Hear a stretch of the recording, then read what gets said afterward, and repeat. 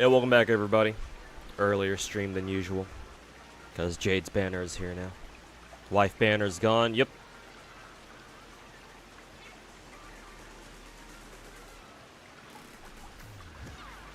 And yes, Jade's banner is now active.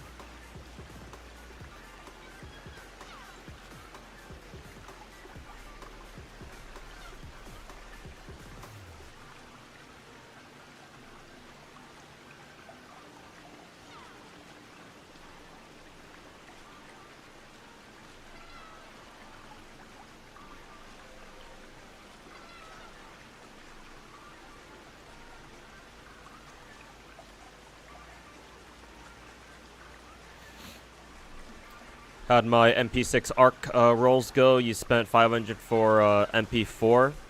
Well, aren't you fucking lucky? Yeah, sure. Try going for MP5 at that point. How bad can it be? Gonna pull for Jade? Yes. Originally, my plan was to pull for both Jade and Argenti because I don't have Argenti. However, because of how badly my ARC rolls went, and even then, my ARC rolls didn't even go that badly. It's just they didn't go well enough. Like the packs that I spent on chasing MP6 ARC yesterday, I could have used to grab Argenti and his light cone instead. But now I don't think I'm gonna be rolling for Argenti anymore. Just Jade. I'm gonna pull out.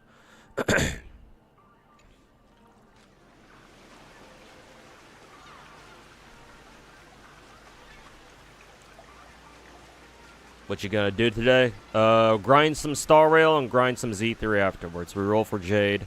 I need to catch up on some of the shit in Star Rail. I'll probably do some exploration to pick up all the chests and stuff.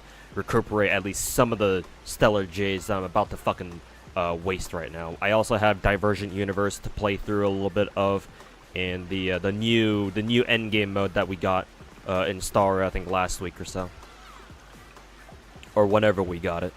This thing. Not the battle pass.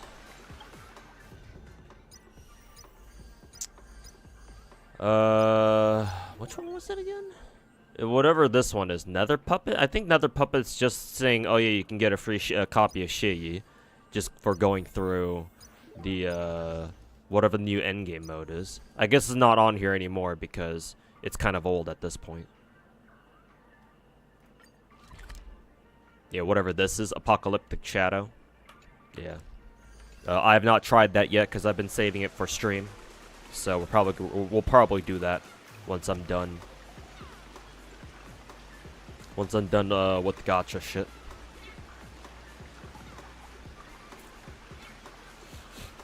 Didn't you get MP3 and just 280 tickets? No. Not only did you confuse the number, I said 218, not 280. But, I only got 2 copies. It took me another 1,600 Saint Quartz to get the third one. Well, it's not that far. I think I got the third one within like another 300 or 400. But then I spent the rest of the 1,600 Saint Quartz that I had and I only got one more arc out of it. So in total, if I were to calculate how many Saint Quartz I spent now, I spent a total of 5 packs yesterday, so $400. So 167 times 5, how many is that? Another 800 Saint Quartz or so? Probably a little more than that. 167 times 5 is...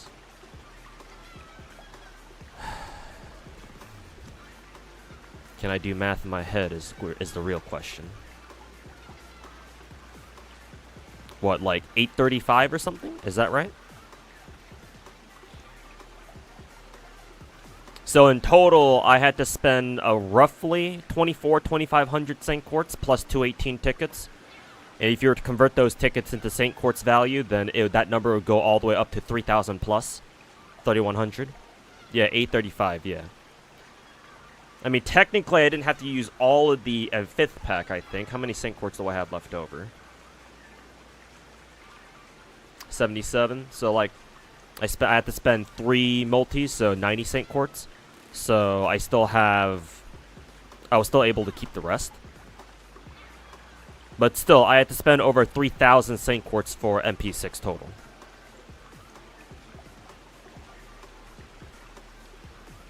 Sorry to bring back bad memories. It's not so much you bringing back bad memories, but it's more so don't assume that, oh yeah, just because I got the first few copies really easily doesn't mean, you know, oh, that means I'm going to get the rest of them really easily, right? Surely.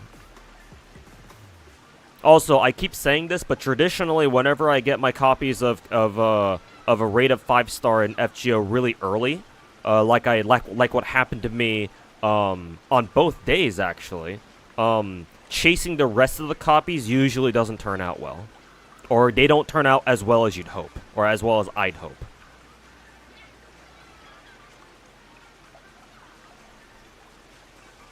So no, my MP6 arc rolls didn't really go exactly as planned.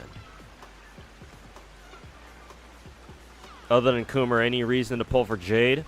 Jade seems to have synergy with follow-up characters. Kind of like Robin. So like, if you really enjoy playing follow-up characters, or if you just really want to run the IPC team, because the entire IPC team are all follow-up attackers, basically, then you could do that. You could roll for her.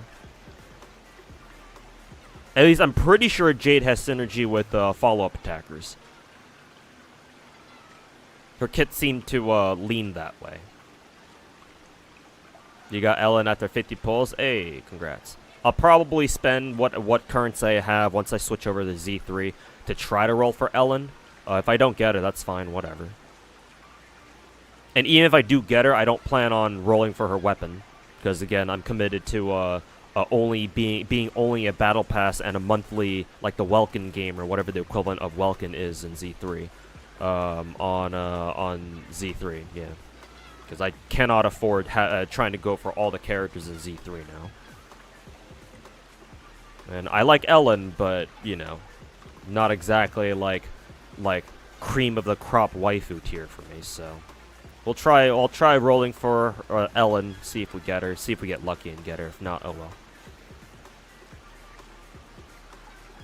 Always knew Robin was Corpa.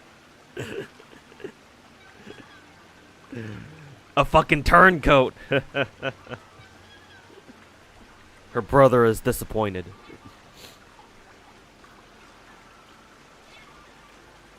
You pulled the cat girl in Z3, but you wanted the shark girl. I wanted Grace or Rena from the 5-star beginner banner, but unfortunately I got Nekomata instead, which is fine. She plays nice. She's fun to play at least. So you have a shit ton to do. Yeah, exactly, man. All these gacha games coming out. K-Scope. What about K-Scope? Her trial demonstrates how good she is. Follow-up attackers, good. Yeah, that's what I felt like she is her, like that's what I felt her, what is it, her selling point is. Hey Nebula Slayer, how you doing, man? How am I doing today? Doing alright. I am doing my best to try to forget how bad of a decision how bad of a decision I made yesterday trying to go for MP6 Arc was. But besides that, I'm doing alright. I got a lot of work to do today, besides streaming, of course. Hope things get better. Can't say I'm exactly thrilled with my prospects.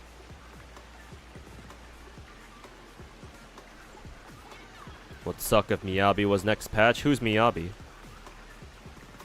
Because the only upcoming... Oh, Miyabi's the fox girl who kind of looks like... Like she's the Ayaka of this game, right? What's the next rerun banner for which game? Star Rail? If you're asking for Star Rail, I don't know. I think we got leaks on Twitter saying what our next banners will be, but I forget what they said for next Star Rail patch.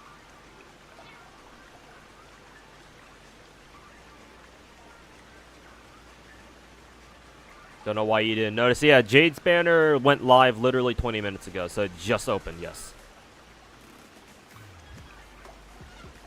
Yeah, Virgil's daughter or whatever. Virgil's fox girl daughter rule.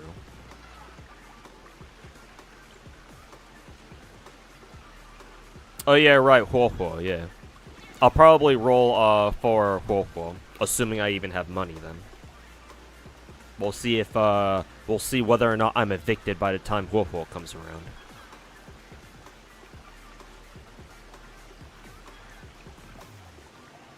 Kind of a weird question, but do you consider the guarantee when you spend money? You want to spark Shu in Arknights, but it'll cost you a lot, but limiteds in Arknights suck, but also you're poor. In Arknights, do you consider the guarantee when you spend money? Do you consider the guarantee?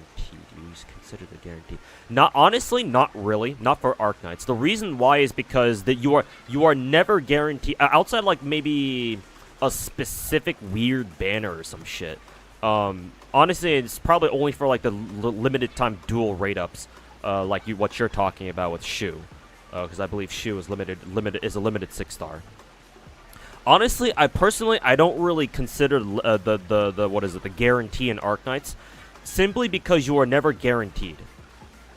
Well, that's now that I think about it, now that I said it out loud, that sounds kind of weird. So let me rephrase that. The guaranteed 6-star in Arknights mechanic, where after you roll for a while, if you don't get a 6-star, you will eventually guaranteed a 6-star because the chance of you pulling one goes higher and higher and higher with each roll that doesn't give you a 6-star. I don't really consider that because when you do get a 6-star, you are not guaranteed the rate up. Not to mention Shu during limited rate ups, like limited dual rate ups, like what Shu's about to have. Yeah, like you're not guaranteed to get who you want either. The only guarantee is the spark.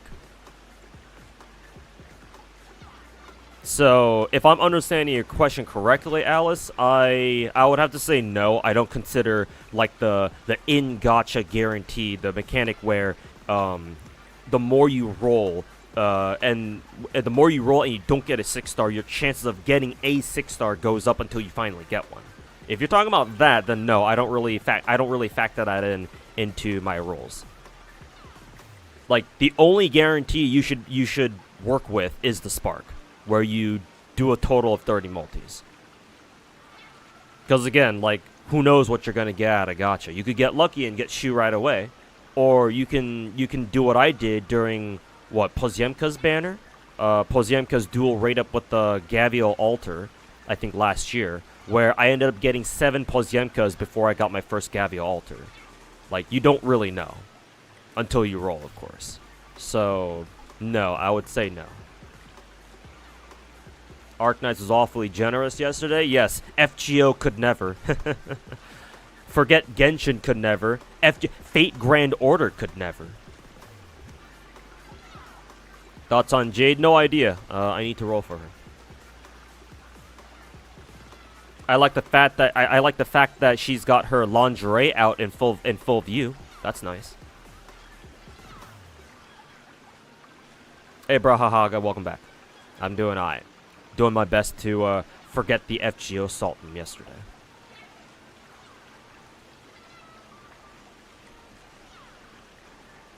You have to save up for the Bills banner. Yeah, true and real. True and fucking real. Lozangle and Hoyo could never. Anyways. Let us proceed to, waste our, money and our funds on Jade. Let me put it this way. Do you prepare yourself to spark every time? Oh, that's what you meant. Not just Arknights 2. Your thoughts on other games are interesting. Yes, for the most part, I assume that all my gacha rolls are going to be absolute fucking trash tier. I have rolled enough gacha. I have played enough gacha to know that, to have a better understanding of how badly gacha rolls can be. And I will say, there are, even with how long I've played gacha games, there are people out there that I know who have had far worse experiences with gacha.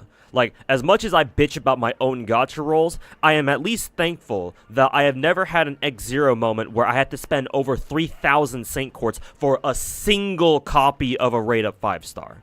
Because that's what happened to him when he was rolling for Abigail back in the day, when Abigail first came out. I have never had an experience quite that bad. But still, my experiences with gacha has been bad enough where I understand how much of a fucking pain rolling gacha can be. More so than, you know, most gacha content creators at least. So yes, yeah, if you put it that way, then yes, I sort of kind of mentally prepare myself for the worst. I mean, it still hurts when it happens, but at the very least, I at least come out of it without come out of it with my sanity somewhat intact.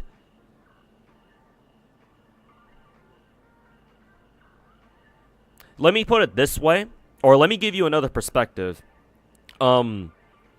I think about a couple weeks ago, it might have been a month at this point, but a couple weeks ago, when I was scrolling through Twitter, when I was in the bathroom or something, I forget where, but yeah, a couple weeks ago, because this is when Firefly came out. Because there's this Twitter account, like, you know how Hoyoverse fans love to make like those daily Firefly or daily insert Hoyoverse character here accounts, right? For those of you who even stick around on Twitter for longer than a couple seconds. There was this one Firefly account kind of like that, where I saw their tweet while just scrolling through my timeline one day, after Firefly's banner came out, soon after, and they were complaining about how, they saved up so much, and they were expecting to get, like, they were expecting E6 Firefly, but their gacha luck was so bad that they only ended up coming away with like E2 Firefly and only S1 Light Cone. Or some shit like that, right? And they were their tweet was all about how, they were so disappointed with how, and they were so fucking, crushed that their gacha rolls are so bad that they only ended up with E2 Firefly and S1 Light Cone, S1 gacha Light Cone. And they had to put down the game, and they were like, I think I'm gonna have to put down the game for a while. And I replied to that tweet saying, "Your weakness disgusts me." You remember that tweet? Yeah, that tweet kind of went viral, yeah. So maybe some of you guys also saw that too. Yeah. Right? So, Hoyoverse players, Hoyoverse fans have no idea just how badly gacha can treat you. Honestly, they are sheltered by Hoyoverse gachas, where you have a soft pity, you have a hard pity, and if you not only that, but you also have the rate up guarantee as well, right? You have so many safety measures where eventually you will get the character and the item you want. I mean, hell, even for as bad as Genshin's weapon banner is, right? At least you have the fucking what do they call it again? The Fate Simulacra? No, I don't think it's called the Simulacra. Yeah, the Fate, not Quaint Fate. It's like Fate something, right? I forget what it's fucking called. But like, you have weapon pity now, even if it's trash, right? At least you have it. So there is an end to the pain eventually. And not only that, but Hoyoverse games are designed in a way where you don't need extra copies. You only really need a single copy of a 5-star. 4 stars is a little bit different, of course. But 5 stars?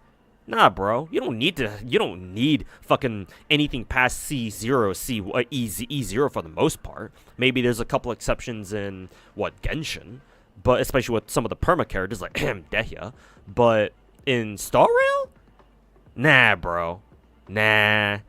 Not really. I mean, you can make the exception for a couple of characters like Kafka, right? Where it's like, oh, you might want to go for like E1 or E2 Kafka over her Gacha Lycone. Sure. But that's an exception, not the rule. So it's like Hoyoverse fans have it so fucking easy, bro. Holy fucking shit. Fate points, yeah, there you go.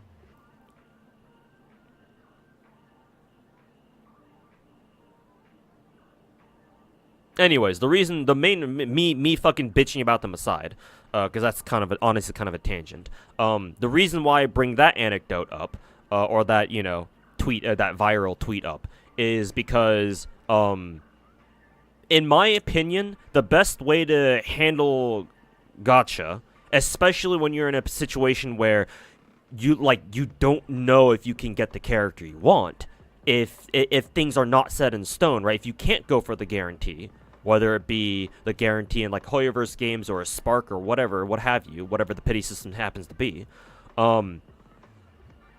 Honestly, just for your own mental health, expect the worst. Hope for the best, expect the worst. And even with that sort of mentality, don't get me wrong, even that is probably the healthiest mentality to have going into a gacha banner where you don't know if you're going to get what you want.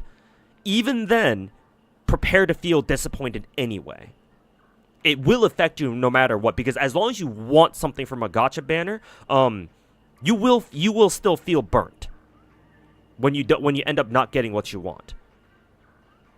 Like, the only way for you to come out of a gacha banner unsuccessful and still kind of like mentally untouched, right? Like mentally safe, intact, is if you never really had anything, like you never had anything invested into that banner to begin with, right? If the only thing you were doing on a gacha banner is, oh, you're just rolling ironically, right? You're just rolling for the hell of it. Oh, if you get something, cool, right? But if not, okay, that's whatever. You were already prepared to lose that gacha currency anyway, and you weren't really expecting much out of it to begin with because you have no emotional attachment to it, right?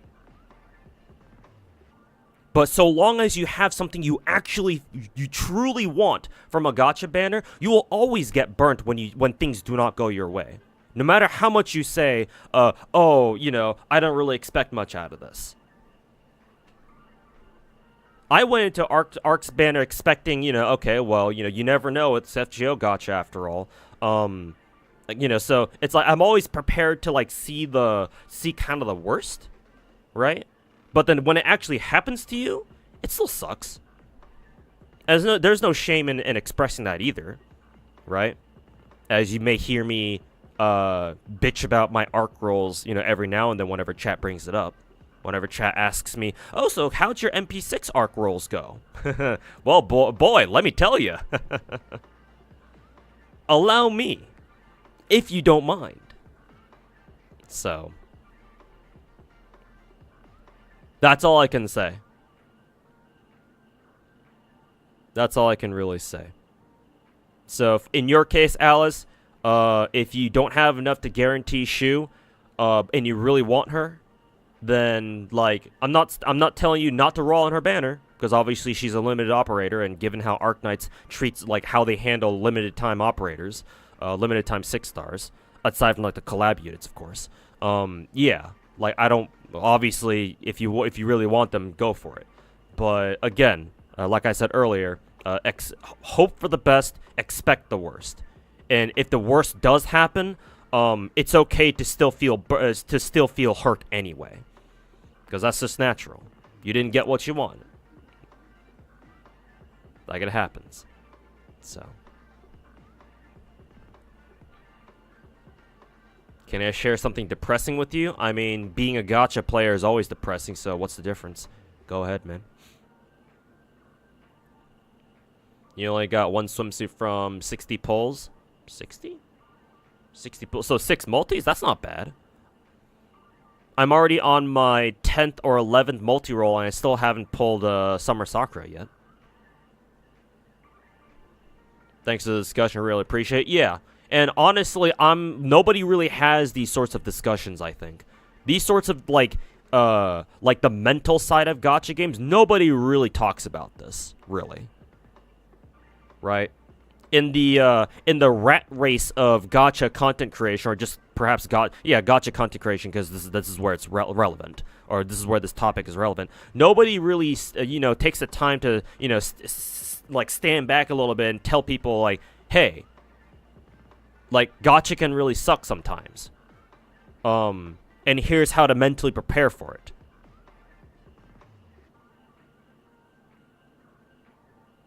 And to be honest with you, I'm pretty much one of the only ones who can really have that sort of discussion in the first place. Legitimately, for that matter. Anyways, depressing talk over. Let us speaking of depressing, let's roll our let's waste our money on Jade now. Woohoo!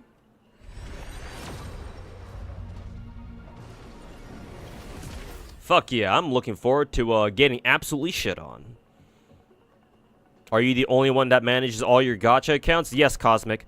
I don't know of any other gacha content creator who keeps up with and who plays and keeps up with and manages all of their gacha games, or at least almost all of them, all at once. Most gacha content creators, especially like the gacha CCs who were around before Genshin came out, like the old schoolers, most of them, if not all of them, have ditched their old gacha games in favor of the popular ones, aka Hoyoverse plus Wuwa, right? Mr. Slice abandoned FGO and all his other gacha games when Genshin came out, right? Because he used to play FGO, Azure Lane, Arc Knights. I mean, he jumped ship from FGO to go play Arc Knights when Arc Knights came out. So, yeah, he's already done that. So, no surprise that he jumped ship and he abandoned ship entirely on all his previous gachas to jump over to Hoyoverse. And let's be honest here, the only reason why he hasn't really, like, given up on Genshin is because it's too popular. Right? I think my chat told me who was it? Mr. Pokey came from, like, gacha games like, what? Counterside or something? I think one other gacha game. Before he made the transition to Star Rail. I don't know if he still plays Counterside anymore. My guess is that he no longer does. I don't think I've ever seen him stream anything other than Star Rail and, like, Z3 and Wuwa, I'm pretty sure. I don't know if I think he streamed a little bit of Genshin, but obviously we know why he did that.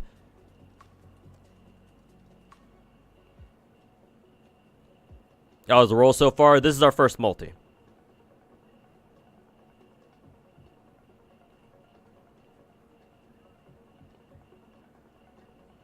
Hey, Star, the Mawil girl, if that's how I pronounce your name. Welcome back. Welcome back to the stream.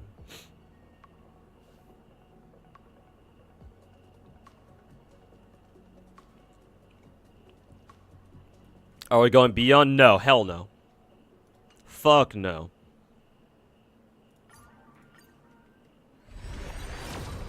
Ball while? Okay, gotcha. Hopefully I said it right that time.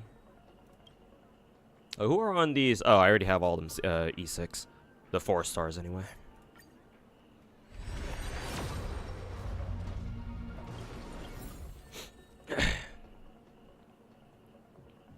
He stopped. He was only averaging 10 viewers per Counterside stream. The power of Hoyoverse, am I right or am I right?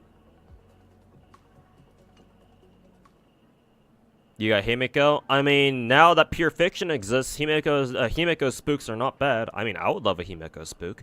It would be better than fucking Yanqing anyway. Yanqing or Bailu.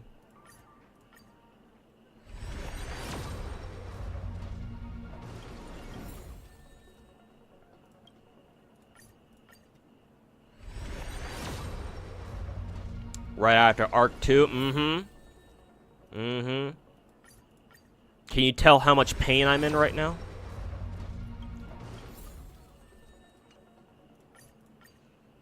Gacha games are wonderful, aren't they?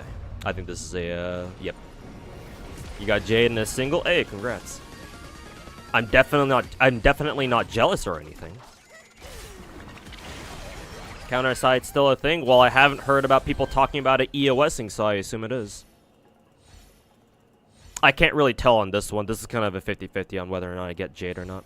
Jade is an erudition, right? I actually don't even know what the erudition, like, symbol looks like. I guess I'm about to find out.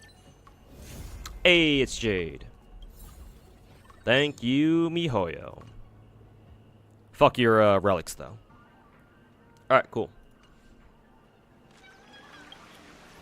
Alright, so now we go to the store, and we go exchange for more of these things. Let's go for 10 for now.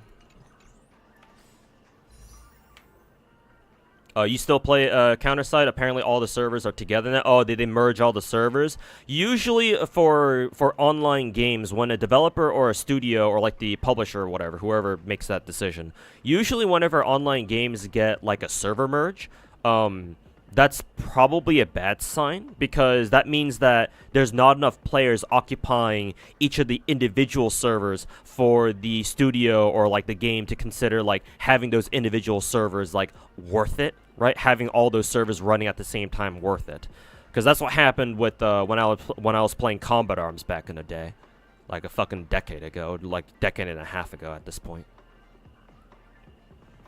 So personally, that's not a good sign. Unless they're handling it a little bit differently than how I'm thinking about it. Like, if you just mean like in counter side, like all the servers are caught up in terms of content, that's fine. That's whatever.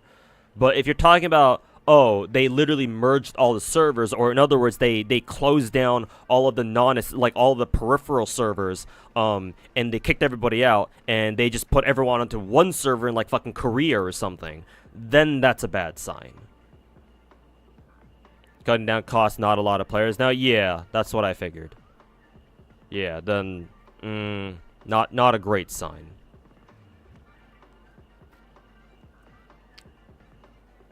That's always a bad. Yeah, if it's what happened with the counter side, yeah, where it's like they get rid of the other servers because obviously there's not enough players like paying for the game, like paying for microtransactions to warrant having the servers all running at the same time. Yeah, if that's the case, then yes, it's almost always a bad sign for like the game in question.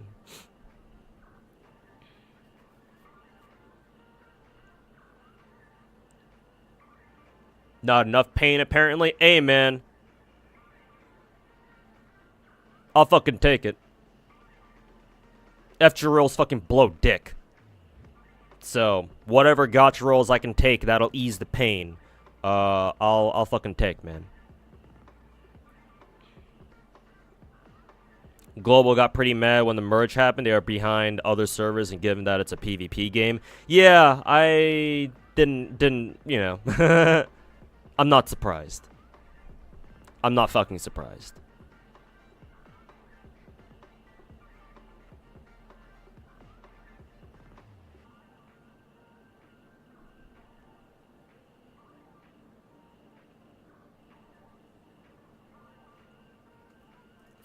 Anyways, let's go for her light cone now.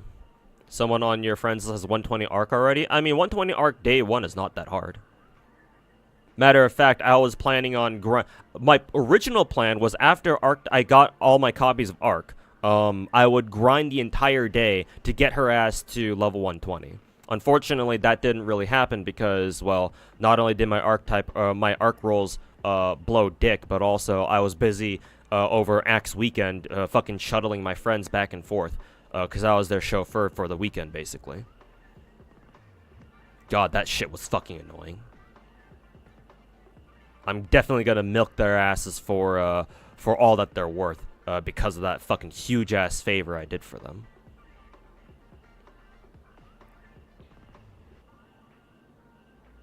But yeah, 120 arc like day 1 is not hard.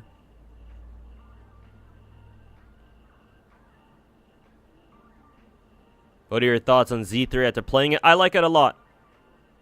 Mainly because the vibes of Z3 are unmatched, and they are unparalleled. Like, Z3 is honestly the kind of vibes and the kind of aesthetic that I've been kind of looking for in a gacha game for a very long time. I think the next closest would be Project Mugen. But obviously Project Mugen is still in development right now. And we haven't heard about it in a while. So hopefully we hear from it over the next couple of months while summer's still around. But I like Z3 a lot. I see its potential. The criticisms that the game have are valid to a certain extent. Like, I understand people's frustrations with, like, the TV game mode. I don't mind that personally because I treat it like a basically like a mini like an indie game, like a roguelike game, because it reminds me a lot of like some of the roguelike games I used to play back in the day, like Binding of Isaac and FTL. Like, a lot of the mechanics are very similar, or like they're familiar, maybe not similar, but familiar, like the concepts and whatnot. So personally, I don't mind that. And I think, honestly, if you think the TV game mode is too annoying, then I think you're a little bit of a bitch. Just a little bit, but a bitch nonetheless. But I understand at least.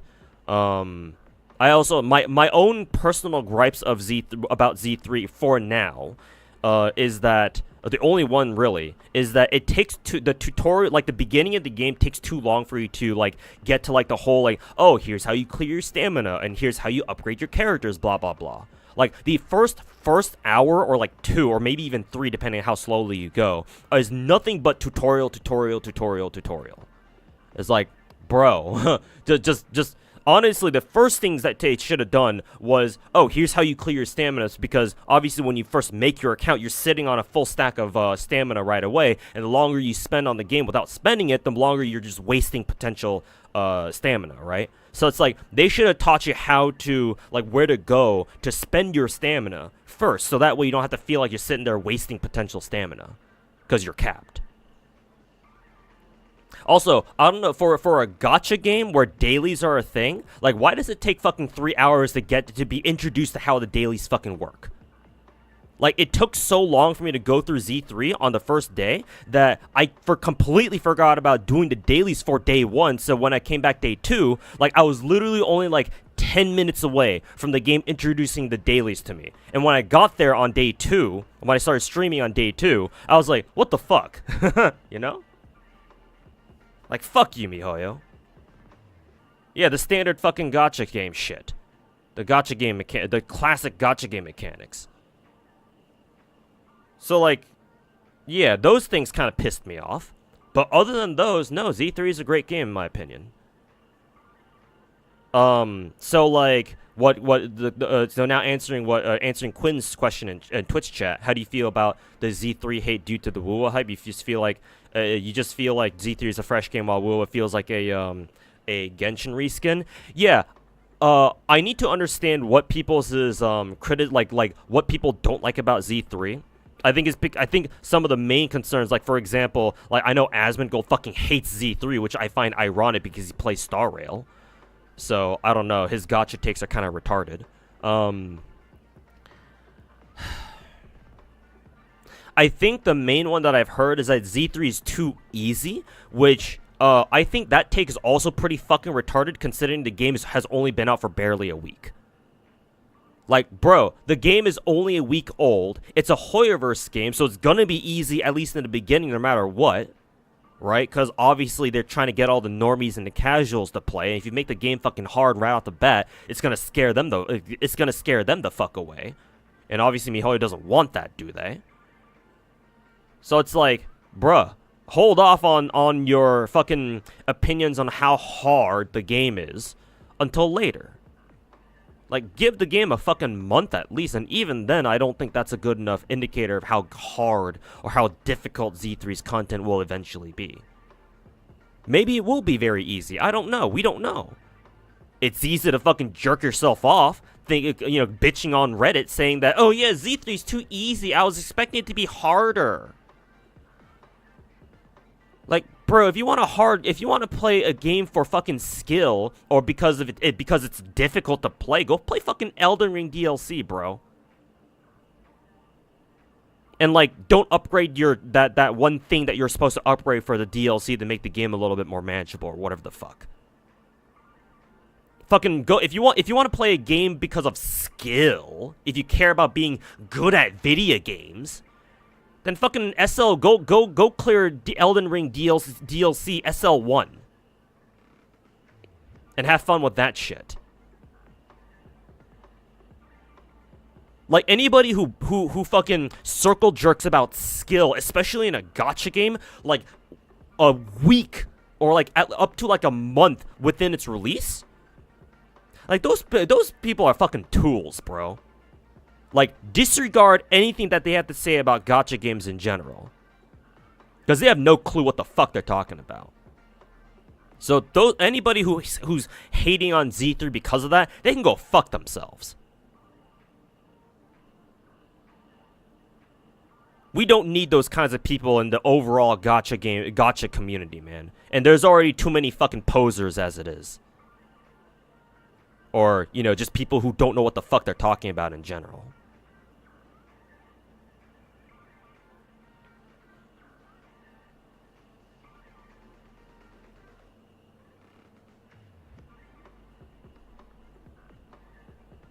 It's free publicity? Free publicity only works to a certain extent. Because with very popular games like the Hoyoverse gachas, or like ones that get a lot of exposure, free publicity isn't always good, because that ends up bringing in a sort of like a kind of people that you honestly don't want to be part of your community. But then again, this is Hoyoverse, and we already have tons of those kinds of people playing Hoyoverse games already. So what the fuck is the difference, I guess?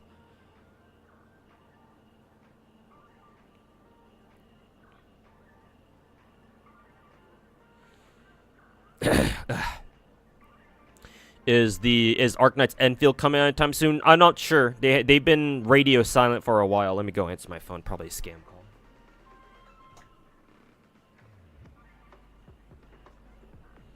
But they've been radio silent for a while, so no idea. They're probably still cooking with it for the time being. Maybe they'll give us an update later this year. I don't know.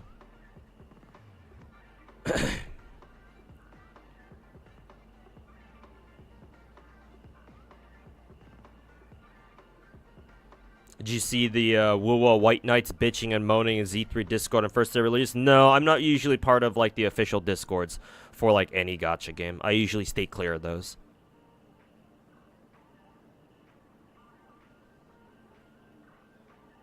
But that's kind of funny that something like that happened, but you know, I wouldn't have expected any less.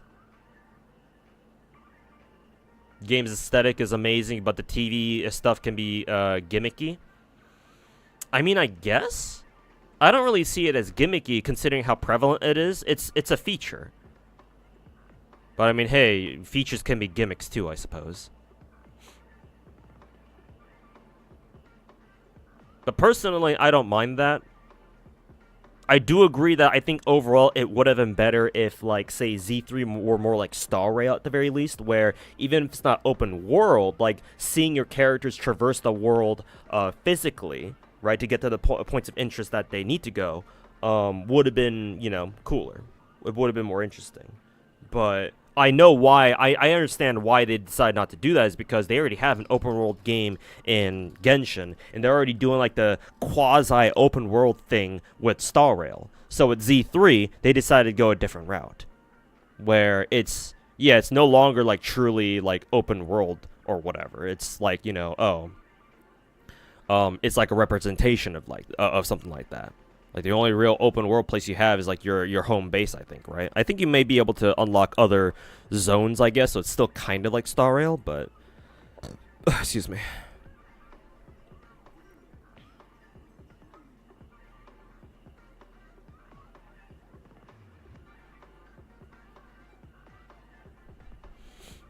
Why is Z3's unzip requirement on PC like over 100 gigs? I have no fucking clue, man.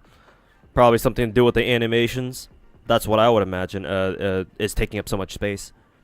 Because you see how many fucking animation frames Z3 has? Bro. The animators went fucking ham.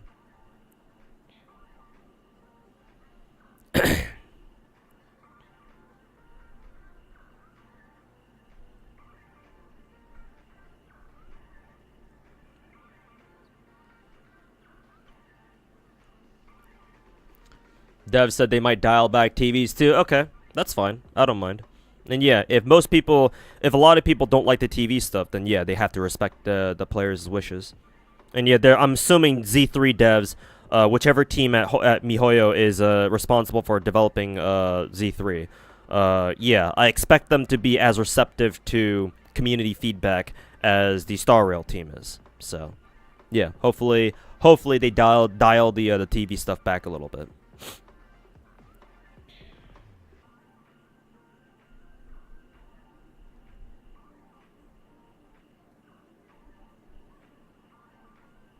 Is FGO maintenance done? Yes, it should be. Yeah, you should be able to come back. I don't know why FGO was in maintenance earlier this morning. The fuck was that about?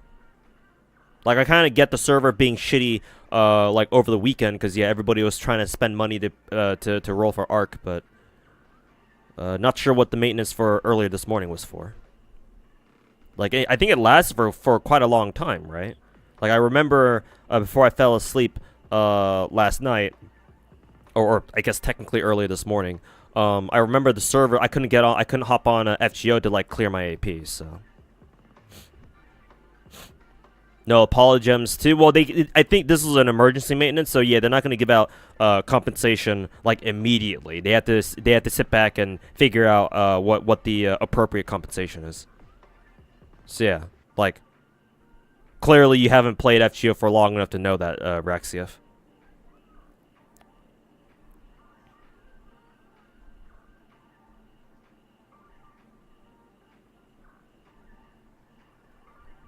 They did? That's a little bit... No, the gems you got were for the previous server issues that we had over the weekend.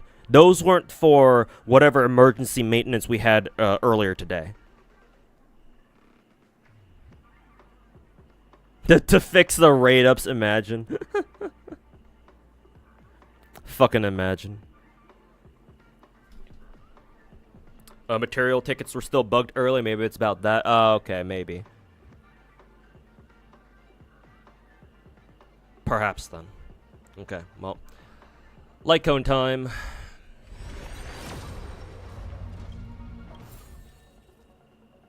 What light cones aren't right up right now, actually?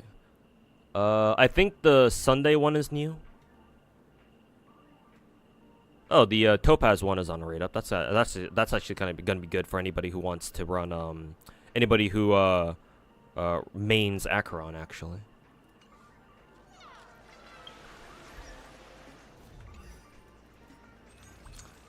Okay, yeah, so I do have to buy another pack. All right. Here we go.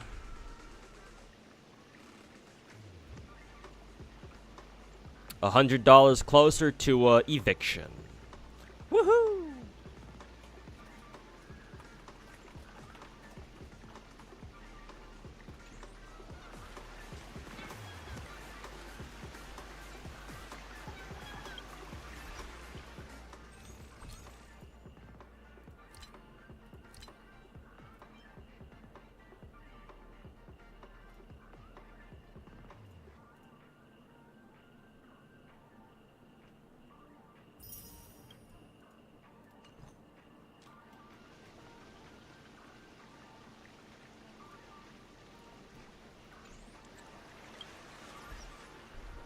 Hey, Fade Echo, welcome back, man. How's it going? Game tools, what is this? Oh, some dumb Hoya Lab shit.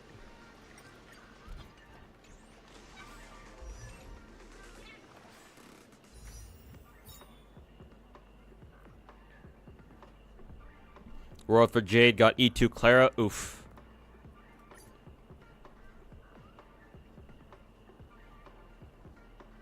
You probably don't need another gacha, but have you tried Honkai 3rd? No, I have never tried it. I have known about it for a while, even far before Genshin ever existed.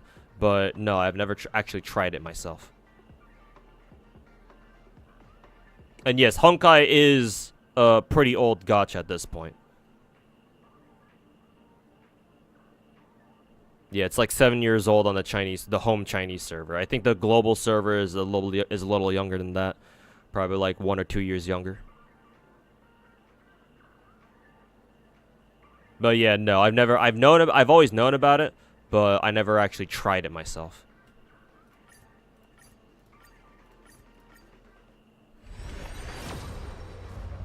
Is that a 5-star? Yes, it is. Nice, an early one. Let's see if it's Jade's light cone or not.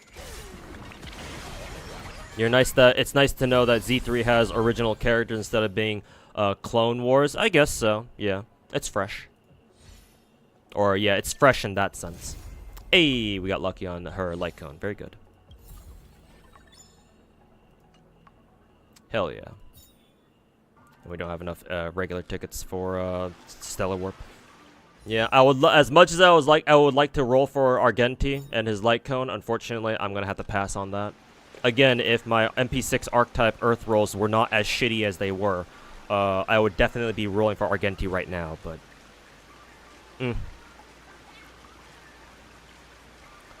La Zingle can go fuck themselves at least.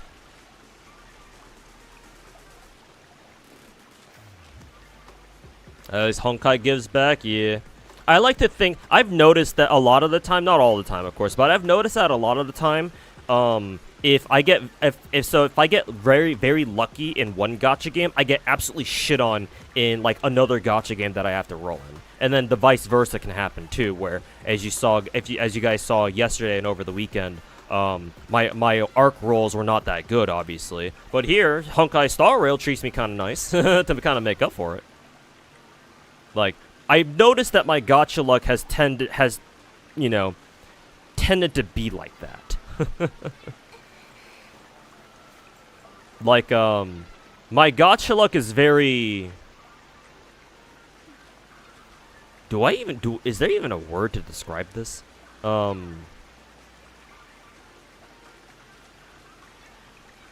It likes to equalize itself.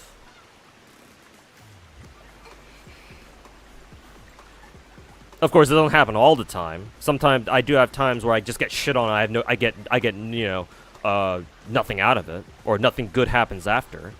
Or there have been also rare times, rarely, but this has happened before, where I get super lucky and I just get away with murder.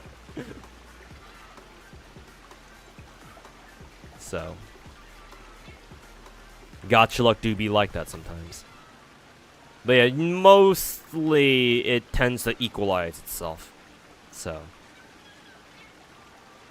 Did you not see Elysia and May in the lore trailer? Yeah, I've heard that some of the Honkai girls get kind of show up in like Z3 lore trailers and shit.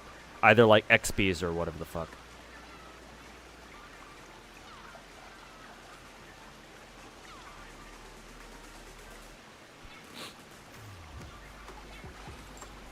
You feel an open world project for Kuro was too much? Wuwa had some amazingly designed close spaces, but open world feels a little bit dull.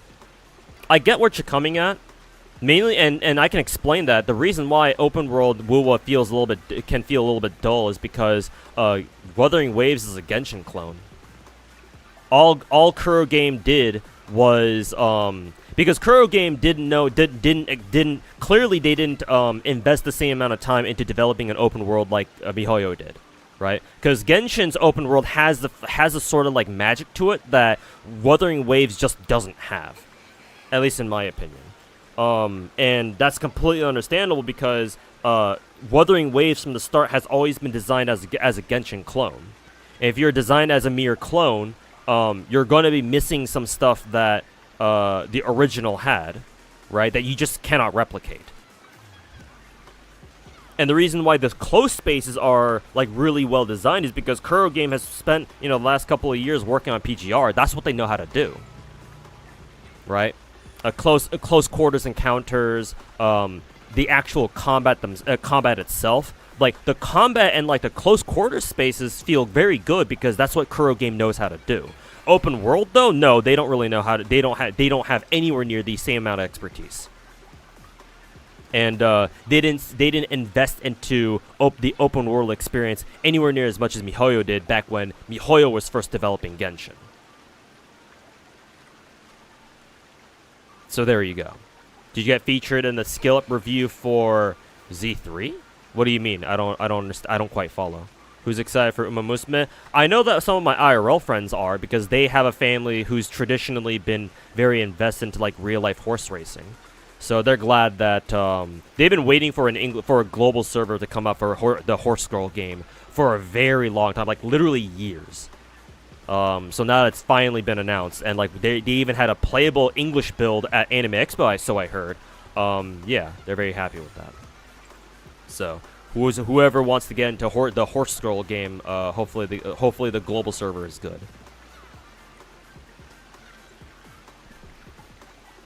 Only so much luck to go around, I know, right?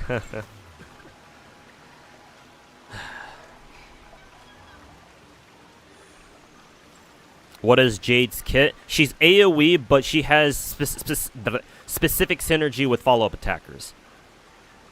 So she'll work very well with, like, you know, Jade, Dr. Ratio, IPC, not IPC, Aventurine, but to a lesser extent. But she'll mainly work well with Topaz and who is it, Dr. Ratio, or any other like any other character who like throws out follow-up attacks like a lot, basically. I think that's what her general kit is designed to be, or how she's meant to be played. Not follow-up attackers with multi-target attacks. Oh, did I read that wrong? Huh. I was under the impression she worked well with follow-up attackers. I guess not, huh? I blame Honey Hunter then for having bad wording. Yeah, that's not true. Honey Hunter basically rips the description word for word, so can't be them. Hey Pocket, welcome back. We do Jade rolls today? Yeah, you just missed them. I got very lucky with my Jade rolls. I think I may have had to go to soft pity for Jade, but I at least won the 50-50, and I got her light cone very early, so thank God. Have some good luck after my arc rolls, at least. Jade hurt to Himeko is the thing. Assuming that she's primarily meant to work with multi-hitting attacks, then yeah, she's basically a me and the AoE girls come in and fucking wreck your shit kind of crew or kind of kit. So pure fiction coded all over the place. Not Topaz, then we'll see. We'll see if she still can work with Topaz. 'Cause I was on the assumption she works with follow-up attackers, but if my guy in Twitch chat is right, where she works better with or she's intended to work with AOEs or multi-targeting attacks or multi-targeting attackers, then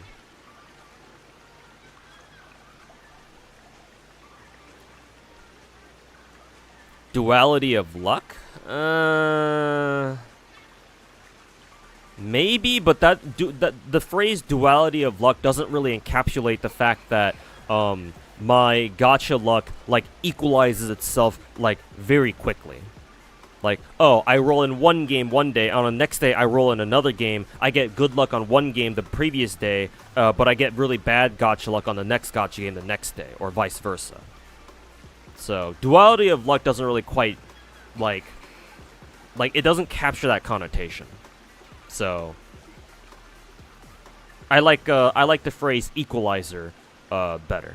Not to mention I'm a fan of the Equalizer movies too. Mainly the first one. I haven't watched the second one yet. E1 Jade is needed for single target follow-up attackers. Okay.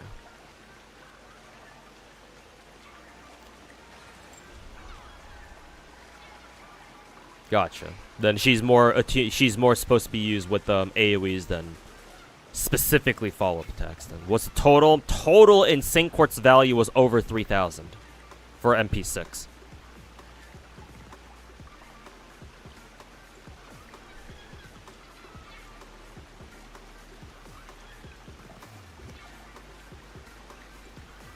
And you know Genshin's map like the back of your hand. Yeah, man, I totally agree with you. Genshin's map and overworld, even like the lesser popular regions like the Chasm or Enkanomiya, all of Genshin's regions are very distinct.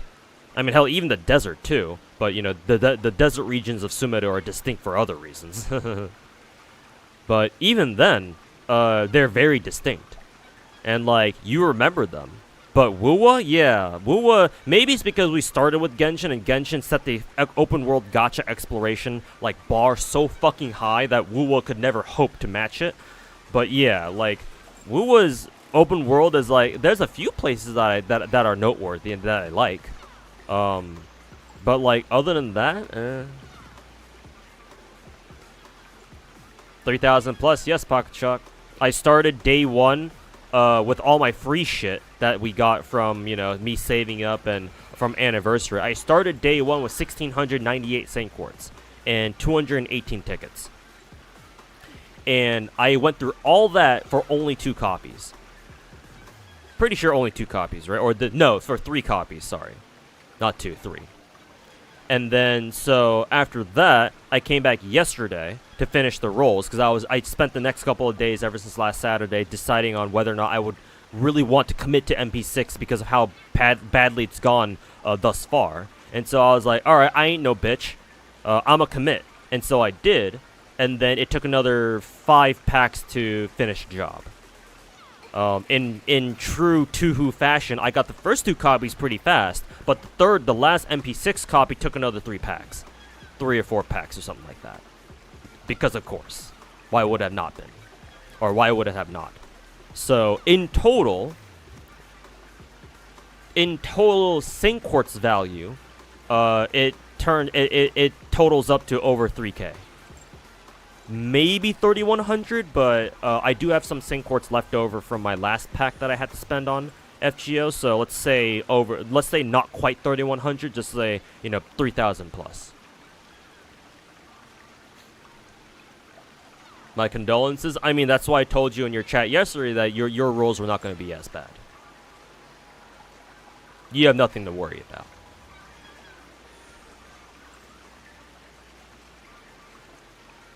Do you have all the characters in FGO NA? No. Not ever since last year. Ever since last year, I had to break my my Leviathan status in FGO. So there are now quite a few FGO servants that I don't have. Funnily enough, with all my arc rolls, like I actually did end up getting quite a few new quite a few new servants. Yeah.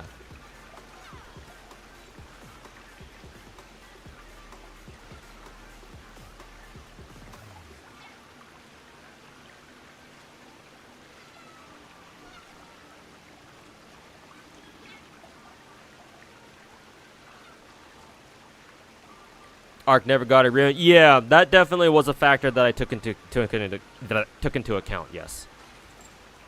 And before JP reruns Archetype Earth with their anniversary limited rate up rotation in about a month.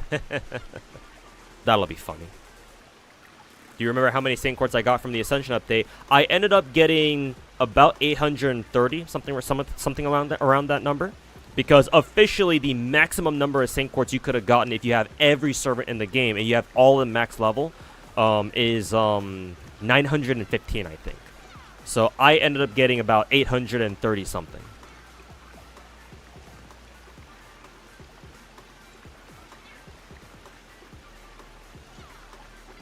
Ellen tits on the timeline. Where?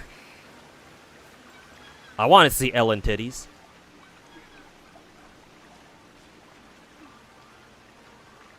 Hey, Maji Joe 10, welcome back, man. Mist got 909. Huh, I'm surprised he has more servants than I do. Then again, yeah, he can actually afford them, unlike my broke ass.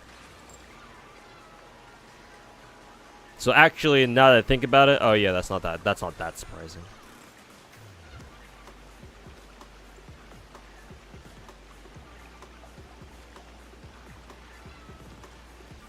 Anyways, let me level up Jade now that we have her. I should have everything she needs. Should.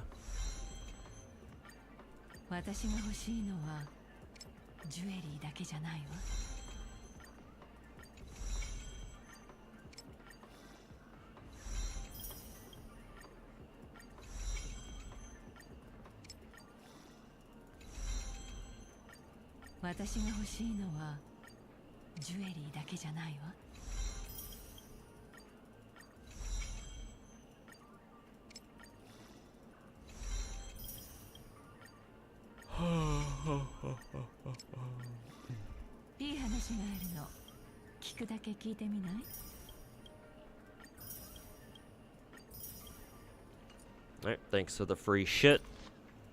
Let's give you your, get you your light cone.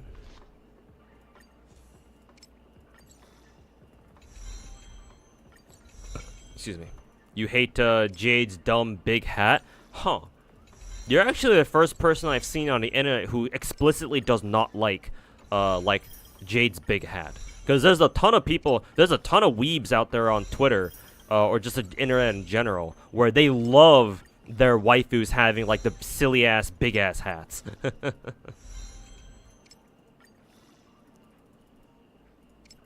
Hey D rank, welcome back. What's her gameplay gimmick? Basically, you use her with other AoEs because she works with other AoEs, I believe.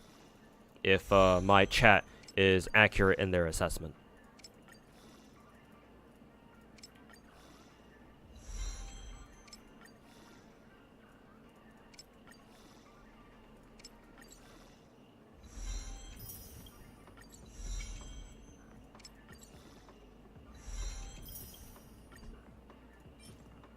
Huh, surprising I don't have enough of these.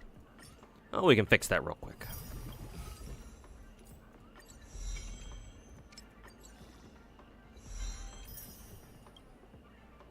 She buffs an ally. Every time this ally hits an enemy, she gets stacks for a follow-up. The amount of targets per ally hits per ally attack is the amount of stacks she gives. Yeah, there you go then.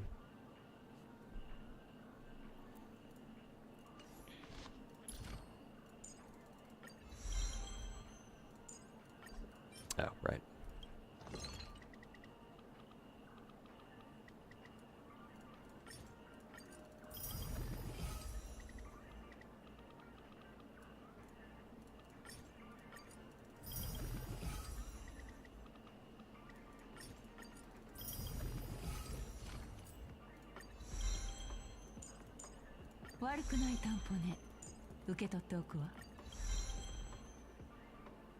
Didn't finish the story yet, but does anyone feel like she looks like sick, as in like physically ill?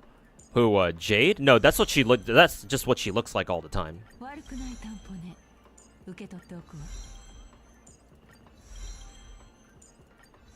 Yeah, traces. Yep.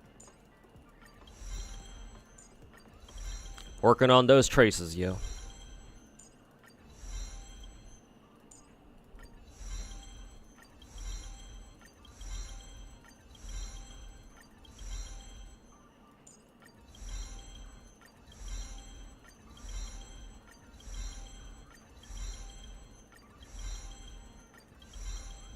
I'll stop at the Tracks of Destiny because I'm not sure if I want to fully commit to maxing Jade's traces out. Maybe I will, just considering I farmed all of the necessary materials to get her to full traces to begin with. But let me use her real quick first and see if I like using her or not. Alright, relics. What does her light cone give her? Crit rate. For every 20% crit damage that exceeds 120, damage dealt by follow-up attack increases by... Okay, so she wants crit damage body. Perfect. Because I did pick up a sort of decent crit damage body piece for her just earlier. I think yesterday or today. So actually, yeah, this one's okay. Rolled twice in the crit rate. Would have been nice if the EHR roll went to crit rate instead, but whatever. I need to look for a headpiece for her. I should have gloves for her. I guess this will work for now. Doesn't have crit damage, so that's kind of shitty. I actually don't think I have boots for her now that I think about it. This is gonna fucking blow. Actually, does Jade even, given how Jade works, does she even want speed boots? Maybe she still does? Because I at least have some attack percent boots. They're not fantastic or anything, but they're there.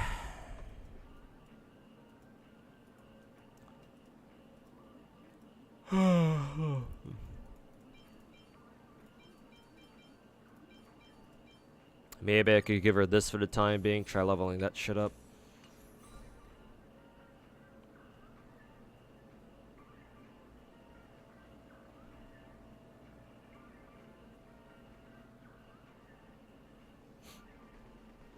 She wants to be slow? Gotcha.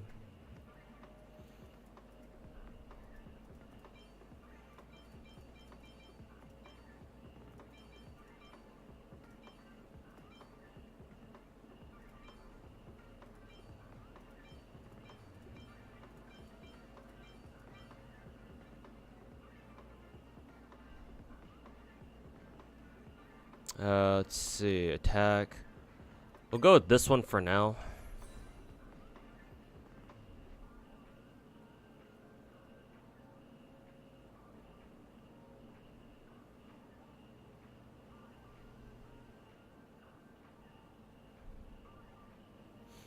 Jade has 120 CD by default, CR body, because she gets 120 CD just from her kit. You actually want CR body for higher damage. And then we have this fucking asshole.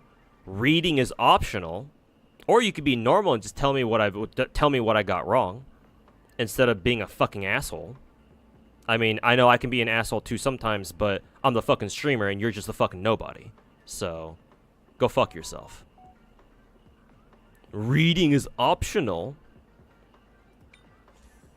Boy, tell me, how many friends do you have in real life?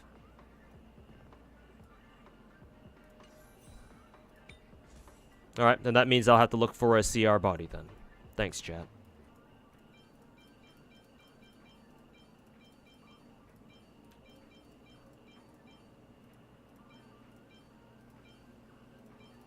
Yeah, both of these fucking suck. And speed, I don't think speed really matters on Jade if she doesn't want speed boots. So we'll go with this one. At least it has attack percent.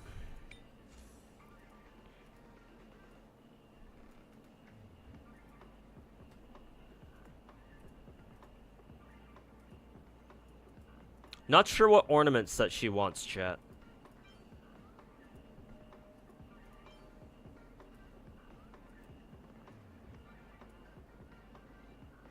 One other ally. Maybe she actually could use Izumo Gensei. Maybe?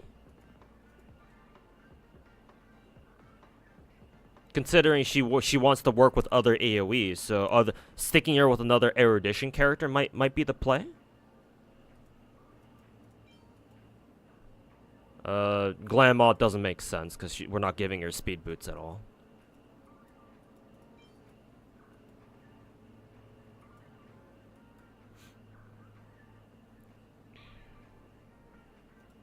I don't know how much, what, Rudal and Arena would work on her?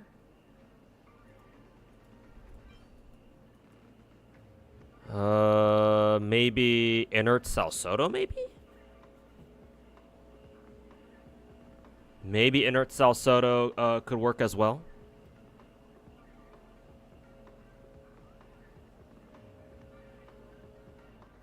Do you still feel the same feeling of rush whenever you do pulls too? No, not really. I got over, like, the adrenaline rush you get from gacha games a long time ago. Like, 6 years. Like, within a year of me playing FGL, I got over it real fucking fast. Because, like, my luck is actually very consistent. Like, I kind of know what to expect out of my luck. I know for a fact that I will never get, like, say, like a truly insane roll, like what you might have seen out of some people, like, oh, they roll like double SSRs or some shit, or like they roll like triple 5-stars, or like double weapons or something. I actually have gotten quite a few double weapon pulls in Genshin, but like that's the best I can actually expect out of like my own luck. So, for me to, like, actually feel something from my gacha rolls, it has to be something that I've never seen before. Or, like, happens very rarely. Like, legit shit, like, shit that I don't see in, like, years apart or some shit. Then I'll actually get excited. But, obviously, those things are either rare or non-existent, so I don't give a fuck. Because what are the chances of me seeing a roll like that? Not very high. So no, mostly I don't really feel shit whenever I do gacha rolls. I expect the worst to happen anyway. So when you're in the mentality of you kind of expect the worst to happen, like your excitement for the gacha kind of gets killed already on the spot. Like it's kind of dead on arrival, you know. I keep forgetting all my fucking inert Salsodo ropes are fucking trash. Sigonia, that's true actually, yeah. That Sigonia set does actually make sense on her now.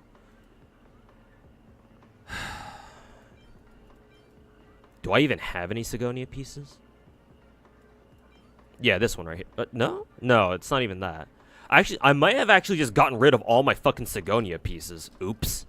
Because I was like, when the fuck am I gonna use this? Oh, I guess it's time to go back and farm, Sigonia pieces then, I guess. Because rarity... No, I have to use the actual filter button. Set. Yes, set. Sigonia. Yep, I have literally none. I got rid of all of them. Because I was like, when the fuck am I gonna use Sigonia?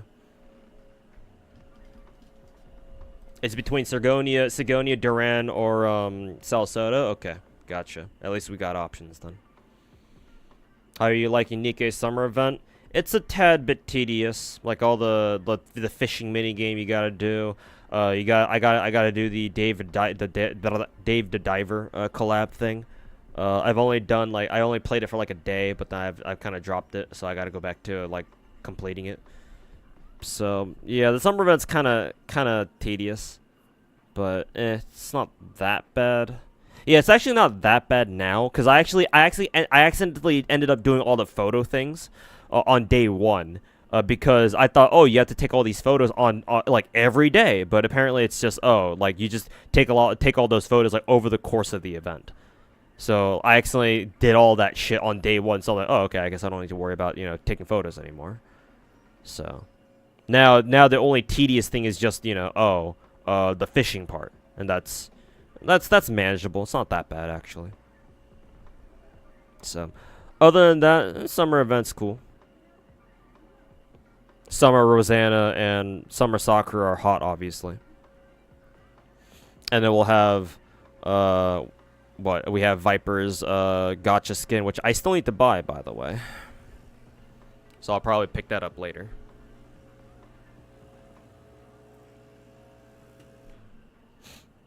Let's see if we have any good Duran pieces. I maybe might have some. Nah, the three of them that I do have are all trash. And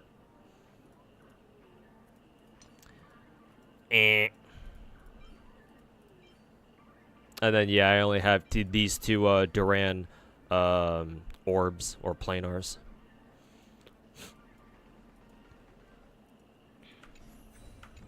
Yep, another minus 60 soon.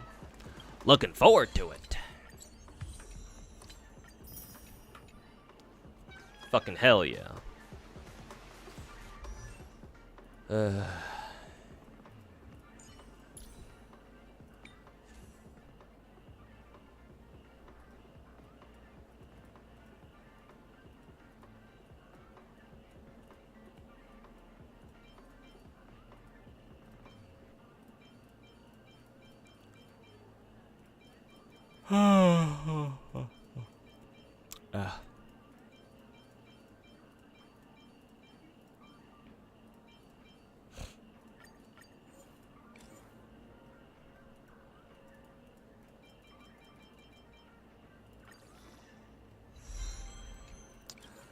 Let's try rolling one of these and see how badly they turn out.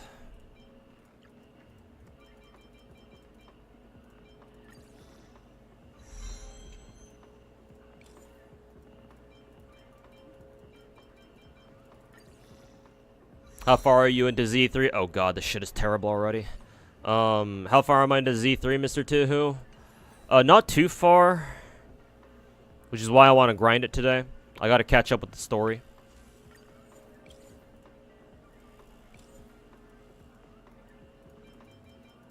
I think the last mission I did in Z3 was the one where, Wise is trying to get his sister back because, Belle, ended up accidentally going to, like a hollow zone when they closed it off or whatever. And then, who is it? Oh, nice, we actually got crit rate. And then, who is it? Belle, ends up helping out, other like stranded civilians who got stuck there when it got closed off, and we basically fight our way to her, stuff like that. I think that's the last mission that I completed, the last major one at least. Something like that.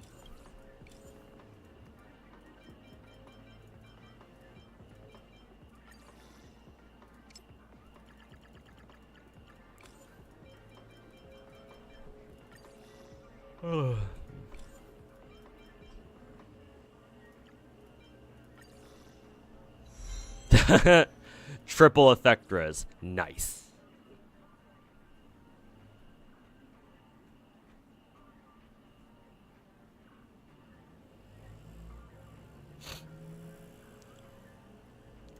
Nice. Very good.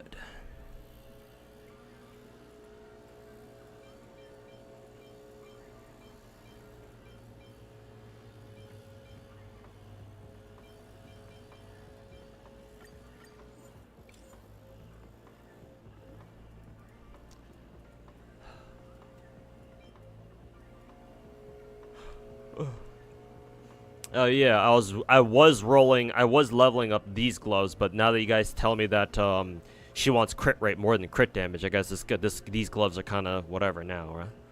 Maybe I could still roll it and see if it rolls another time into like crit damage or something.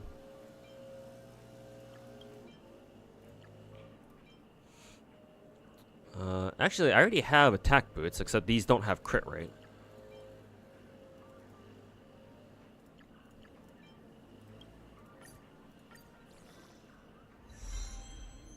Holy fucking shit.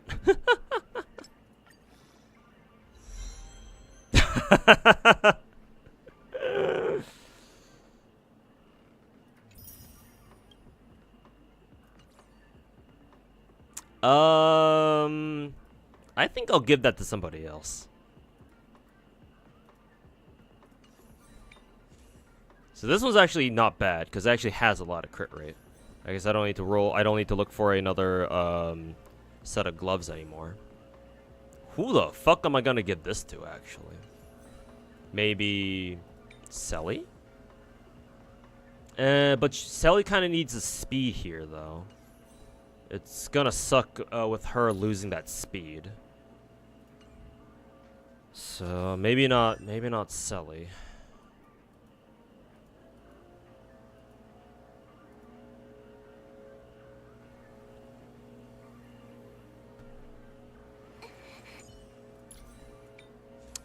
Silverwolf. Actually, Silverwolf's headgear or her goggles are actually not too bad either.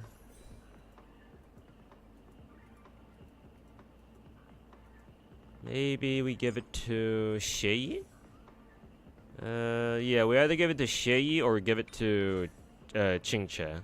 Yeah, Qingche's fucking goggles are fucking ass. We'll give it to Shay then. This one actually has decent crit rate actually, so we'll swap.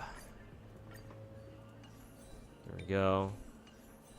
Hopefully she'll like that a lot better. Yeah, her stats are a lot better there. And then for Jade, we'll give her Shi's old one because it has quite a bit of crit rate. And then, where was Qingche? For Qingche, we'll get rid of this because this is a piece of shit. And then we go for, where was the old one? Oh yeah, sorry. There's no spare. She has to stick with this. Okay, well, Qingche, get fucked then, I guess.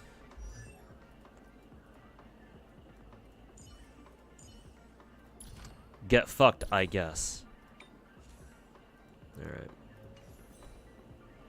AVC.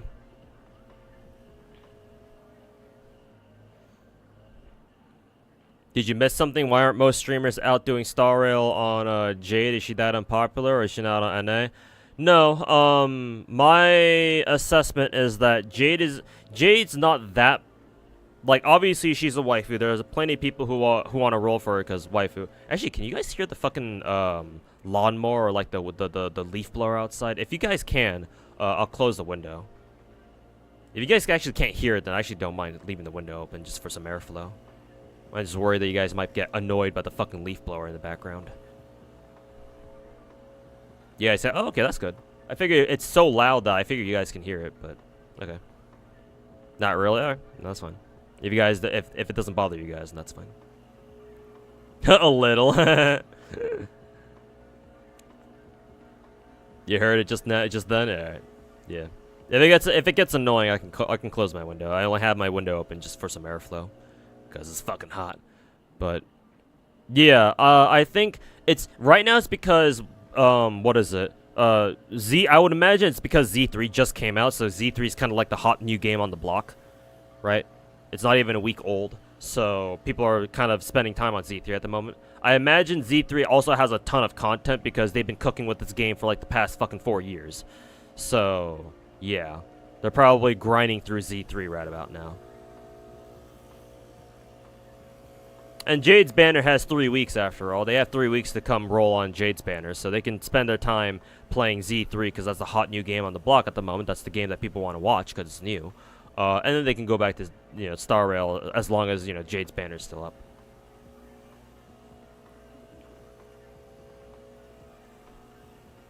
Survived a hurricane? Yeah, Hurricane Barrel or whatever. Barrel Gut? Is he invading America? Is America the next Lost Belt? The Lost Belt number 8? But yeah, hope he stays safe. Playing or hating on it? Yeah, true. Probably doing a bit of both.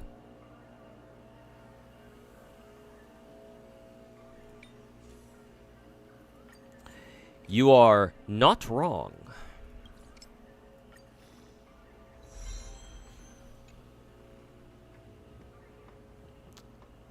Wow, that body piece is fucking trash. I fucking hate it. Then again, the only other crit damage or crit rate body is this one, and I don't know how much better this shit is, so.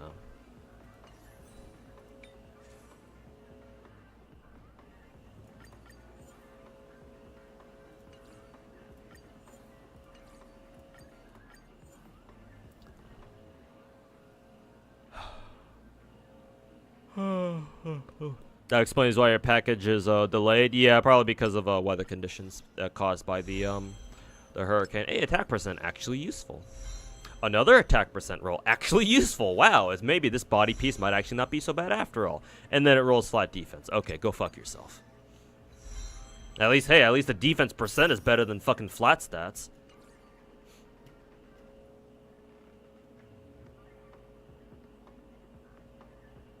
Remember when Genshin was called a Breath of the Wild clone? Yeah, and remember when Tears of the Kingdom came out and people reversed Uno card that shit and started calling Tears of the Kingdom a Genshin clone?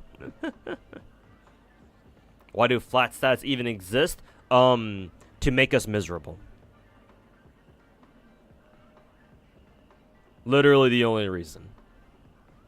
Like, sure, you can kind of argue that, oh, well, flat stats are actually kind of good on like, DOT characters like Kafka, yap, blah, blah, blah. Yeah, get the fuck out of here, dude. We know why they exist. We know what they are. Yap.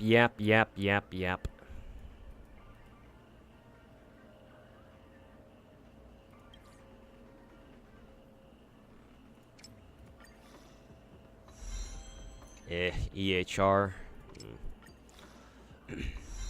More EHR. Oh, it's gonna go all the way into EHR now, isn't it? It is. Alright, fuck you. Fuck you. Next.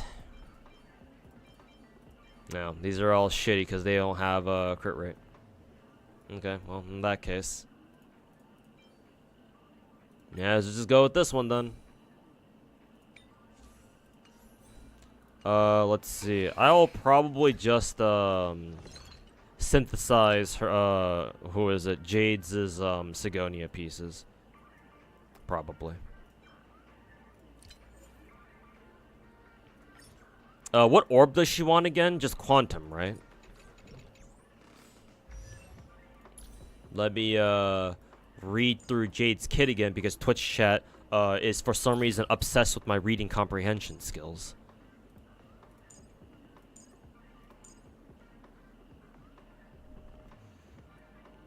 Makes a single target ally become the debt collector, increases their speed, lasts for 3 turns. After a debt collector attacks, deals 1 instance of additional quantum damage equal to this much of her attack. 2, each enemy a target hit consumes debt collector's HP by amount equal to blah blah blah for their max HP. If current HP is insufficient, drops their HP to 1. If Jade becomes the debt collector, she doesn't get the speed boost, and her attacks don't consume HP. When debt collector exists on the field, Jade can't use her skill. Right, because she already used it to activate Debt Collector in the first place. At the start of every turn, Debt Collector's duration is reduced by 1. Okay, cool. After Jade or Debt Collector unit attacks, gains 1 point of charge for each enemy target hit, hence the AoE. Upon reaching 8 points of charge, consumes 8 points to launch 1 instance of a follow-up attack, dealing quantum damage equal to blah blah blah to all enemies. Follow-up attack does not generate charge. When launching your talent's follow-up attack, Jade immediately gets 5 stacks upon asset, with each stack increasing crit damage by 2.1%, stacking up to 50 times. Okay, so yeah, she doesn't really need crit damage because she's just going to give herself a lot of crit damage. Ult deals this much of her attack as quantum damage to all enemies. At the same time, Jade enhances her talent's follow-up attack, increasing its damage multiplier by 70%. This enhancement can take effect twice. Okay, per ult use. First bonus, when enemy target enters combat, she gains 1 stack upon asset immediately. When Debt Collector's turn starts, he gains 3 more. Okay. And I assume the pawned asset stacks do not expire because they don't seem to. There's no like duration count listed anywhere. I assume she just keeps them. She just keeps them forever until the fight ends, of course. Second bonus ability, when fight starts, her action is advanced forward by 50%. That's nice. Very good. After Jade or Debt Collector unit attacks, it gains 1 point of charge for each enemy target hit upon reaching 8 points of charge. Oh no, I already read that. That's her fucking talent. Third bonus ability, each pawned asset stack from talent additionally increases her attack by 0.5%. Okay. It feels like I should be giving her attack percent planar rather than quantum. Is that right, chat?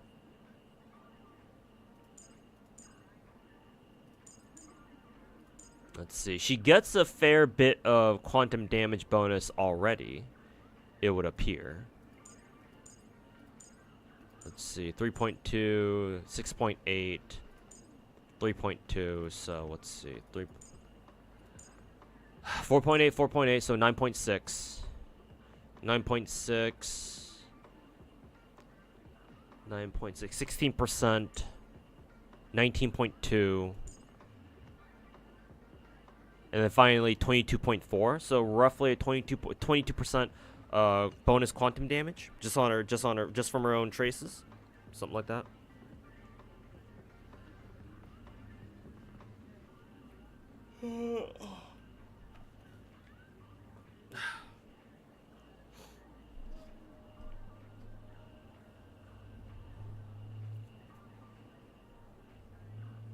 Duran. Oh yeah, that's right. Yeah, I meant to say Duran. Yeah, my bad.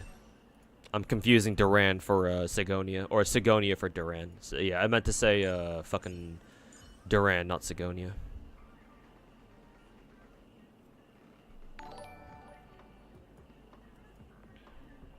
Art Claus, thanks so much for the 8-month resub, man. Welcome back. Appreciate you. Thanks for stopping by. Indirect blade buff, yeah, because blade is splash damage, and his follow-up attack hits everybody. So yeah, she can definitely work with blade, I would imagine.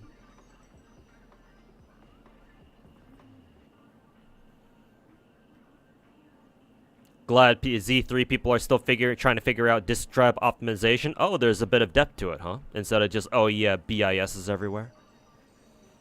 I'm gonna be honest. The disk drive system reminds me a lot of Ether Gazer's warp drive thingy, or like their sigil system. I want to say Z3 took their disk drive shit from Ether Gazer, because that's it's very similar how Ether Gazer handles their gear pieces, or their quote artifact stuff. We call it sigils in that game. Kind of reminds me of it. Whether or not it works the exact same way, we're gonna find out, or we're about to find out. So, do you think Akron will be power crept soon? Personally, no. Until we see a character that's legit stronger than Akron is, and like I don't know, that might be a little bit tough to do. Because like, how do you beat Acheron? I mean, maybe. Who knows, right? Don't underestimate MiHoYo when it comes to Star Rail and them doing crazy shit every patch, but for right now, it feels unlikely. But you know, we all know the status of Star Rail's power creep, and shit like that, or what people like to say is power creep.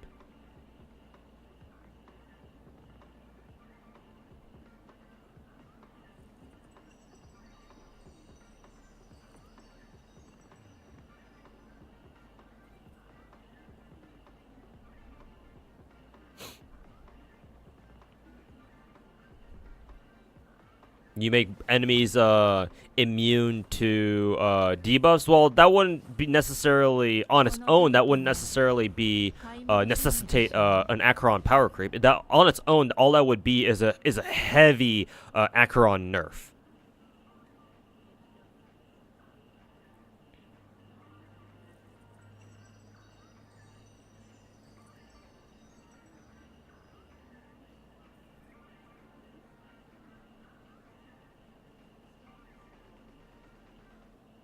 It just kills her. True, actually. It's not even a nerf. It just straight up removes her from the game, pretty much.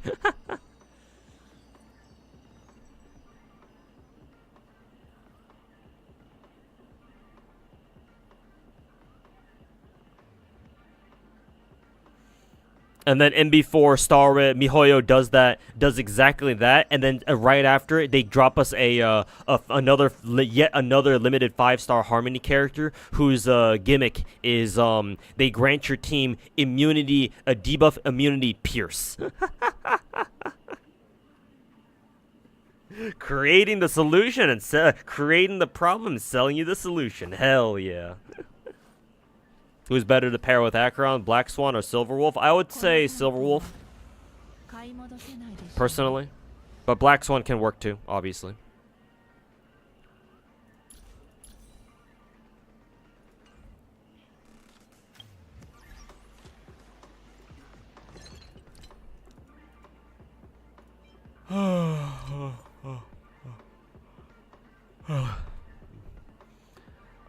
Then I think what I'll do is I'll give her an attack planar. Actually, now that I think about it, I think I had a Duran attack percent planar. I just don't think its stats are that good, or its subsets were that good. Yeah, actually, it does have crit rate. That's all I really care. That's all. Who is it? That's all Jade really cares about. So we could try rolling this and see if it actually rolls a couple times in the crit rate. Well, more HP is nice too, I guess. Hey, we got a crit rate roll. Nice. Flat HP. Hey, 2 rolls in the crit rate, actually. Oh, shit. That's actually not bad. Surprisingly. We will have to, what is it? We will have to go for a self-modeling resin for the rope, though, unfortunately, because I cannot be bothered to fucking farm for this shit directly for right now. Even though I really should. Rope, Duran, attack percent. Here we go. Doesn't have crit rate. At least it has crit damage, I guess.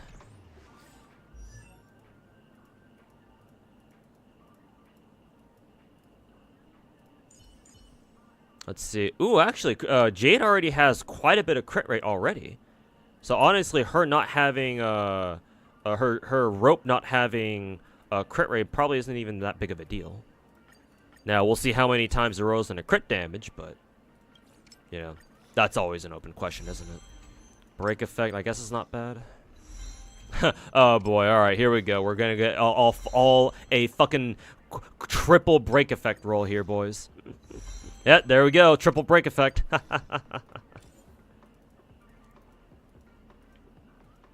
Triple motherfucking break effect, hell yeah.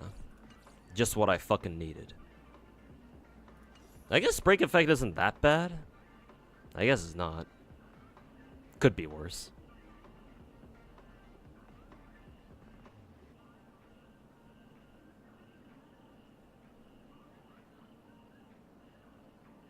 You expect break immunity to be more prevalent? Yeah, we already have enemies who lock out their toughness bars. So yeah, expect to see more enemies like that. Because like honestly, the Firefly is, I would argue, Firefly is borderline broken because the way she plays and because just the way that break teams play. When you get a break team going, especially when you have Ruin Mei on the team, bro, enemies like don't even attack you half the time.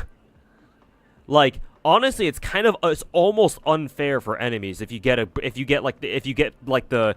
able to put the classic Firefly team together with her, HMC, and Ruin Mei, and then Gallagher for good measure.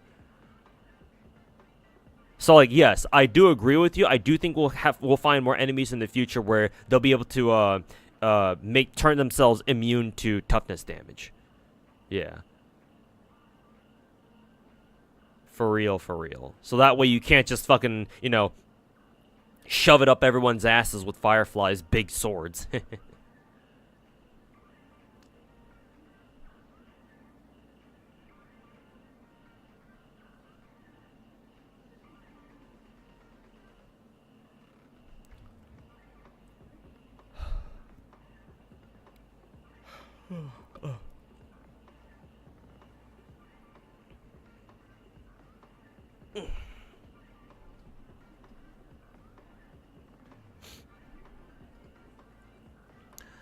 Okay, where do I go to? How do I get this to plus 15? Enhance. I guess I can go roll some of the fucking shitty ass quantum pieces that I rolled firing for Jade actually. Come here. That's trash. Defense percent, that's trash. We'll keep the attack percents around just in case we need them for whatever fucking reason. Defense, trash. Trash. It's okay for now. Trash. I want to get rid of it, but we'll keep it for now. Same thing with that one. EHR double crit. I don't know when we're ever gonna fucking use that, but whatever. Sure, I guess that's trash. That's not. That one's absolutely trash. No crit stats, so trash.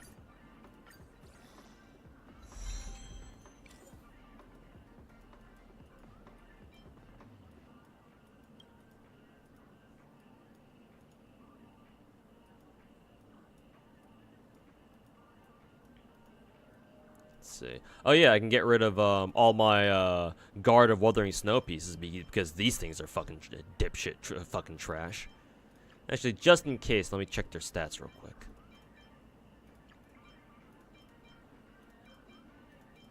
Maybe one of them was able to roll double crit. Who knows?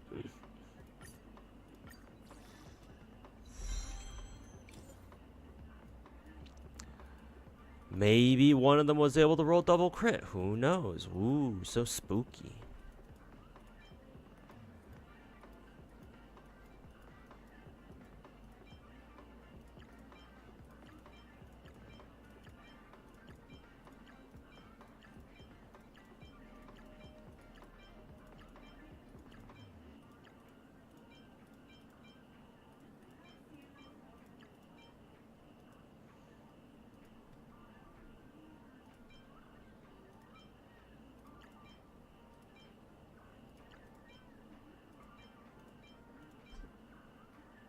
Okay.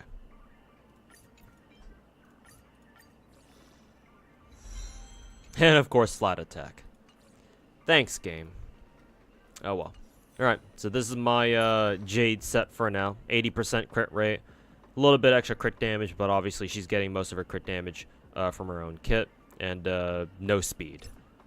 So, I want to say this is standard. She has a decent amount of HP as well. Only 3,200, but yeah, this is better than Acheron at least. And a 3,700 attack. Okay. She's good to go.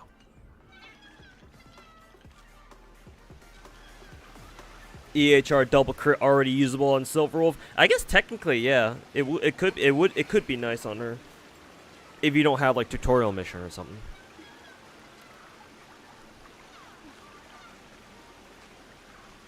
Oh God. Now try on Pure Fiction. Yep, I believe we have a new Pure Fiction update, right?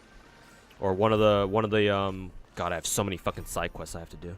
I believe Pure Fiction's one of the thingies got updated or reset. Yep. We can go do that.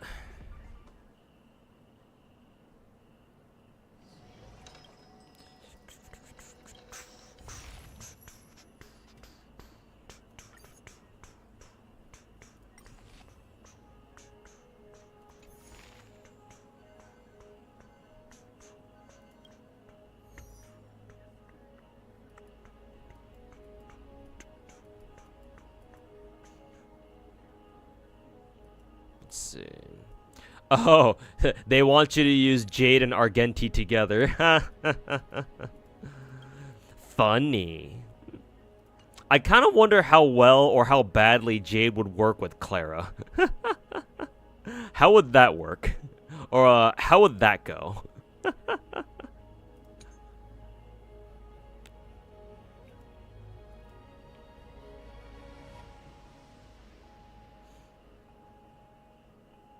Second side is a joke with Jade. Second side, even though nobody's weak to quantum. At least your Clara. Yeah, my Clara isn't really that beefy. She's okay, but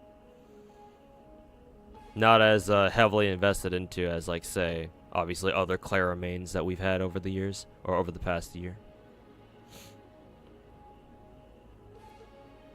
Herta and Jade is broken. Well, that is true. It's not like you're looking at Jade to do the damage, but rather at Herta. Then again, my Herta isn't that good, but...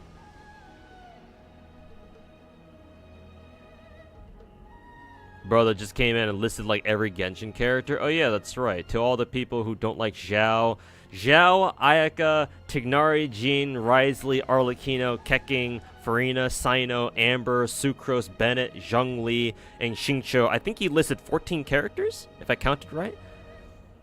Should all unalive themselves and get hit by a truck. Bro, how can they get hit by a truck if they've already unalived themselves?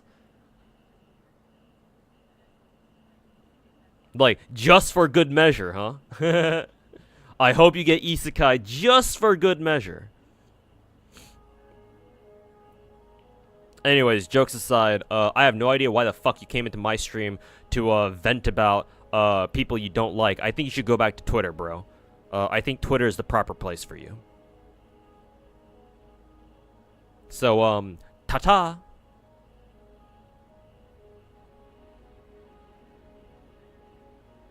Second side's kind of a joke with the usual Himiko Herta. Yeah, I kind of want to use Himiko Herta on second side, yeah.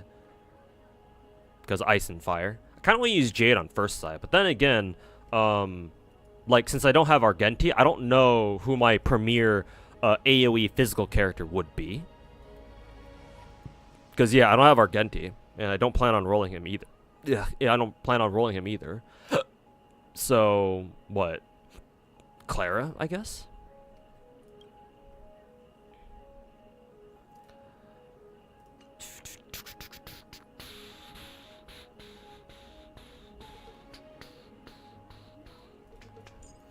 So, Jade. Maybe we could run Fushuan solo sustain, but my Fushuan isn't geared for solo sustain. I'll probably switch her over to a standard tank build at some point soon. We'll put Clara in the middle, or on third, and then lastly, who do we want to use here?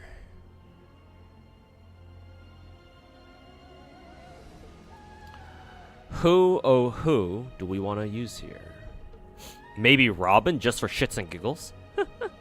No need for sustain. Yeah, a lot of the time, pure fiction doesn't need a sustain in the first place, but in that case, then I won't bother with Fushuan. Then we'll go with somebody else.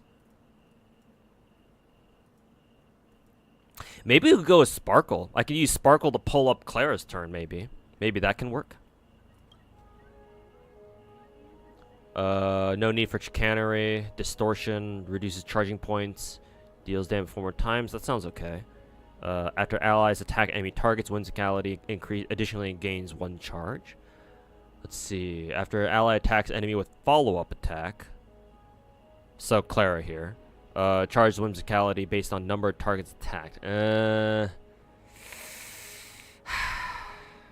When charged at 10, blah blah blah. I think for in Clara's case, I think we're gonna have to go with distortion. I think distortion is what we need here. I think. Probably. At side 2, we'll run the usual Himiko. I'll run Gallagher, just because Gallagher's the homie. Gallagher, let's see. Jingliu doesn't sound bad here, so, hilariously enough. Maybe Pella might be better, though. Yeah, let's go with Pella. Fuck it. Let's see. Let's go with Exaggerate here. No. Chicanery can work here, too. Yeah, Chicanery can work here, too. Everybody has an offensive ult, so we'll go with this.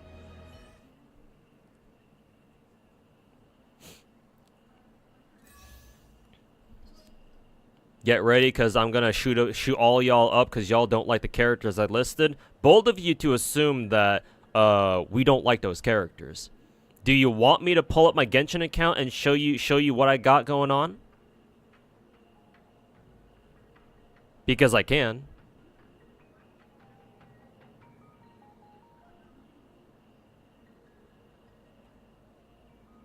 I'm gonna need an answer, Marion, because I'm gonna fucking ban you if you don't answer me right the fuck now.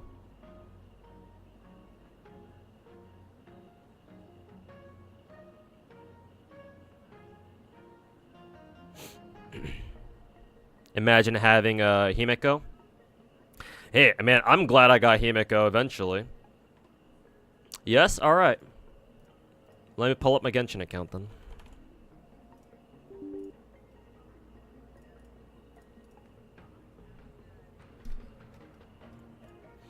Slight detour, chat.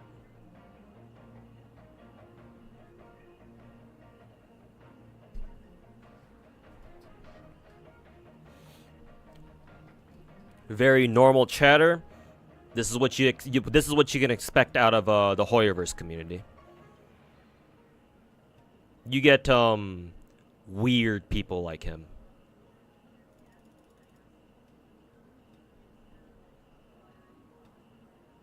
Twitter's a wonderful place.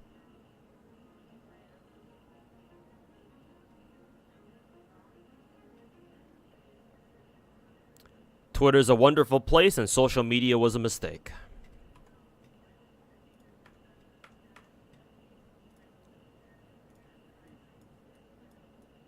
Crank up the volume.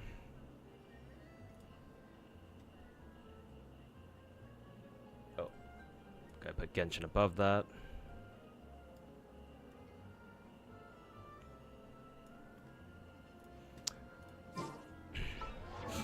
Alright, dude. Let's go down the list. Zhao. Level 90. 77, 181 CD, 45 ER. I've got his BIS at R5, mainly because his BIS is permanent, so I got a lot of spare copies, and he's the only one who uses Jade Spear on my account, so I just decided to give it all to him. Two-piece Glad, two-piece Veer, haven't changed it since I got him. I know that technically he has a new set, a new BIS set in what? That one chasm domain? Where is it? Gotta zoom in here. Yeah, and Fuao Vale, I don't know if I'm pronouncing that right. Which one is it again? Was it Vermilion or was it Echoes? I think it was Echo set, right? I think Vermilion we used on people like Ayato, maybe? I forget. Either way, one of these sets is technically his BIS, but like, why the fuck would you want that when people have already grinded so hard for his originals? Not you. Just for a 2-piece Glad and 2-piece Veer. I mean, honestly, this is good enough as is. C1, because the C1's kind of important for his triple skill. Level 9 talents across the board. First character out and knocked out. Next, Ayaka. Where is she? Level 90. 26 CR, 227 CD, because I run her on 4-piece. What is it? 4-piece Blizzard Strayer, so she's getting a lot of crit rate against frozen targets. Usually what I use her for. R1 Mist Splitter, which is her BIS, at least I think it is. For 4-piece Blizzard Strayer, because again I work with her on I use her in Super Freeze teams. And C6 because I love Ayaka. And 9-12-12. Considering triple crowning her, been kind of in limbo for the past couple of years. Ever since I got her, but I may triple crown her in the future in case once I get all my other characters that I want triple crown done with. But she's a strong candidate. Okay, Ayaka done. Tignari. Tignari level 90, 80 CR, 193 CD. Honestly, his CD kind of bothers me. I want his CD to be a flat 200. And I fucking tried my fucking balls off to get him to add a perfect 200 CD just to make it look good. But holy fucking shit, that's hard. Because all of his artifacts are so fucking good already. So at the moment, I gotta take the L and stay at 193 CD for the time being. R1 Hunter's Path gives him a lot of crit rate, obviously. 4-piece Wanderers. C6 because he's perma, so I rolled a lot of copies of him over the months. And 9-12-12. All right, Tignari done. Where's Jean? The Animo crew should be over here. Alright. 66, 130, level 90. R1? How many Skyward Blades do I have, actually? I think I should have... Oh, that's the only copy of Skyward Blade I ever got? Huh. I thought I would gotten more, but whatever. Skyward Blade, R1. 66, 130, level 90. 4-piece Viridescent. My Jean is built in hybrid support and what is it? Hybrid support and DPS, because her crit stats are actually good enough, while at the same time she has so much ER that I can use her basically however I want. So she both does good damage and she heals a lot. C6 so she's perma, and triple crown because she was one of my favorite characters in the beginning. Oops. Jean done. Risley, where is he at? Risley level 90, 42, 206. He's got he's working with 4-piece Hunter. So 4-piece Hunter, he'll get free 36% crit rate. So his crit rate being low doesn't really matter. Because once his Hunter set gets going, he gets, what, 78% CR and 200 CD, 206 CD. So his crit stats are perfectly fine, at least for me. R1 BIS, whatever the fuck this weapon is called. Cash Flow Supervision, kind of a weird name. But he has it. 4-piece Hunter, like I said earlier. C0. And triple level 9 talents. Because I don't believe in anything lower than level 9 talents. For all Genshin characters, mind you.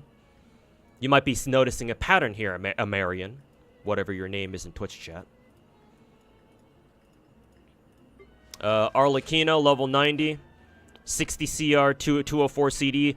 Still working on her relics, actually, because traditionally we're trying to farm Bond of Life relics, or artifacts, rather, wrong game, has been fucking miserable. Fuck me, Hoyo. I at least want to get her to 65 CR. 70 CR would be amazing, and she should be able to get there, but the issue is all the Bond of Life artifacts I farmed are all fucking trash. So that's a little bit annoying. Not much ER, she doesn't really need it anyway. R1 BIS, 4-piece Bond of Life, as you can see here. I would go for more Constellation copies, except I am fucking broke. And I have to worry about how to pay my fucking mortgage every month. So, no No constellations are on her just yet. 999. I will probably triple crown her very soon. Matter of fact, I could probably start doing that now. Matter of fact, I will start doing that right fucking now. Actually, which one should I go for here? It doesn't fucking matter. I'm triple crowning her anyway. I'll give her the other crowns for her later off stream. But yeah, I already showed y'all Arlecchino. Going down the list here, Kecking. Where is she?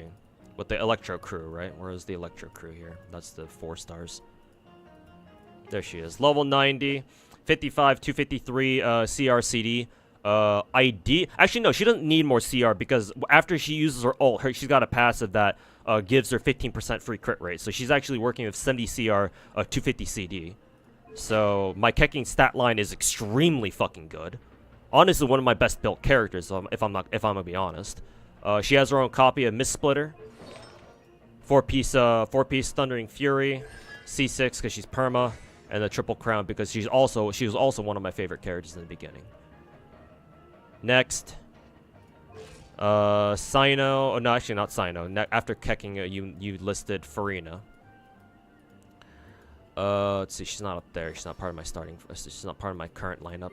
Farina, level 90, 77 CR, 78 CR, 225 CD, 30% ER. R1 Bis, 4-piece, no, not Hunter, Golden Trope set.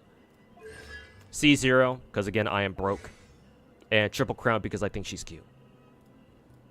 Okay, next, Sino. Right here, level 90, 74 CR, 210 CD, 44% ER. R1 Bis. I think Scarlet Sands is one of the best, Staff of Scarlet Sands is one of the best spears in the game. It used to be Staff of Homa, but I think Staff of Scarlet Sands has taken its place ever since. But he has it. 4-piece Gilded, C2, and level 9 stats, or level 9 talents. Next. Amber, level 90. Crit stats don't matter because I use her as a support. 214 ER. She has her own copy of Elegy. And 4-piece Noblesse because I use her as support, once again. Constellation, C6. Oh, mind you, important thing about my Amber, I've never rolled the Wanderlust Invocation banner, which is where you normally get copies of Amber. I have never really rolled that to like a big extent like a lot of other like big content creators had back in the day. All these constellations you see here, at least most of them anyway, I grinded out of the monthly fucking Star Glitter shop for the past 4 fucking years. She only became C6 through that way. I think last year? Like late last year. I forget exactly when I completed C6 for her just by buying out every single copy of Amber I could from every Star Glitter shop reset. So, some context. And again, talent 9, 12, 12. Next, Sucrose. She's right here. Level 90. Crit stats don't matter because of the way she plays. 55% ER. R5, what is it, Sack Frags? Yeah, Sack Frag, the Catalyst. And then 4-piece Viridescent, C6, and 9, 12, 12. I keep exiting out of my character list. Bad habit. Next, Bennett. Of course, nobody can forget Bennett. Where the fuck is it? Oh, he's actually part of my current lineup, so he's all the way up here. Crit stats don't matter. Got a ton of ER for his ult. I got him Aquila Favonia because highest base attack stat sword in the game. Or at least one of them anyway. 4-piece Noblesse. C5, because again, C6. Haven't activated yet. I mean, honestly, I could activate it and it wouldn't really matter these days. But just in case. Honestly, at this point, the only real reason I'm not activating C6 is because I fucking hate the fact that MiHoYo does not let you just like turn off your character's constellations.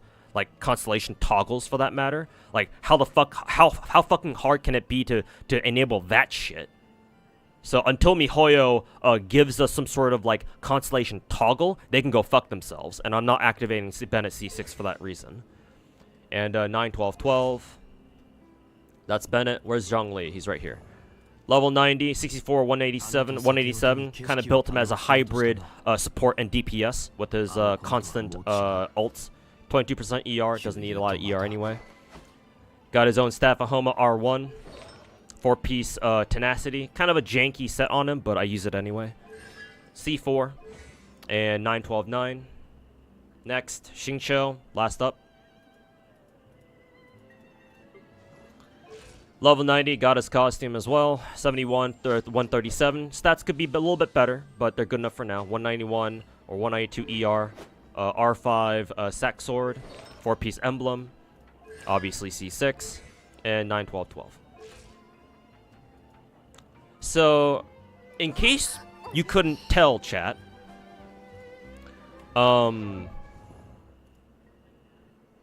Yeah, I level every character in the game. I level every character in the game. If I can, I go for their BIS as well, their weapon, the best in slot weapon. I give them the proper artifact set. They're owned, by the way. I don't believe in swapping artifacts. Constellations are whale bait, so, you know. If I can go for them, sure. If not, whatever. And then everybody has level 9 talents. So, my point is, Amarian, you chose...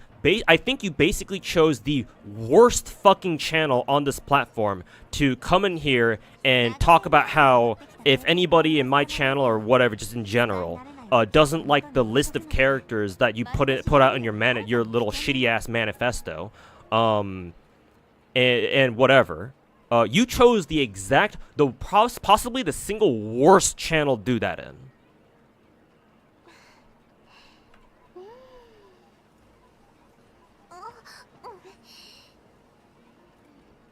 Because I like Genshin so much, and its characters so much, that I give them the due respect of rolling all of them, leveling all of them, giving them all their own gear, their own unique gear that they can call their own without having to swap any of that shit, and leveling all their talents, because I believe all of them should be leveled up to the best of their ability.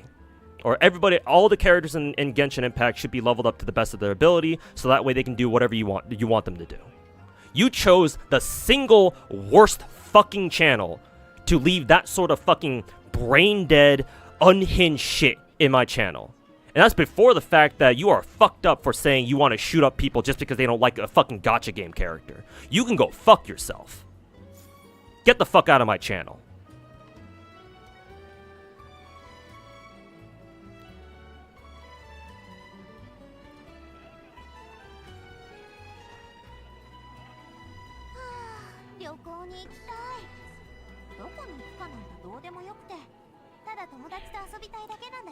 And go start paying for therapy. Clearly you spent too much time on the internet. Your parents failed you in raising your ass.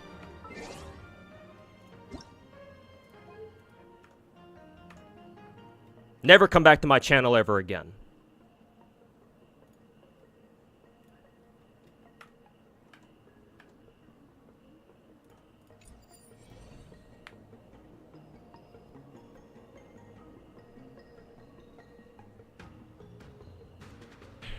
Anyways, back to pure fiction.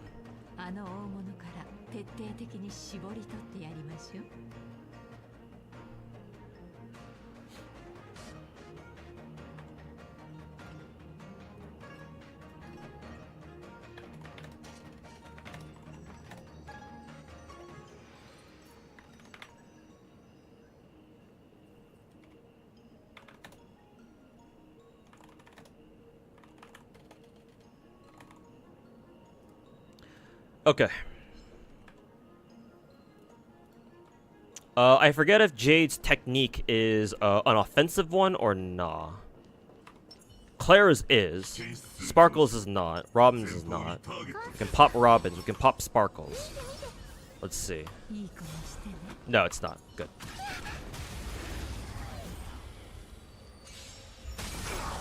She just stuns? Okay, good. Very good. Claire it is then.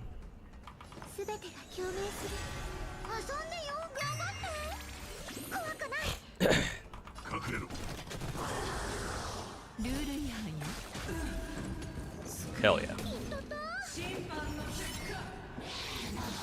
Bop.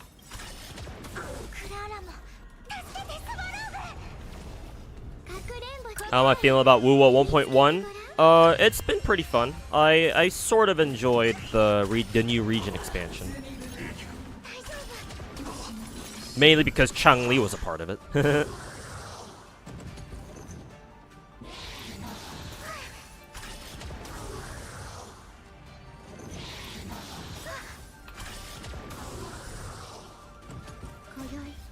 Our Jinshi polls? I got spooked by Ling Yang, so that wasn't great. So, I am now, in the wise words of Mr. Rexland, I am now a Ling Yang main, whether I like it or not. So, exciting.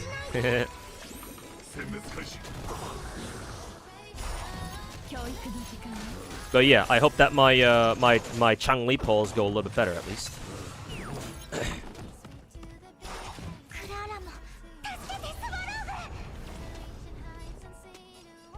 But yeah, I've been working on my WoWo character steadily. So my account has come along quite nicely. Let's see. Oh, I didn't realize Jade's regular attack is a splash attack. Interesting.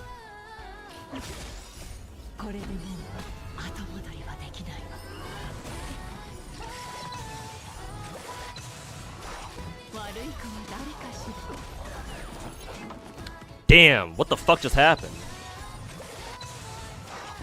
Blink and you miss it. What the fuck happened with Jade and her follow-up attack there?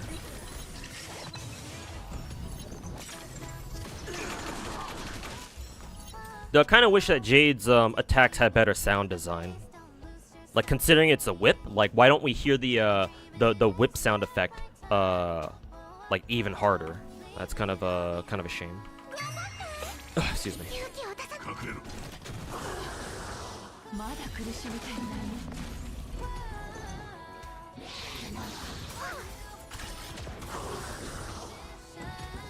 Forgot to mention Xiangling, another character. I mean, bro, if you want to still keep playing this game, sure. I haven't closed out of a Genshin because I figure you might have come back with more characters.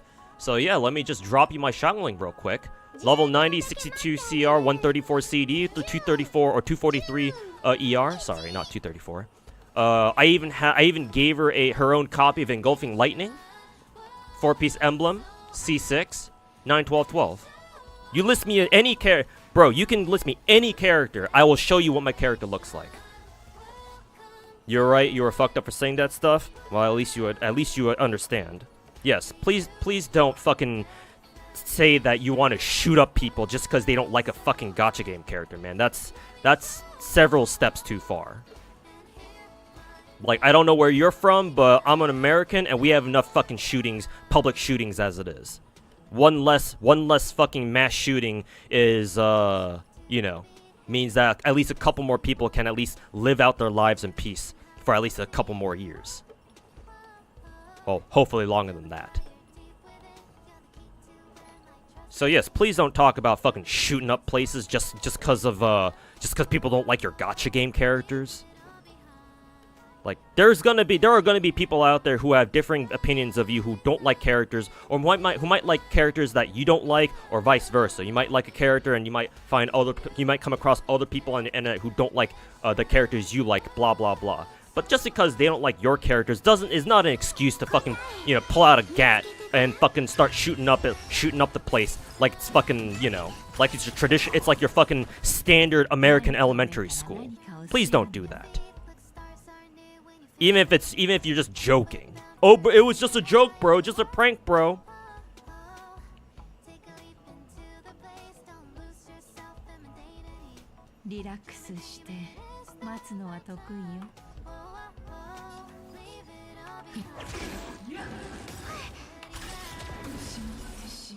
I will say, without a sustain, the fact that Jade's skill constantly makes your DPS lose HP is kind of worrisome. I will say I'm not quite a big fan of that. should go for this guy.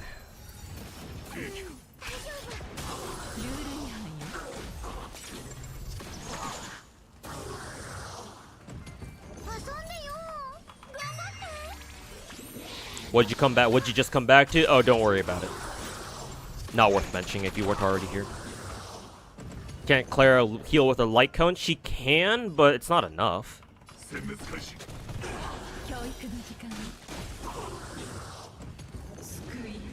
Yeah, now she's dead. I mean, to be fair, we've already hit 33k score, so so technically speaking, our job is already done.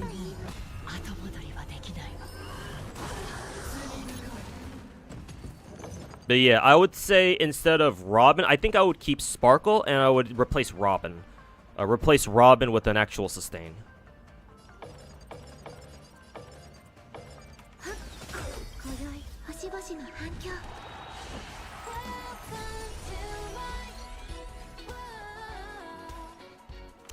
Funnily enough, I'm gonna have to use the use Jade's thingy on herself. It's kind of funny, but.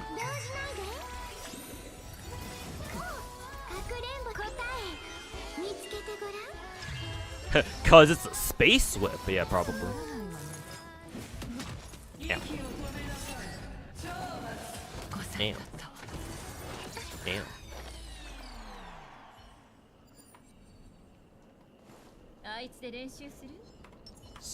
Do this. Do this.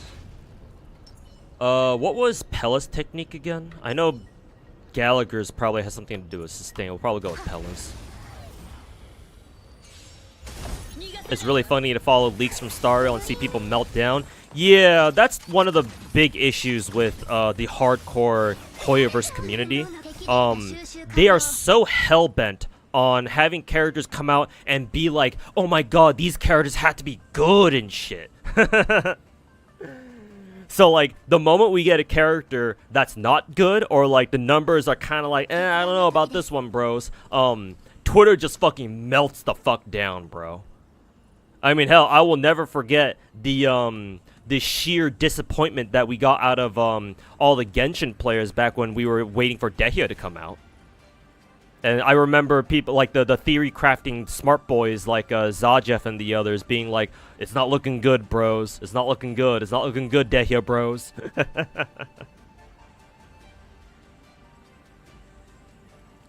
It's not looking good, Dehya, bros.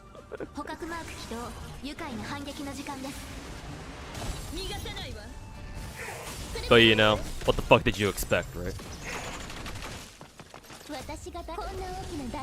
Upcoming characters are always Doom posted. I think it's tradition. Must be.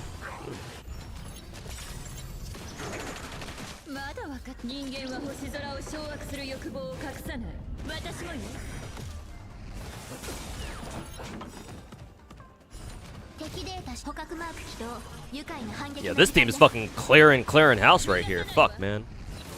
Just constant Herta follow-up attacks. Sheesh. Love this shit. Damn. Damn. Damn.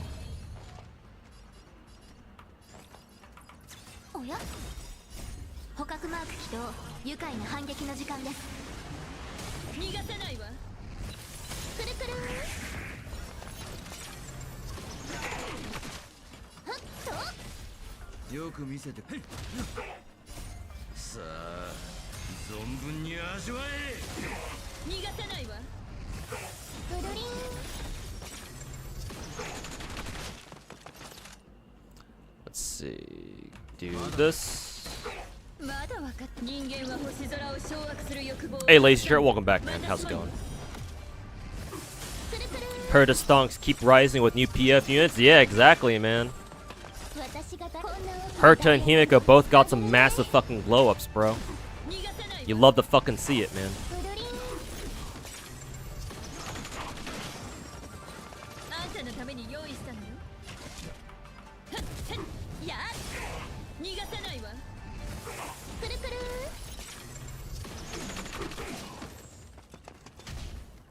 You love to see it.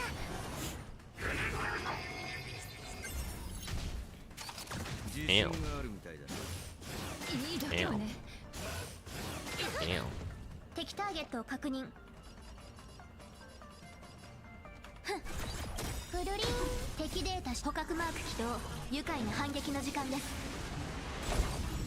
Debating getting more Saint Quartz or type for Arc or save your money for a Nikkei. I would say if you're not committed to like really pimping out your Archetype Earth because you actually want to use her for like grinding and stuff, and if you only look at her, if you only see her as a trophy waifu, then just save your money for Nikkei.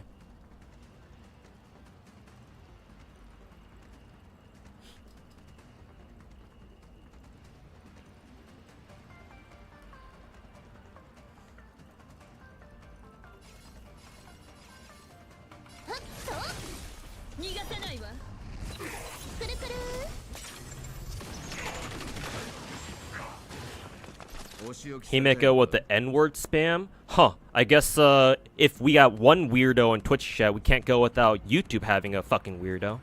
Get the fuck out of my chat.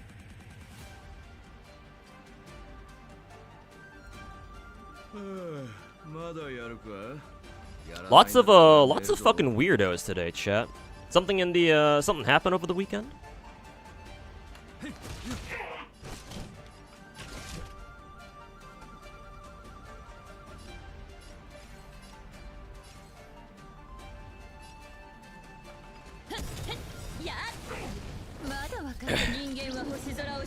It's summer break? Oh yeah, that's true.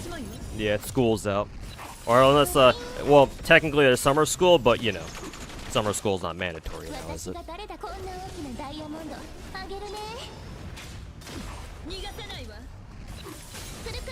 But yes, school is out. You are right. But of course. Alright. Very good. I'm actually going to replay PF3. So instead of Robin, we'll go... I want to go with a sustain instead. So, let's see. Jade. We keep Clara. We also keep Sparkle.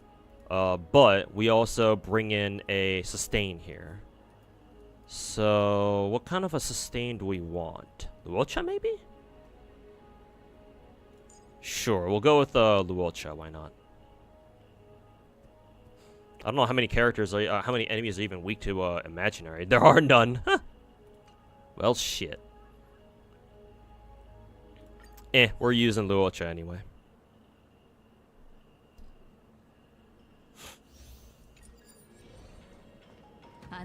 What Rollick said is Himeko rocking at the moment. Follow-up set and then Inner Cell Soda, I'm pretty sure.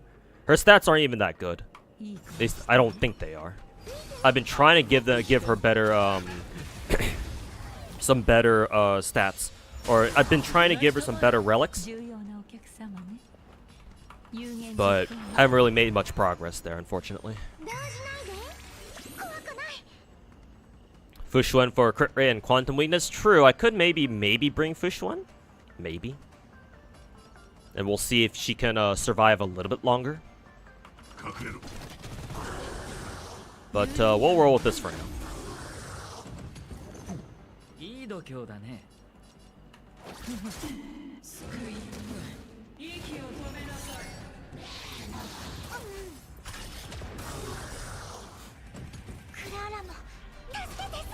Could have also done adventuring. That too, actually. Yeah, that's a good point.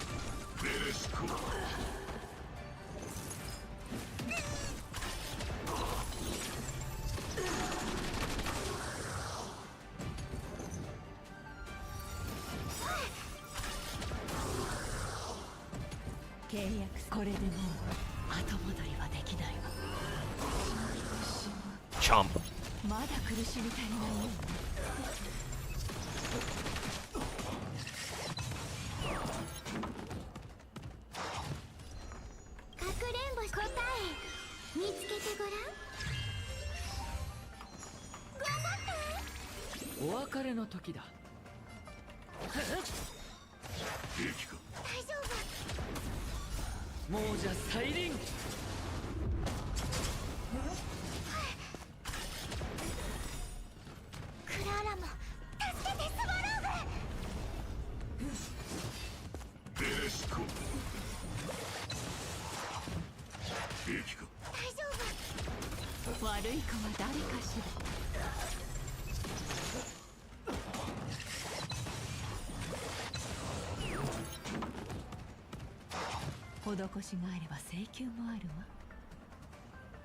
Jade doesn't add value per ally follow-up attack, just from the ally she buffed if you're not mistaken. Yeah, I think you're right, Zara. Yeah, I think we're confusing Adventuring as like a good partner, unless like for some reason you want Jade to like specifically buff his ass for some reason.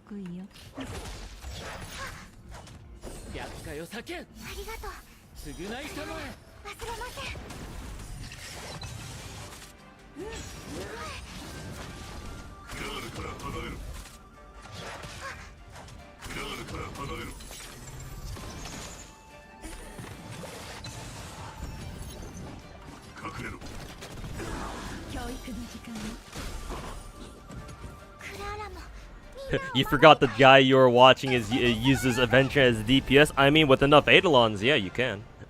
Unironically. I'm a support, but...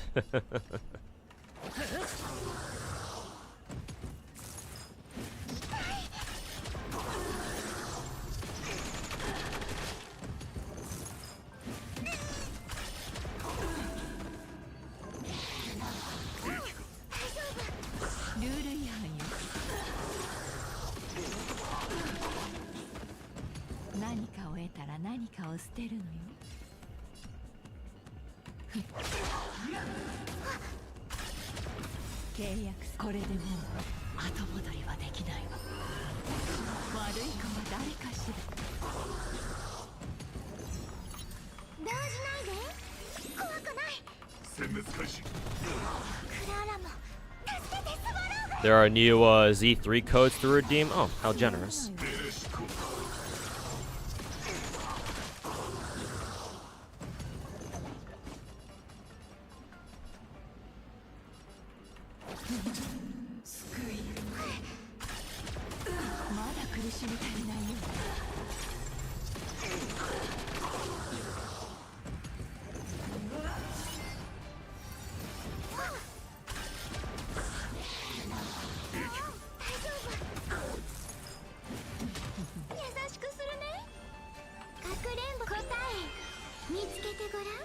What level am I? What account level am I in Z3? Like 20, mid-20s, I'm pretty sure. Something like that.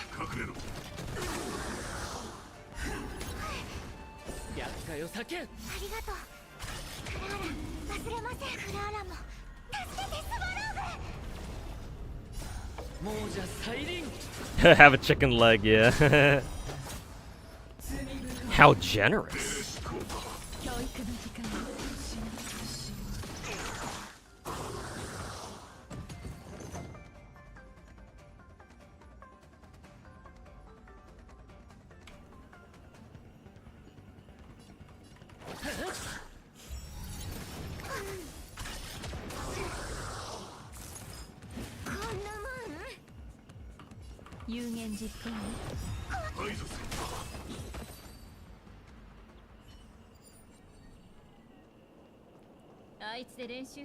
Next MOC is gonna demand more follow-up attackers. Perhaps.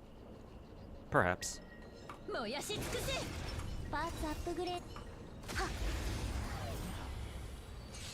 You like DDD Sparkle in Pure Fiction? Have you tried that before? Spark. I don't quite understand where you go, or what that is. What, like triple destruction characters in Pure Fiction or something, or what? Is that what you mean?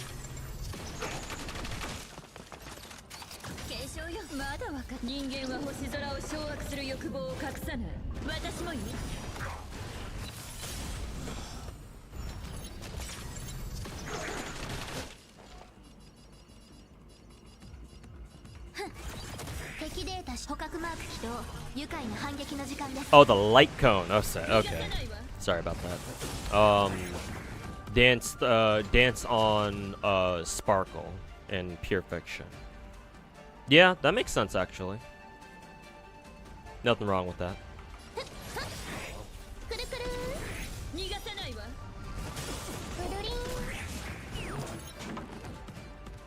Dance is really good in Pure Fiction. Yeah, I can imagine.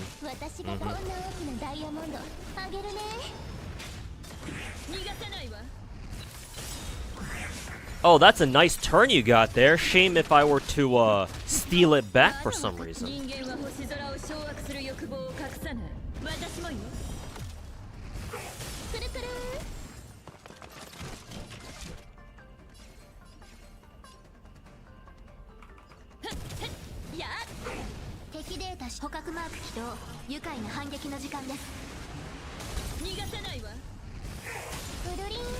The dance is good and everything. I mean, it's probably the best 4-star Harmony light cone, in my honest opinion.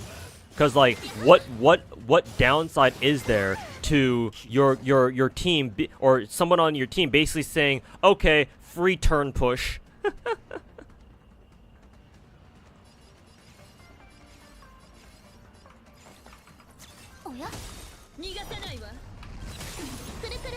Okay, I take my turn back. Thanks, nerds.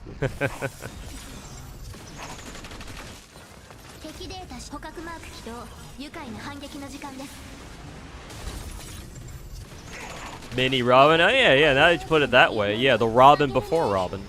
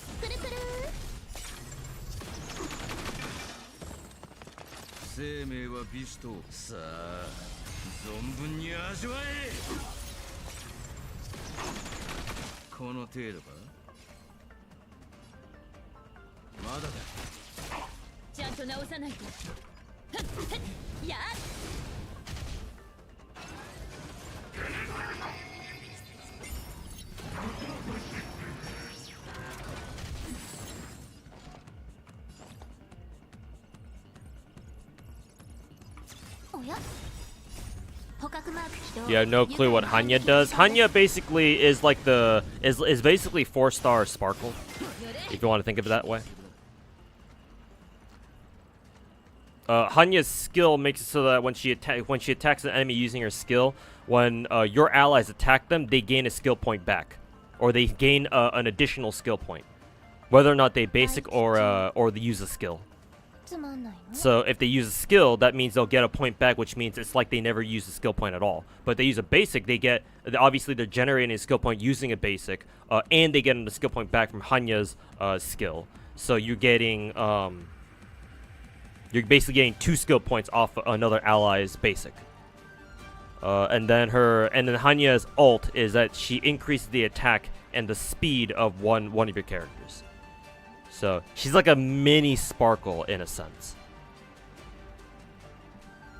Hanya is Sparkle, but with worse skills but bigger titties. True.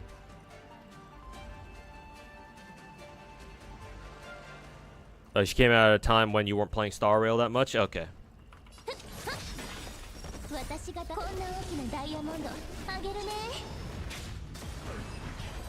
Hell yeah. A perfect 80k. Rare that I get a perfect score. Okay. P4. Okay, P4 time.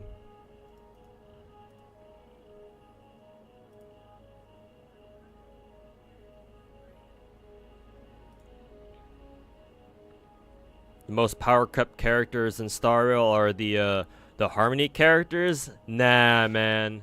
Nah, bro. Are you fucking kidding me right now? Do we need to have this conversation again? Do we need to have this conversation again, chat? Anybody who plays JPFG? Some people in my chat do. Twitch chat specifically. Did you finish the Lost Belt 6 voice acting videos? Not really. What do you mean? In terms of like actually doing it, or like putting the VODs up on my channel? Because I think I did finish putting up the VODs on my channel. I think I have them in a playlist too, even. And I did technically finish it, but I think in the last couple of scenes, I did voice, but I muted myself on accident after the Yang Yuhan fight, and I did not realize that I was muted until it was too late. So technically, I would have to voice like the last like chapter or so of Lost Belt 6, but I don't really feel like doing that.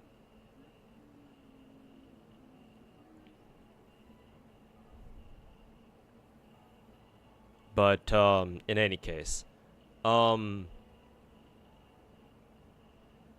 do we have to have this conversation? Power creep for Harmony characters? Are you fucking kidding me? I'll be honest with you. Like, honestly, the Harmony class is probably the least susceptible to all the power creep, the fucking bullshit power creep arguments in Star Rail. You, out of all the classes you could have bitched about power creep for, you chose Harmony? Excuse me? Excuse me, motherfucker, what? You know you had a home run with destruction. Are you? You had a home run with destruction, and you decided to go for Harmony. Okay, bro. Dude. And nothing to mention about fucking abundance too. My God. Oh, and preservation. Not that we have a lot of characters in preservation anyway to begin with, but you know, they're still there, you know? Though, technically, Fushuen's kind of the odd one out, because what she does is a little bit different.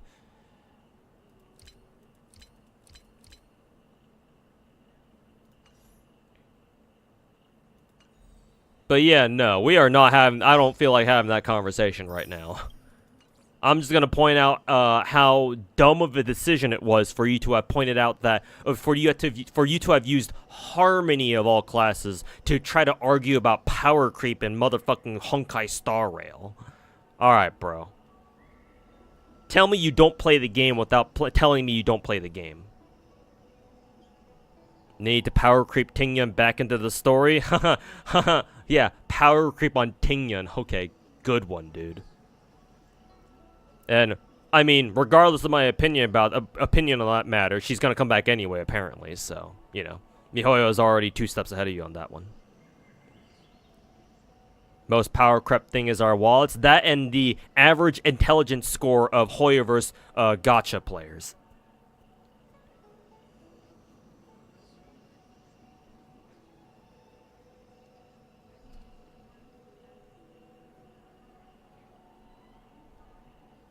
Razor Ninja said he quit Honkai Star Rail because of power creep. Wow, a guy like him says he's quitting Star Rail because of power creep.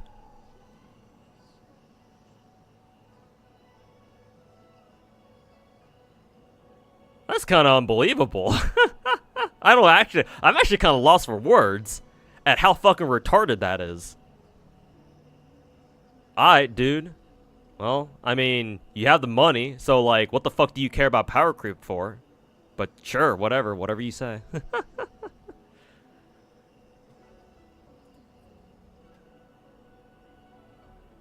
Razor's still around. I knew that he got into Genshin in a big way.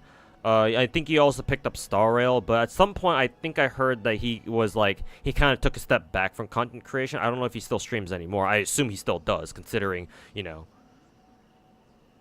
his alleged comment about, you know, power creep in Star Rail. Like, bro, I didn't know your name. I didn't know you were fucking. Who's that one guy? I didn't know you were Mtash's burner account. Talking about quitting games, quitting Gacha games or whatever. Did Mtash say he quit Wuthering Waves yet or nah? Well, what's the latest Gacha game Mtash said that he was gonna quit these days?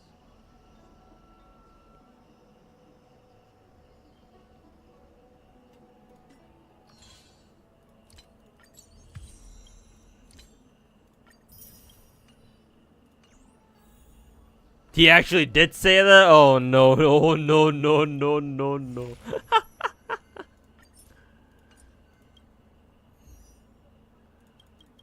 Oh no, no, no, no, no.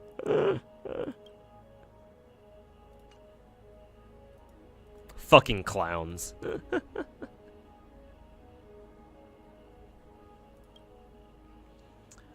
Fucking clowns. Anyways. Speaking of clown behavior, let me run Firefly Break Team on first half of PF. Surely that'll go well, right? Surely. Nothing can go wrong with this. Where's Gallagher? Is he up there? Oh, yeah, he's up here. Alright, on this side we run... I guess we'll run Himeko. Yeah, we run Himeko. Yap. We run Himeko. Where's Jade? There she is. Jade. I'd like to bring a sustain. So here, we could try Fushun. Maybe. Do I want to try Fushun? Some of these enemies are weak to imaginary, so we could run Luoch, I suppose. Where is he? He's up here, right? Yeah. And then we have Quantum again, so we could run Sparkle again. Switch their positions around real quick. Like this? We could try this. Sure, let's go for it. Did I ever try Verse 1998? No. In a different timeline where I had the money and I wasn't so stressed out about IRL. I would have actually picked up a Reverse 1999. I would have picked up our 1999 and Limbus Company, matter of fact. But unfortunately, current circumstances don't allow me to do that. Maybe in the future when, hopefully, my fortune turns for the better. And I have some time to, like, fuck around and play other gacha games, too. Maybe then I'll pick up our 1999 and Limbus Company or something. But... Hey, Tarantula, welcome back. I thought you were already here in stream. He's only playing Z3 for the money? As in like through sponsorships? Like sponsored streams? Or what do you mean by money? Because to me, Razor Ninjas has always been like a huge-ass fucking whale. Like, I would almost consider him a Facebook whale, but he actually works on his account. But, like, traditionally, at least when he was, like, back when he was still playing FGO, and, like, the early days of him playing Genshin, he was a massive fucking whale. I want to say I was told that he stopped whaling? For one reason or another, I don't know. But that sounds very odd to me. He doesn't, like, unless something happened to him IRL, in which case if something has happened, then, you know, my condolences. But barring something like that,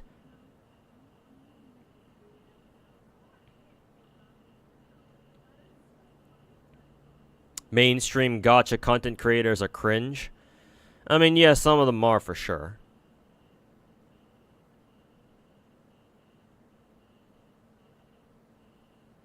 Numbers always go up on the gacha game, really. Yeah, especially a big one. Obviously, none of the mainstream gacha CCs give a shit about, you know, smaller gachas, because why would they? You would respect the "I quit" meme if he actually owned it. Yeah, if he actually committed. Yeah, if he actually fucking quit, and like, you know, wasn't just spewing shit just for clicks and views. And these days he gets mad about it when people bring it up. Fucking tool.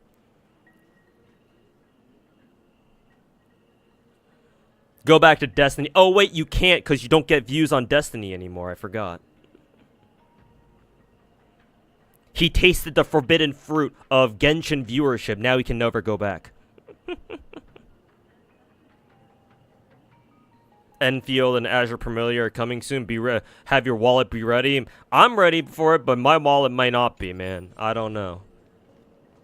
If they come out soon, I may have to just play them as a free-to-play or something, or else a Welcome gamer or like a Battle Pass gamer. Kind of like what I'm doing. Kind of like what I'm doing with Z3.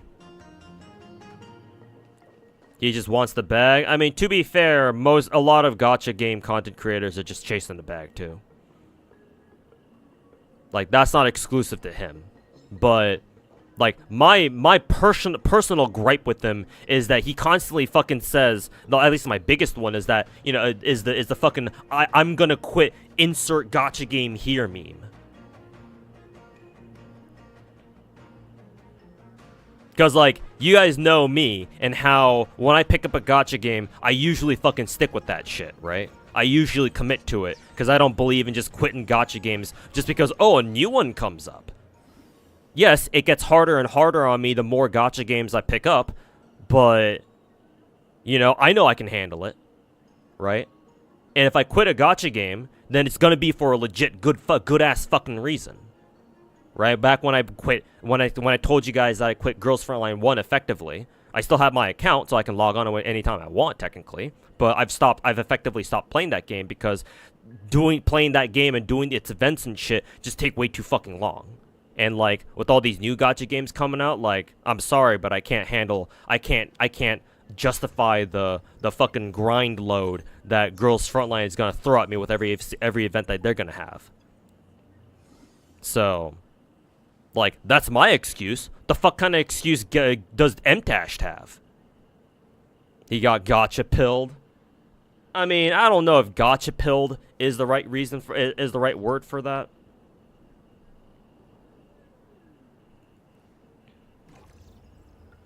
Give away the account? No, I don't believe in giving away my accounts either.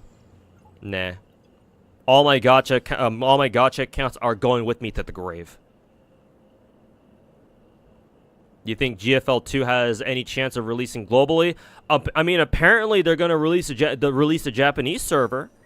So maybe. I'm just annoyed that Mika Team is so fucking incompetent that they can't handle doing a global simultaneous release. Like, shit, even Kuro Game was able to pull that shit off. And Mika Team's still fucking floundering around, jerking themselves off, and wondering why the fuck they can't make any money on the Chinese server? Like, do we need to make enough money to have Yu Zhong buy another fucking Ferrari or something, or what?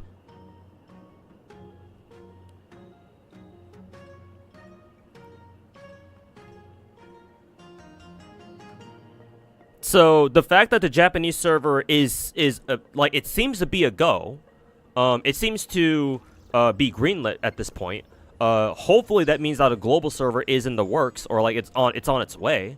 I'm just really fucking annoyed that with Girls Frontline 1, the global server actually came out first, and then the Japanese server came out after. Now, to be fair, the Japanese server had some like copyright issues with its name, because Girls Frontline 1 is actually not called Girls Frontline Japan. It's called Dolls Frontline because the original Girls Frontline name is actually copyrighted by none other than Yostar, I believe.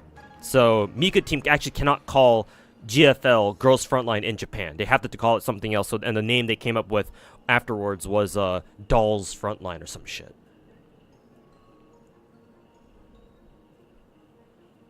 GFL 2 actually has a global website, so releasing... Okay, then yeah, if they have a website all set up and shit that's official and it's like somewhat good, then yeah, maybe a global server a global server should be in the works then.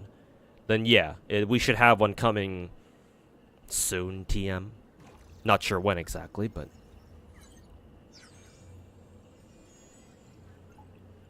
hopefully we'll find out soon. Mtashed fucked up. He's exposed. He's only really in it for the money. I expect a lot of his followers not gonna like that.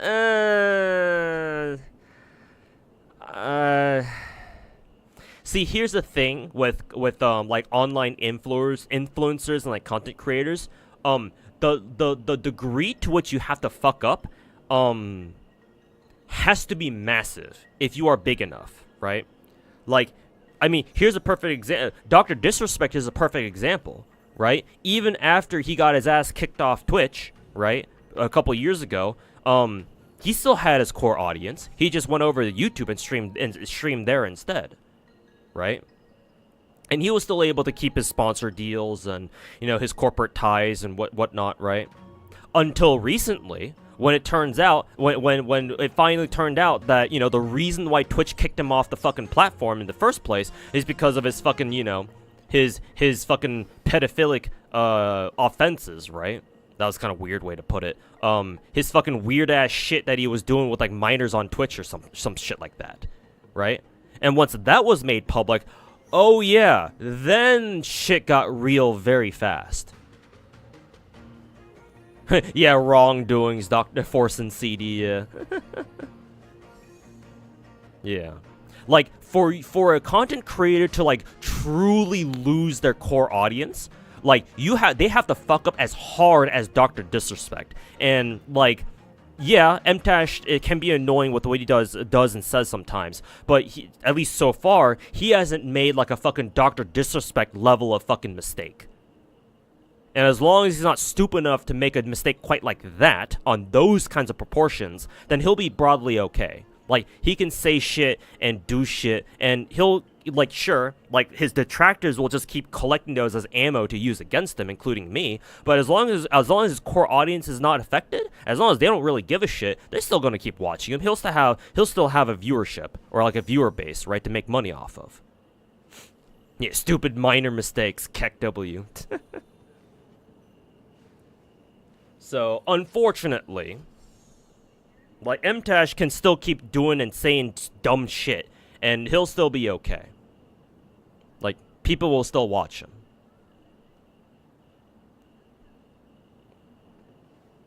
That's just how, unfortunately, the content creation world works.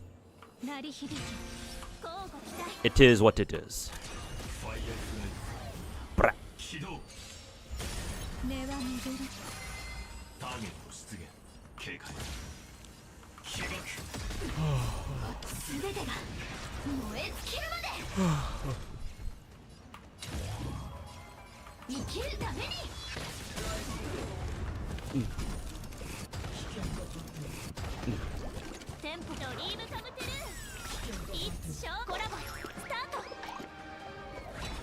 CC drama, the true endgame, I know, right?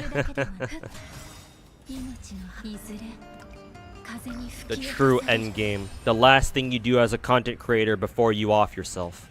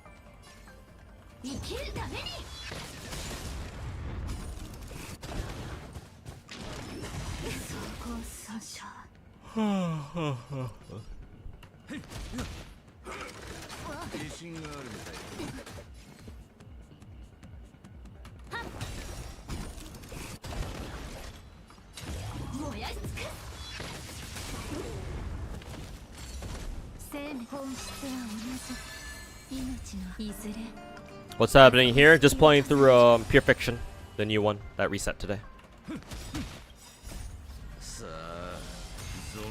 You lost Firefly, Big Sad. Yeah, her banner's gone. Gonna have to wait until she comes back.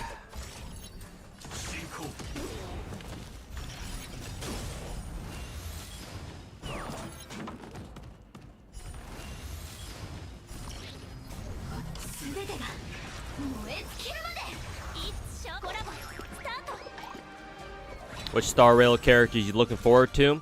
This is gonna be spoiler territory, so I apologize if you're not happy with what I'm about to say. So, I mean, if this is your warning, I guess. So, mute my stream if you don't want to listen to spoilers right now. Like, actual leak spoilers. But, we should be getting Tingyun back. At least from what, according to the Twitter leaks. So, resurrected Tingyun, is in the works. Or punished Tingyun, or whatever the fuck you want to call her. So, at this point, she's probably the character I'm looking forward to the most. At least like a brand new character. I am looking forward to finally being able to roll Huohuo because I missed her. I skipped her banner the first time around, and not having her has put like a very real dent on my my teams throughout like MOC and Pure Fiction and shit. So it'd be nice to have Huohuo finally. But other than like returning characters, as for new ones, probably whatever resurrected Tingyan ends up being. Probably.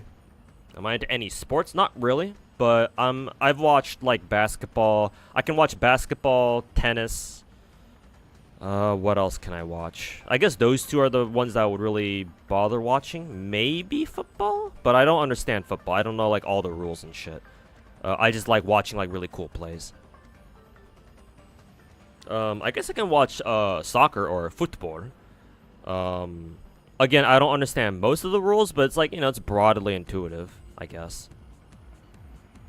I guess I would watch tennis the most, because I've actually played tennis back in high school. And then, yeah, basketball. I've grown up playing basketball with friends in, like, elementary and high school, or elementary and middle school, so, yeah. I get basketball. I like watching that. But I don't really, like, follow sports. Like, if it pops up, like, if my friend protagonist and I are, like, you know, eating out our local Wingstop or some shit, and they got, like, TVs up, and they've got, like, a basketball match, or, like, a, God forbid, a tennis match. It's usually gonna be, like, basketball or football. Then, yeah, I'll watch. Just to help pass the time. I don't mind. Didn't know that? Oops. Then, I apologize for the leak spoilers in case you didn't want to hear that. My bad.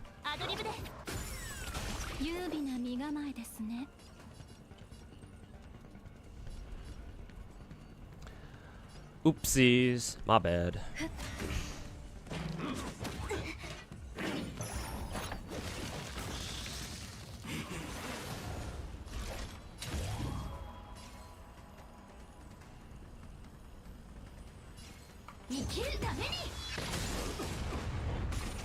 Away.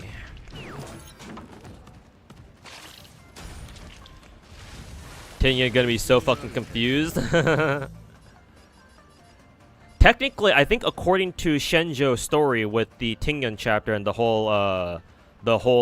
final chapter with the big titty lady boss or whatever, technically wasn't Tingyan like always like possessed ever since the very beginning? Like, ever since we met her, she was just, basically she was just acting like a sleeper agent, right? Yeah, Fentalia or whatever. So, yeah. Like, if Tingyan was already possessed, even when we got to Shenja, then yeah, she's gonna be very confused. Assuming that she's, like, you know, her mind's, like, purged and shit, but who knows? We're gonna find out.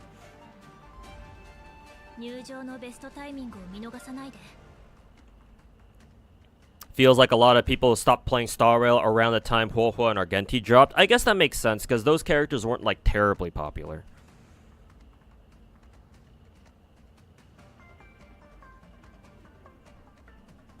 And they came back when Panakini released. Yeah. Sounds about right.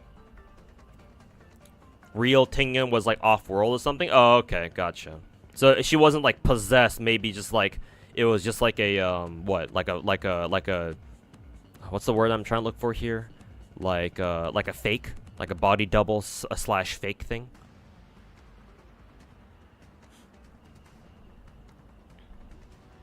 Yeah, she was. But yeah, the point is that she was always like a fake one before. She was fake ever since we met her. Yeah. Imagine Yukong's reaction when she sees the real Tingyan. They got a lot of explaining to do.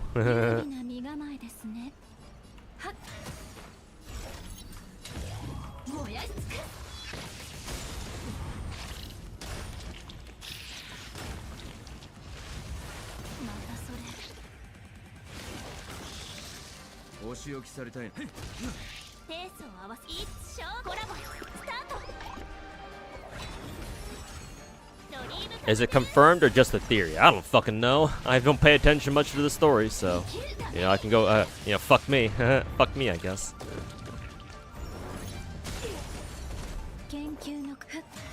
Oops, didn't mean to do that. The Firefly break team did not perform very well, huh? Ugh. So yeah, I mean the team did well, but not well enough. They're okay, but looks like we gotta do something else. Cause yeah, that team had no follow-up attackers, so it's like, what the fuck did I expect? All right, well, very well done. We'll bring out the ye ol' IPC team then. IPC team, go!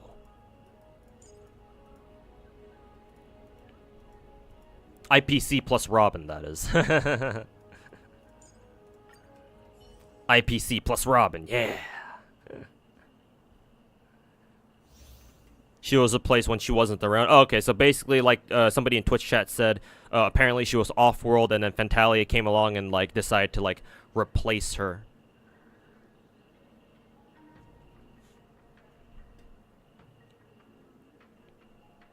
Firefly team is really good in the apocalyptic game mode. Yeah, I imagine so. Yeah, I haven't tried that game mode out yet. I gotta do it after this.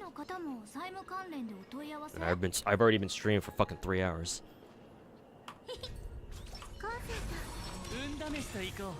Was that triple? Gotta use Dr. Ratio's technique too.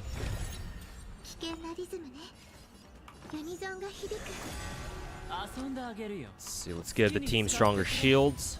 There we go.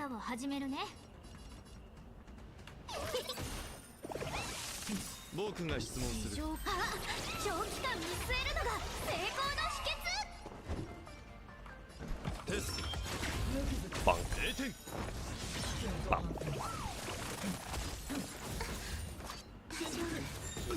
Ow.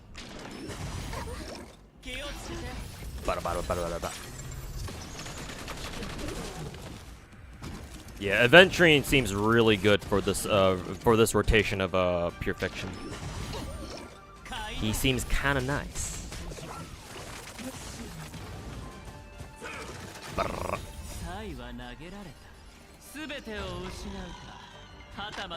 How cultured is my buddy as an otaku? And my friend protagonist?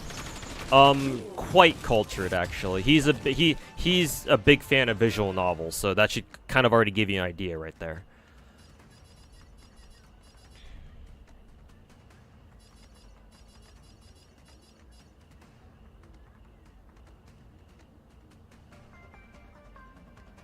But yeah, he's like your typical visual novel head.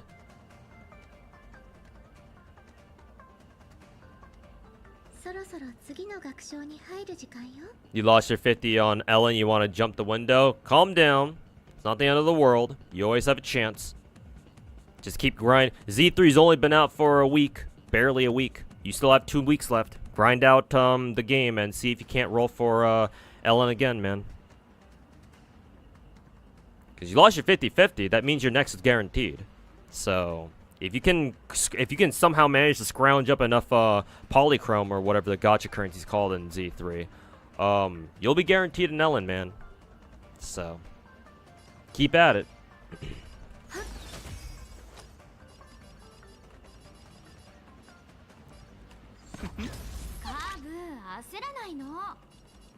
Let's see here.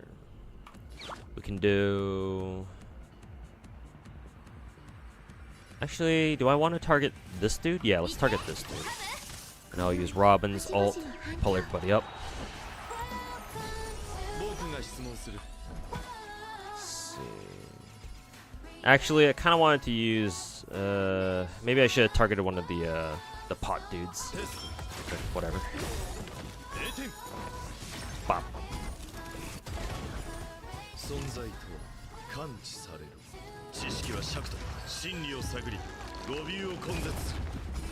Weebs don't normally like reading. Yeah, which is why they watch anime. Got him. Wow, Aventurine one-shot that dude? What the fuck? I didn't know he was nice like that. I didn't know he was nice like that. Let's see. Aventurine is next. I don't think his shields are expiring anytime soon. So we can just basic with them.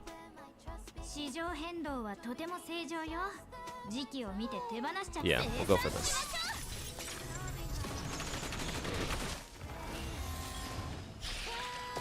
Bop.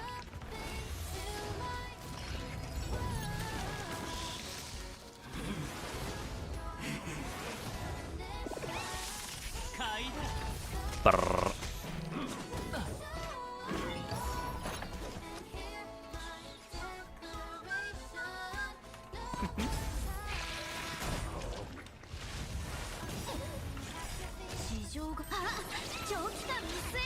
At least Z3 doesn't really have like bad SSRs like in Wuwa, so losing the 50-50s don't feel too bad. Oh, are all the Z3 or are most of the Z3 5 stars, the perma ones, like relatively similar in strength? That's nice. Or at least hopefully they are.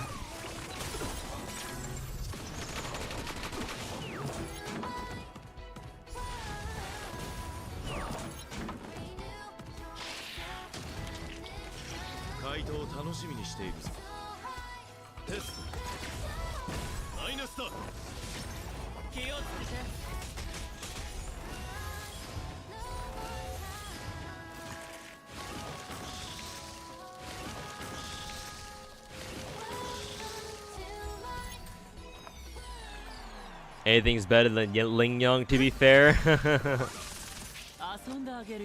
Sag, everybody disrespecting our boy Ling Yang, it seems.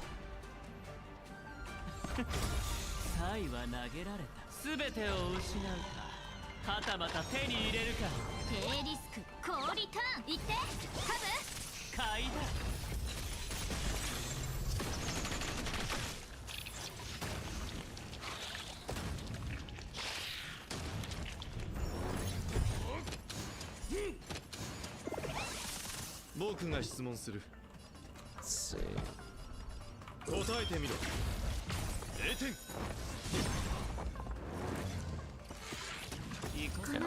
Fuck, I don't have a skill point left over for Robin. Maybe I shouldn't have used all those skill points on Topaz.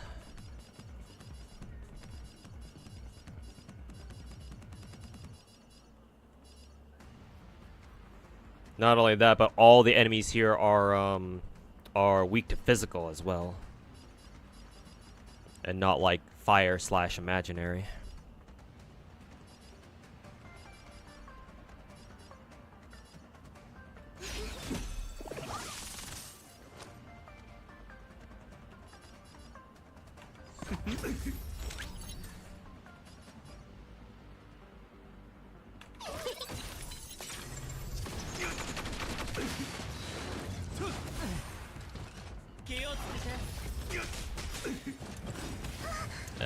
I think I might have panic pressed Robin's ult here.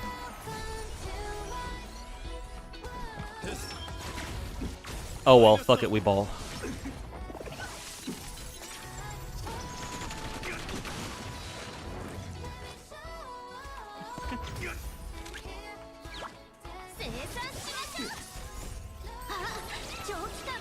You've also been seeing a lot of Kalkaro hate as well. I mean, case in point, looks like someone in Twitch chat is kind of shitting on Kalkaro right now.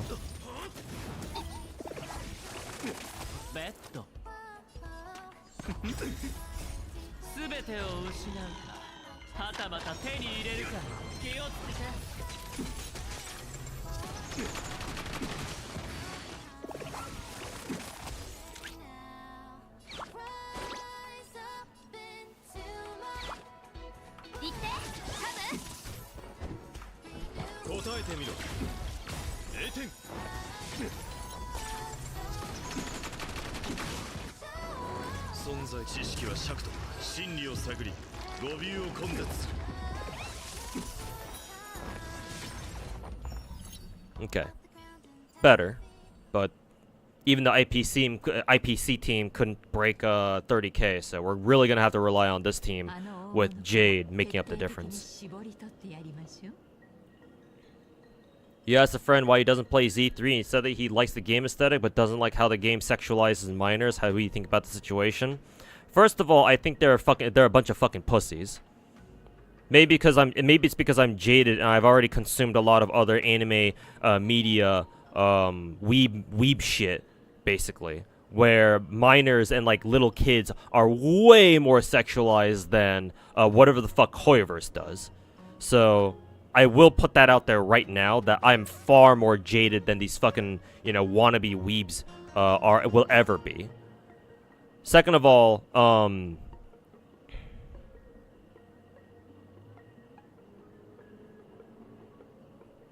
how do I say this without pissing off all of Twitter?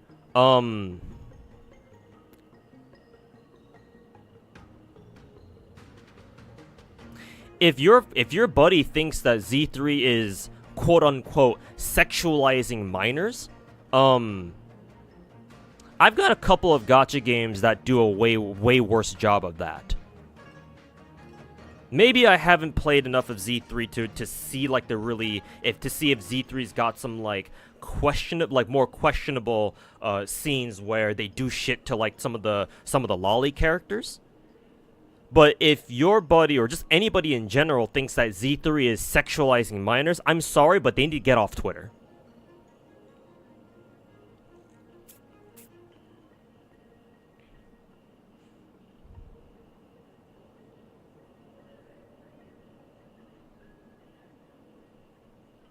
Because whenever you hear people talk about how, oh, this gacha game sexualizes minors, make sure to ask them how, if they can pull up any examples. And if they do, then analyze those examples and see if they're really worthy of being called, you know, sexualization of minors.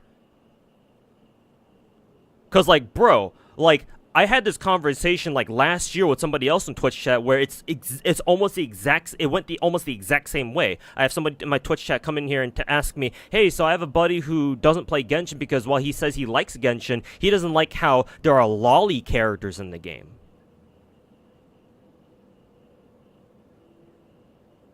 It's the exact same shit.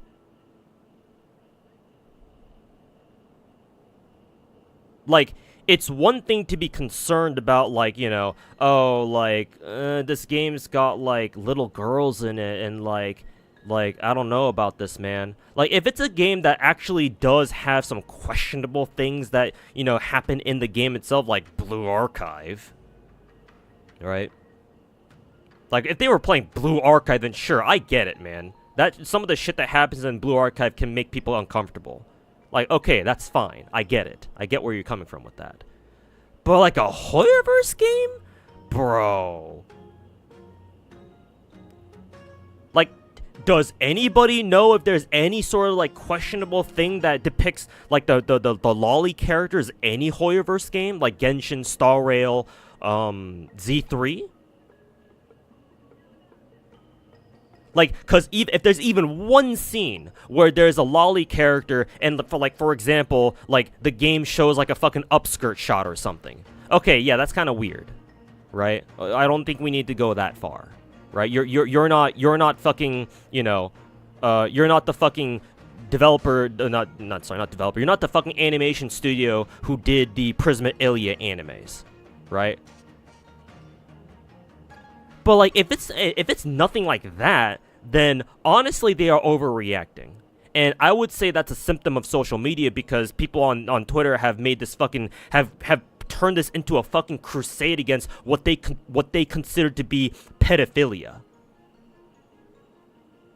And that's before I get into my whole spiel about like how, like, bro, as long as you keep your shit on the internet and don't make it a reality, don't actually act on it in reality, like, do whatever the fuck you want. I don't care. Because that's in part what the internet was made for people to be able to do things that they wouldn't normally otherwise do on the in real life.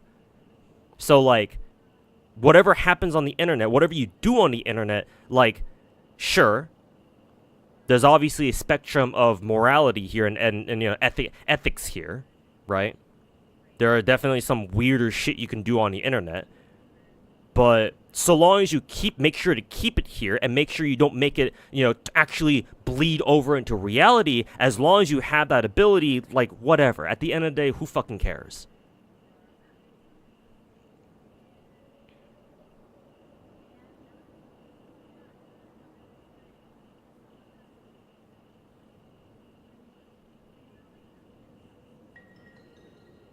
That one mechanic girl in Z3? Mechanic girl? The only mechanic girl I know is Grace, the one with the nail gun. Do we have another mechanic girl in Z3 that's who's playable right now? Maybe actually no, she's not the Bellabog girls, the biker gang girl or whatever. Piper? Yeah, whatever her name is. Like, she's a bit sexualized? I mean, you gotta give me some context, bro. Like, so I know that one of the lollies in Z3, like, one of her like screen animations, like, shows her showing her armpit or something like that. And, like, I can kind of get where you're coming with that. Like, you see that and you're like, they're sexualizing lollies. But I do think that's still a bit of a stretch. I need a better example of that. I need a better example. Like, a lolly raising their arms to show their armpit, like, sure, I can see why you feel that's weird, but that's not crossing any red lines here. At least not for me. That's literally it? Oh, if that's it, then yeah, you guys can go fuck yourselves. Yeah, no, if that's literally it, if that's the worst that Z3 does in terms of, like, quote-unquote sexualizing minors, or, like, sexualizing lollies, then no, the people who bitch about that sort of thing, they need to get the fuck off the internet. They can start by quitting Z3, first of all.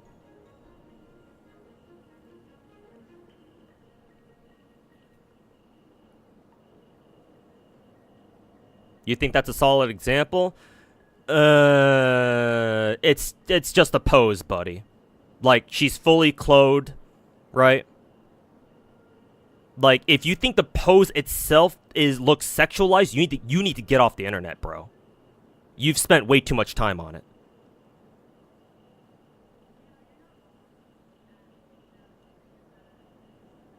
You think it's weird? I understand why you think it's weird, but that's not a red line. No. For me, that's not a red line. If you have an actual fucking problem with it, again, I reiterate for like the third or fourth time, get the fuck off the internet.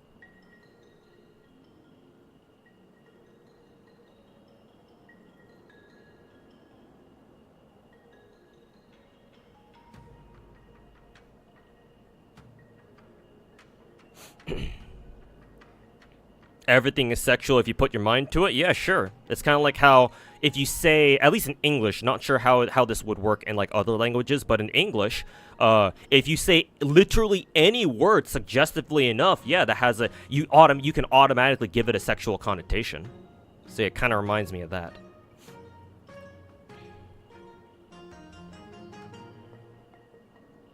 Not really. She's wearing half a top. She's wearing a tank top, bro. What's wrong with a fucking tank top, buddy?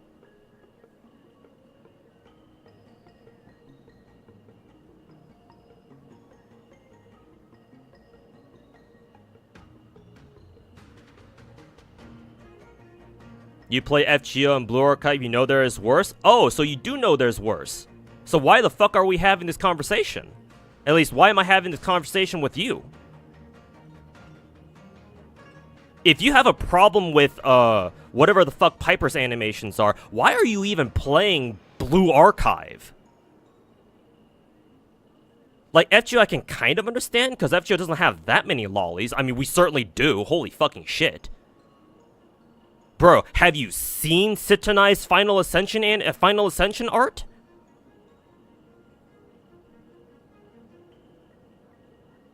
Why are you playing those games, bro?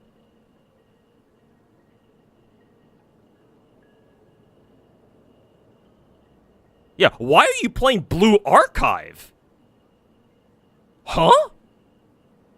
And you're out here saying you don't like Piper's fucking armpit animation or the fact that she wears a fucking tank top? Huh?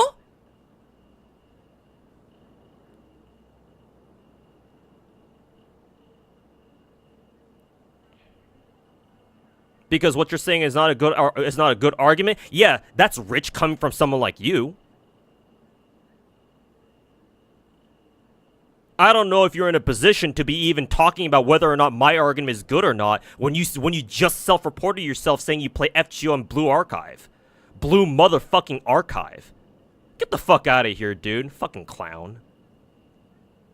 Jesus, I feel like Asmongold already.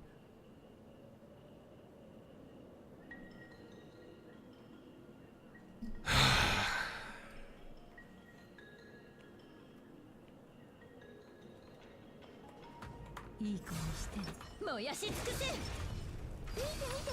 発目して待とう。償いたまえ。 Hey, don't let us catch your Twitter account where you turn out to be one of those people where you claim that you hate pedophilia and turns out you have a child misdemeanor or like a child like molestation offense or like a misdemeanor on your record. Don't let us catch you, man.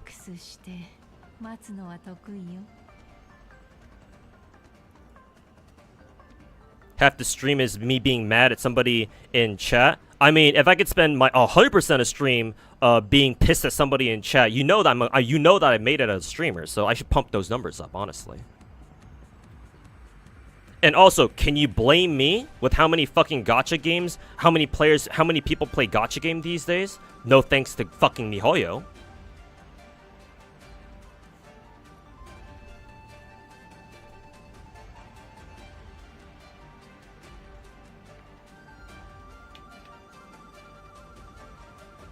You think people can make a complaint about a point and still continue playing? Yes, you're right. But do you not remember what you just did?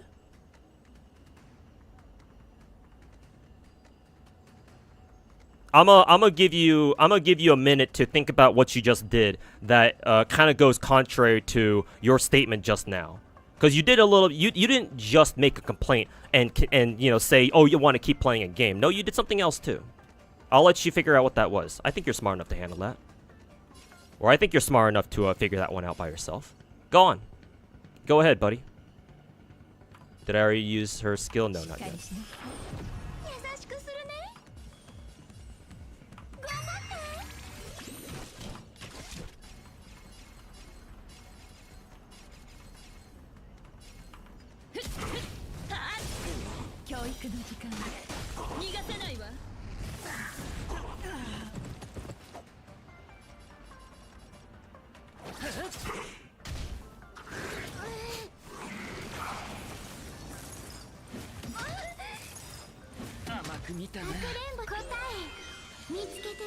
How you finding Jade? Is she fun? Yeah.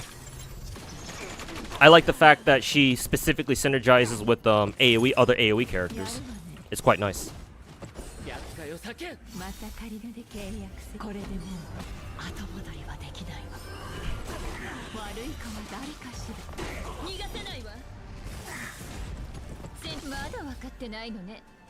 Bro, all I said is that it's a weird pose. Alright, I'm gonna stop you right there, bro. Let me pull up your messages real quick. The thing that I wanted you to say back to me was your line here, specifically where you said, because what you're saying is not a good argument. Lol. That's where I'm getting your ass.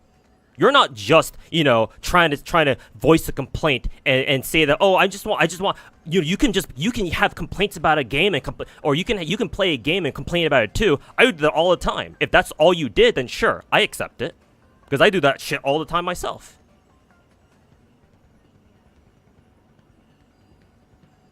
But then when I was responding to your complaint saying, nah, I don't agree, man. I don't think that's big enough of a deal. Like, I don't think that's a big enough red line for me to personally consider that to be, you know, something that you should worry about. Then then the one thing you said that undermines your entire fucking argument just now is that, oh, your complaint isn't that good, or your argument isn't that good. All right, then, if that's what you think, how about you explain to me why my argument is not that good then?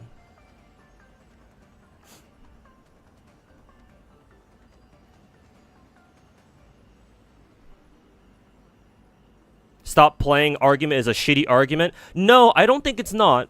Not these days. Not with how fucking terminally online people can be. No.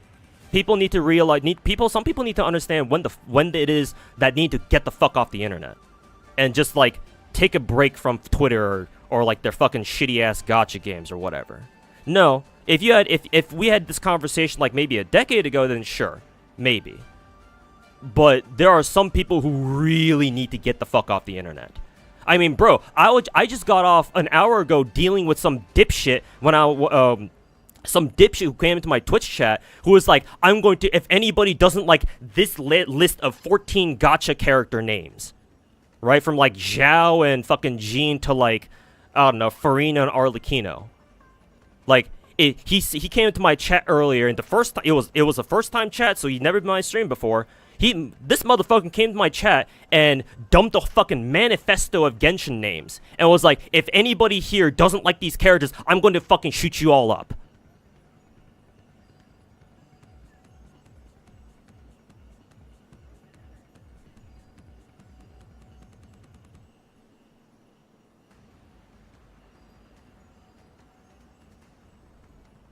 It is. I enjoy certain things. Companies need to hear complaints sometimes. Here's the thing. You play Blue Archive. Your complaints will never be heard. Matter of fact, you making those complaints in the first place is kind of a waste of time. You're complaining about a game, or your complaints about Blue Archive in this case, is like the very foundation of its fucking community. Honestly, I understand if you bitch about this more about like a Hoyoverse game, because Hoyoverse is obviously trying to avoid that shit. But for a game like Blue Archive, and the fact that you've literally told us you play that fucking game,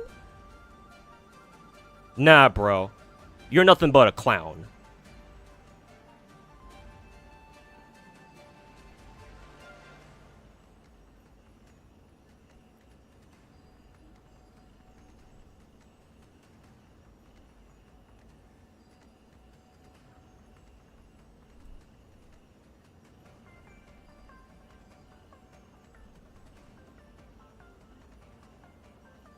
Hey man, that's fine. At least I tried. Yeah, tried what? What did you try?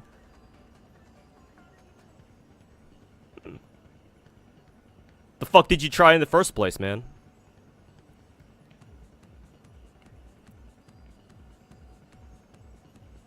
You're a clown for making your voice heard? Yes, but trying to make your voice heard when you know your voice is never going to be heard. Yes, you are a clown. I mean, we had a whole fucking game where we got that whole insanity meme from, right? I don't think I need to recite it to you.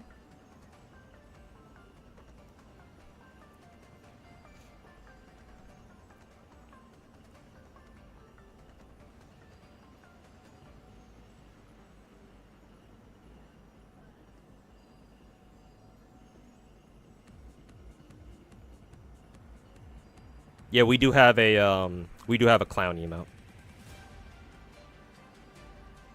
Did you get the mask skin from the collab? Not really. I only care about buying Coomer skins from Nikkei. I mean, I guess if you really like bodysuits, then maybe. But I'm not that big into bodysuits, so nah. I might.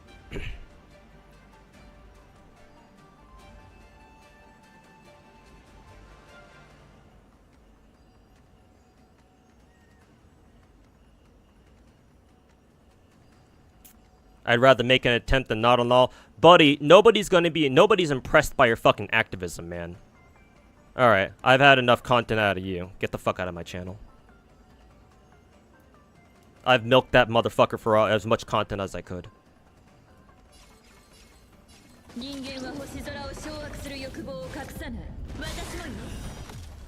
At least I tried. Yeah, you want a fucking cookie to go along with that, bro? At least I tried. Man, at least I'll say one thing, chat. I'm glad he had a great upbringing. I'm sure he had a nice family, very supportive parents, mom and dad, gave him everything he wanted. Right? Motherfucker never had a trouble in his life, bro. School went by smoothly, never bullied at school, right? I'm sure he goes to a great college, paid for in full by his rich parents. At least you tried. You're special.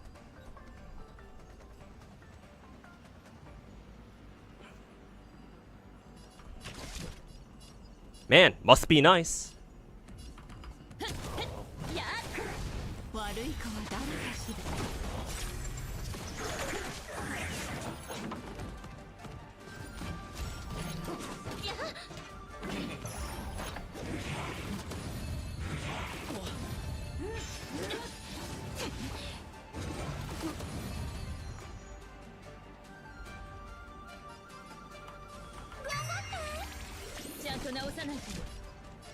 Excuse me.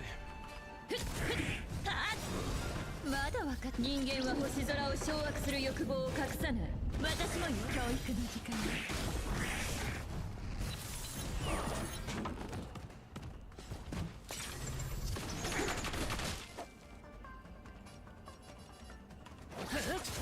施し参ります。もうじゃ再臨。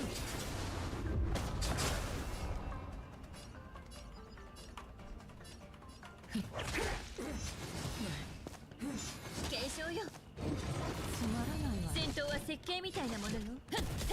やルール違反よ。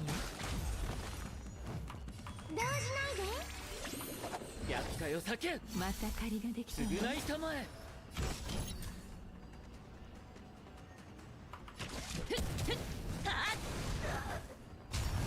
何かを得たら何かを捨てるのよ。That was actually Dr. Disrespect's alt account. now the truth has been revealed. Ooh. Careful, dude. Careful, you might message somebody, another minor on Twitch again.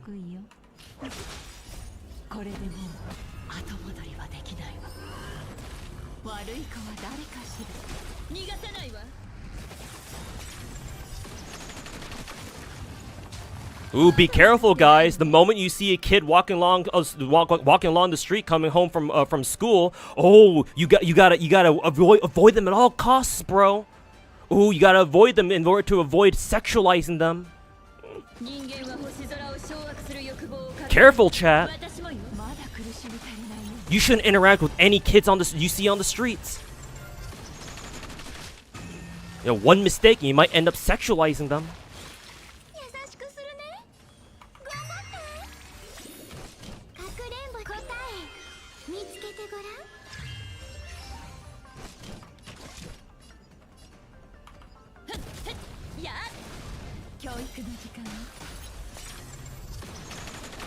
Yeah, Jade just shits all over this, all over the deer boss, to be honest.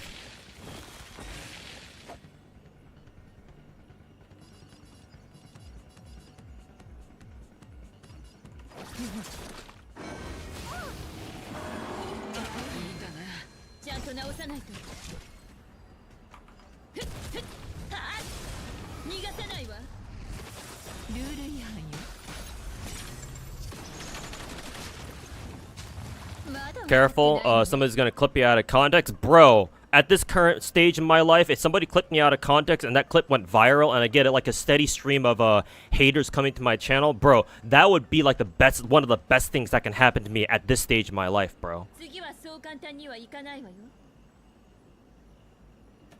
Fuck it, I don't care. I fought the world twice before, I can do it again.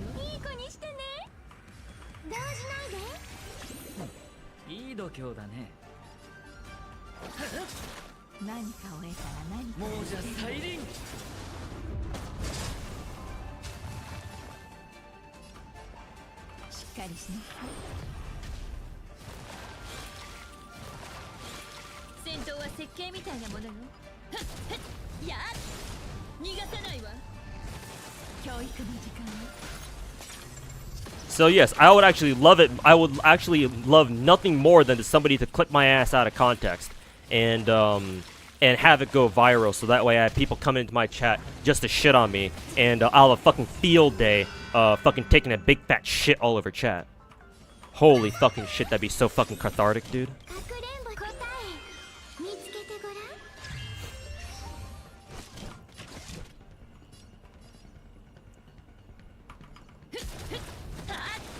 Have my pro tag arc soon. I mean, shit, man, that day couldn't come any sooner. I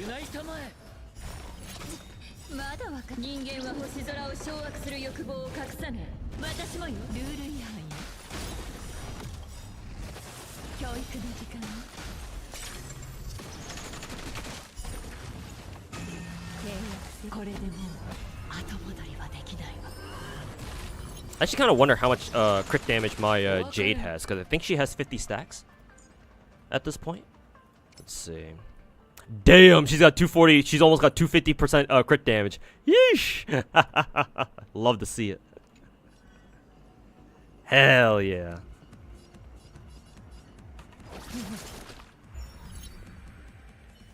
All right. Yep. The team was able to carry. We got 60k points right there. Z3 wasn't for you. You didn't like the art direction of the game.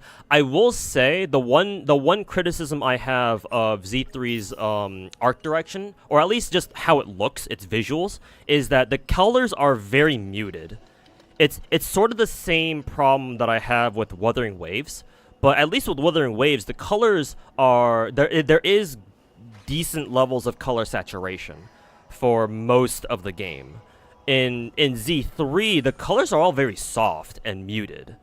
Like, the game could do with a lot more, like, not only saturation, but, like, the lines could also be better, too.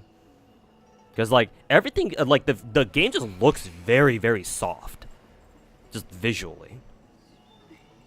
So, like, I think the game could benefit from having, like, a more distinct look.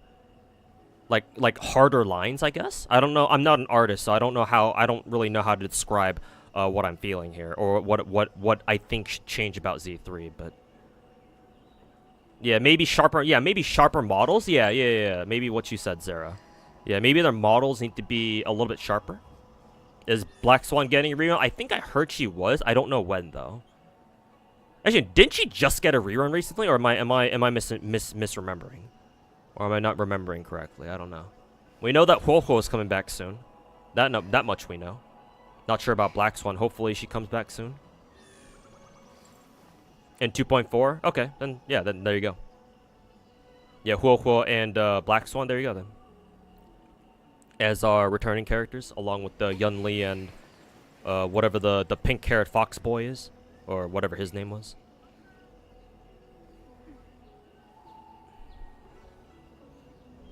It feels bubbly. Yeah, Zara. Yeah, the models don't have a lot of sharp edges. So like that ends up giving the game like a very soft feel. And like colors can like start bleeding into each other too. If you're not like really paying attention. When's Kafka getting her second rerun? Asking the real questions.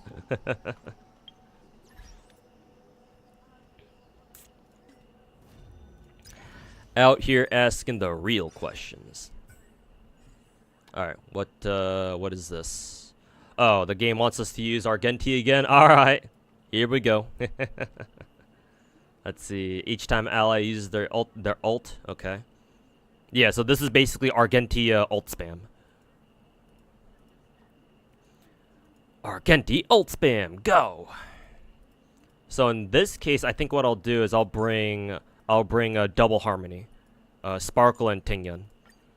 Yeah, we just hyper carry the shit out of Argenti and have him spam his ultimate to hell and beyond.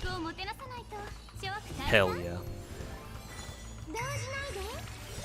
Hell yeah, let's get the party started. Woohoo! Use Jade. Oh yeah, I guess we could use Jade here. Too late. We're using Argenti. That's fine. We don't really. I don't have Argenti, so this is the only place I can actually use them.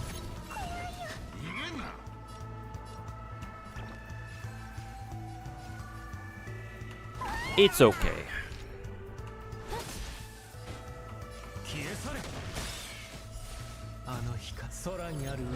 Is Jade good as a unit? She is. She's mainly a pure fiction character, though. For sure. Because she works best with another AoE character. At the very least, she works best with another splash damage character. So basically any of the destruction blast characters, you know? At least them. I'm not too sure how well she'll work with a single target. So, yeah. Her preferred teammate or her preferred partner is an AoE. So either, you know, Erudition or, you know, anybody else who has an AoE ultimate. So she's best for that. So she's definitely a pure fiction monster. But for MOC, maybe you can make her work in like an MOC where there's a lot of enemies for some reason. But it's debatable whether or not she's going to be like truly good for them. Maybe we'll have an MOC cycle where Jade is like really favored. But for now, it's obvious that she's meant for pure fiction. So take your pick. You know, if you want to roll for her just because, you know, because you need like another really good character for pure fiction. I mean, you still do need 2 teams, so. Is Argenti the better option? I don't think so. They're different, honestly. Because Jade needs another teammate to really work well. Argenti is a DPS. He doesn't necessarily need anyone else to like really get his game plan going. Just a lot of support so that he can spam his ult. But I don't think you should compare Jade and Argenti. Simply because Jade has a different role. Like, she's not really meant to be the direct DPS herself. She needs another DPS to help her do damage too. So honestly, I don't know if you can compare those two. It's not a good idea to do that, because they have different roles. They're used differently, or they play differently slightly. But the job they end up doing is all very similar, because obviously Argenti is all about his ultimate, where he, you know, spams the shit out of it, and it hits all enemies. So like, yeah, you'd use him for pure fiction just like Jade. It's just that, you know, how you use them and how they're used ends up being a little different. Event is really easy. You mean pure fiction? I mean, now that we have a lot of great characters for it, yeah, because everybody has at least like E3 or E4 Herta. I forget how many free copies of Herta you get, or the game gives you. But like, everybody should have at least the E something Herta, so that shouldn't be an issue. And like, you get one more AoE character. I mean, a lot of people have Acheron, right? And there you go, boom. E5, damn, they give you a lot.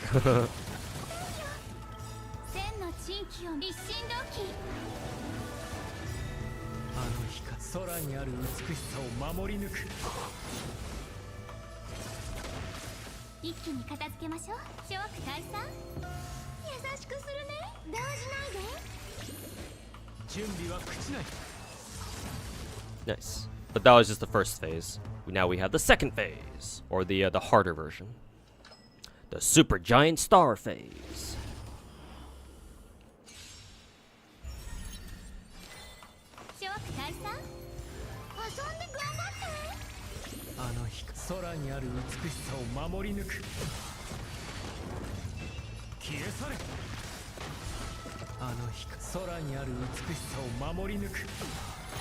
Ult spam, ult spam, ult spam.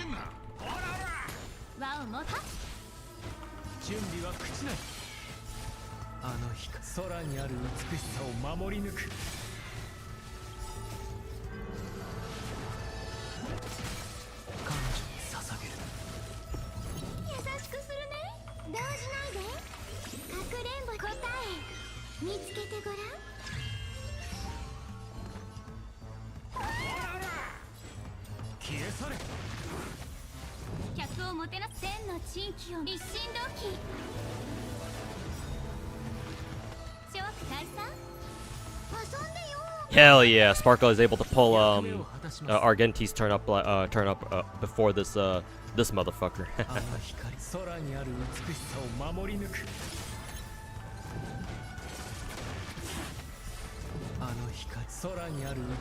Any Jades? Any Stellar Jades?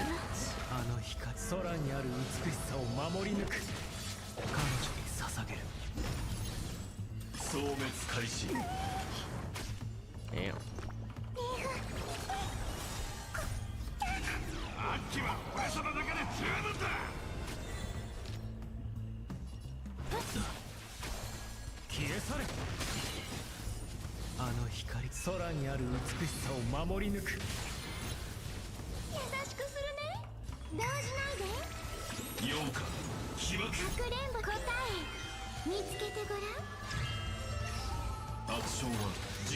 Damn.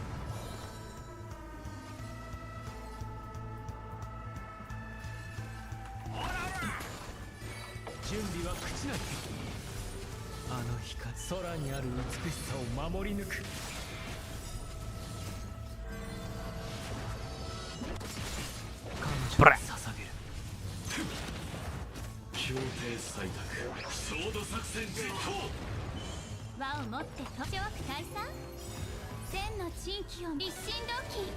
Spare Jades? Any spare Jades, madam? 空にある美しさを守り抜く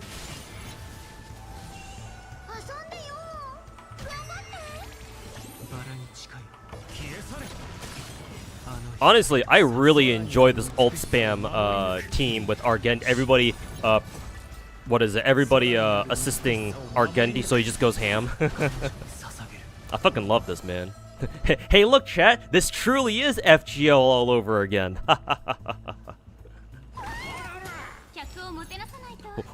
What do you mean, chat? Here's my Arts NP spam team right here. It's like we never left. It's like we never fucking left.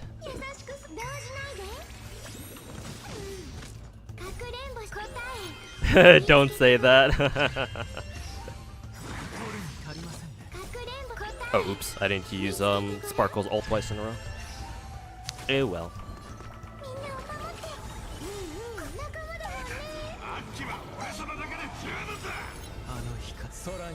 NP spam, I can't.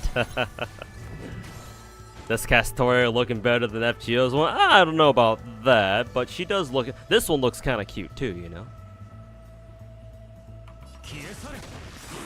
You know, she might... If she's feeling cute, she might put some pipe bombs in your mailbox later.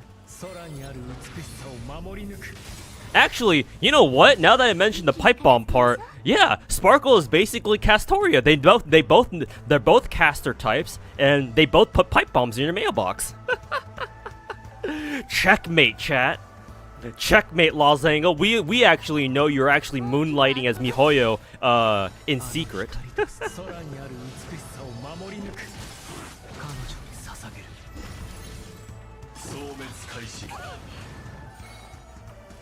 Confirmed, Lozango is actually Mihoyo in disguise.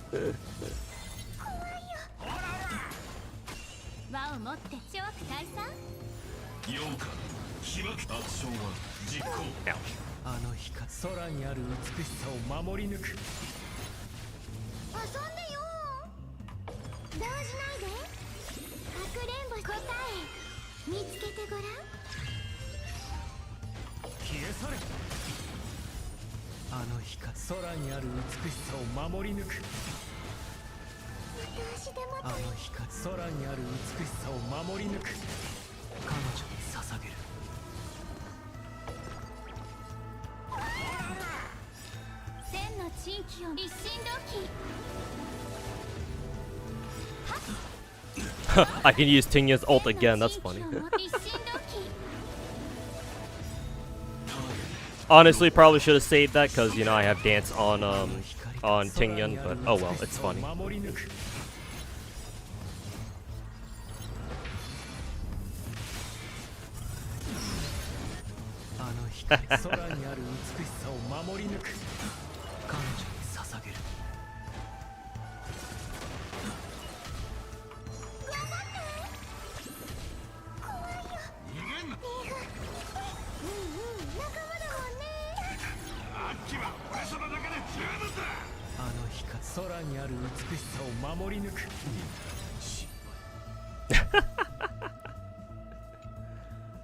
That team is funny. Anytime I see Argenti as a trial character, I know what's up.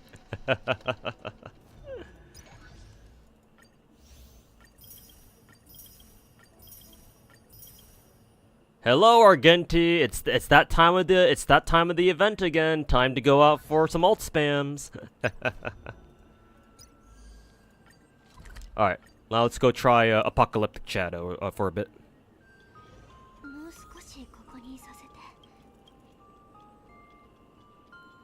Let me go get a drink, actually.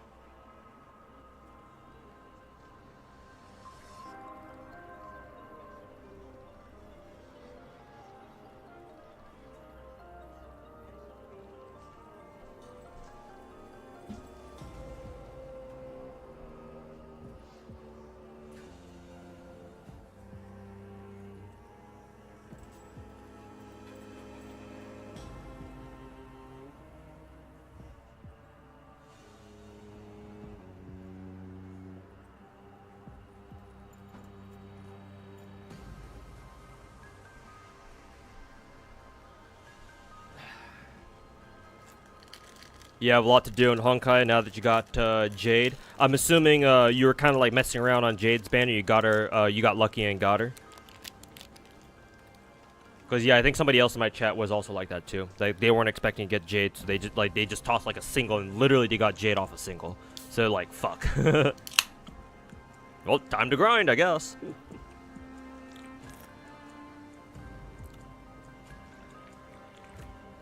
But yeah, hopefully Jade keeps you busy until we got a next patch. And of course, congrats on your Jade, of course. Who's the boss you dislike the most? Good question, actually.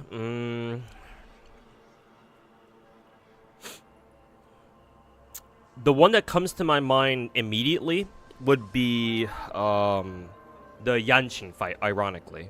The Yanqing fight is kind of annoying, actually. Cause you guys know about how his sword phases where on second and third break bars, he pulls out the swords where you have to break the swords in order to start breaking him, right? I've always found that a little bit annoying, mainly because you don't know which element the swords are, or which elements the swords are weak to. So it's like, it's basically a guessing game. I think there are like set patterns, I think, where like, oh, you can hit the swords with like one element and see if it's like, if it gets affected or not. If it does, then you can kind of infer like, oh, it's this pattern or it's this pattern, or at least that's the feeling I get. So maybe it's not as bad as I think it is, as I say it is, as long as you just like memorize those patterns. But even still, kind of annoying. So I would say the Yanqing banner, kind of, for now. Because like, if you don't break the swords in time, then Yanqing will just drop a fucking guillotine on you and like insta-kill one of your characters, and that never feels good. Firefly and Boot Hill are good here. Yeah, that makes sense because this game mode came out with those two. Luckily, I have both of them active right now, or I have both of them built right now.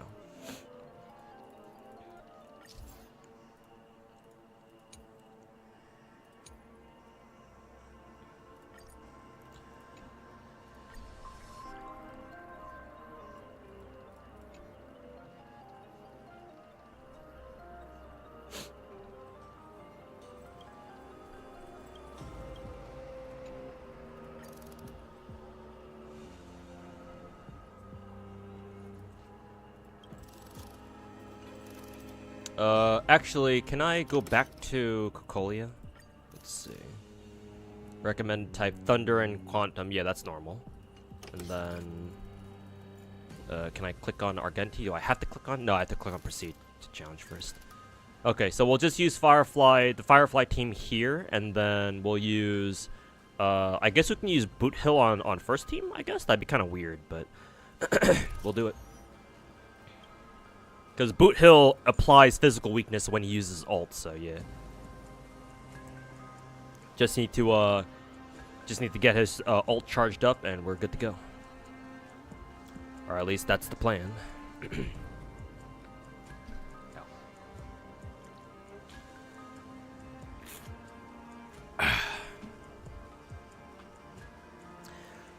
At least that is the plan.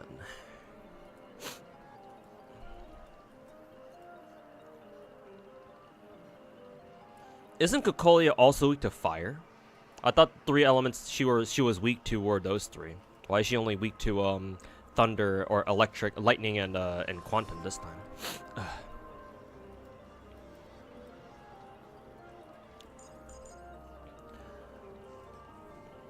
Sparkle, I guess. We would need a sustain, so I want to bring Luocha, but.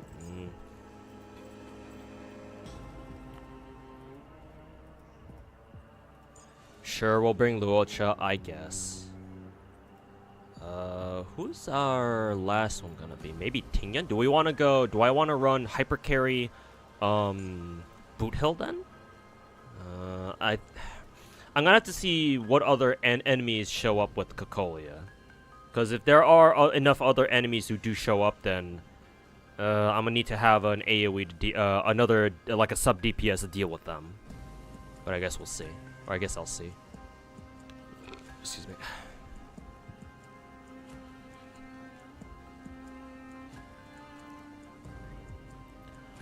All allies break effect. After dealing super break damage to enemies increases, blah, blah, blah. Well, nobody here does super break, so I don't think I can take that. Take this, at least. In that case, then I kind of wonder if instead of Tingyun, we bring somebody else then, like another DPS. An AoE, so to say. I mean, hey, we could bring Jade here and see how well she works here. Perhaps. Sure, fuck it, I don't care. And team 2, we obviously know who we're bringing for this shit. But of course, how could we not?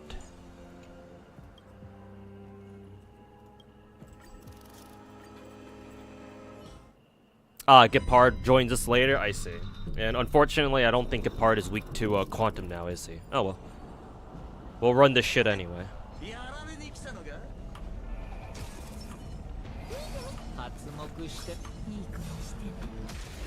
Brat. Links for a debuff healing? Oh. Maybe I should have considered links then. Oh well. We'll give it a shot. Yeah, there is Gepard right there. Oh yeah. You can view the strategy guide. Wow, they're really trying to hold our hands for this one, aren't they, chat?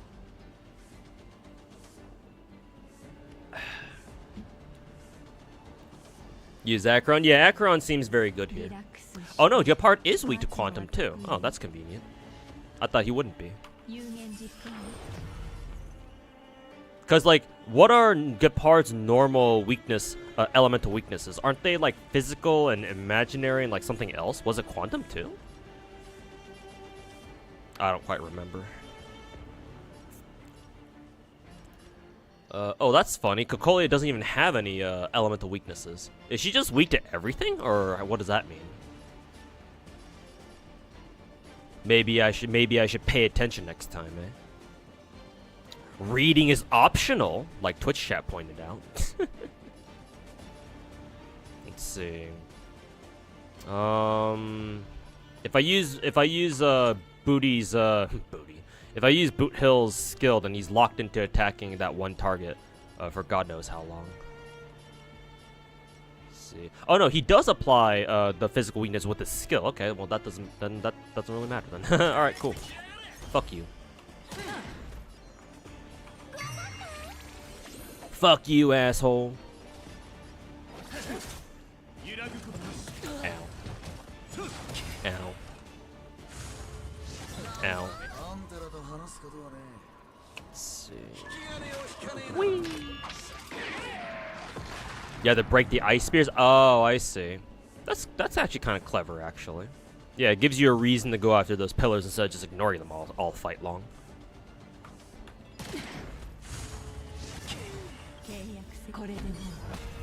That's why we have Jade, though.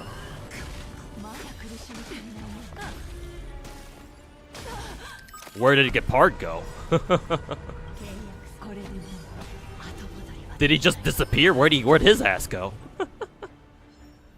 Ah, phase 2. Gotcha.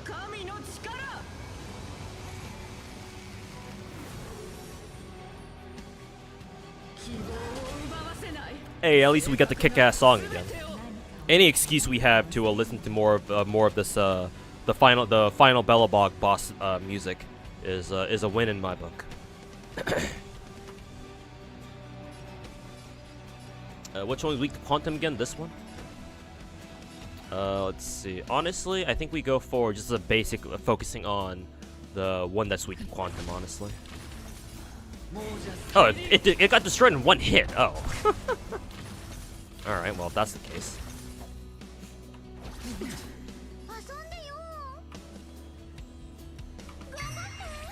Yeah, fuck it, we're using Sparkle's ult now.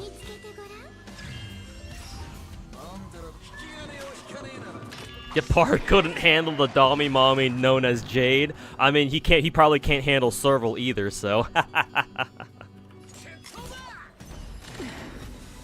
If we're being real honest with ourselves here. Though you didn't like the song? I don't care much for Star Rail's story, but the soundtrack is pretty cool. Especially when the lyrics start kicking in.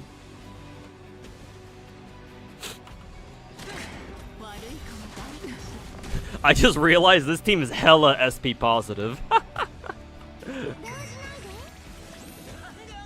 You get skill points, and you get skill points, and you get skill points. Oh, she's already dead. Oh. Oh. I was expecting a little more out of that. Maybe there's a harder difficulty? Surely Apocalyptic Shadow can't be this easy, right? Hey, Hannah, welcome back. Seems like you were kind of busy today. But, welcome back. You killed her too fast? Wait, that's it? Just for okay, thank God there are harder difficulties. Got it.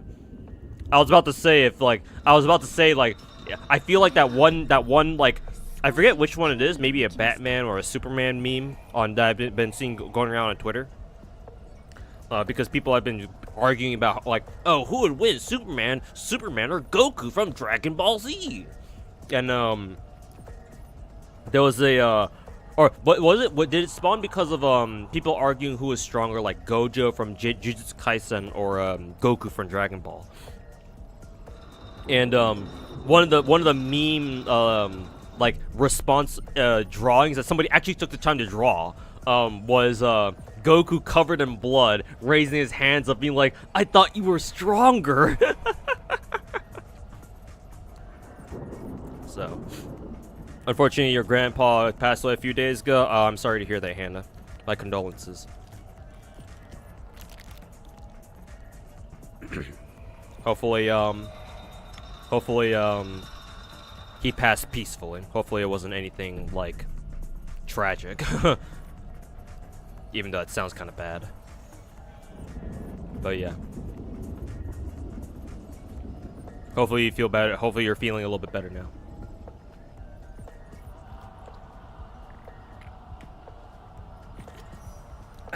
Sugar! God, I love sugar. True American here. Only thing I need left is go to my to my hospital and get diagnosed for type 2 diabetes. It was actually an Invincible. Oh, okay, it was from Invincible. Gotcha. I don't watch Invincible, so I didn't know. Sugar is good for you. Yeah, hell yeah. High fructose corn syrup, baby. True red-blooded American. First time attempting or trying Jade for this mode? First time attempting. I just brought Jade just because. However, there are like apparently there's like 4 difficulties to this, so it's gonna be really easy for me in the beginning, but obviously I expect it to get harder later on.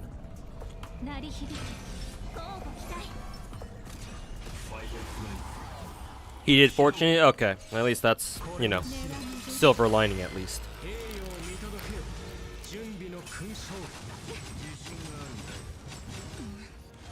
The corn shit sucks. Use normal sugar instead. Yeah, normal sugar should be the way to go. But you know, high fructose, that fake shit is cheap. And hey, you know what? Who am I to complain? Me being the broke boy that I am. But yes, always try to consume actual natural sugar. None of that fake shit. You don't like Coca-Cola? That's a shame. I like Coca-Cola. However, I will say I really like the bottled Mexican Coca-Cola, because I believe Mexican Coke is still made with real cane sugar, right? Or unless they changed it recently, or yeah, unless they changed it at some point.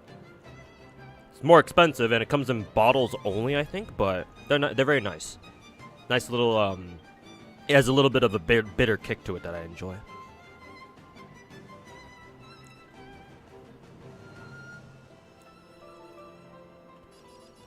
Not sure how she performs in Apocalyptic Shadow. From how I played her, she didn't feel too bad. But again, this is only difficulty 1, so no idea right now.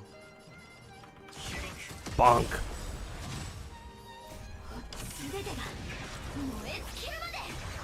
Hell yeah, let's do it, Firefly. Hell yeah, here we go. Whee!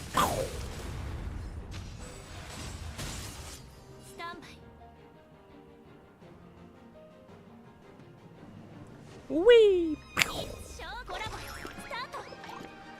Diet Coke tastes better than normal Coke for some reason. Man, I don't know where you live. But yeah, I've tried Diet Coke before. It doesn't taste as good. I mean, it's diet, so what'd you expect? But yeah, I mean, shit, man. If Diet Coke tastes better than the regular Coke, then do what you gotta, I guess.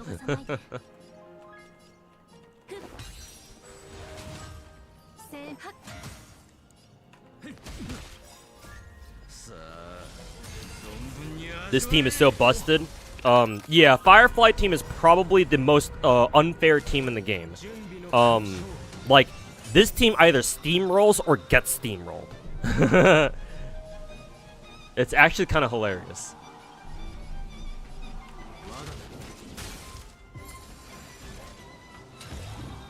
It's like there's no in between for this team.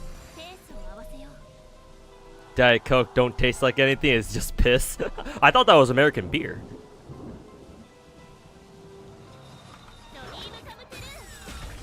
Mexican Coke is different from the American one. Yes, because American Coke, or at least Coke you buy here in America, is made with high fructose corn syrup. It's a synthetic sugar that's very unhealthy. It's very bad for you. If you drink soda in like large quantities. So if you consume a lot of it, then yes, it becomes very bad for you. Namely in the sense that it's because your body processes sugar and turns it into fat, basically, is how I understand it. If my knowledge of human biology is still intact, or like the human anatomy, what would you call that? Is it still biology? I don't know. But yeah, basically your body turns sugar into fat because because naturally your body wants to store sugar for fat in case of like emergencies in the future, right? Because you know how humans develop, blah blah blah, evolutionary shit. But high fructose corn syrup is especially hard to get rid of if you're like trying to lose weight. And like you consistently drink soda, and you're trying to like burn it off, but it doesn't go away easily. Like for you to be able to cut out, like if you're trying to lose weight and you drink a lot of soda, like unfortunately you just kind of have to cut out soda entirely, or like find some sort of like alternative, I guess. If you just really have a sweet tooth like I do, unfortunately. Or at least that's how I understand it. Maybe I'm wrong about some things. I'm not an expert in like human nutrition. But yeah, basically, anyways, going back to the original question, American soda is made using a synthetic sugar called high fructose corn syrup. Whereas with Mexican cola, or Mexican Coke specifically, it's still made with natural cane sugar, so it's more natural, I suppose. So yeah, none of that fucking fake sugar shit. It does mean that Mexican Coke does taste a little bit different. I believe, if I recall correctly, because I have had Mexican Coke before, they actually sell it at my local Costco. Or at least Costco should just be able to sell it normally, if you have a Costco near you. It's more expensive, because again, natural sugar is more expensive, obviously. Because you actually have to grow it and shit like that, and process it and shit like that, instead of like just making it in a fucking factory. Or like a fucking plant somewhere. And so yeah, it's more expensive. And you don't get as much, right? Because I think the biggest bottle pack they sell is like maybe 12 bottles per pack. But it does taste different. It tastes a little bit more bitter. And personally, I like the bitter taste. It's a nice little contrast to what soda's usually like here for us Americans. So, yeah, it is different, slightly. Pepsi Max is better than Diet Coke. I actually drink Pepsi and Coke interchangeably. I like both. I think I would say I prefer Cherry Coke over Cherry Pepsi, I think. Just because I'm more used to Cherry Coke. Like how they play the theme songs? Yeah, that's cool. We got Cocolia's boss fight theme, and then we have Argenti's theme going on right now. Your metabolism. Yeah, same here, Deontay. Yeah, I'm kind of like that too. Like, with how unhealthy my diet's been for like basically the past decade, ever since I got out of college. Like, I should be one fat motherfucker, but I'm not. Like, I kind of have a little bit of a belly, but not really, no. Like, the kind of diet I have, you put it out on somebody else, and oh boy, man. Yeah.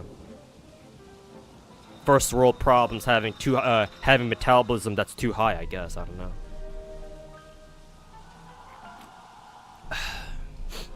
Jade is really nice for follow-ups. Jalter, she's more used for AoE teams.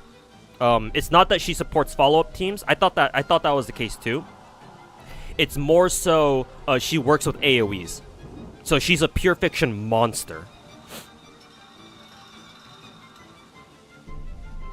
But any AoE character, even the splash damage characters or the blast characters, as the game calls them. Interesting fact to note, yeah. So like, I assume you don't live here in America, Rex Nemesis, but if you ever do, decide to come visit the United States for whatever reason, do be careful with our food here, because us Americans are so fat we put sugar in literally everything. So like the candy you might eat here is going to be way fucking sweeter than you're used to. So just be careful with our food. Our food has a lot of sugar in it. It might be, well, yeah, obviously genes can play a part too, right? If you have genetics that like are conducive to like, you know, burning fat very quickly, then, you know, obviously that helps. Or, you know, obviously it'll be bad if it's the other way around.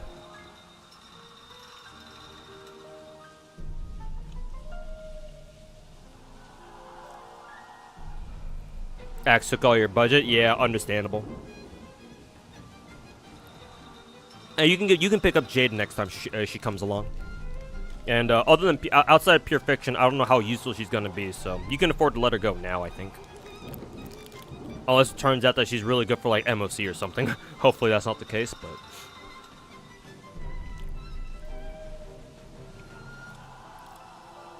You've been to Florida before? Everything is disgusting large. Yep.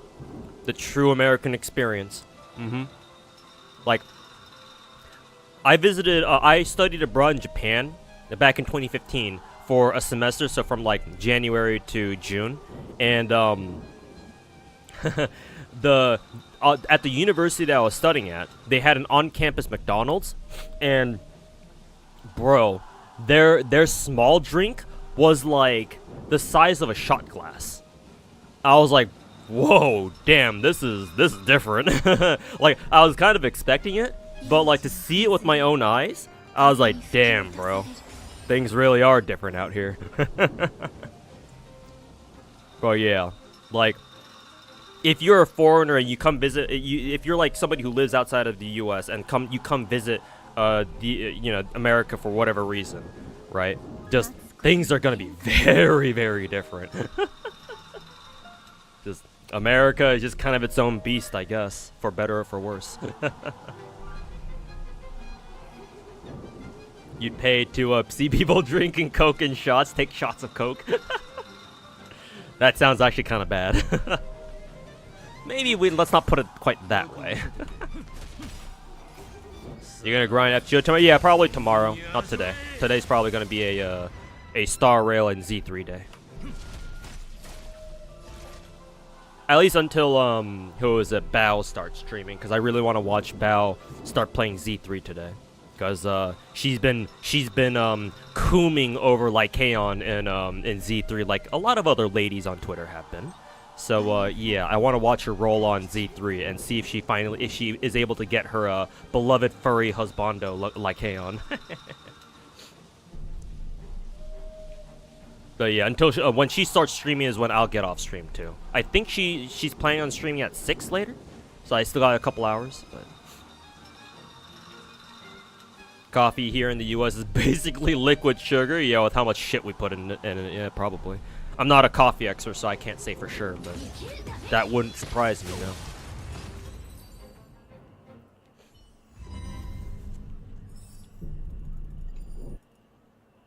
Yeah, we all have we all know the jokes about how American beer is basically just piss water. Excuse me. Hence why in GTA 5 there's a beer company, in-game beer company called Pisswasser.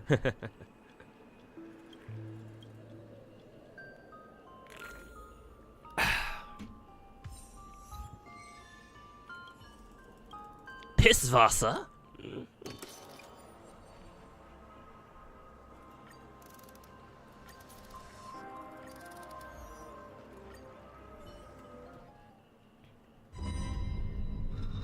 The Pisswasser?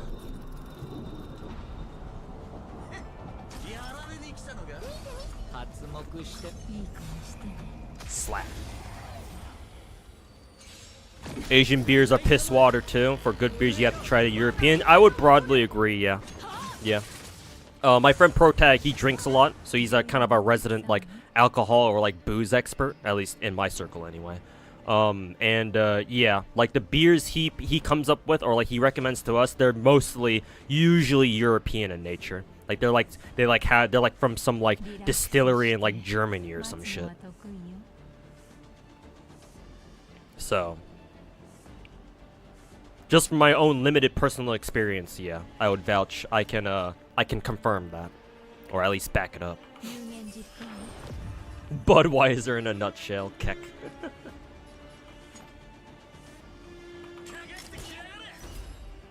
Waiting for a difficulty 4 Kokolia reaction. Yeah, let's see how tough she is. I expect her to be pretty tough. I don't think I can run this team against tier 4 Kokolias, so I'm looking forward to it. Let's see how much of a fight she puts up. Your German and Korean beer wasn't bad. Oh, okay. Good Korean. We Koreans can make a decent beer, I guess. But it tastes more like a soft drink. Keck. I mean, us Koreans, we're more known for our soju. We know how to do soju, because, I mean, yeah, that's our national liquor, pretty much. So, yeah. But, I mean, hey, you know.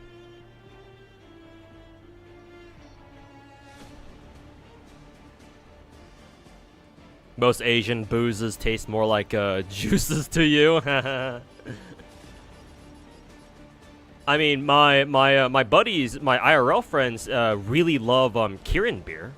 I don't know what it is that they like about it, but they really like it.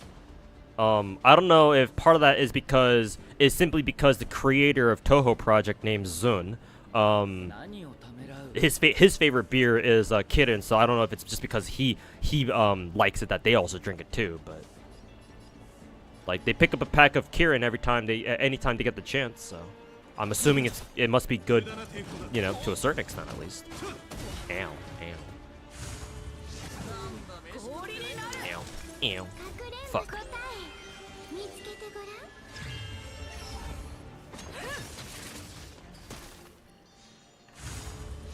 Ow.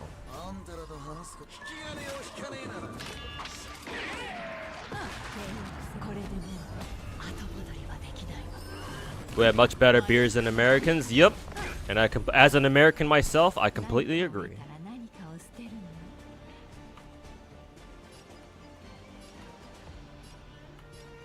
No lies here. No lies detected here.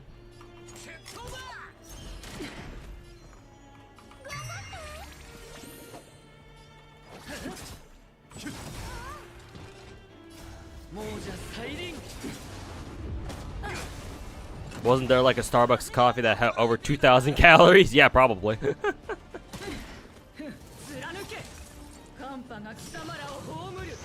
There are beer treasures in every country. Yeah, if you go to like local distilleries or like local breweries and shit like that, yeah, I'm sure you can find something nice. Yeah, it's just that in general, minus like the hole in the wall places. Yeah, other regions I would imagine have better beers than Americans do.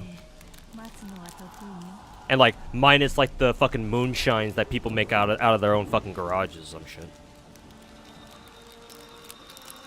But you know, good luck with that.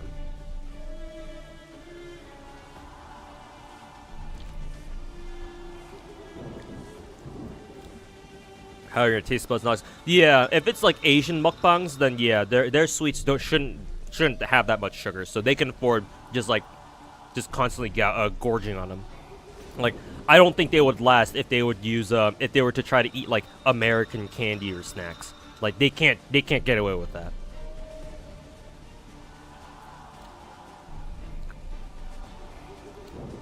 You drink a lot of moonshine if it's good if done correctly. Yeah, of course. Like if you know what you're doing, I'd imagine it's pretty good.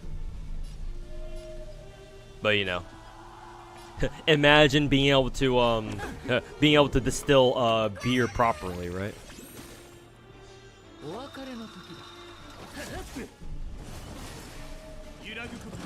Damn.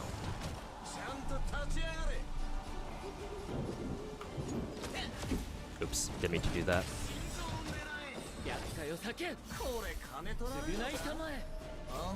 I don't think I can quite break her, so we're gonna have to break Gepard first.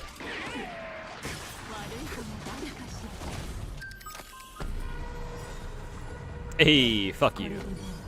I'm gonna open a brewery? No, I don't have the fucking capital, man.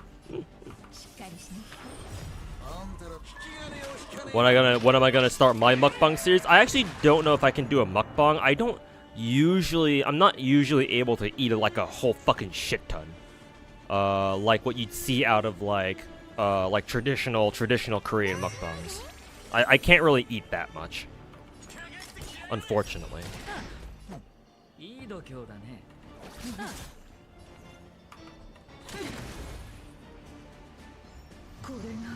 Kokolia time, or final boss time.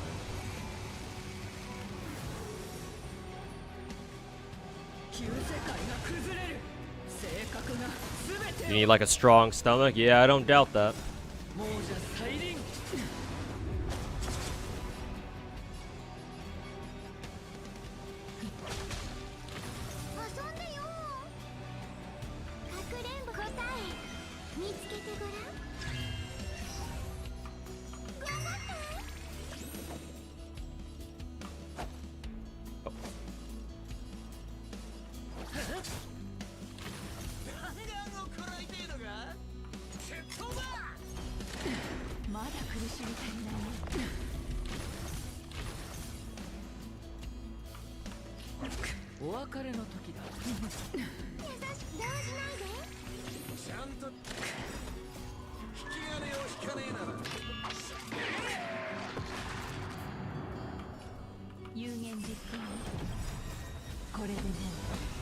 And an appetite? Yeah. Mm-hmm.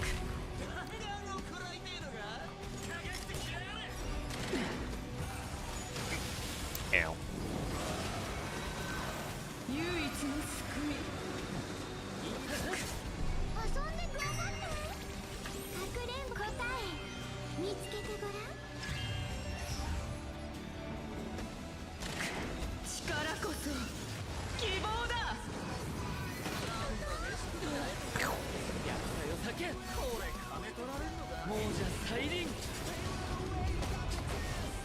Yeah, the lyrics are kicking in.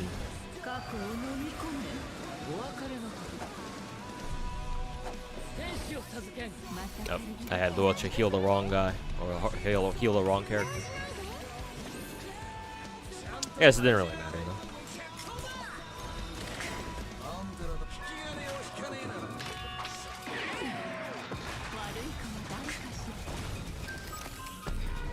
You gonna roll Rosanna today? Summer Rosanna? No.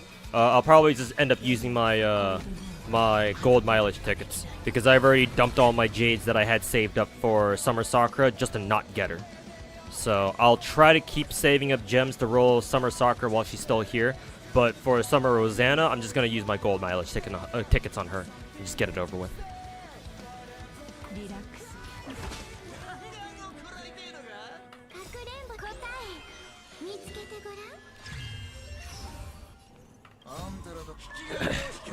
Kokolia gets killed in almost every Honkai game, yep. Or in every MiHoYo game,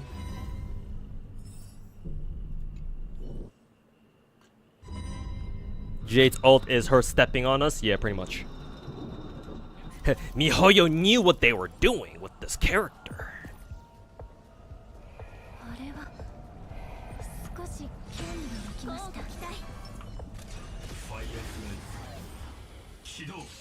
Kokolia is hot. You wish she was playable at some point? Yeah, to be fair, it'd be nice if we could get like a playable version of her. And like not have to worry about her getting fucking killed halfway through the story or some shit.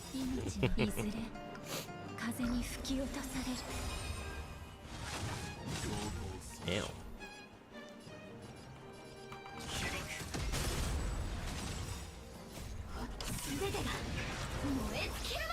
Oh, excuse me.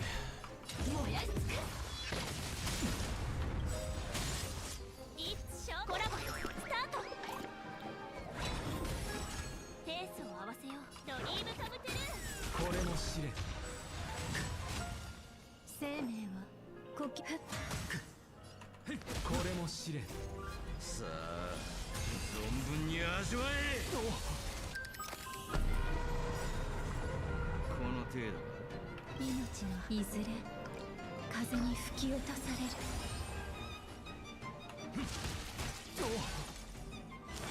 準備の勲章。生命草存分に味わえ。 Actually, I didn't need to use Gallagher's ult right then and there, but I guess it doesn't really make a difference now. 生きるために。 Blowy. まだだ。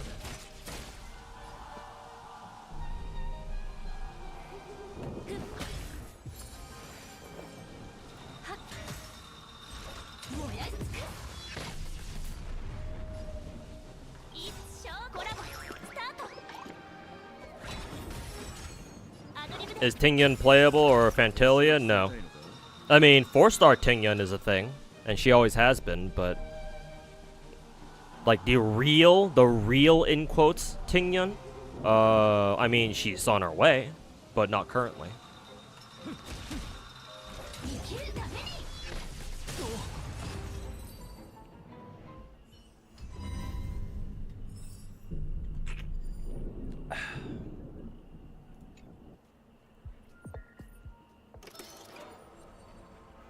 Look, he's raising his arm to show his armpit. Damn, Mihoyo over-sexualizing knights over here.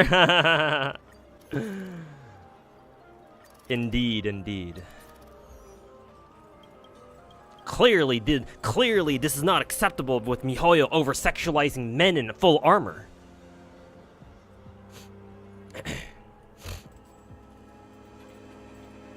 This is unacceptable. I'm actually kind of curious to know how well Acheron and Jade would work together. I'm actually a little bit curious about this. So Acheron, let's see. We would need a sustain. So yeah, we could run Luocha again, I suppose. Jade and what? Silverwolf?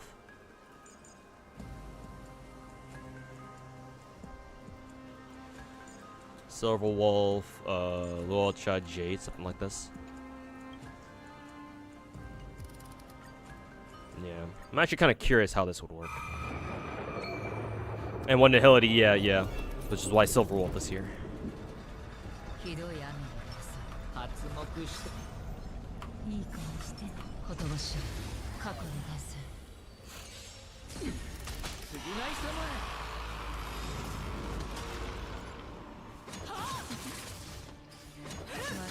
Though she's doing noticeably more damage than in previous difficulties already.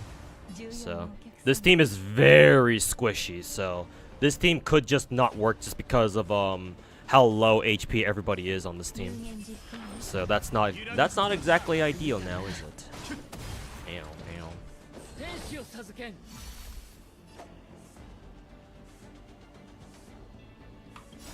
亡者再臨。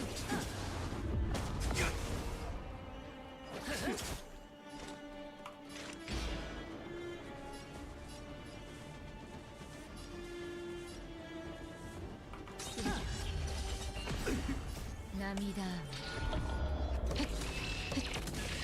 触れては触れる教育の時間。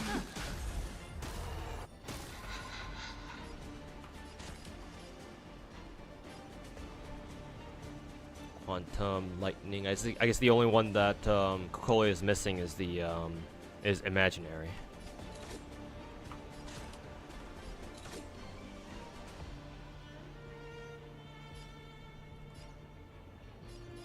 Let's see. Sure, we'll put it on her. Ah, it doesn't change her imaginary status, or it doesn't change her it doesn't add a fifth one. Jade rolls go. They went pretty smoothly, actually. Yeah, no spooks, no nothing. So I got pretty lucky on that.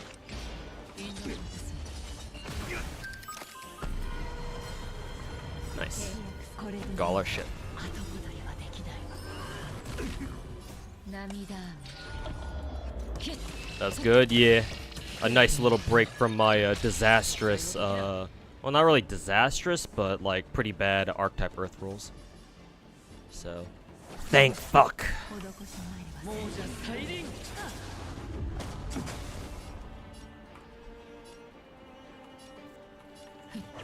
まだ苦しみたいなバトル体験を改善しないと2倍速ってこんなもんよ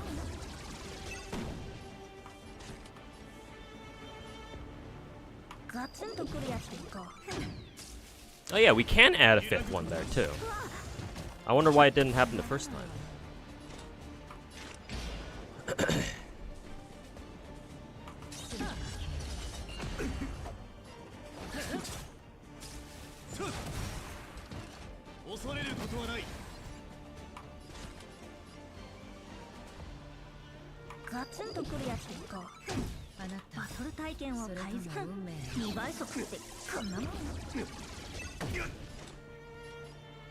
Arc really fucked you, huh? Yeah, over 3,000 Saint Quartz for MP6. At least it was for MP6, but yeah. Like, I was hoping to get MP6 with, like, under 2,000. 別れを告げるための時間はそう多くないという So yeah, that was kind of rough.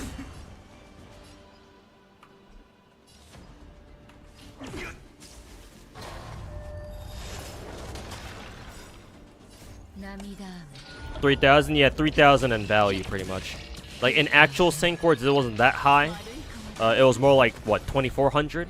Because I used 218 tickets that I had saved up for the past year. But, you know. If I know who's my most expensive and cheapest, cheapest is still Melt at 630 for MP5.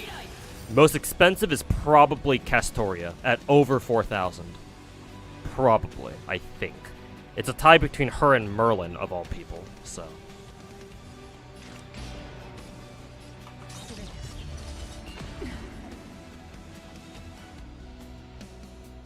I don't count tickets? Well, why not? If you don't count tickets, then I guess you shouldn't count like the free Saint Quartz you've saved up then, no?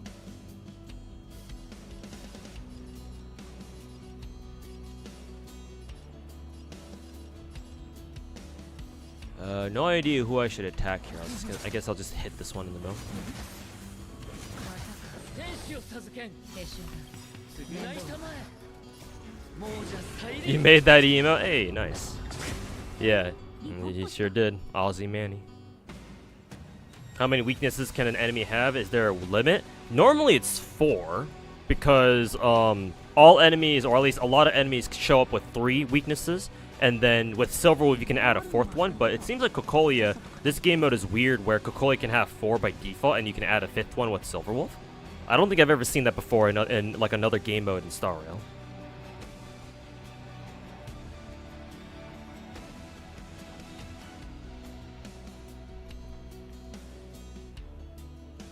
Nothing comes from free Saint Quartz and tickets in your case. I mean, I was like that too until I got my MP6 Koyanskaya Light for basically completely free last year. So I was kind of hoping it would be the same case with Archetype Earth, but I guess lightning doesn't strike twice in my case.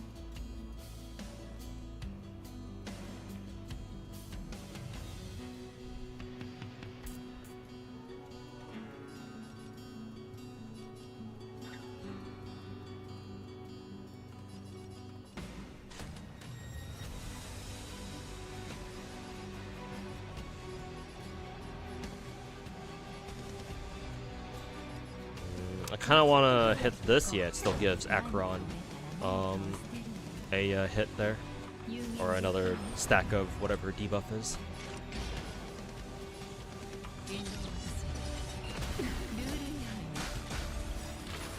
Very good. Got Arc arrived from your tickets? Yeah, like, I think 1 at least? Maybe 2? I forget exactly. Maybe 2, yeah. But, I mean, like, I still had to spend over like 3,000 Saint Quartz to finish the job. Like my third art copy took a very long time. Took a long time to show up, and then after that, I didn't get another one until I rolled yesterday. So not exactly ideal, you know.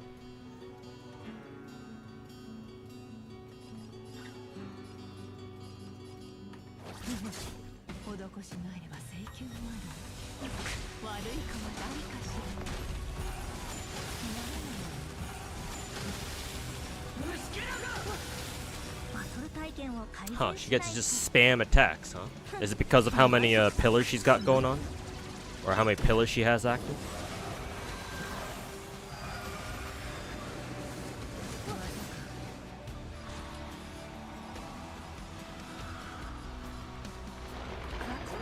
Oh yeah, I can use Acheron's ult here now.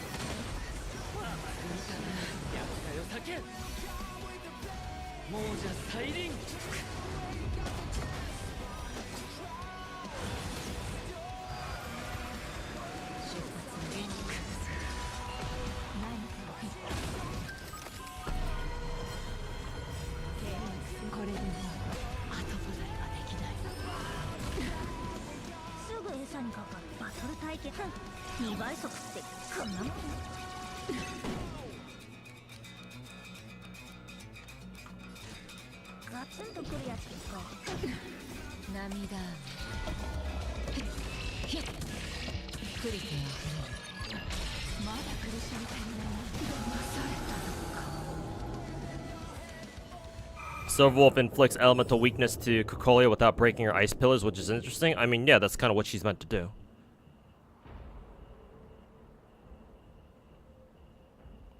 Yeah, any of the characters who can plant their own weaknesses directly onto enemies are going to be strong here, because, yeah, if you can just bypass that mechanic entirely, then, yeah, all the better. To be fair, the pillars, at least on the lower difficulties, don't have that much health. Let's see how much HP they have on tier 4. I'm assuming they're gonna have a lot more health on difficulty 4.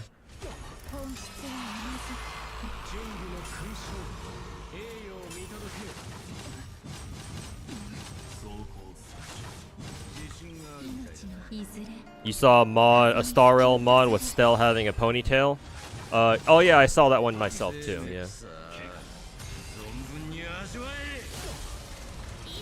That was pretty good.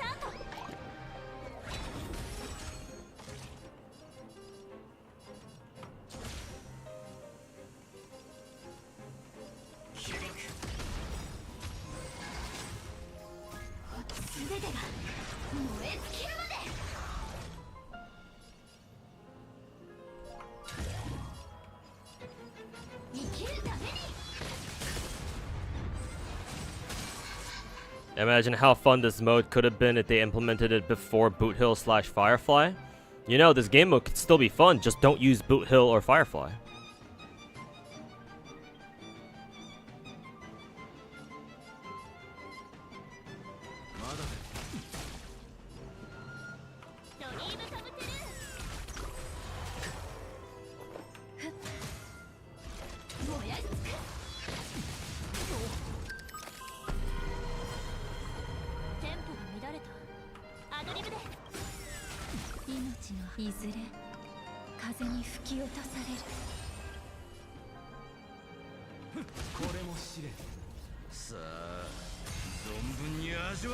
You didn't use Boot Hill? I mean, I didn't either. For the first half.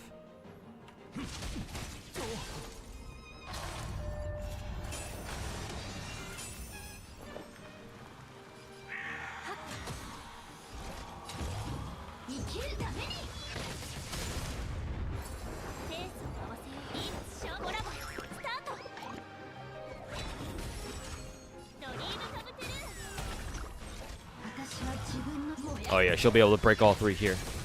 Hell yeah.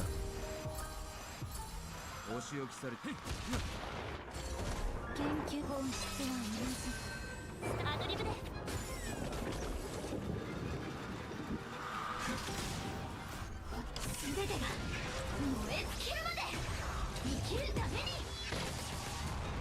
全力で来い。楽しいですか。命のいずれ風に吹き落とされる。栄誉を見届けよ。始め Oh, ましょう。 they're back. よく見せてくれ。 Ooh, interesting. A taunt. 燃やし尽く Interesting. Oops, I didn't need to use HMC's ult right away there. コラボスタート。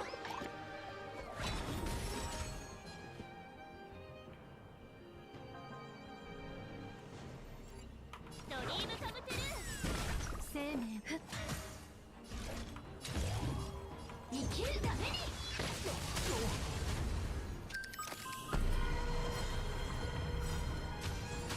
命のいずれ風に吹き落とされる。燃やし尽く。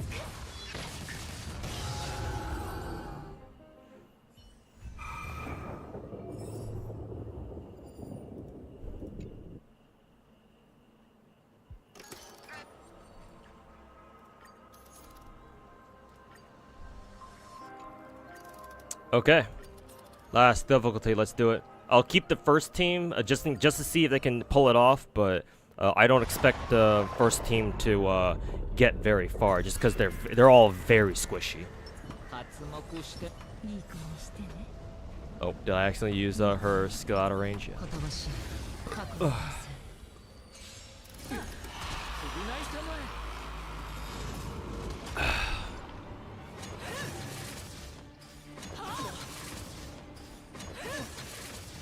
Break teams are broken. I see what you did there. 無駄な抵抗だ。またか。天使を授けん。化粧だ。面倒。亡者再臨。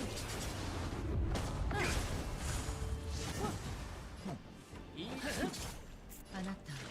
それとも Break teams are broken, you say? 涙雨。ひっ。クリティあふれる。ルール違反よ。契約せ。これでもう後戻りはできないわ。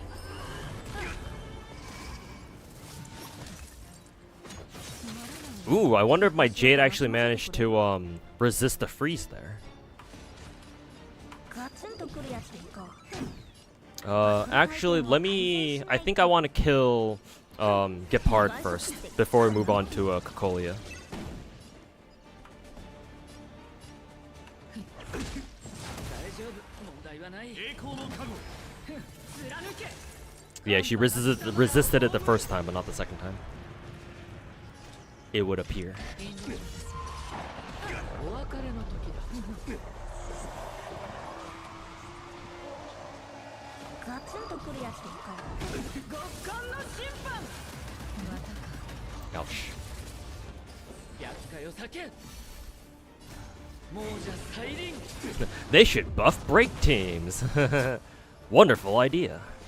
悪い子は誰かしら。あがく必要はなさそう。すべてが消える。へえ、リポップした。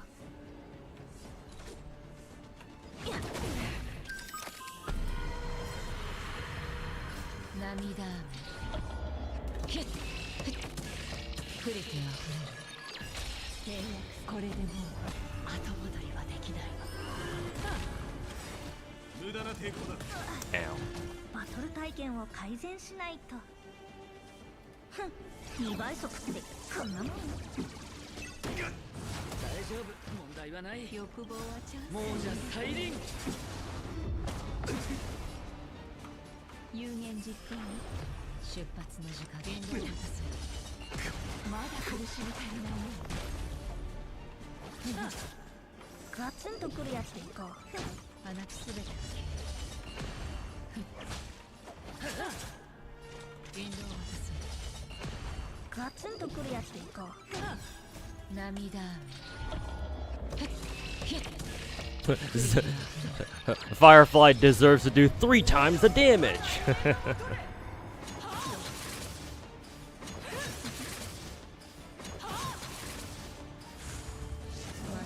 バトル体験を改 I don't think I should have used Silverwolf's ult right now.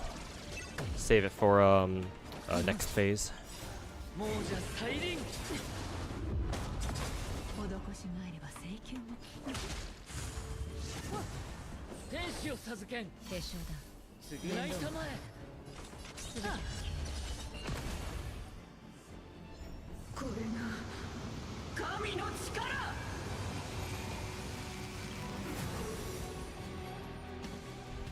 希望を奪わせない新たなる未来 Okay. Time for misery. ガツンとくるやつか悪い顔誰だし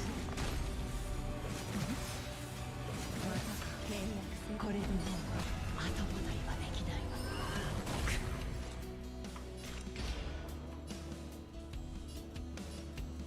引導を渡すまだ苦しみていない涙降りてあふれる Nice. Acheron was able to get rid of all of the pillars. Very good. 悪いかは誰かしら私を楽しませてくれるバトルタイプ2倍速ってこんなもん Jade's like whip whip snake. Snack. Snack. Is Arc better with Black Grail or Oberon? Granted, there are two coin Skyas.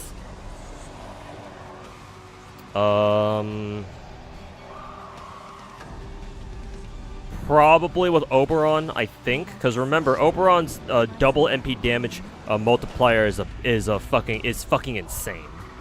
And remember, Black Grail gives you 60% limit break, right? Or no, it's God. I'm losing my memory, bros. It's 80% MP damage buff with Black Grail limit broken, right? Or is it only 60? No, 60 should be single copy. 80% should be what is it? Limit broken copy, right? So I was about to say. Here's the thing though. Oberon, yeah, it's 80%. Oberon's own MP damage buff is 30%, and if he uses his third skill in tandem with it, it goes up to 60. So like Oberon almost gives you as much of an MP damage buff as Black Grail itself, almost. So I would imagine Oberon would still be stronger technically. Not to mention you'll have Pluck Suit. You need to use Pluck Suit buff, or you need to use Pluck Suit to pull him in anyway, and you're going to use Pluck Suit attack buff along with that too. So all those stacked together, then yeah, using Oberon should end up, you know, doing more damage, I guess, or buff stacking Archetype Earth better. I want to say. しっかりしなきゃあなた全て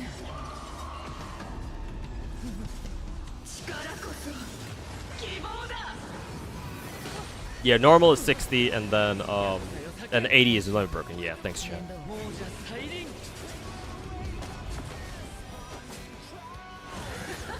過去を飲み込め引導を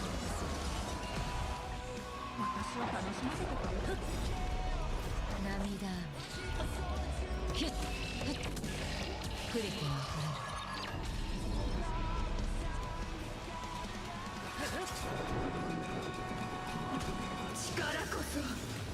Drop another nuke on us. バトル対決2倍速ってこんなもん契約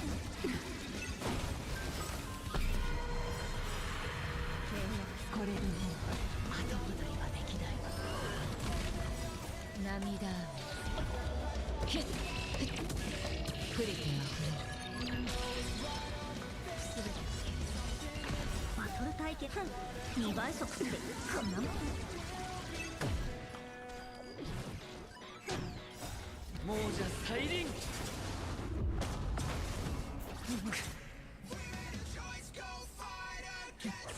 まだ苦しみたいな出発の引導 They said the thing, chat. They sang the thing. リポップしたガツンとくるやつか全て涙雨ヒュッヒュッ降りてあふれる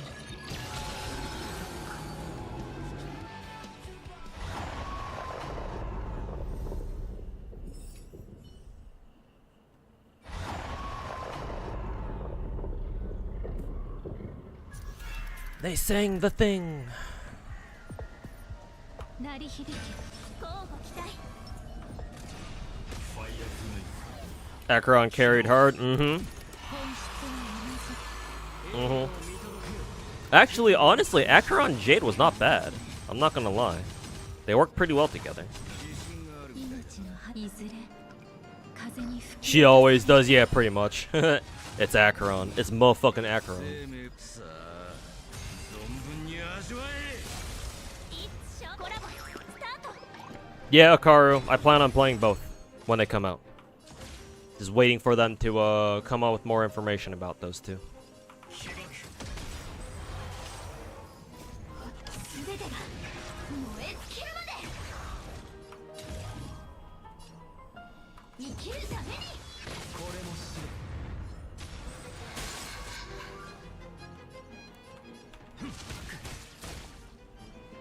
アドリブで研究の価値ありはっ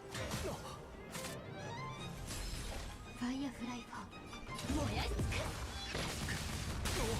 Yeah, more gachas to add to my collection. 命の Looking forward to the streams slash VODs. Hey, yeah, thanks, Akaru. And yeah, hopefully I can catch you in stream chat, watching along, just vibing. As per the old days. 生きるためにスタンバイはっさあ存分に味わえ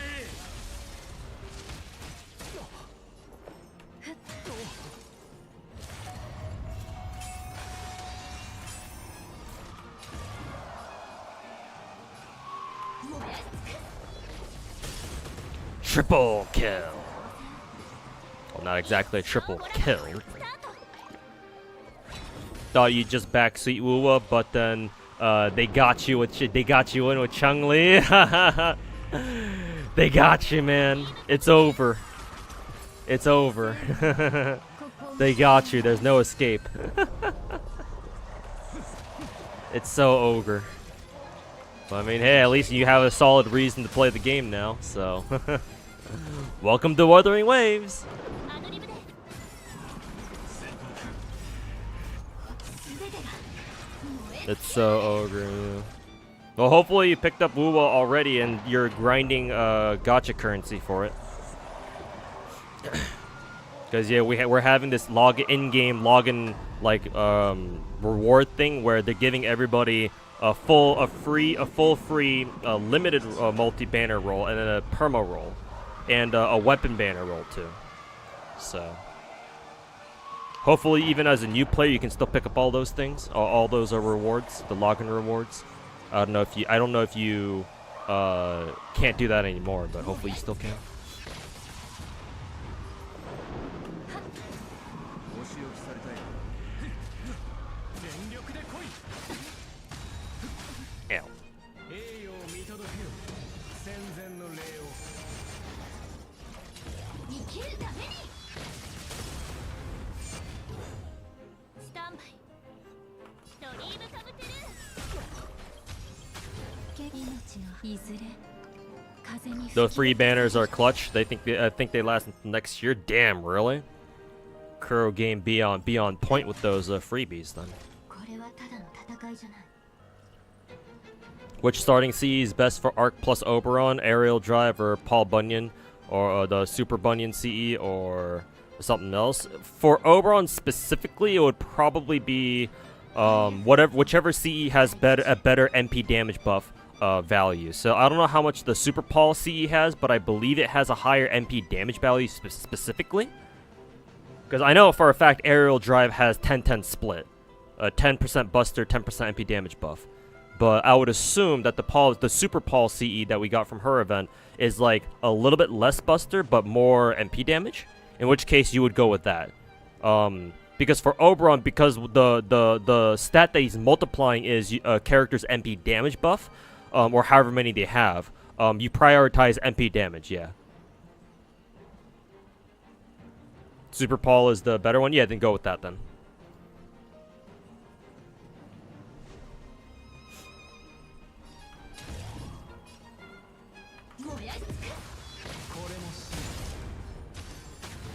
し置きされたいのか。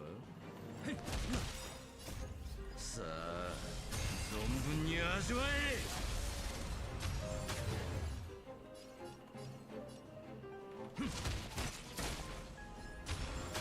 ペース一緒コラボスタート。アドリブで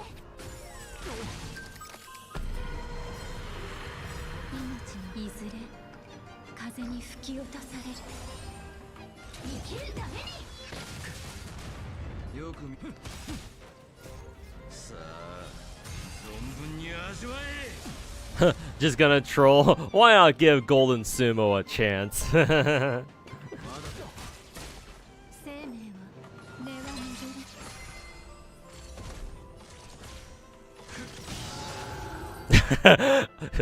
Firefly basic, unenhanced basic attack, punch. Just smack to Argenti's face and he's dead. Alright, that's it. Cool.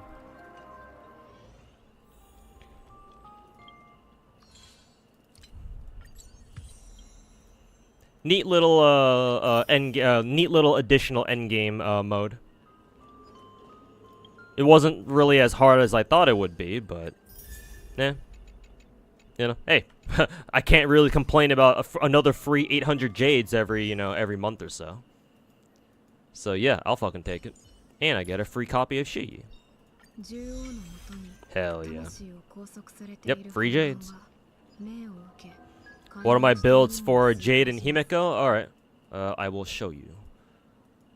I just built Jade today, so yeah.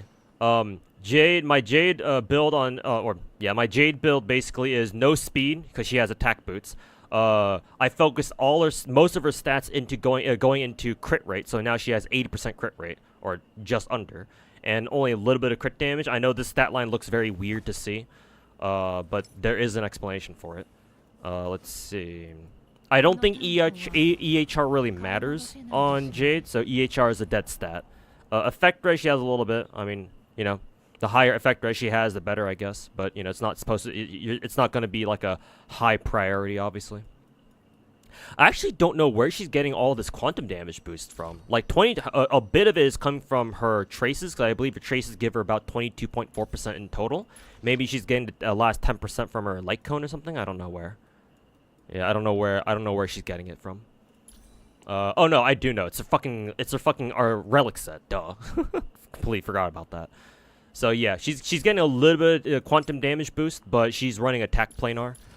She also has almost a fully maxed out trace tree. Actually, I like using her enough where I can justify giving her a full trace tree. Matter of fact, yeah, I'll fucking commit. I ain't no bitch. Yeah, sure. She's fun enough.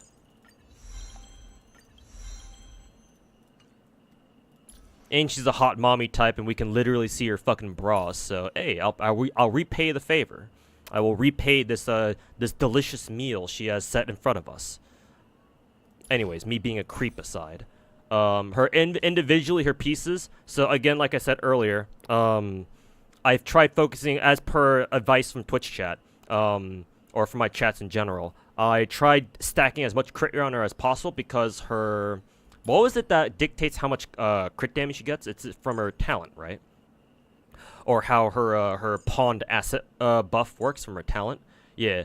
So Jade doesn't care about crit damage, or like she doesn't care about you trying to give her crit damage through her stats, because she's going to be giving herself a shit ton of crit damage anyway, because of how her talent works, because of her pawned asset stacking. And she can stack it up to 50 times, so once this talent is maxed out, she's giving herself, like, how much crit damage is this? Like, 100 and up to like 120% or something like that? She gives herself a shit ton of crit damage, is what I'm trying to say. And her third bonus ability basically increases how much more crit damage she's getting out of her pawned asset stacks to begin with. So I think I checked my Jade stats during like a pure fiction run, and at max stats, my Jade had like 85% crit rate and like almost 250% crit damage, like 246 to be exact. So because of that, you don't need to care about giving her any sort of crit damage at all if you don't need to. Like, if you get unlucky with crit damage stats, don't worry about it. She really doesn't need any. It's just focus on crit rate, and that's all you need to worry about. You're good. So, crit rate. I would imagine her most important stats are probably, like, crit rate, attack percent. Yeah, crit rate, attack percent. She doesn't care about speed, because the way she works is that she wants to use a skill on another DPS, and because of how her skill works, where its turn usage, its turn duration goes down, it ticks down by 1 turn every time it's her turn, I think. I'm pretty sure it's tied to her. She actually wants to be as slow as possible. So, no speed boots, no speed at all, pretty much. Just attack percent boots, crit rate, and more attack percent substats. And of course, attack percent rope. And then I gave her attack percent planar. I guess you could give her quantum damage boost planar, but I decided to give her attack percent instead. Because of her stats scale off of attack percent, obviously. So, 8.7% crit rate here. No crit rate here, unfortunately, but at least she's getting a decent amount of crit damage here. 9% crit rate here. Crit rate body piece. At least she got 2 rolls into attack percent, so that's nice at least. Attack percent rope. Unfortunately, this rolled crit damage, so it's not crit rate, but whatever. It's nice, I guess. And her planar rolled, I think, twice into crit rate, so that's nice. So, yeah. So, that's how she's built. So, that way, with this, and if once she gets completely going, with full 50 stacks upon asset, her stats go to, like, 85% crit rate and, like, almost 250% crit damage. It's pretty crazy. So, that's how she's built. Himeko is currently built like this. 51 CR, 128 CD. She's got her own light cone, Night on the Milky Way, max traced. And I recently was able to change her over to the full follow-up attack set, so Grand Duke set, along with inert Cell Soda. Only E0, but hey, she gets the job done. Decent headpiece, lots of crit damage at least. I think EHR is a dead stat on her, so that's unfortunate. Speed boots, not great, but at least it has some crit damage. More crit damage here, along with some attack percent and break effect. Crit rate, body, naturally. Sucks that none of the rolls went into crit damage, so fuck you, MiHoYo. Crit rate, rope, with a little bit of crit rate. Should be more. And then lastly, fire damage boost. This one, honestly, her fire planar is probably her best one, because this shit rolled like 3 or 4 times in a crit damage. So, like, this one's very good, unironically, even though half its stats are kind of dead. So, I will try to look for better follow-up pieces for Himeko, because, like, the dream would be to get her to at least, like, I don't know, 65, 130. I mean, hell, if I can get her to 70, 140, that'd be amazing. That would be, like, the fucking dream. But this is what she's running for now. She's also kind of slow too, unfortunately, because none of her relics rolled any speed at all. The only speed she's getting is from her boots. So, unfortunate. But it is what it is.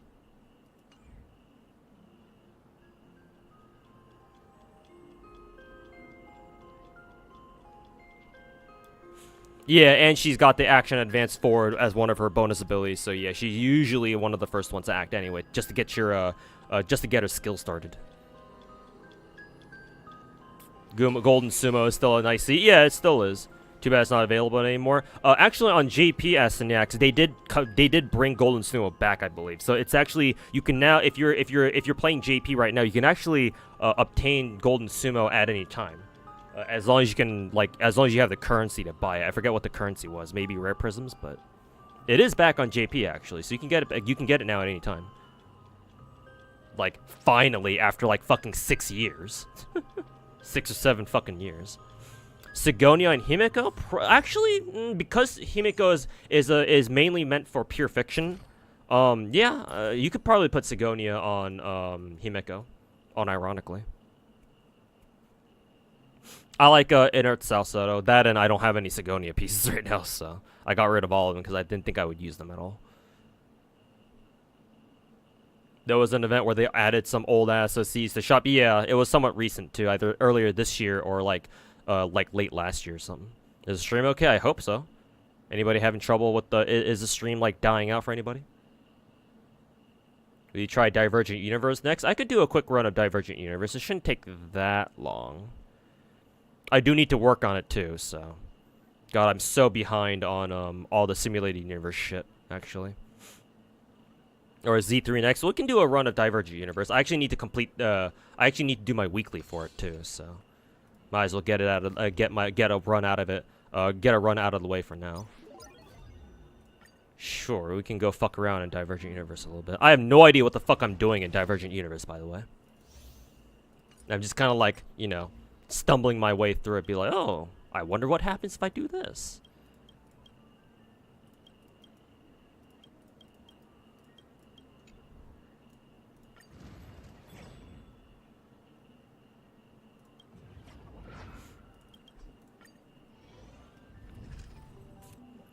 Simulated Universe on crack? Yeah, it seems like it, yeah. I'm just like, oh, I'll just take any of these things. Woohoo! I have no idea what I'm doing. Whee! I'm just like, hey, point me to the point me in the direction of the nearest enemy, and let me just go firefly them all. Woohoo!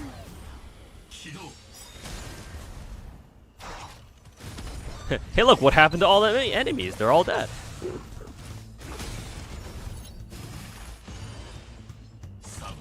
In position.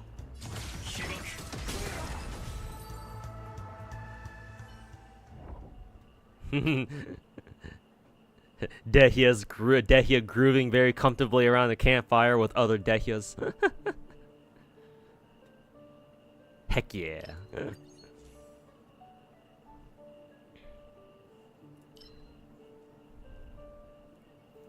Ugh, all these blessings are trash.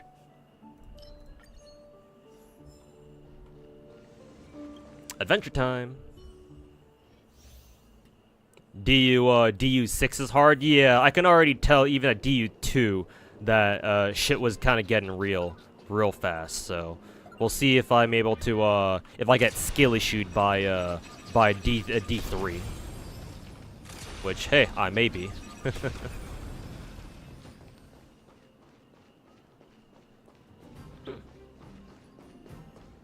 Also, tactical nuke incoming! Whee!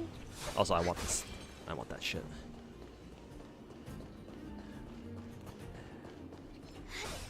Tactical nuke incoming!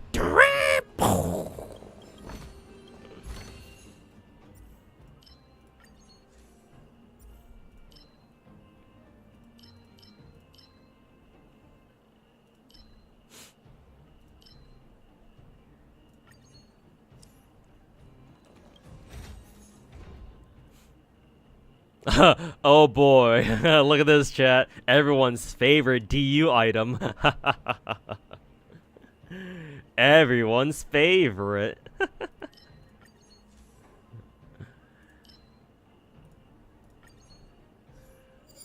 Yeah, auto battle, let's go!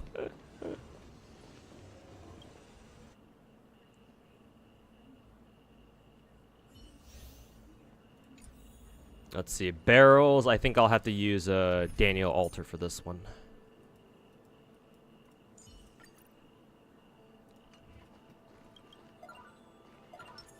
Just got Argenti's light cone with the rolls you built up. Hey, congrats, Hannah. And I believe you already had, I'm pretty sure you said you already had Argenti, you just didn't have his light cone yet, right?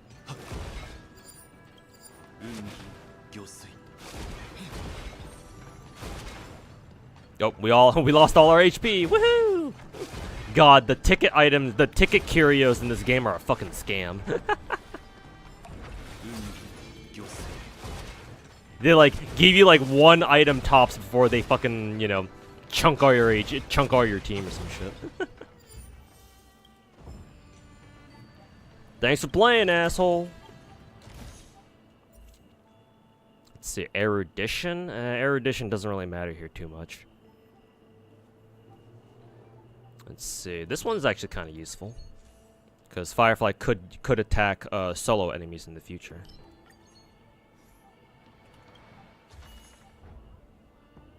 Obtain 2 random curios. Discard 1 curio each time you enter a domain. If you discard this curio in this way, lose all curios. I have no idea what the fuck this thing is trying to do to me, but I'm just gonna take it anyway because I haven't gotten them yet. So, before the archive, Yukong and Jinglu do the trick for oh yeah, that's right. Yeah, if you combine Yukong, because Yukong has the super speed technique, and then you use Jinglu's, basically you use Jinglu's technique first, so that you have the ice field around you, and you just have Yukong just run around like a maniac. I think it also, funnily enough, works with Firefly too, if I'm not mistaken. I think I saw a tweet about somebody basically running around with the Firefly, like levitating around Firefly with Jinglu's technique at the same time. It's kind of funny.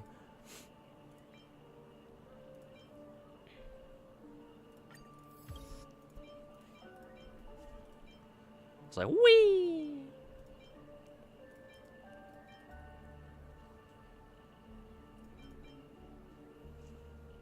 Grit.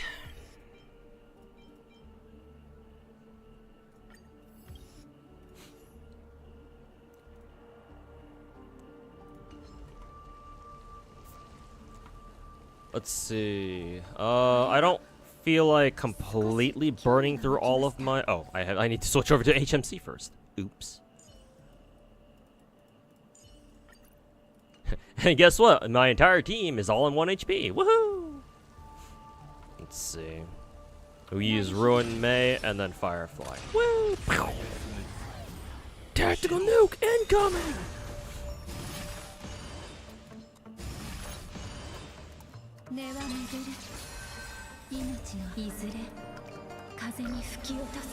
Yukong's speed is the same as Firefly when she's meteor striking. Yeah, she's very fast, yeah. No wonder she was a pilot. Or no wonder she was like a fighter jet pilot.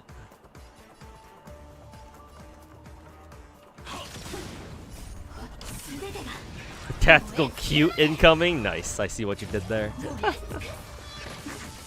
True, true. Real and true.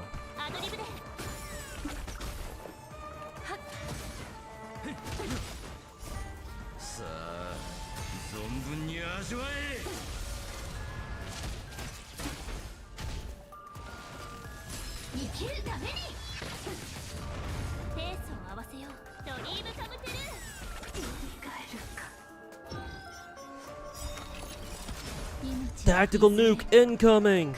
It's over! Let's see. God, both of these automatons are fucking annoying. Cause isn't the newer automaton on the right the one where he can put one of your characters to sleep or something with his extra action? But then the one on the left stuns your ass. Yeah, both these assholes are fucking annoying. Fire rocket. Yep. Yeah, both these motherfuckers are annoying. I guess the sleep guy is more annoying. I can deal with the one on the right. Or sorry, the one on the left rather. Oh nice, with Gallagher we can break both of them, so fuck you.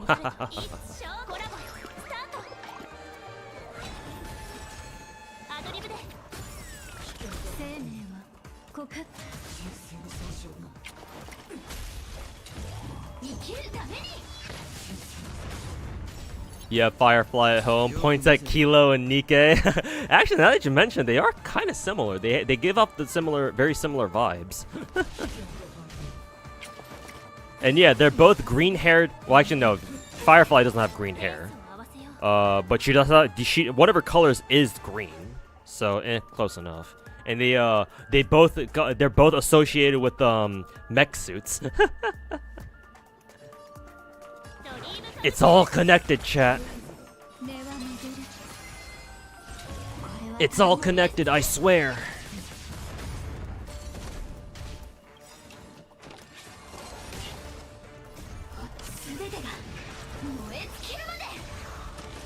Isn't Gallagher a nice lad? You mean is he a good guy? In which case, yeah, he's a good guy. He does kind of have like a bait and switch moment in the story.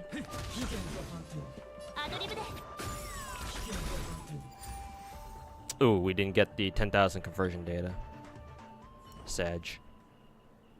I have no idea what that conversion data is even supposed to be, so fuck if I know what that is. Ooh, the classic, the good hunt blessing. Fuck yeah. Destruction, fire, characters become weakness broken. We can take either the stake or the most raucous or whatever the fuck that is. Let's see. Let's go with this one just because we have both Firefly and Gallagher who can take take advantage of that, I think. Let's see. Oh, just like chest rewards? Okay, gotcha. I guess it's not that bad then.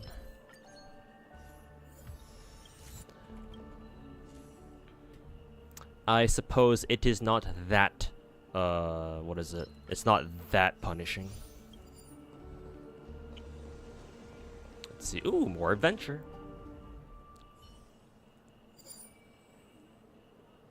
Let's see. Ooh, nice. Two curios, and they're both very good. Hey. Oh, we lost the parchment one though. Fuck.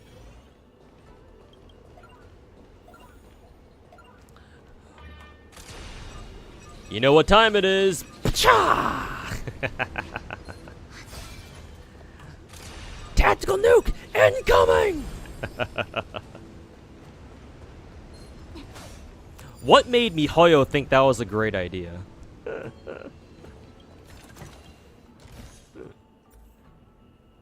Ooh, nice. Weakness break efficiency increased by 30%. Hell yeah. Tactical nuke incoming! Let's go with Punk Lord. Oh, we got another one here.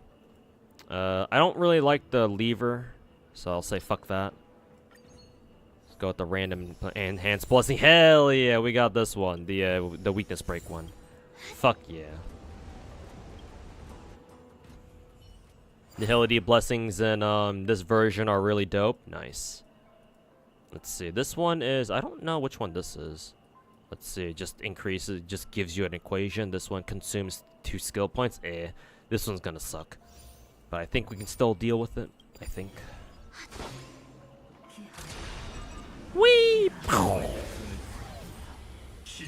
Destruction have a lot of break related buffs. Yeah, I wonder why. Gee, chat, why do the destruction blessings in Divergent Universe have so many break related ones?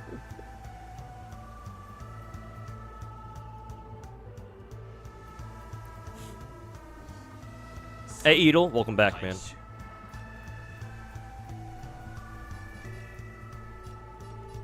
Let's see, who do I want to beat the shit out of first?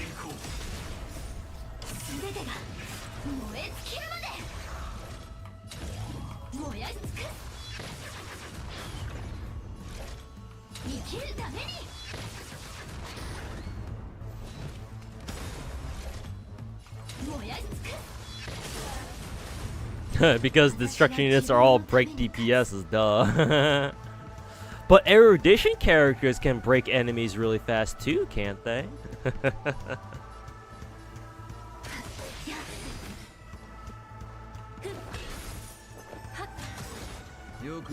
Oh, I forgot to use Ruin Maze's skill there. Oops.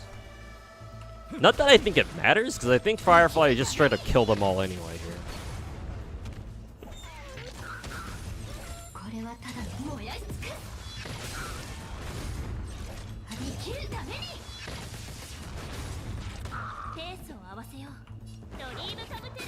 That the one hunt blessing that lets you move infinitely when you weakness break. Yep, and I have that blessing right now.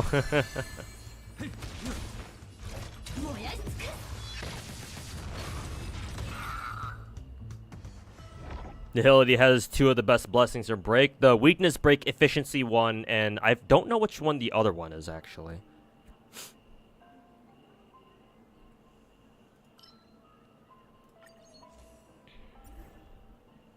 Already enhanced.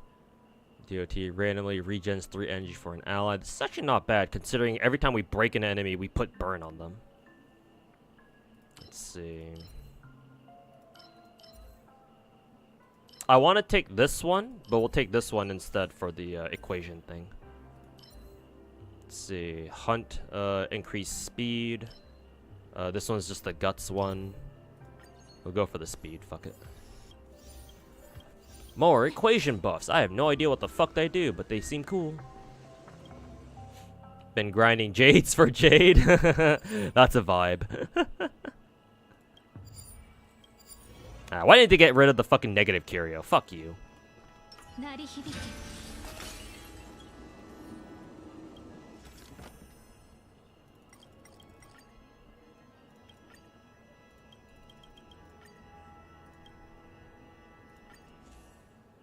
Yay.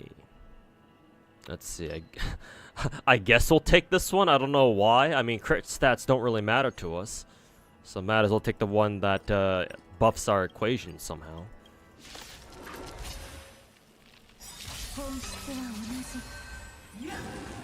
Ow. Wow, that did a lot of damage. Holy fuck.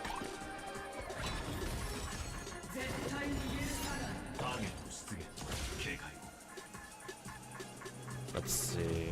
I imagine the centaur dude is gonna do a shit ton of damage too.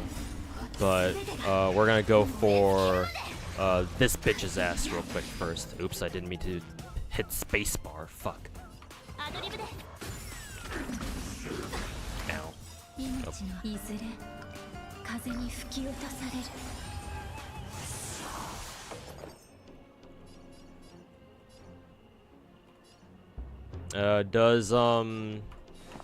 Yeah, she still has the fucking basic attack thingy. She's gonna get hit by this. Ow. Let's see.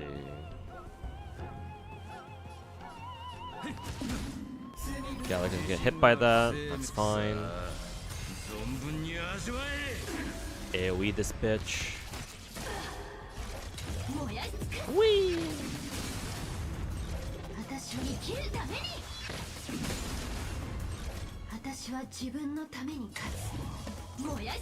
Skill issue in a turn-based game? It's more likely than you think.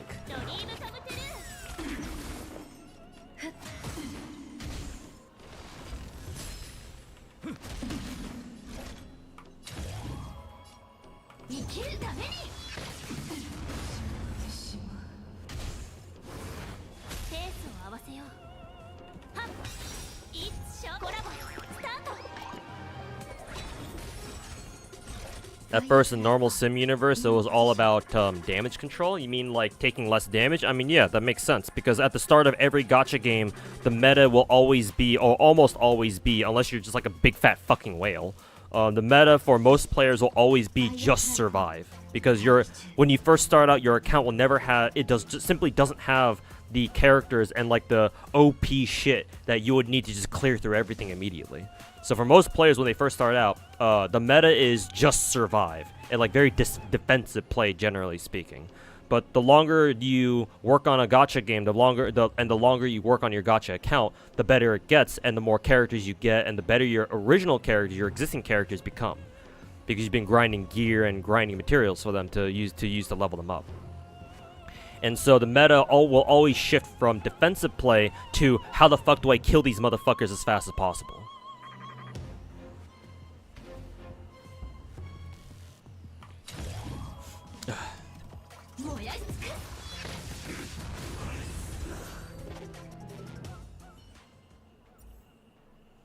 No incentive to do diff 6 after D6 after clearing it though for the first time though, which is Sag.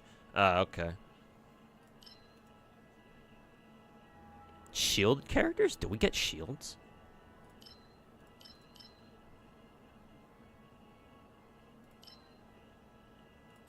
I think we might. I don't think we have a lot of like blessings to really specifically support that though, but whatever.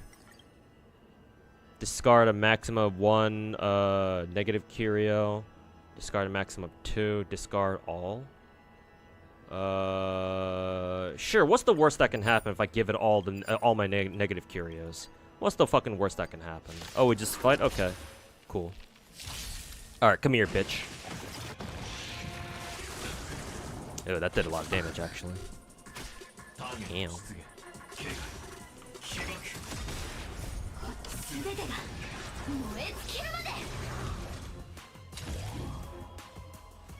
Let's see here. Well, we'll go after the smaller guy, like this. And then we'll go after the smaller guy again. And then we'll go for the big guy. Hell yeah.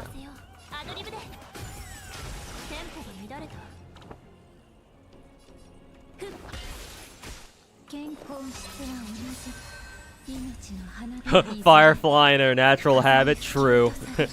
She's with her buddies, she's with her family.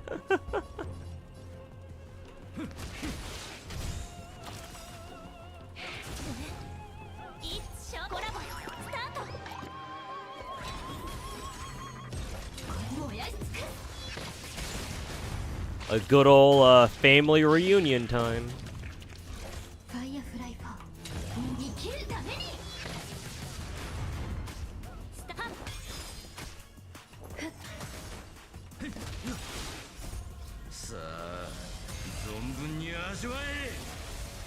Wish they brought the Adventuring boss back. They should. MiHoYo needs to stop listening to the fucking scrub lords and casuals. Constantly bitching about, oh, the fucking Adventuring boss is too hard.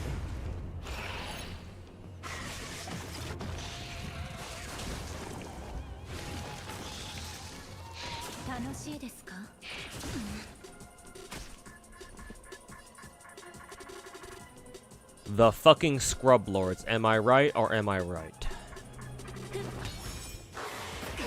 Ow, that did a lot of damage. Ow. Ooh, more targets to break. We have a full stack of skill points here, so alright. Count with me, chat. A 1. A 2.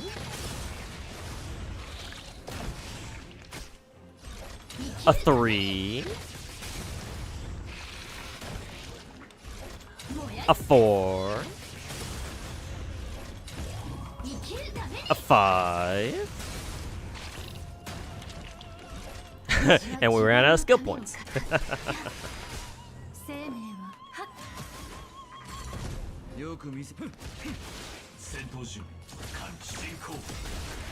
Let's do it all over again. Hell yeah. Woohoo! He didn't even get removed from the game. Yeah, exactly. Like, if you know that if a lot of people think that he's very hard, just reserve him for like a really tough challenge quest or some shit like that. But you know, MiHoYo is too scared to piss off their core audience, so you know.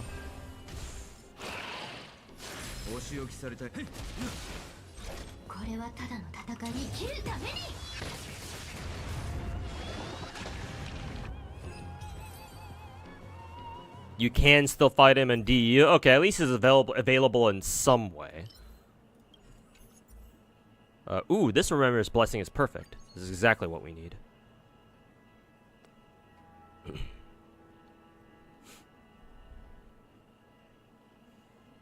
Huh, Doctor's Robe seems to do something a little bit different in DU. Honestly, I'm kind of curious as to how Doctor's Robe works in this game mode. I think I'll take a Laurel Crown just in case. Let's see. After winning a battle, everyone's gonna get restored. Sure.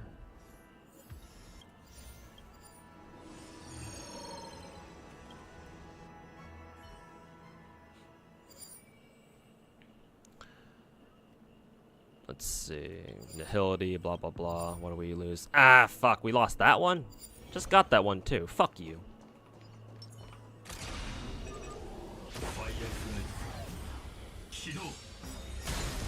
If you have 3-star buffs, you activated like in the equations, you do more damage. Okay, simple enough.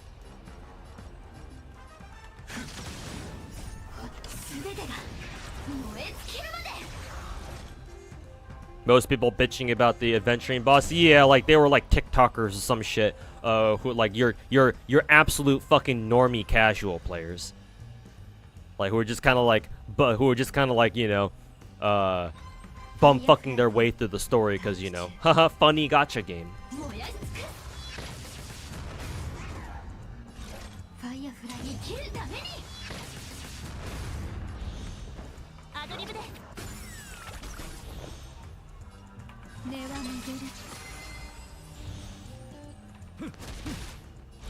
燃やし尽く Yeah, Masamune, that's basically what it is. It's the child or the Tartaglia situation from Genshin all over again. Yeah. At least with Tartaglia, they didn't get rid of his ass entirely. They just nerfed him. And he wasn't even that hard back then. Yeah, he wasn't. But you know, the fact that people thought that fight was like super hard to tell you how fucking casual MiHoYo games are. Perhaps has always been. So I was like, shit, man. What did we expect? What did we expect? You know.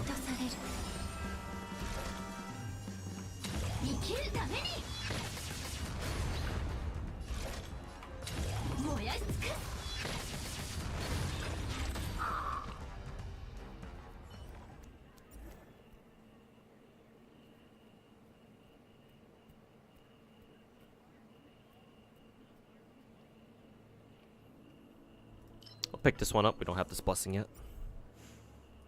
Let's see. Oh, we don't have this blessing either. Shielded destruction. I might as well take this one, I would imagine. Actually, no. We do need this one to enhance this. So I guess we'll take it. Boss time. この先は危険だよ。気をつけて。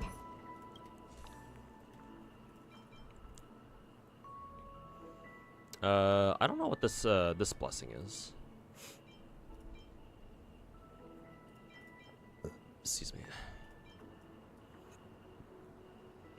Sure, we'll enhance that one. We'll enhance that one. This one might be relevant, but we're also about to fight a boss, so at the same time, let's see. This one's okay. It's only a 5% increase. Healing, not too relevant.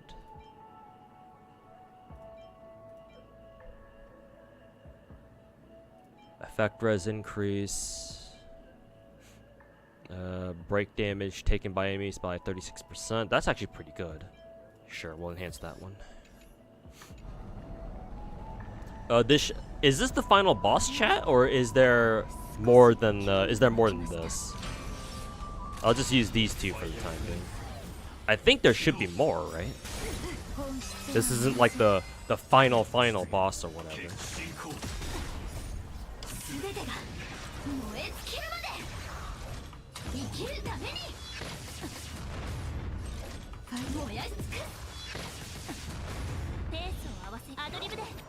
This should be the last one. Oh, okay. Then I could have used HMC's technique too.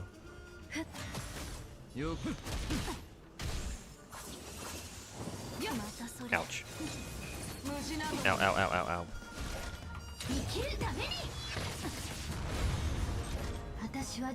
Did Firefly just completely break his ass from a full toughness bar? What the fuck did I just see?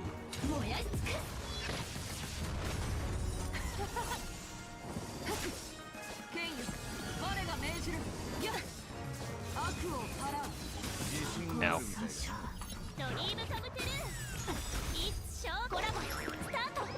It was. Oh, that's right. Yeah, I think I might have a blessing where they only regen like half their toughness. I think after you break it,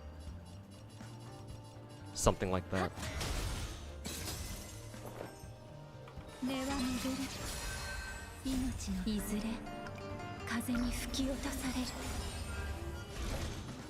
Oh, you can see the 3 choices in Kokolia's background, so there's more. Okay, there is more then.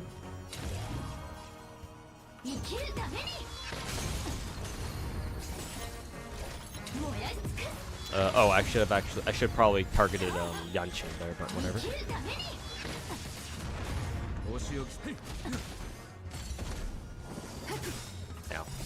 さあ存分に味わえ You like the live Firefly reaction on the right? The live Firefly reaction. 全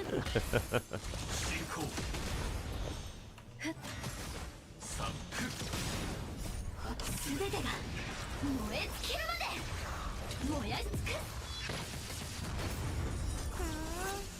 さあ行け食らえ。 Alright, guessing game time. アドリブで。は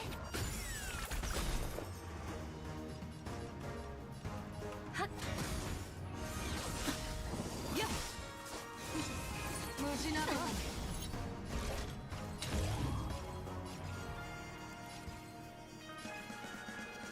生きるために。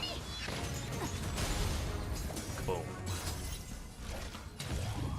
Boom. 燃やし尽くす。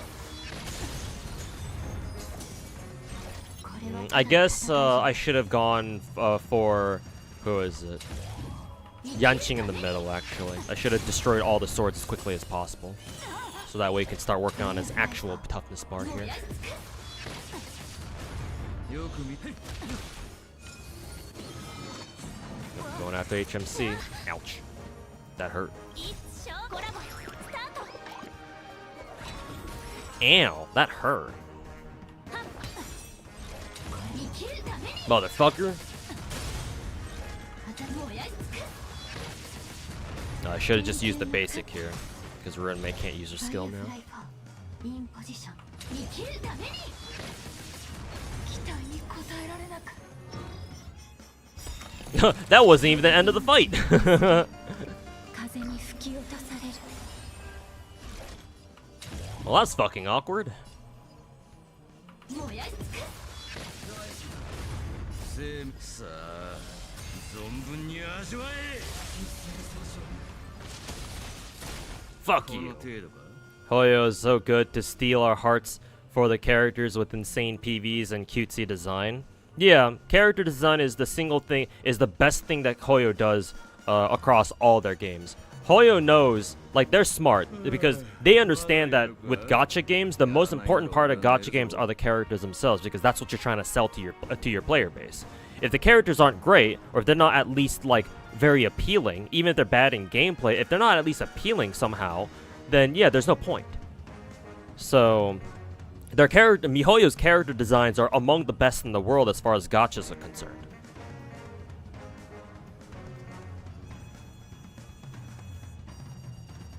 So yes, credit where credit is due. Hoyo's character design team, or teams plural, are probably the best in the business, or at least among the best in the business.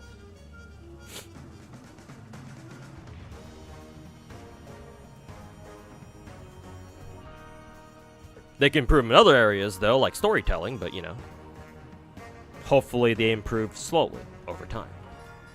Let's see. I think no, the guy on the right's not bad. He just kind of whacks you. He just kind of whacks your characters. So, we get rid of the fucking... We kill the automaton first. Because this bitch annoying.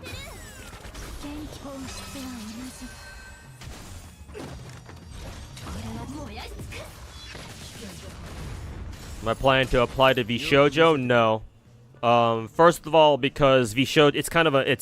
Actually, it's not even kind of a meme. Like, it's the thing where Vshoujo's technically opened their applications for, like, you know, people to be like, oh yeah, come apply to Vshoujo, and they just end up fucking picking up a, like a former, like, you know, the fucking, you know, Niji Sanji retirement home, basically. Right? We all know that meme.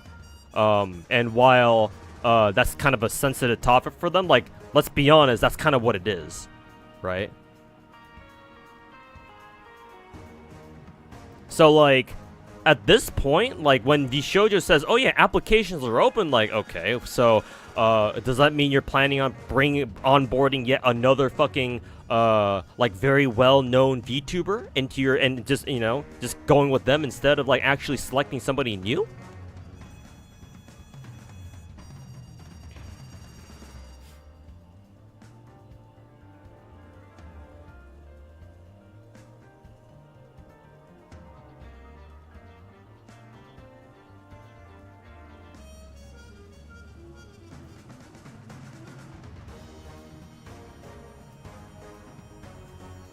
Not only that, but what is it? I have a personal motivation. Let's just go with that, to not become a VTuber.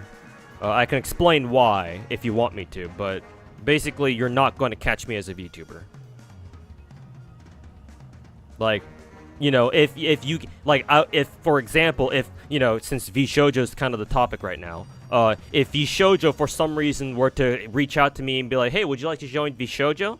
I mean, I would appreciate it. Honestly, if I were to join VShojo, then like, you know, that would always obviously be a, you know, that would be a lifeline for me. But like, at the very least, what I would do is I would try to talk to VShojo if they can let me stay on board as a flesh tuber, not a VTuber.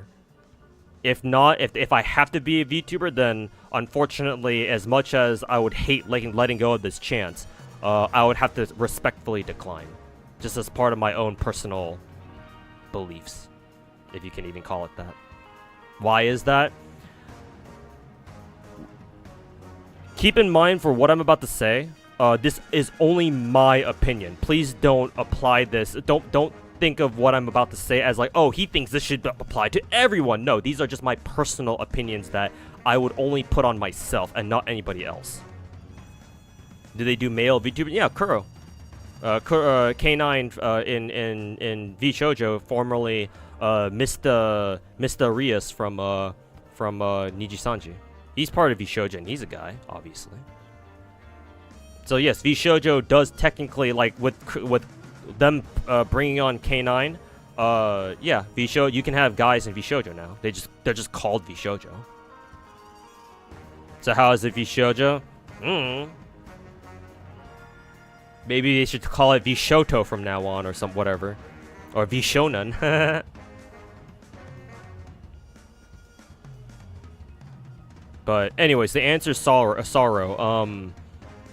Basically, I don't like the idea of becoming a VTuber because I've never been a big fan of like hiding, right? Hiding yourself or like putting up like a fake persona online, right?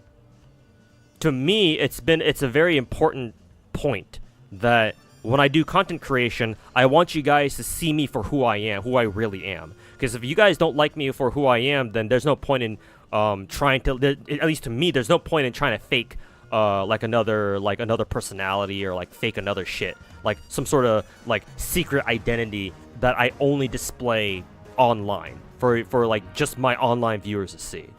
Like, I don't want to do that. Like, if on the off chance that I run into one of you guys out on the street somewhere in downtown LA, right? Like, I want you guys to kind of expect how I am online as the same thing as, you know, how you would meet me in real life. Now, in real life, I would probably be a lot more quiet because obviously I'm not streamed to anybody, so I don't have a need to like fucking keep yapping all day. But like, if we were to have a conversation, then yeah, I basically speak the exact same way as I do online on stream, as I do in person. And so, because of my desire to like kind of be myself no matter where I am or where I put myself out on, right, online, in real life, whatever, a natural extension of that goes to like VTubing and like avatars, where I don't like the idea of becoming a VTuber because to me that feels like, oh, I'm hiding behind an avatar, right?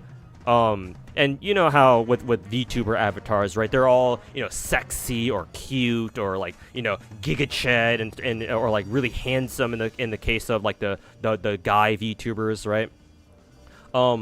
I'm not comfortable streaming behind an avatar because to me, like I said, because of my whole obsession with like trying to show you guys who I really am and not try to hide anything. Yeah, if I were to use a VTuber avatar, then that kind of goes against what I'm saying, right? Because in a sense, I feel like I'm hiding behind a VTuber avatar, and that avatar is it's like portraying an image that doesn't reflect me truly, right? Because like with the VTuber avatar, you kind of get this warped. Eventually, when you watch VTubers for long enough and you become familiar with like the VTubers enough, right? Eventually, if you don't keep your parasocialism in check, you will eventually, your mind will eventually kind of warp this image of like your favorite VTubers based on the avatar that they have. And like that can be potentially very dangerous for some people who unfortunately start, you know, letting their grip on reality start slipping. Well, that's a completely different fucking tangent. I don't have no idea why I even fucking mentioned that. But for me personally, it's like, well, basically it's very simple. I feel like using a VTuber avatar will give you guys the wrong impression of me, is a thing. So I much prefer like a webcam where you guys can see what I really look like, as opposed to a VTuber avatar.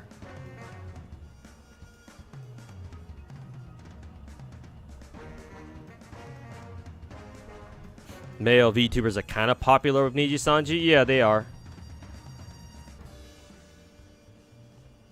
Generally speaking, I'm sure Hannah could explain this better if I or like correct anything that I'm about to say that's incorrect. But when Niji-sanji EN first came out, the guy VTubers, a lot of them went down, decided to take their content down a path of like, they're trying to provide like the boyfriend experience, right? Like I know, what are the names? Vox did that. Hex Maniac did that. I forget how many of the other Niji-sanji EN guys did that, but there were quite a few. So yeah, because of that, they built up their initial fandoms that way. I'm pretty sure.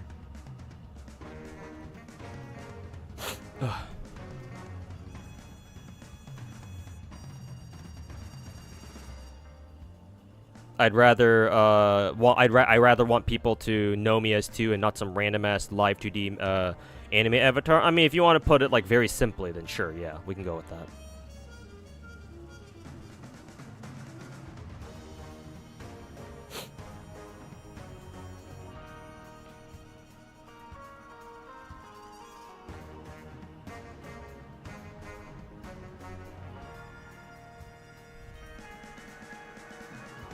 Being a male VTuber is pretty hard. Yeah, it can be kind of tricky. True. Like you kind of, unless you're one of the bigger guy VTubers,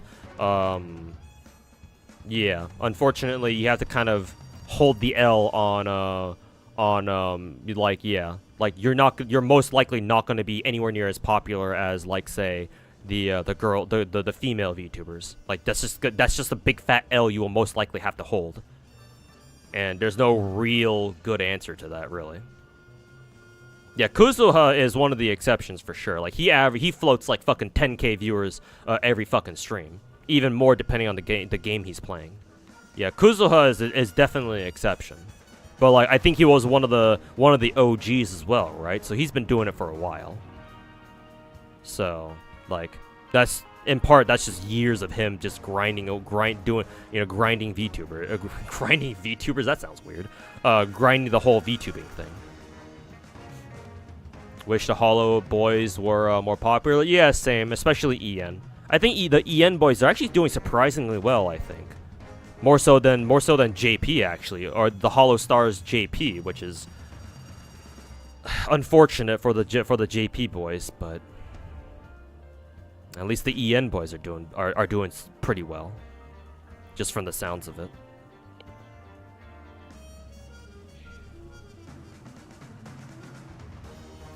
Anyways, back to the game.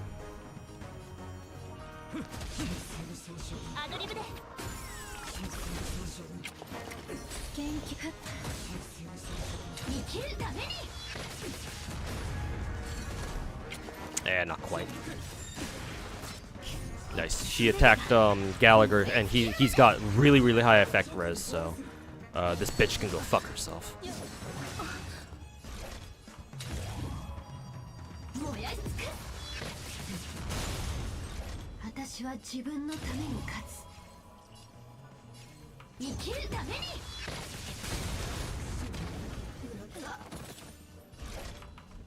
Nope, no more skill points.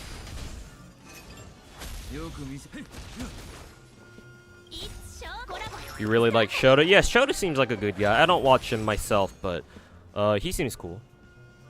I know a lot of my the female indie VTubers that I watch on Twitch, like Bao, Numi, Tricky, Yuzu, the girly pops basically. Like they all know Shoto, and they're down to collab with him and talk with him and just hang out with him in general. Like Shoto is so baby girl, to use that expression, or to use that phrase, that like the girly pops actually view him as one of their own, which is very unique.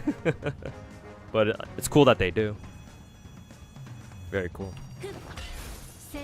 True, yeah. Kind of weird way to put it, but I mean that's how it is. I wasn't quite able to kill that last guy, but that's fine. No new planar set wouldn't be good for Jade, so just attack. Yeah, Bubba Gumps, that's what I run on my Jade. Yeah.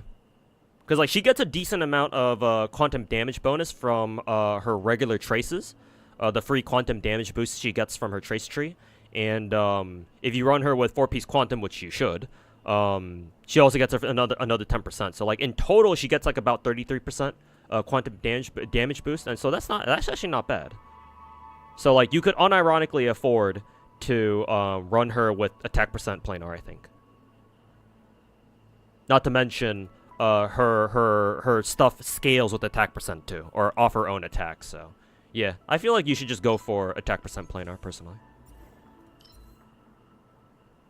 The crit boost doesn't really matter, but it would complete our equation here.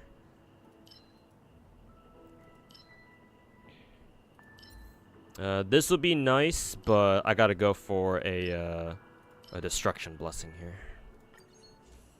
Hopefully I picked the actual right one. Quantum, we don't have any quantum characters. Erudition or hunt? Ugh. We'll have to take this one, but these ones are new. I guess I'll take these. We can always pick up the new ones later.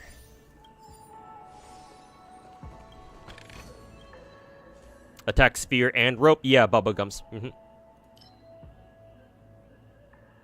Hunt and preservation. All these fucking blow dick. But sure, we can take this one, I suppose. Let's see, adventure, occurrence, more adventure! Adventure, adventure, adventure! Adventure time! God fucking damn it. And we lost the doctor rope. Fuck you. God, I fucking hate that whatever curio that I picked up that does that. Fuck you. Also, I have no idea what the fuck I'm doing with this, this particular puzzle. Like, I think you have to press space at the right moment, I think, to, like, line up all 3 of the wheels, I think. Out of topic, what happened to the Gacha podcast idea? Have you reached Fob? No, actually, I actually haven't even reached out to him. Honestly, because 1, I forgot, and 2, now that you bring it up, and you've brought up to me just now, I want to get my YouTube content pipeline going for now. I'm still working on it. And once I have like a steady flow of YouTube videos coming out, then I'll feel more comfortable reaching out to other streamers like Fobmaster and see if we can get like a one-on-one podcast going. But I appreciate you bringing it up with me anyway, because I completely fucking forgot. So you bringing it up did remind me of that. So hopefully I don't forget it. Actually, to make sure that I don't forget it, I'll write it down on my handy-dandy notepad here. Potential Gacha podcast with Fobmaster plus other Gacha CCs. Alright, wrote it down. So hopefully I will not forget. Sounds good? Yeah. So yeah, I've been taking a while to like start churning out YouTube content because this past weekend was fucking hell for me. Or it was very complicated because Anime Expo was going on. And so a couple of my buddies wanted to go. I wasn't gonna go, so I just volunteered to be their chauffeur. I was like, hey, yeah, how bad could this be? Yeah, it was really bad. Fuck that shit, bro. And one of my buddies had to go to the airport after X was done, so like I had to drive his ass there. It's like, oh god, I fucking hate LAX, dude. I fucking hate driving on the freeway. I fucking hate driving around the con center. I fucking hate driving to the LAX. I hate fucking driving out of LAX. I fucking hate driving on the freeway in general, bro. Then I mentioned that I hated driving on the freeway. Now you know. Every circle means that it advances one section further than the one you pressed it. Advances further than one section than when you pressed it. I think my brain is too small to comprehend that. One section further than when you pressed it. So with the second circle here, I would press it now? No, that's not what it meant. What about here? Nope, that didn't quite work either. Okay, well, I'm fucking retarded.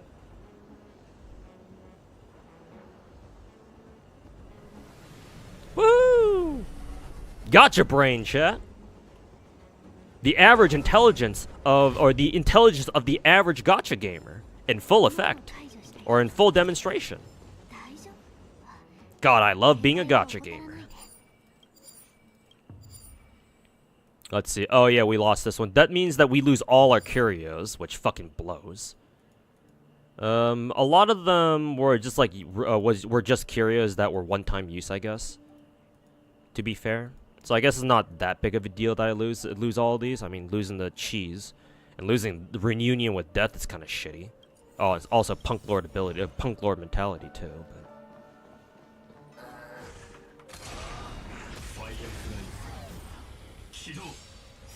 You hate the laser one though? I actually know how the laser one works, so I actually don't mind. I actually don't quite mind that. Lots of red ones too, yeah. But we also lost a lot of good ones too there. Oh well, whatever. Hopefully that we don't get fucked in the ass because of that.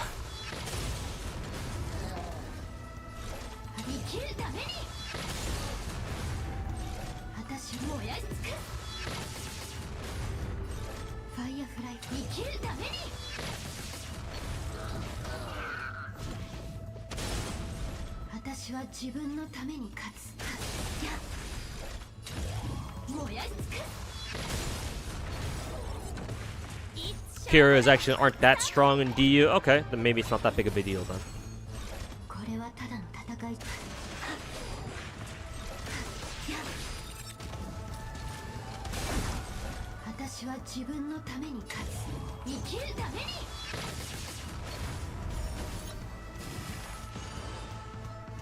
Losing all the negative ones is still a win? I guess so. If you put it that way.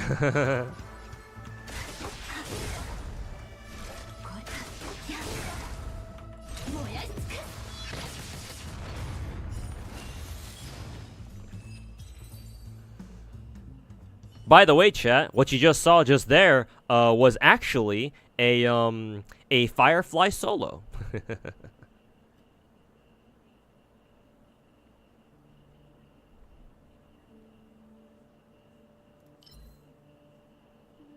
Sure, I guess. I don't know what that's gonna do.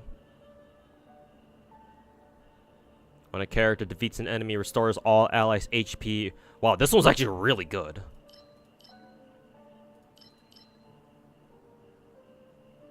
Though this would complete our... Actually, no, this wouldn't really complete anything. It would get us one step closer to the Self-Proof Institute thing, but... Let's see... Preservation? Sure, I guess. So, oh yeah, next fight is going to be Final Boss. Because this is the final rest stop. You play any other games? Yes, I do play. Before I got into gacha games and ruined my life because of it, I was big into. I wonder if this is worth it. I was big into first-person shooters. Yeah.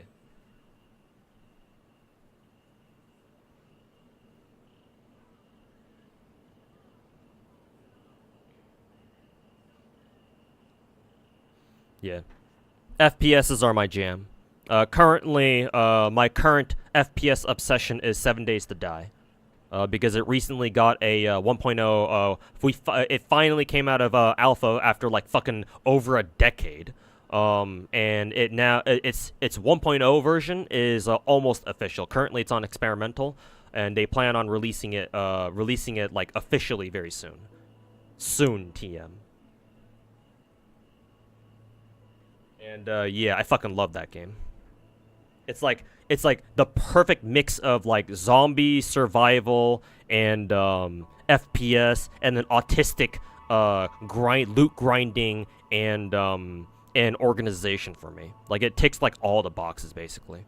Like, once 7 days gets like some sort of like proper end, like a much better like and more robust end game where like when the devs figure out how to like implement NPCs properly, like roaming human NPCs and not just zombies, and like maybe they put like some like really tough POIs and shit like that, and like they crank up like the difficulties of like day 7 blood moon hordes and shit, then the game's gonna be in a really good spot. But for now, it's still really fun. Increases character defense by 20%. Maybe that might be useful. Oh, I actually have a ton of currency, so yeah, sure, we can just buy everything. Sure. Why not?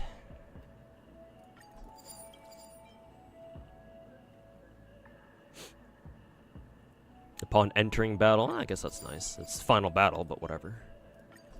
Ultimate damage. Nobody's gonna use that except for Gallagher. Yeah, we bought everything. Woohoo! Survivor, don't need that.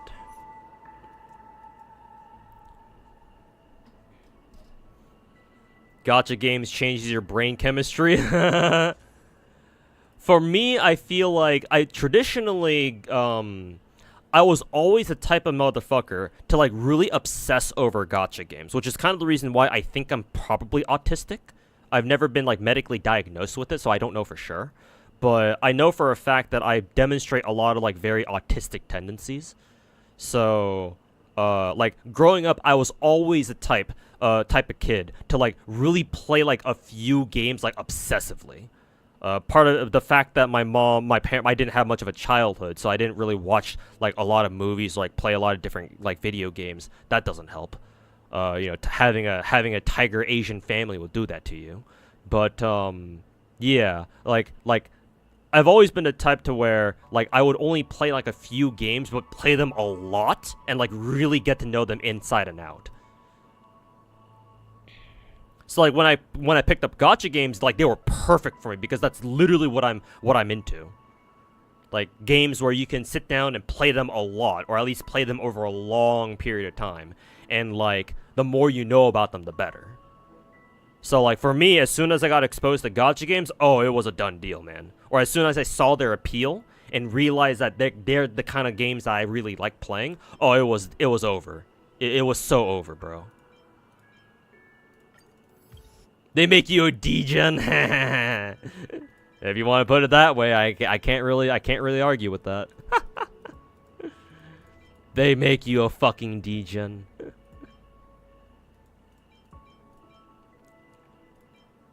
Keck.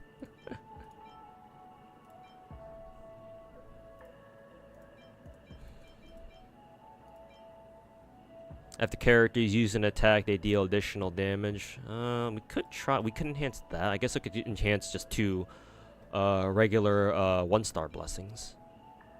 Yeah, we can enhance this one. Speed, that's kind of nice.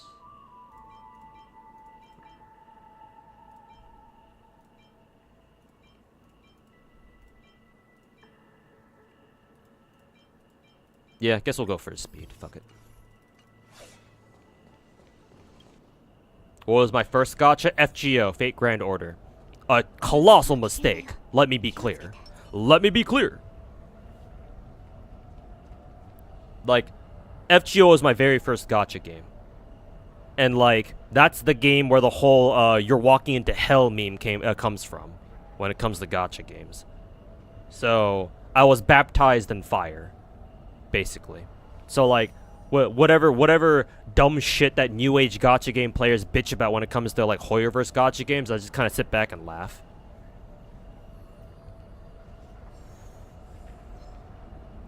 Do you play gacha related games like Grand Blue, Relink, or Melty Blood? No, not really.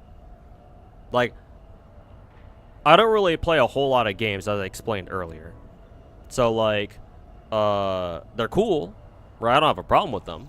But, you know, am I going to play them myself? Probably not. So, it's been so long since you last heard about 7 Days? Yeah, because it's been in alpha development for so fucking long. But then again, the dev team for 7 Days is very small, I think, so they can only push out updates every so often.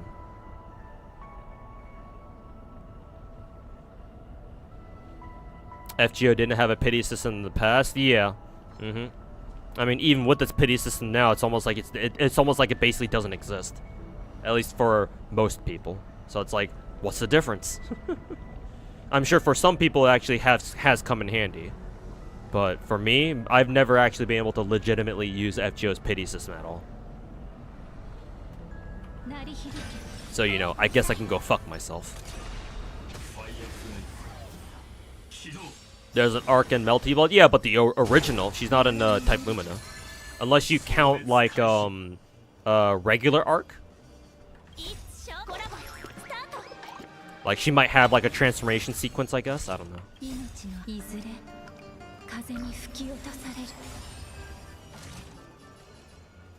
At least you got used to no pity at all. Basically, yeah. Essentially.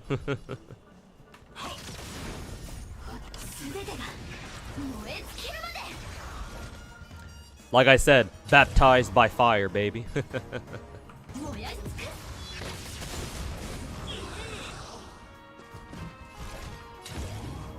Ooh, more victims.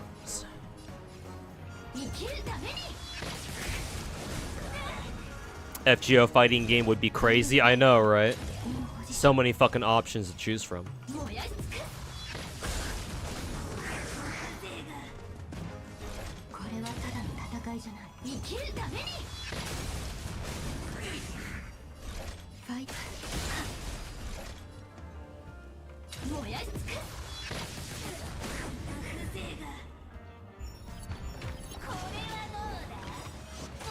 Ow. There was a Fate fighting game in the past. Yes, Fate Unlimited Codes. Or as the community likes to call it, affectionately likes to call it, fuck. Hey, you wanna hop on some fuck later?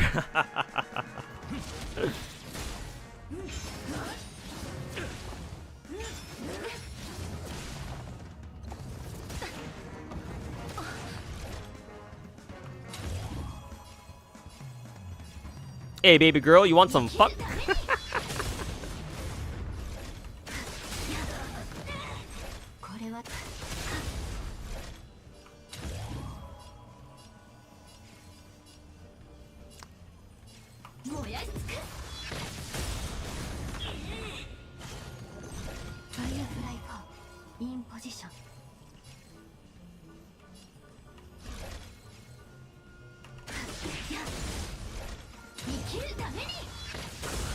Couple FGO characters are in Melty Blood. Yes, Dante's, Ushiwakamaru, and Mesh.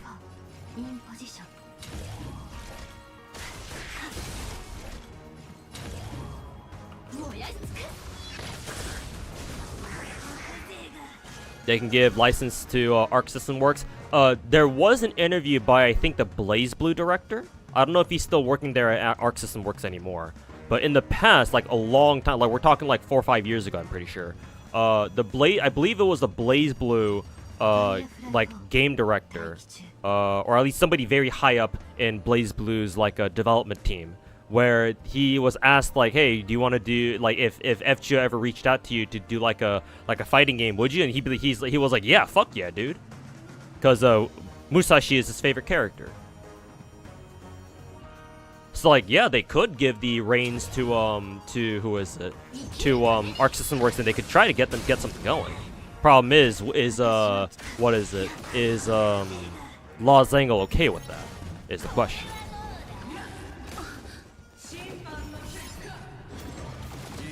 Yeah, you guys, some of you guys know that interview. Yeah, some of you guys know what I'm talking about. Excuse me.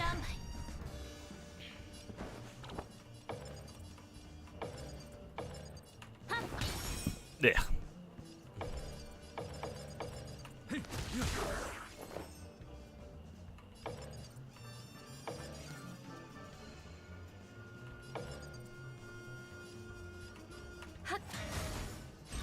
Firefly form in position.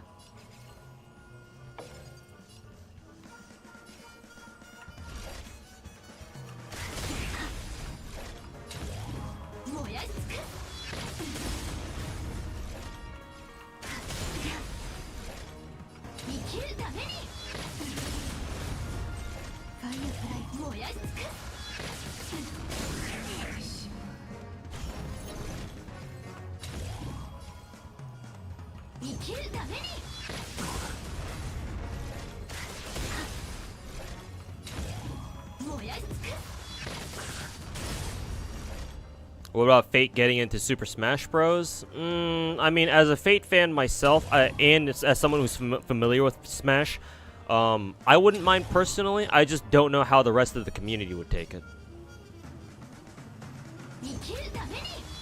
But I mean, hey, they let Mythra and Pyra join Smash. And, you know, the Xenoblade series is, like, a legit fucking weeb shit, franchise. So, like, if they can get in, then sure. But, you know, Fate is, like, a little bit different. I suppose.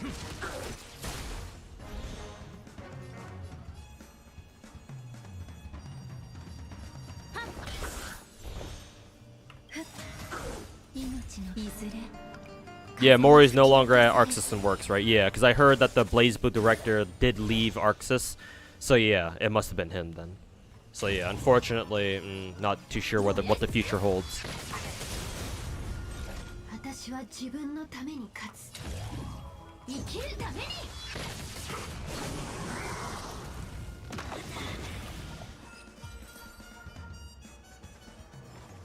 If not, at least there will be mods for that, I suppose.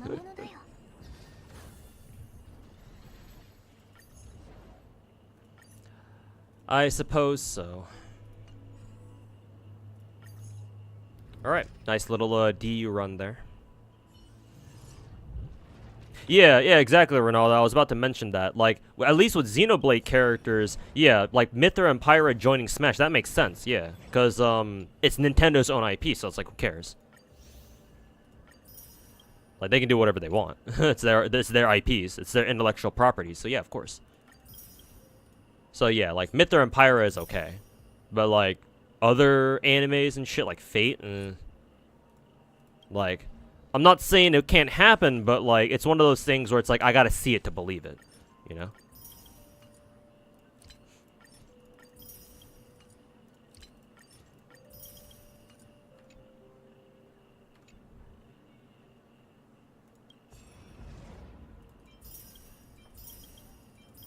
Yay, more free shit, and so much more to go.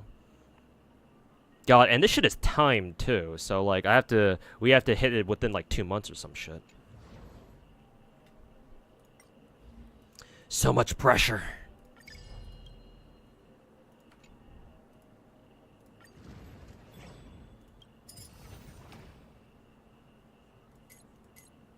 Let's see.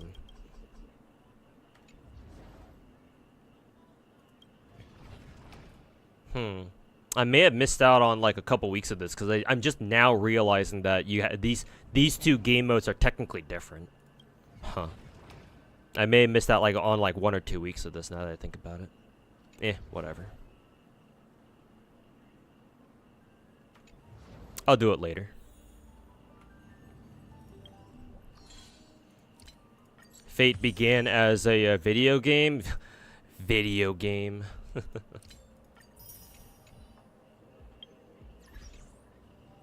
Almost out of the grails. Oh no. Quick, grail casting.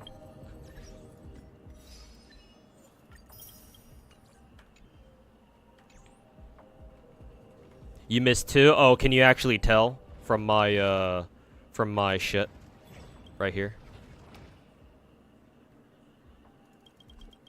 Are we supposed to be at am I supposed to be at threshold like 6 or something, or how can you tell?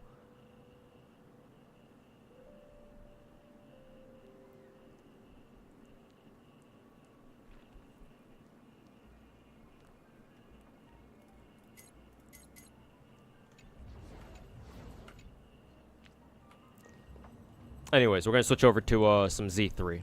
I meant to switch over to it like fucking hours ago, but you know. I get distracted easily. Yay!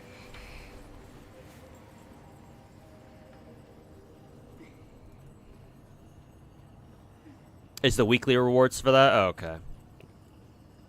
You didn't really miss much? Okay. Well. Either way, that should teach me to, you know, pay more fucking attention.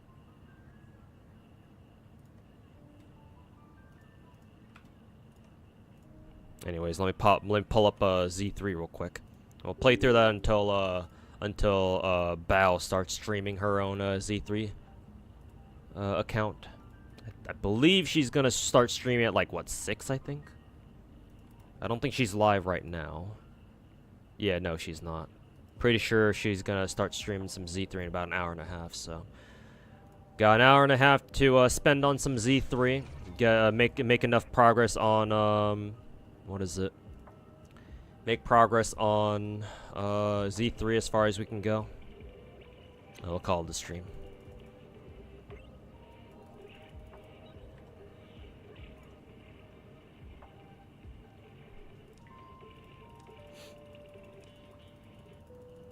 Do you prefer RNG grind or materials grind?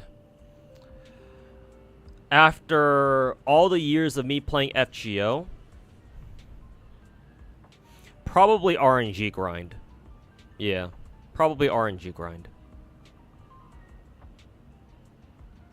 And even though, like, grinding for, like, the best gear is really fucking shitty in Genshin and Star Rail and now most likely Z3 as well, here's the thing, like, MiHoYo knows how bullshit the relic system is.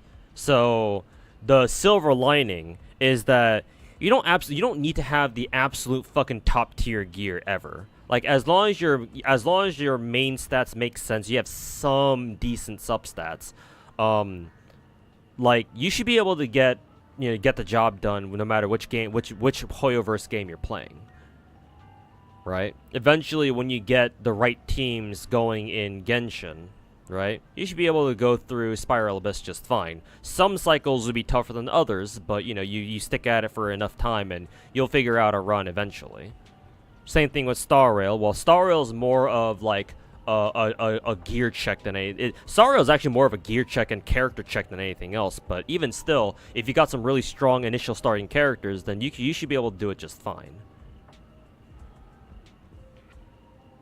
And if you can't, like, quite do MOC 12, then you always have Pure Fiction and now Apocalyptic Shadow to grind Stellar Jades from. So, like, you missing out on, like, the Stellar Jades every 2 weeks or so from MOC isn't quite as bad anymore. Or at least it shouldn't be. Now, I expect the same way with Z3, right?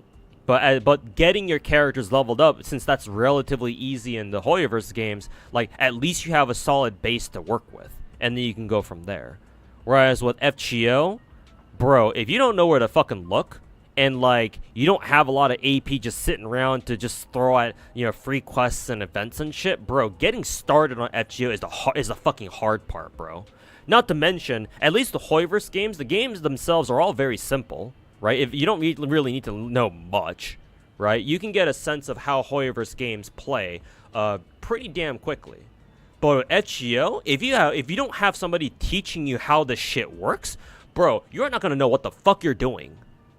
Like, you'll have a basic idea, like, oh, busters do more damage, arts cards generate more MP charge for your character's MPs, and quick guards generate stars. But, like, there's so many intricacies and, like, actual gameplay details that you should know that the game just doesn't fucking teach you. So if you don't have somebody helping you out and holding your hand along the way, how the fuck are you supposed to be able to play FGO properly? So, as much as I bitch about Hoyoverse games as RNG bullshit, that is far more favorable to whatever the fuck FGO asks of you and fucking drags your ass through. To be perfectly honest.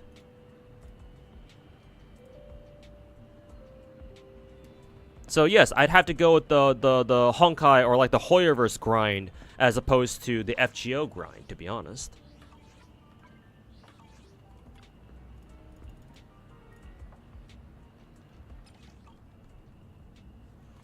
Let's see, right now I was, let me raise the volume, bump the volume up a little bit.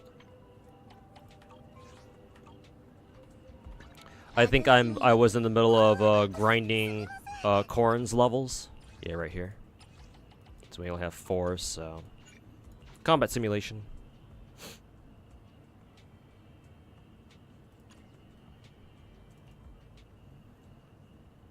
You prefer the mat grind? I mean, sure, but with how FGO does it, I can't really recommend that shit, man.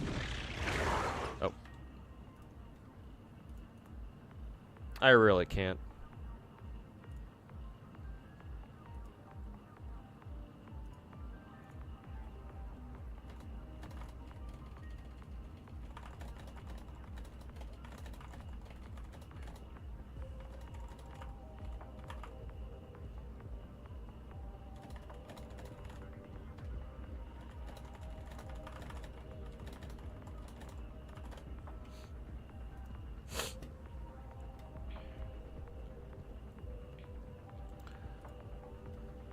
Z3 gear system is much better because it has both self-model resin and strongbox. Oh my god, the best of both worlds? Also, you can fish the main stats for strongbox. We'll see. We'll see how the drive disc system works. FGO, GBF, and Kantai raised a completely different breed. Yeah, old school gacha gamers like us are built different, or we were forced to be built different. Yeah. New age gachas and old school gachas are quite different. And like I eventually want to make a video like talking about that. Cuz yeah, like as a motherfucker who plays both to this day, yeah, like the differences are still very fresh. Like they're still very much so there. Oops, not can't exit.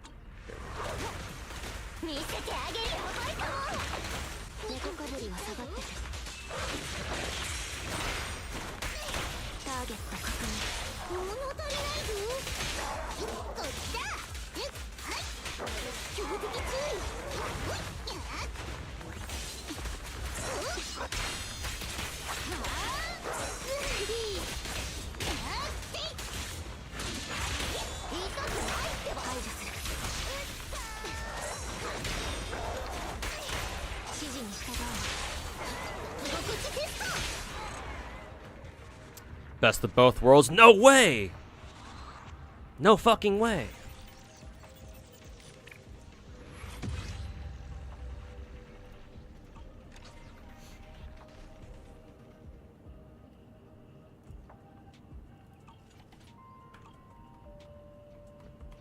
Alright, let's see if we can get Corrin to, what is it? To level 30.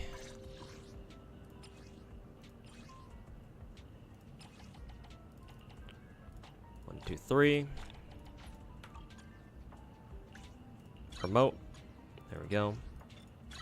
And autofill. There we go. Now level 30. Equipment. Kind of wonder what kind of W engine I should give to her. The attack specialty. Is she attack? I would assume so. Yes, she is. Okay. So we can just give her this one, I suppose. It's only attack %, but that's fine. Not really being very picky at the moment.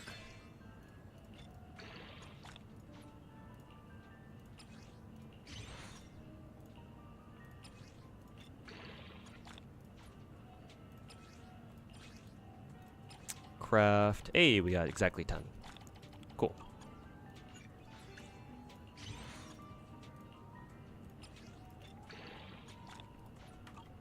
Very good. And then skills.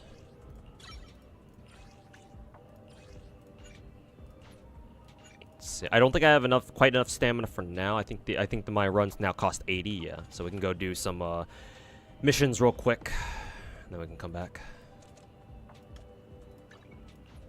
Whee! You played Z3 without an attack character till today? Oh god. How did that go? How the fuck did that go? Do we have a new mission here for Soldier 11? Seems like it. Z3 makes you... Well, there's a good thing. There's a fantastic thing you can do about that. Stop watching. If you don't want to watch Z3 content, you can get the fuck out of my channel. Also, speaking of channel, I gotta switch the game to Z3 as well. There we go.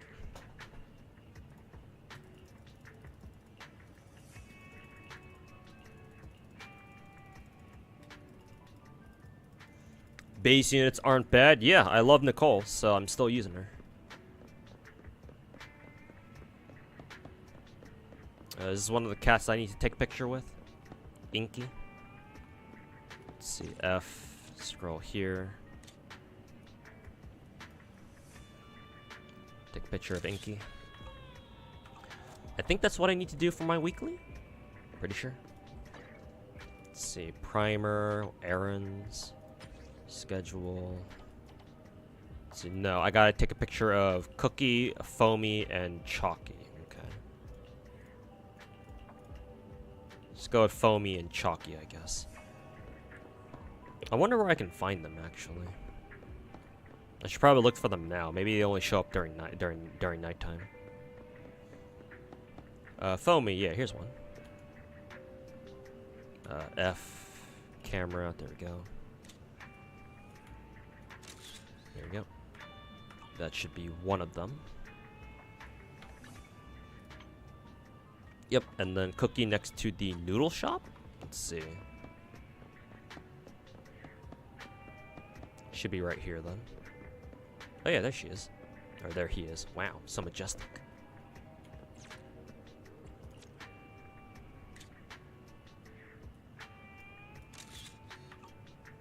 There we go. Alright, we're done with our weeklies.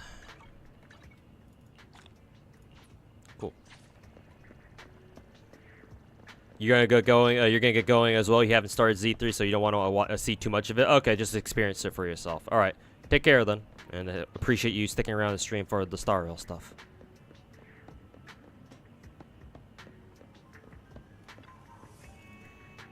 You're not here for the game. You're here for me. I would appreciate it if you were also here for the game too. Because if you come into my chat and tell me, "Oh, I don't like the game you're playing," well, that's basically an insult to me too. Because if you don't like the content I'm streaming, then why the fuck are you here? Like, I appreciate you that you enjoy me as a content creator, but you got to put some respect on the content that I'm also streaming too.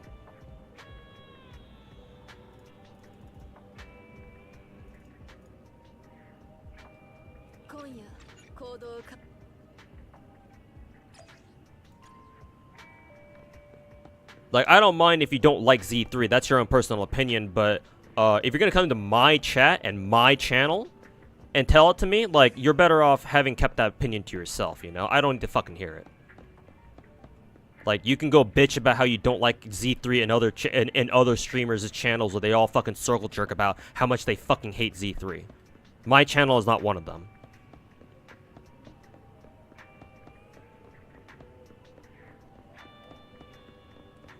Oh, this is just a dead end.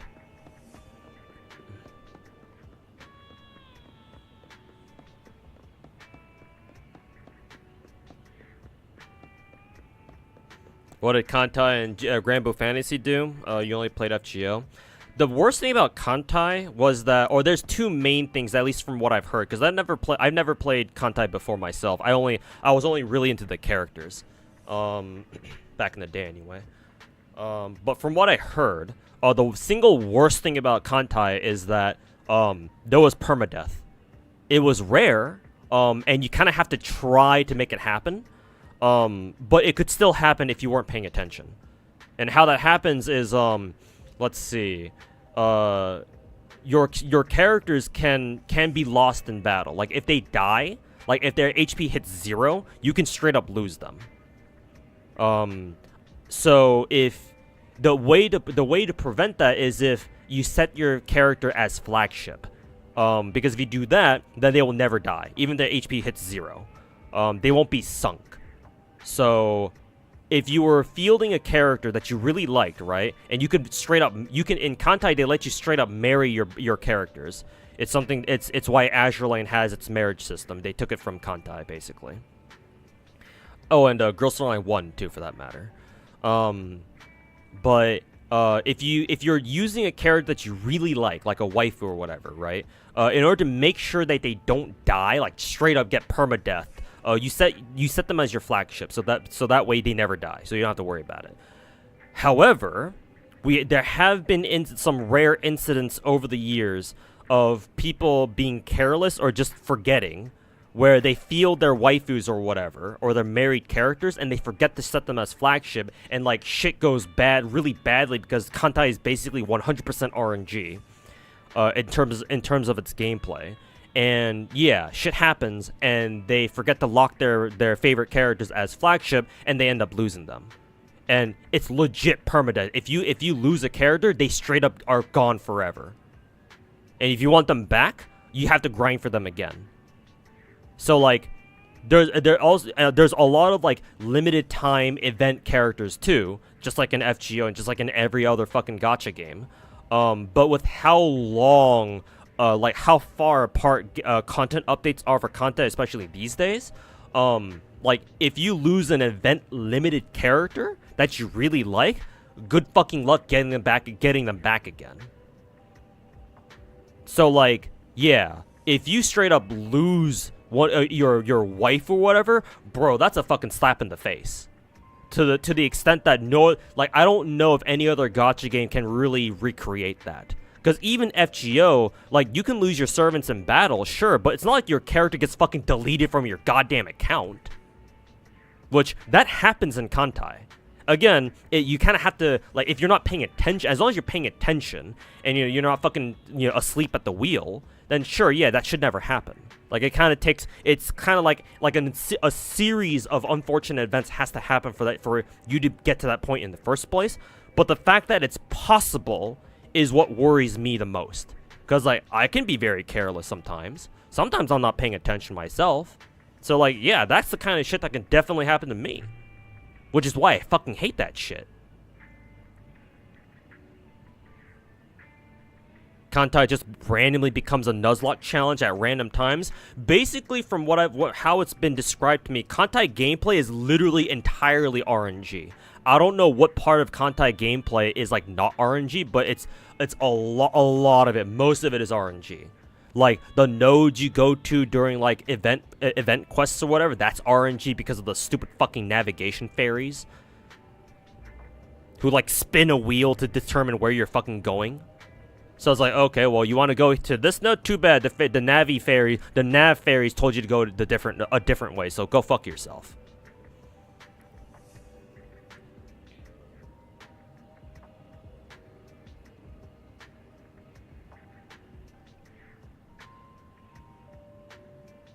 So yeah, Kantai gameplay-wise is not great.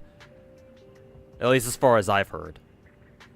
Maybe if I actually played it myself, I'd get a better understanding of it, but yeah. Like, especially during, like, limited time events or, like, you're trying to reach this one node to grind, like, a limited time event girl or whatever, like a new character, like a limited time event character. Like, bro, good luck trying to get there in the first place, because your map movement is RNG thanks to the fucking nav fairies.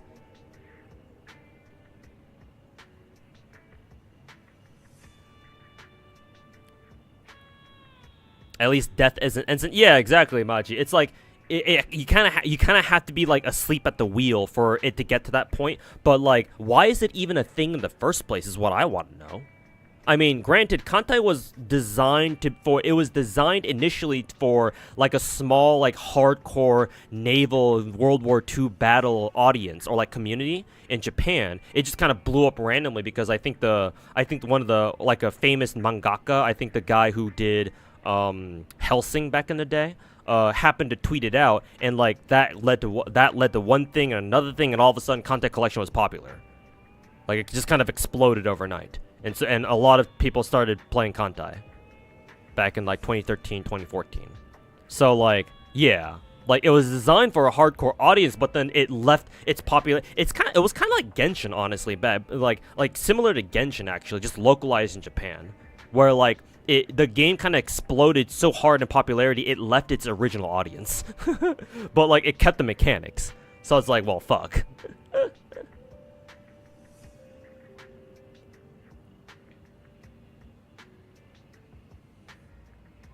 And then they patched Orel cruising. I remember memes from that, yeah. Submarine grinding. Yeah. Just Contact Collection was a thing, man. Like, I think the proper modern term for that would be a kusoge, I guess. A kusege gacha? I don't know. I've never played Contact Collection myself. I've only ever heard the stories. So I can't like I can't legitimately call it a kusoge gacha, but you'd rather stick to the fan art? Yeah, that's probably for the best. Just gachas in general. Just stick to the fan art.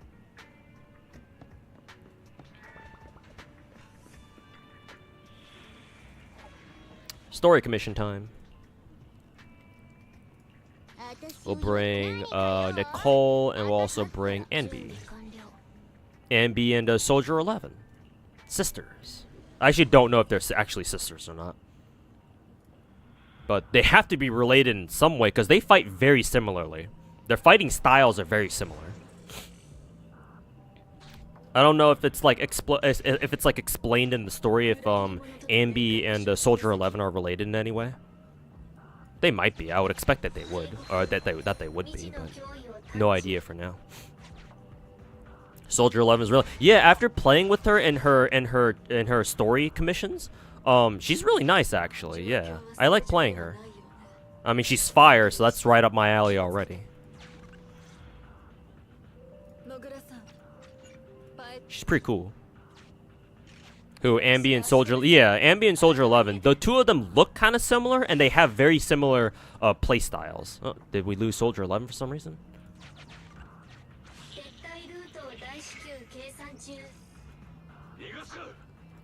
Not mentioned yet? Okay.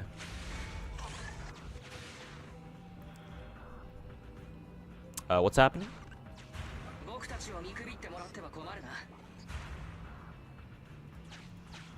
Are we supposed to go down here?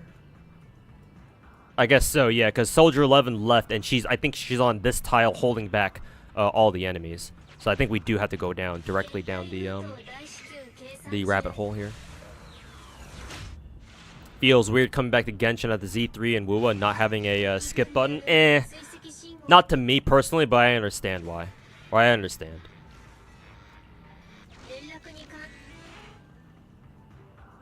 Same vibes as people who went to Wuwa to go play Wuwa, and they came back to Genshin. They were like, bro, I can't do Genshin exploration anymore. Because Wuwa's fucking spoiled their asses. And personally, I think if you can't handle Genshin exploration after coming back from Wuwa, I think Genshin was never really your thing personally, but you know. That's my take.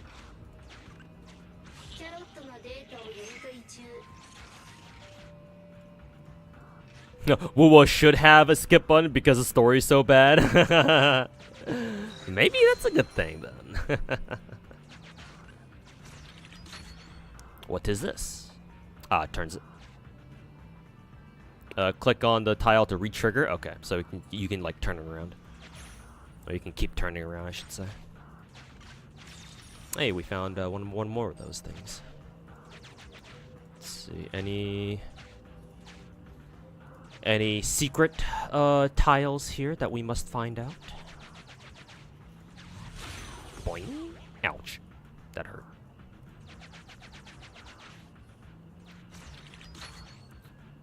Crank. What happens if we do this? Boing. Ow.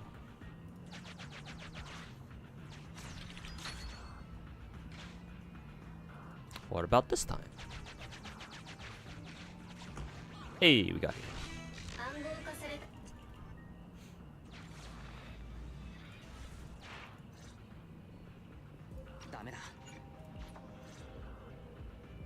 You just play every game that looks good? Yeah, honestly. If the game looks interesting enough, I'll fucking play it.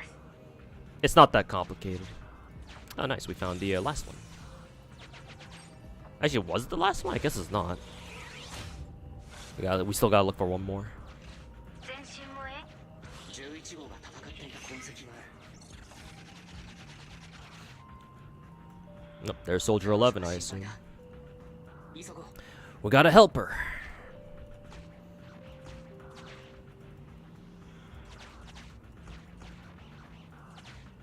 What is this? Oh, I guess that we didn't really have a need to go back there. ここは通さんぞ。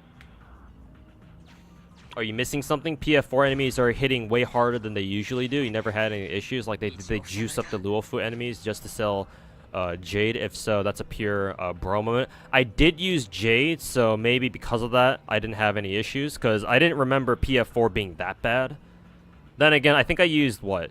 The IPC team, IPC Jade team. Was it the IPC Jade team? Who did I use? No, IPC plus Robin for first half, and I got 2,700 points. Or 27,000 points, sorry. And then I used Jade team with, like...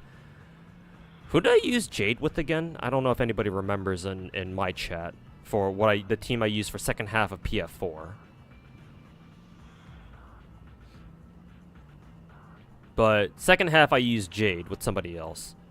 But yeah, maybe. I mean, that's what they do for MOC all the time, so.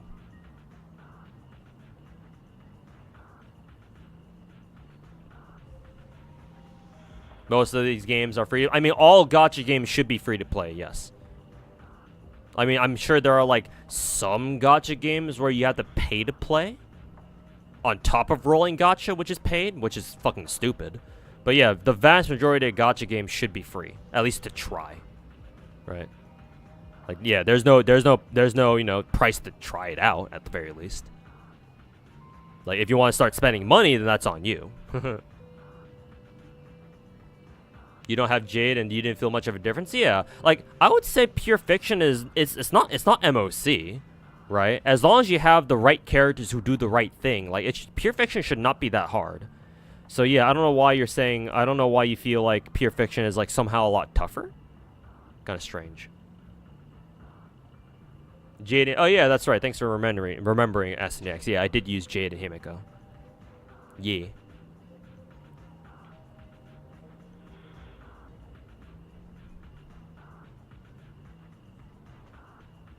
Gachas are free, but you never spend on much on regular games as you do on gachas. I mean, yeah, that's how they get you, man.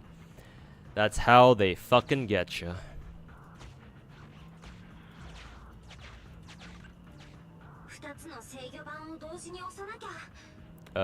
Press both controllers at the same time. Okay, so yeah, we're gonna send whoever's following us.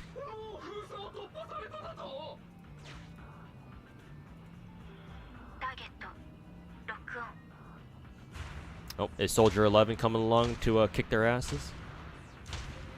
Yeah, free to be miserable. Yeah, exactly.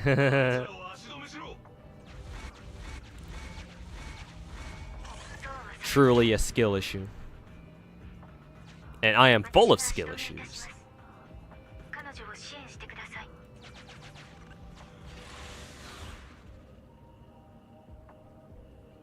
You've spent more money on TCGs than Gacha, debatably better. I mean, understandable, because TCGs are actually PvP. So, like, that's understandable at least. Like, you have a vested interest in, you know, staying on top of the competition, so. Whereas Gacha games are mainly, what is it? Ow. This guy attacks has really delayed attacks, Jesus. But yeah, with TCGs, at least you have a vested interest in, like, PvP and staying on top and trying to beat other players. But with Gacha games, mostly Gacha games are single player, so it's like, yeah, who fucking cares if you roll a ton of Gacha, right? That's right, I forgot. It's only we only have what is it? Two characters on team right now.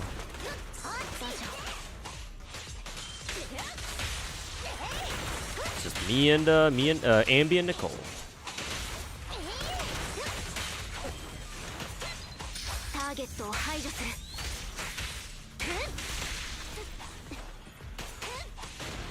Oh, gotta do the full combo. Boom, boom, boom, and then it's skill.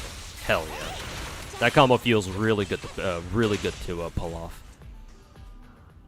Until you start PvP gacha like AFK Journey or like a ooh cutscene or like a Epic 7. I know, right? The best animations in the gacha business right here, chat.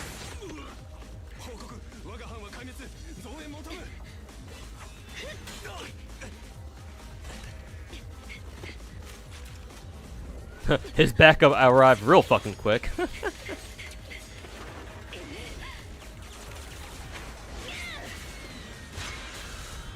Ooh, an actual competent enemy?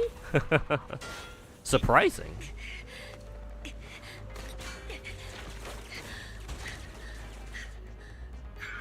The cutscenes and the animations are impressive. Yeah, man. Jesus. Like, I swear they got, like, some fucking... They were able to hire some, like, former Pixar animators or some shit, man. Like, the animation fidelity in these in Z3 is fucking mind-blowing, dude. Like, holy fuck.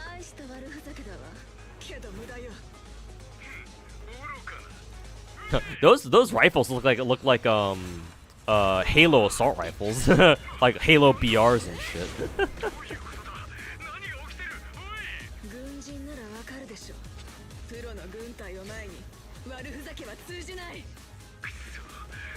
Also, I have no idea what the fuck's going on.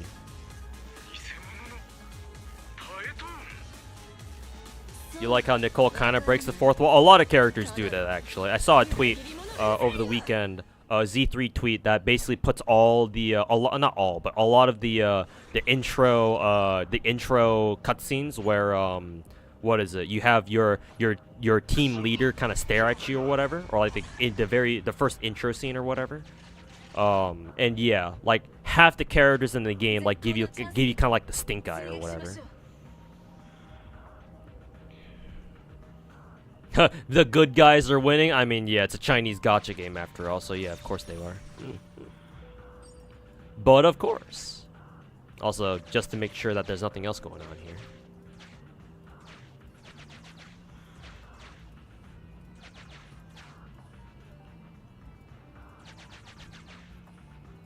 Why does the Bangbu kind of travel around this way? It's kind of weird.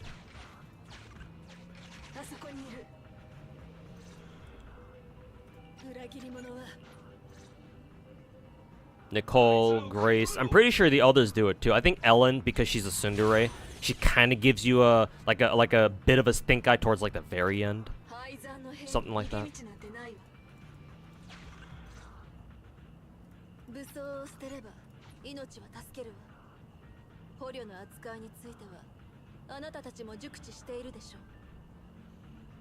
Reminder not to use Piper on stream. Lol, why? Yeah, because we had some idiot before in my channel that I've banned since, who was trying to make a big deal out of it. Like, oh, Piper's animation, armpit animation, it means that she's being sexualized too much. So after arguing with his dumbass after a while, for a while, I fucking banned his ass. How'd my Rosanna polls go? Haven't pulled her yet. As a matter of fact, I'll probably use my gold mileage tickets to just get her directly. Have I pulled for Ellen? Not yet, and I actually do want to because I think Ellen's cute.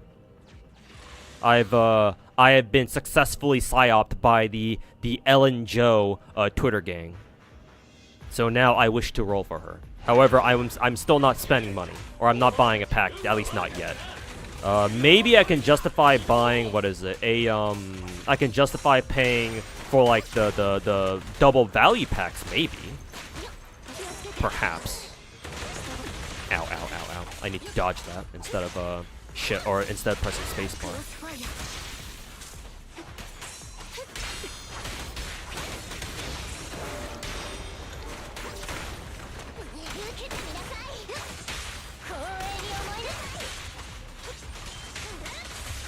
There we go. One down. I think I just attack him from behind. There we go.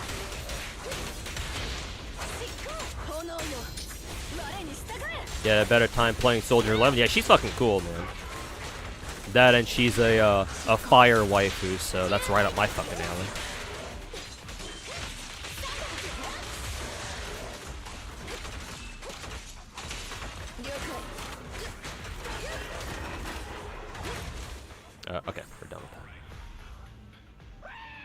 When that happened, I think about 2 hours ago at this point. It was a while back, not too long ago, but I think it was about 2 hours ago, yeah. Will I be checking out the English release of Musume? No, I will not. I don't really have much of an interest in the horse girls. Mainly because from what I've seen, I haven't really seen a girl that I really like.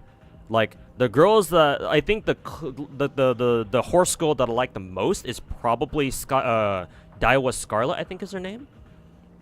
I think she's like a lower rarity, I think like a 2-star or something in Uma Musume. It's either her or maybe Rice Shower or maybe... Do I have another one that I kind of like? No, not really. I think I like Daiwa Scarlet the most. But, like, there hasn't really been, like... Uma Musume's character designs are not, like, appealing to me personally. Like, I haven't seen a character so far, other than, like, maybe Daiwa Scarlet, or whatever her name is, where, like, I'm just like, oh, I gotta play this game just for her. Not to mention, like, Uma Musume's gameplay, I don't really quite understand it. Like, isn't it just, like, what, basically horse racing, and, like, you just watch your characters, like, put on idol concerts and be cute and shit? So, like, I don't quite understand the gameplay. Like, I don't really see the appeal. Which, I mean, they're horse girls, so, like, yeah, of course the core gameplay should just be watching them run around in circles and shit. So, like, yeah, duh, what the fuck did I expect? But, like, because of that, it's not really for me. I'm glad don't get me wrong, I'm glad Uma Musume has finally gotten a fucking English server after so many goddamn years. Like, don't get me wrong, I'm very happy it's finally here. Or, like, it's an actual thing now. Not to mention, like, it seems like, they've been cooking with it for a while, because I believe Anime Expo had a playable English build, over there. So, like, people could actually get their hands on it and actually play it. So that's good. So it looks like Side Games has actually committed fully to a global release. It's not really my thing. Part of it is also because I'm glad that part of the reason why I'm glad that's finally here is because I have some IRL friends who are into horse girls, or who are into Uma Musume, and they've been following for a while, and they've been anticipating a global release for a while too. So for their sake, I'm also happy too. Oh yeah, I need to dodge this. There we go.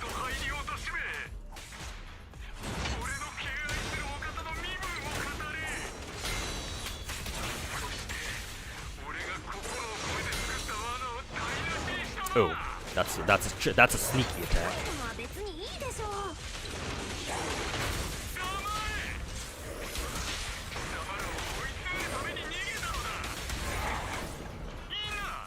I kind of wonder if Soldier 11 has a left click hold attack, like what who is it?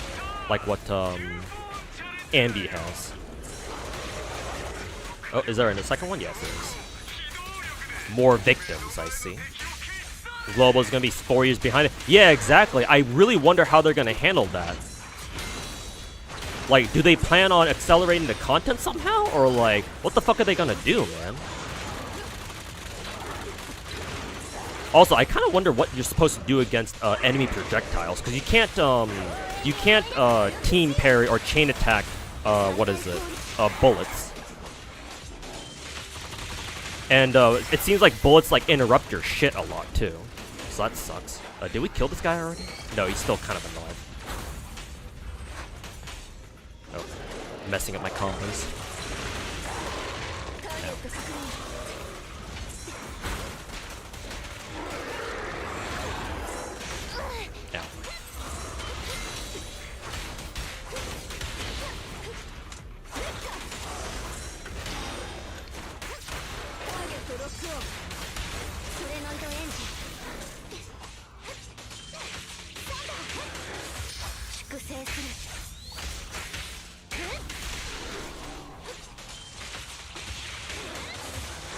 God, I love that combo with Ambi.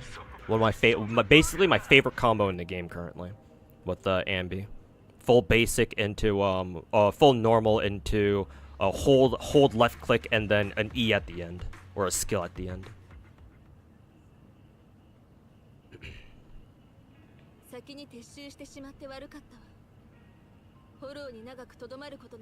While running, melee characters will auto dodge bullets. That's actually very good to know. I didn't know that.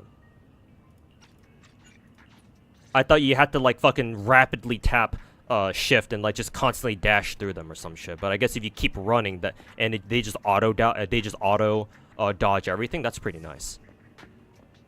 I'll try to keep that in mind for later. Though to be fair, I'm kind of worried that, like if dodging, if just constantly dashing or like just sprinting through them is the only way to deal with them, like how do you counterattack? Like you just wait until until they stop shooting or something, or what?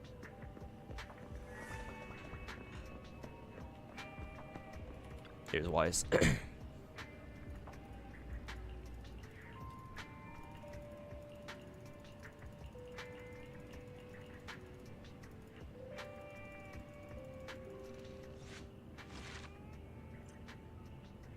Soldier 11's mechanic is timing. Okay, yeah, that sort of vaguely sounds familiar, yeah. Because I did play Soldier 11's tutorial. I believe her tutorial is available in the VR thing. But yeah, I forgot her exact mechanics since then because it's been a while. I'm more used to Ambi because I actually play Ambi. But yeah, the timing thing sounds about right.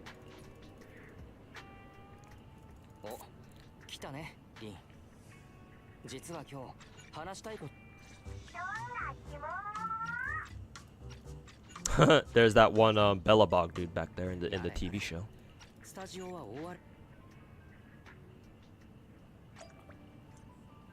Pretty decent tutorial for a gacha, yeah, and at least it's replayable too. Yeah, it's available at any time, I believe. So yeah, that's good.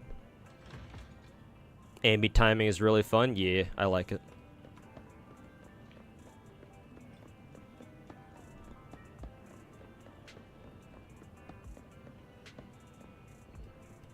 Oh, we got introduced to this dude proper.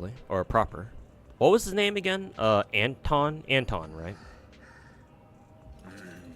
Cool name too.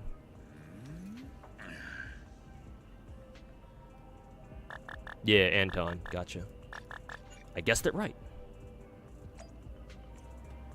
Actually, kind of reminds you of Sanhua from Wuwa, just a little bit more forgivable. Let's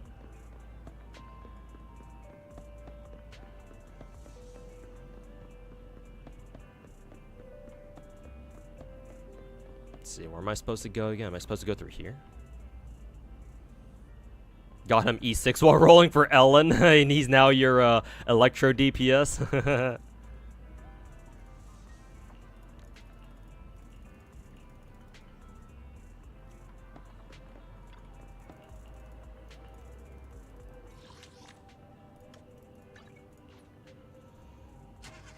Got both Anton and Sokaku E6 because Ellen doesn't want to drop. I mean, hey, at least the game seems like it's giving you a lot of 4 stars at least. Like, does it feel like at least, what is it? Z3's been giving you guys a lot more 4 stars? Because, like, Genshin and Star Rail, 4 stars are kind of rare, to be honest. Like, unless you're, like, trying to go for, like, E6 5 stars, in which case, yeah, obviously you get quite a bit, but... Hey, it's Grace. We get introduced to Grace, too. Nice. Grace, the fucking mad scientist mechanic type. Ooh, she's got a nice voice too. Hell yeah.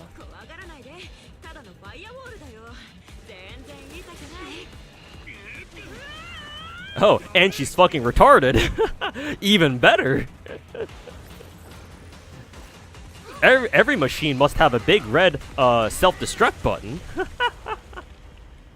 I like Grace already. I knew she was my best girl. She's huge. Even better, yes. Her fucking tits are massive. And we get introduced to Kuma as well. Another Bellabog member, I assume.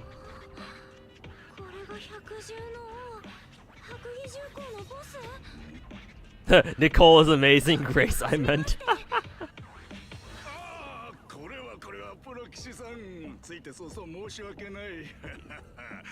Giga Chad Ben, yeah, Ben seems cool.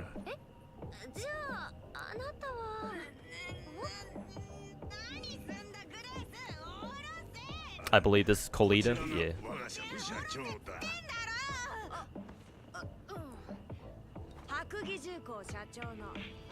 The president of Bellabog. This fucking pipsqueak.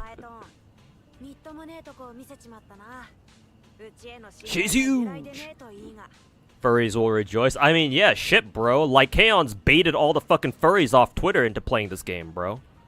I mean, I'm gonna end my stream and probably within the hour so I can watch Bao, my favorite indie VTuber, who is also a very publicly well-known furry, to come play this game. I'm waiting for her to start stream so she can play this game. I think she's gonna stream Z3 today, I'm pretty sure. Yeah.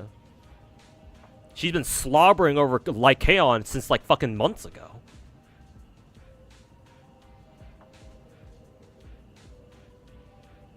I mean, to be fair, I don't blame her. Lycaon is fucking cool. That and he's got a fucking cool-ass name, too. Lycaon. Such a fun name to say. Bao is chill. Until she's not, but yeah, she's a very comfy streamer. She's my favorite indie VTuber. My indie Oshi, so to say. He's also busted? Nice. Even better.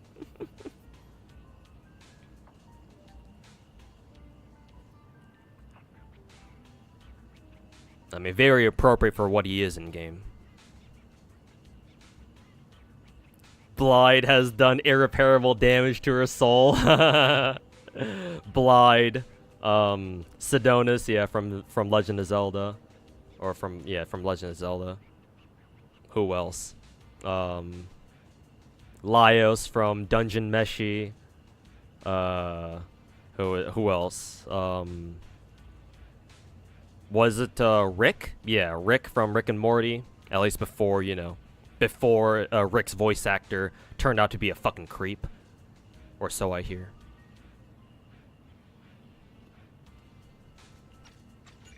And then Ghost and Koenig from Call of Duty for some reason. Because it turns out she's also a fucking barracks bunny. Let's talk to Grace first.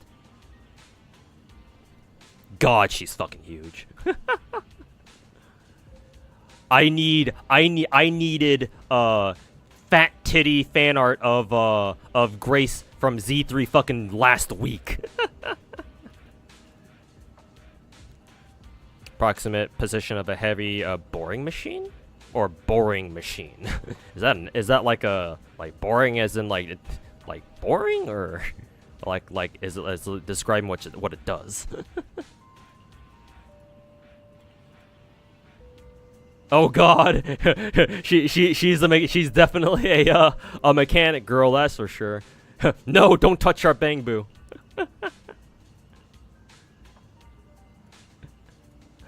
She's going to modify it with a fucking flamethrower and a self-destruct button. No.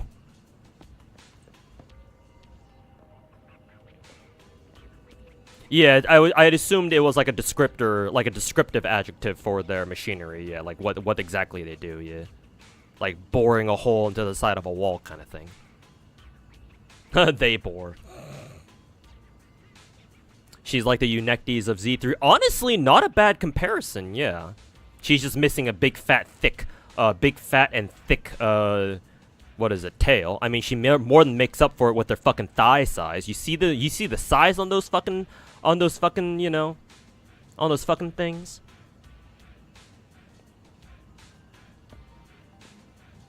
Come on, let me fucking zoom in, goddammit. Don't get in the way of me and my Grace game. I'm a channel my inner Chinese gacha player and go full parasocial over her. Keck.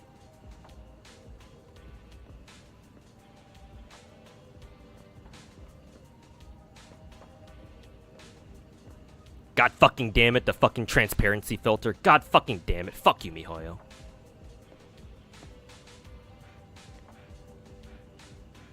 Yeah, she's fucking huge, bro. She's fucking huge. Let's talk to Anton. Everybody in Bellabog is either retarded or kinky. Oh, so basically it's the blue archive of Z3.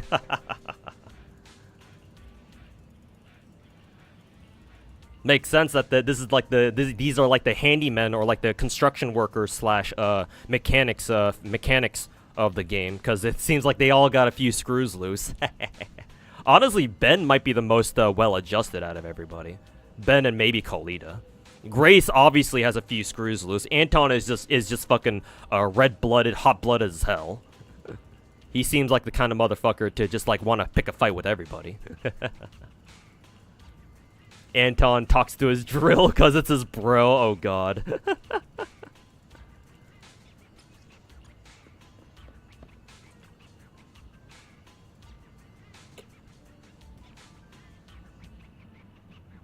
You need a woman who looks at you the way Grace looks at her her grenades. her beauties.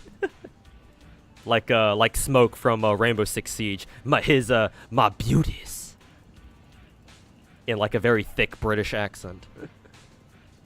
Ben's the well-adjusted one, yeah, I figure. Khalida also looks well-adjusted, but I'm sure she's got her fucking, you know, her problems. Someone make a mod to get rid of transparency. Oh, I'm sure they're working on it, yeah. Like, since I'm familiar with the Genshin and now and more recently the Star Rail modding scene, yeah, people are already working on Z3. Matter of fact, I'm pretty sure I saw some initial Z3 mods, yeah. Because like all the Hoyoverse games are all very similar in terms of like game engine and like game infrastructure, I think. So it's been very easy for like Genshin modders, for example, to jump from Genshin to Star. I think it took more time for them to get used to like Star Rail's modding and like trying to figure out how Star Rail modding works. But like for Z3, people have already figured that shit out in like days, like possibly even less than that, to be honest. So yeah, oh no, there'll be a transparency filter mod, or one that gets rid of it or whatever, pretty soon. It should be one of the first things that they work on, to be honest, because of how annoying the transparency filter is in these games. Don't want to spoil anything about Khalida. Oh, is it spoilers? Okay, I won't ask them. I will figure it out on my own. Grace is over here looking at some machinery. Oh yeah, is Grace talking to the robots? What a good kid. Oh god, she's got a few screws loose. She's perfect. She's fucking perfect. Also, are these? Can we interact with these? Yeah, we can. Okay, good. I assume they contribute to like some mission later on. Wheel. I like the heavier music here at Belobog. Very fitting. I am heavy metal.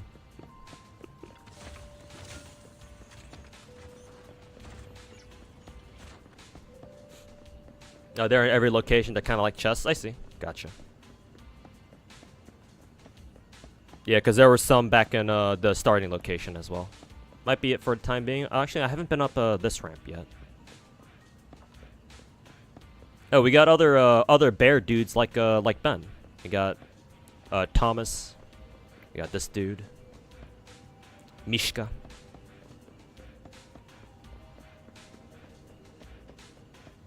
Here's another one.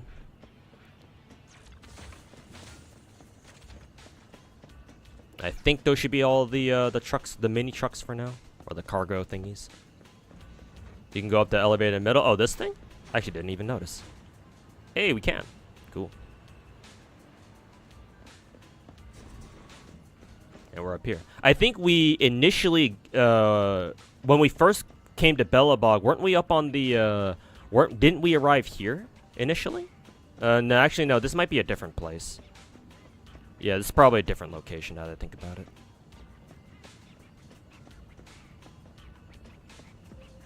it. Nothing up here, I don't think. At least not yet. Maybe if we come here at a different time of day, maybe you'll have something up here. So many wide Borises, yeah. Wide Boris walk. Yorokobe furries, yeah.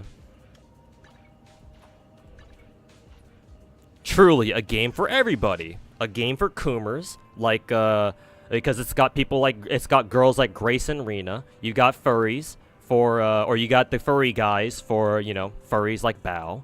And then you have the lollies for the pedophiles. Truly a game that's for everyone. America.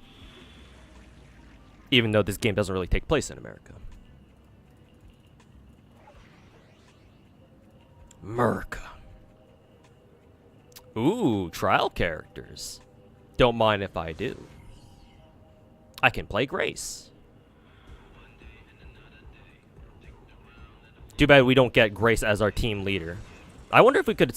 I wonder if we could have set Grace as our team leader, so that way we can get Grace's intro. Am I gonna make any videos on Z3? Not sure. I already have like a pipeline of videos for my YouTube channel all established in my head, so I don't know if I'm gonna be able to make any specific Z3 videos. I'll probably have some, but they're not gonna be like on like gameplay or whatever, or like tips and tricks or whatever. It'll just be like my thoughts on the game or some shit.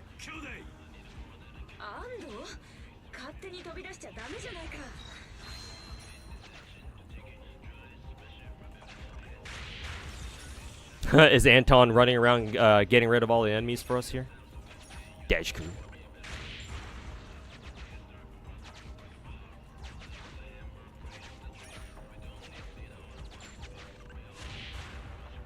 Hell yeah.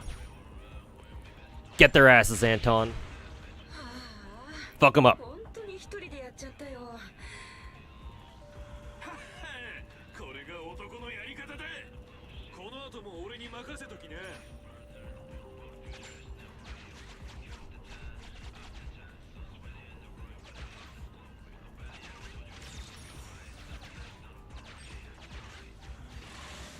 Oh, maybe I should have tossed Anton in there.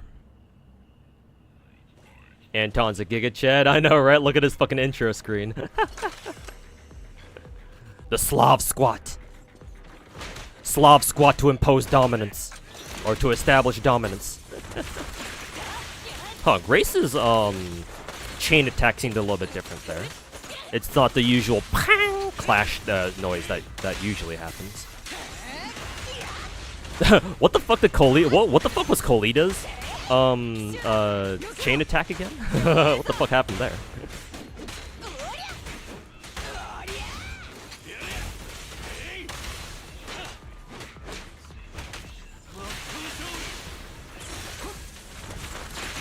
Yeah, Grace's chain attack is a little bit different.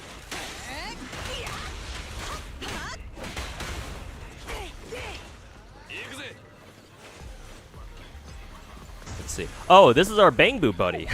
He literally drives a fucking drill into your ass. Or actually, he disappeared. This is our Bangbu for now. Yeah, that's because that's Phaethon. So I don't fucking know. Well, maybe we'll see him again.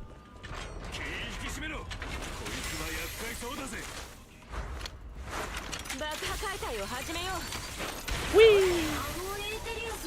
Hello, welcome back Enya from Snowbreak Containment Zone.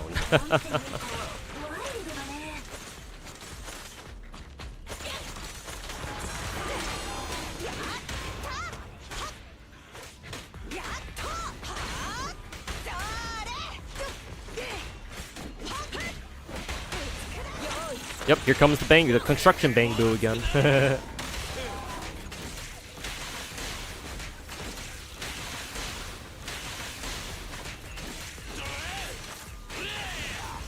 Do you hold Anton's skill? No, you don't. I guess you can just use it a lot.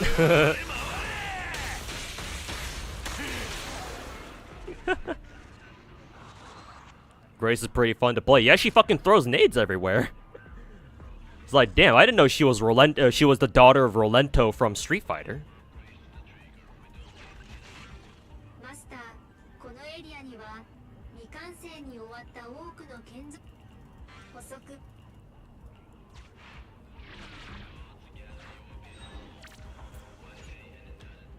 He uses skill and all his energy. He uses all his energy with his enhanced. Ah, I see. His skill enhances his basic. Okay, gotcha. Alright, we're leaving Anton behind. I think, did he get stuck in the hole?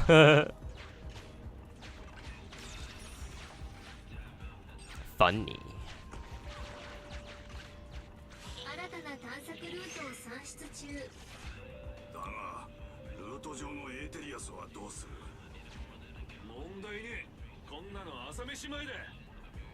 Nail gun and grenades, yep. Hey, you never know. You may never know if you need demolitionists, you know? Proceed to next target? Where the fuck are we supposed to go? Oh, okay, we just have Anton follow us. 何人たりとも俺たちを阻むことはできね Alright, he's back. え。デュアルショベルを探そうぜ。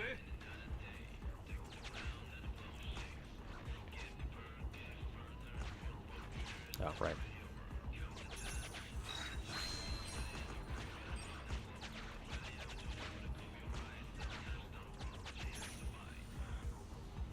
Is there anything down here?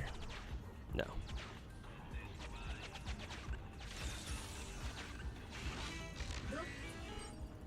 Oh, oops, didn't mean to click leave.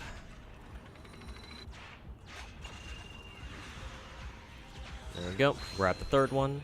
Yep, we're good. 依頼目標と推測されます。見ろ。ありゃ確かにデュアルショベルだ。構やしねえ。俺と兄弟の相手じゃねえぜ。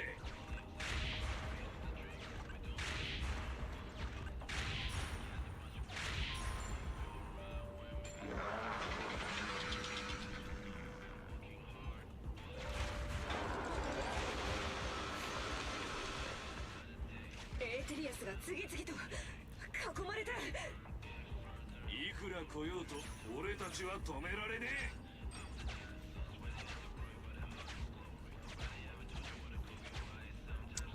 It seems like I can't have him go downwards, so here we go. You've been here for 7 hours? Yep. I believe you've been here ever since the beginning.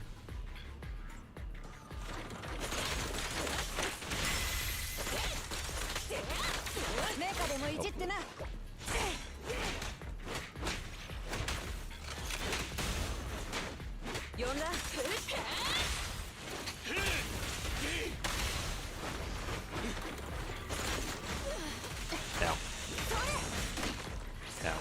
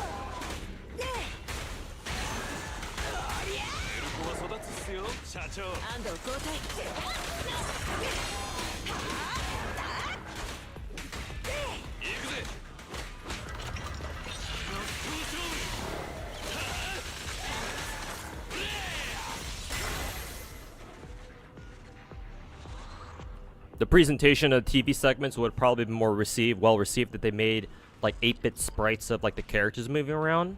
Maybe?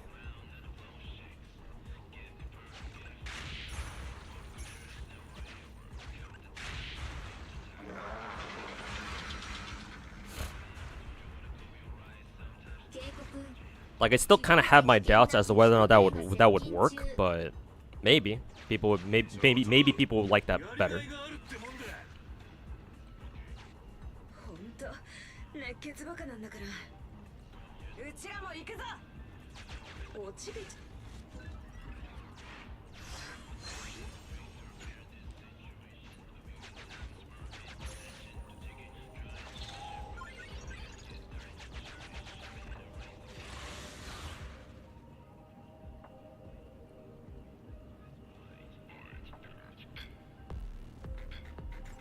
うちの子とコラボする？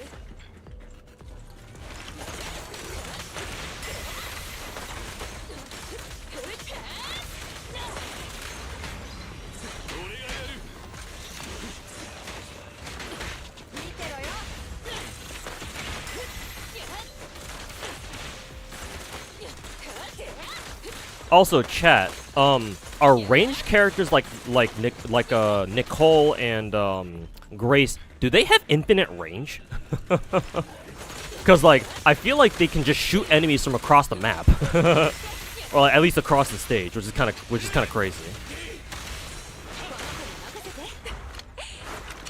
Less damage. Ah, okay. So there's a reason to use them still. You still use them up close then, huh? Yeah, 61 at this range. 65, 65. Yeah, so they do more damage at close range, I think. Ow. That time I don't think I can chain attack that, I don't think. Doesn't make a lot of sense to anyway.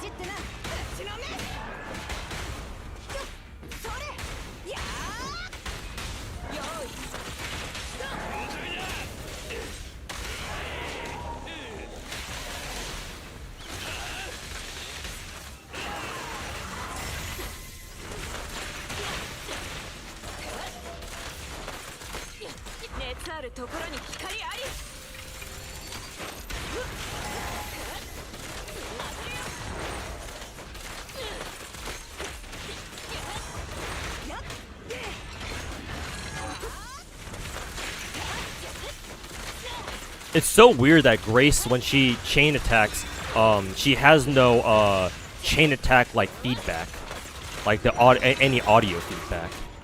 It's so weird. I'm like kind of tripping out, not because I'm not used to it.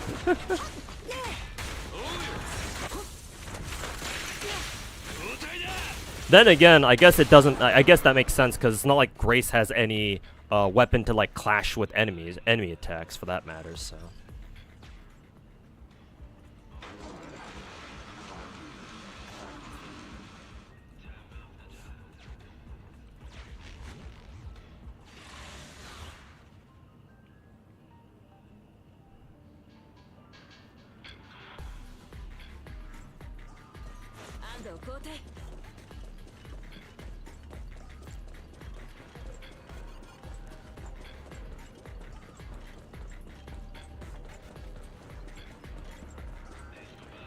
Oh, is this the boss?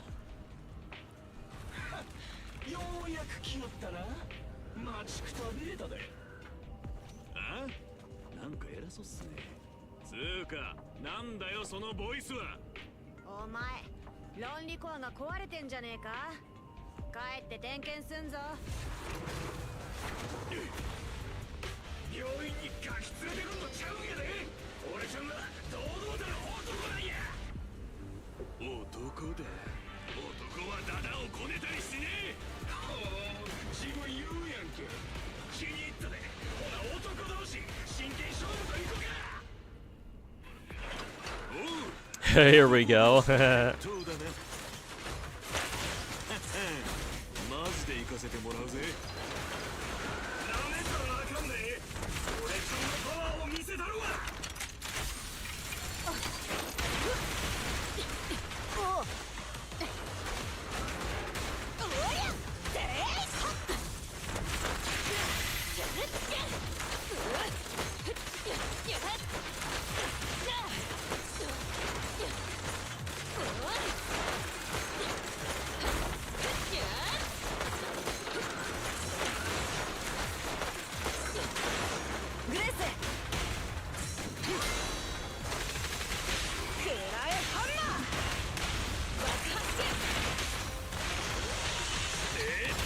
Even the bang boot can't get in on some of the action.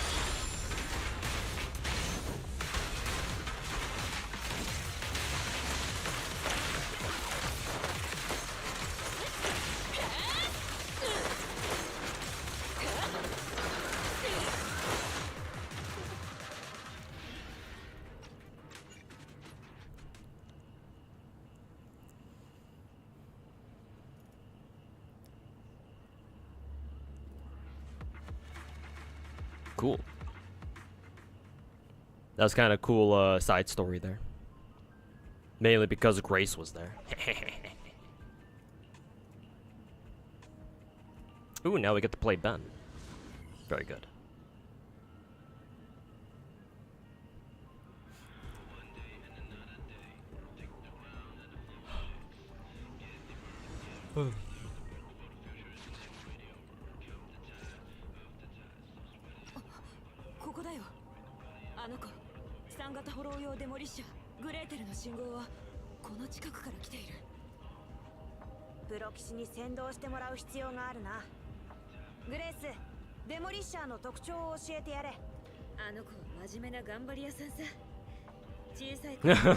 Oh God. Grace being a mom to her machines. Oh God. She's perfect, chat.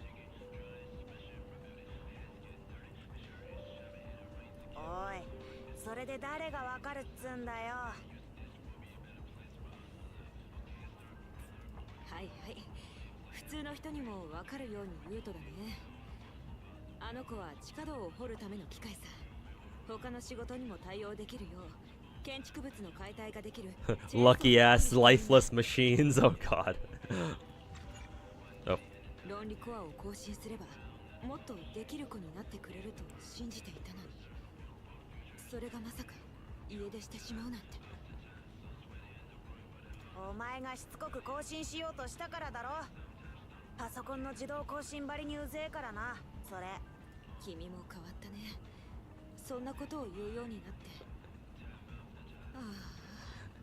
She's a hag, chat. Hags, hags, hags. Anyway, at that. I'd like to get through it. I'd love to sit around and listen to more of Grace's voice lines and see just how unhinged she is. But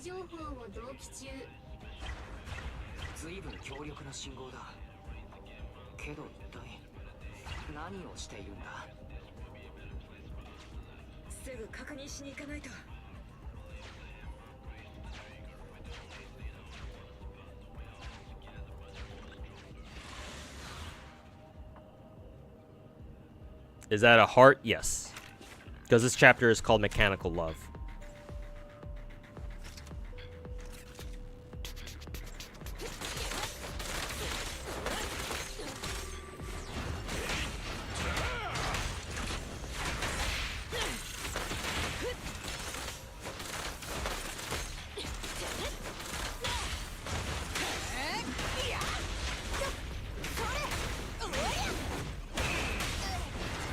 Yeah, there's the Ben assist for Kalita specifically. Ben's a big boy. Look how slow he goes. Big boy.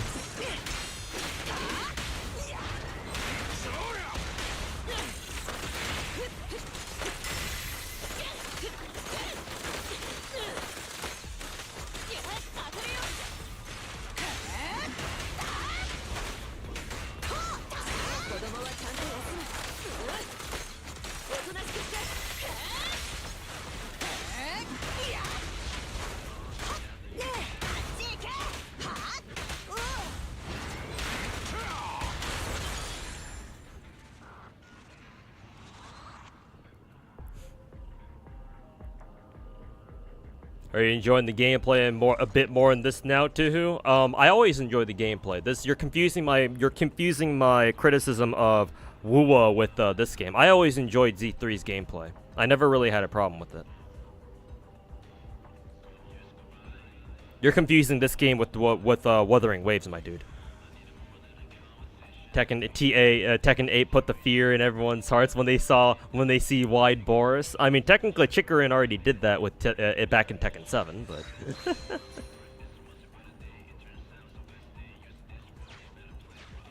Also, why is it that I can only move this dude one space at a time? Is it because there's what is it?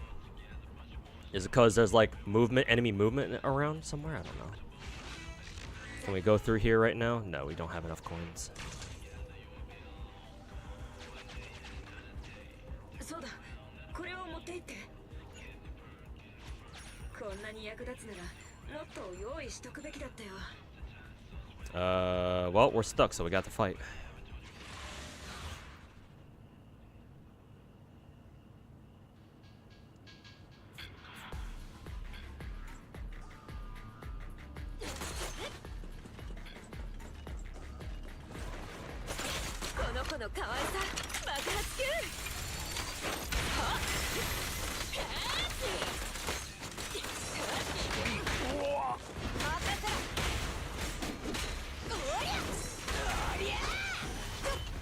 Oh.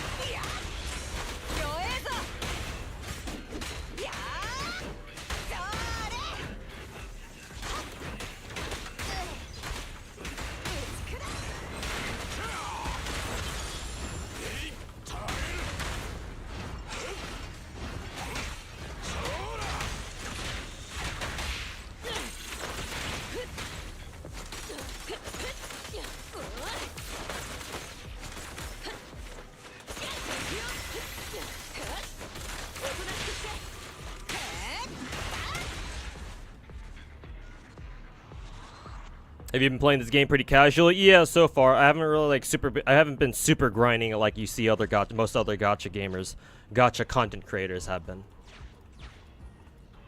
Mainly because over the weekend I've been busy trying to get my chauffeuring my buddies around to and back from Anime Expo. So haven't exactly had a chance to really sit down and just do nothing but grind Z3 yet.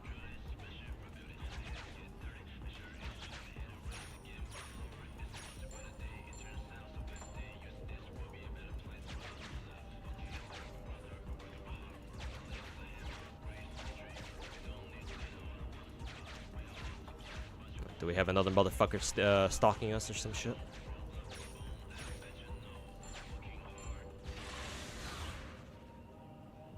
It's funny playing the game with controller. Try it with that. I don't know how to use a controller, and I don't even have one either.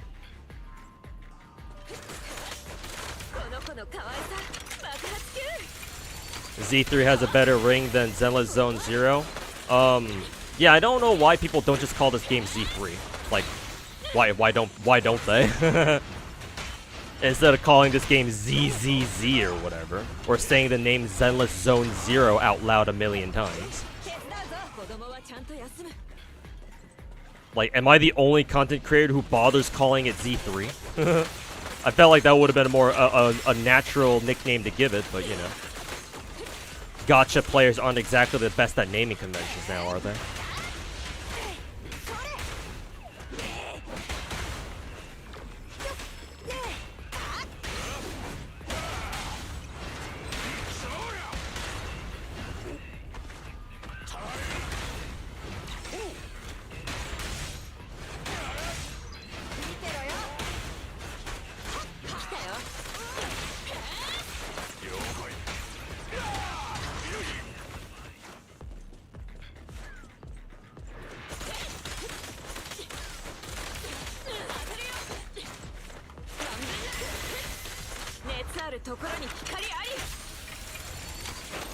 Sounds less goofy. Yeah, that and just saying Zenless Zone Zero over and over and over is just a fucking annoying ass mouthful. So yeah, it's just better to call it just Z3. Oh, there's no anyone here.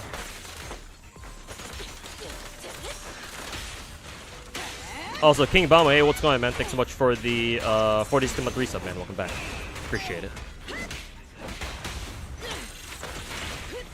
And a tier 3 too.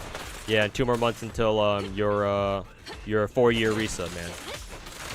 And yeah, appreciate the constant support and appreciate it, man.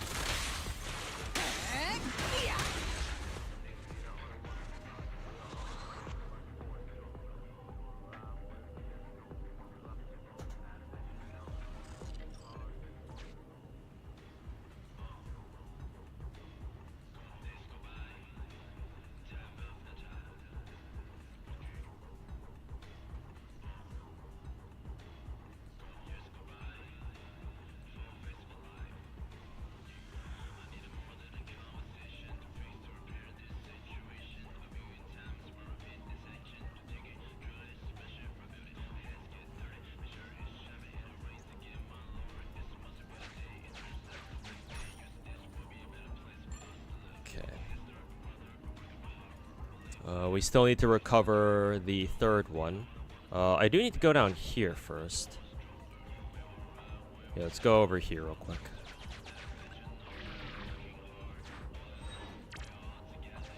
Oh, it's just the teleport point? Yeah. Okay. Up here we go then.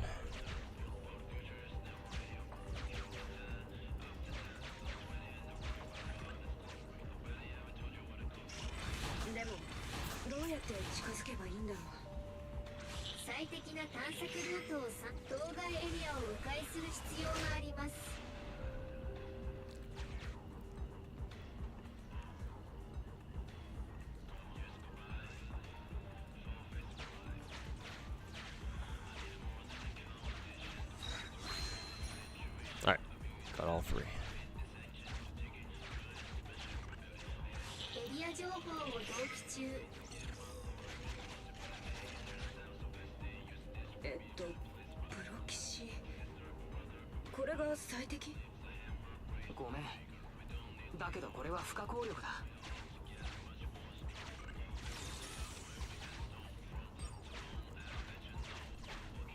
Where are we supposed to go now? To hit the big red button?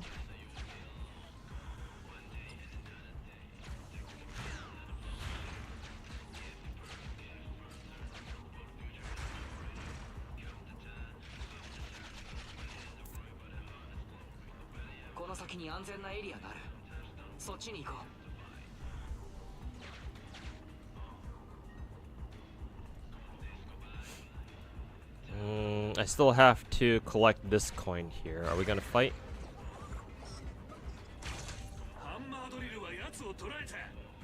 Oh, we actually don't get in the fight there?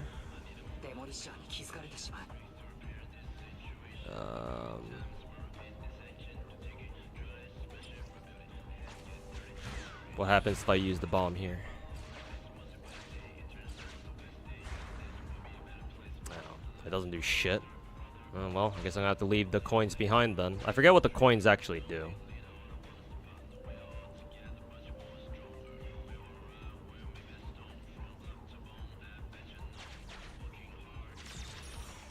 Oh, whatever then.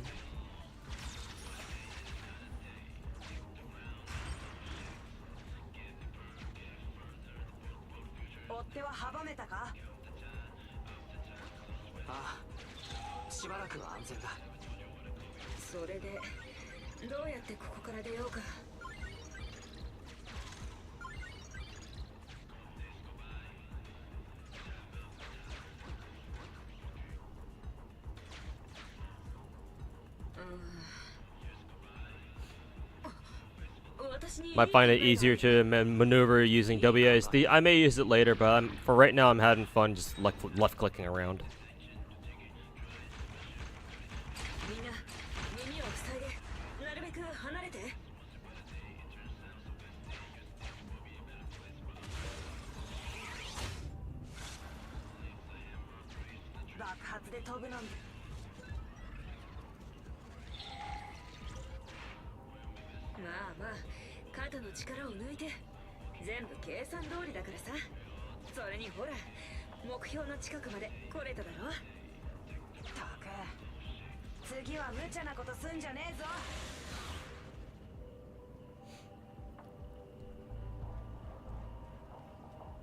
Another cutscene.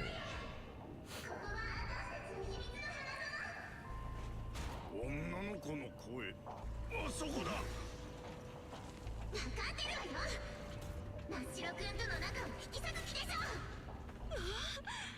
デモリッション、会わないうちに一発の乙女になって。 She's crazy, chat. フレース、おい、落ち着け。だが、真っ白くんとは白いのか。まさかあの作りかけのビルか。作りかけですって。私真っ白くんと一生添い遂げるの。だから今だ、取り消しなさいよ。デモリッション、君が恋人を守るためにこれほど凄まじいパワーを発揮するなんて。うっとりしてる場合かよ。今は Crazy hot, you mean? Yes, exactly what I meant. Ow, ow, ow, ow.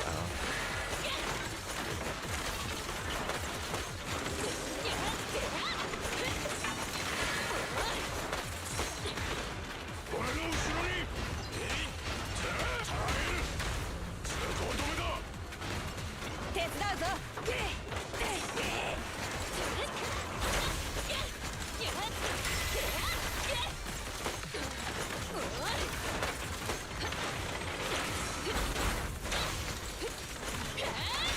完全燃焼。現場を片付けるぞ。落下点、君の前。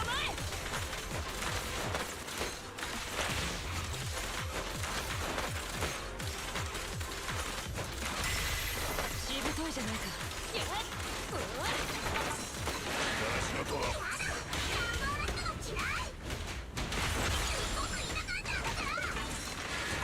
Ooh, Ben. I wonder if Ben has super armor. もうひと踏ん張りだ。爆破解体を始めよう。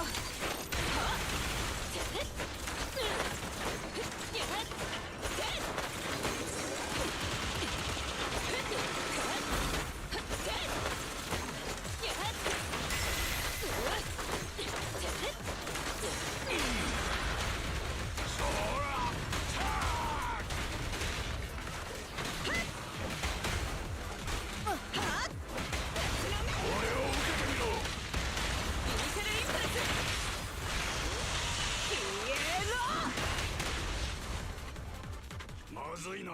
戦いの音を聞きつけてエーテリアスが集まってきたぞ。 Ben as a tank, he's meant to take hits for you.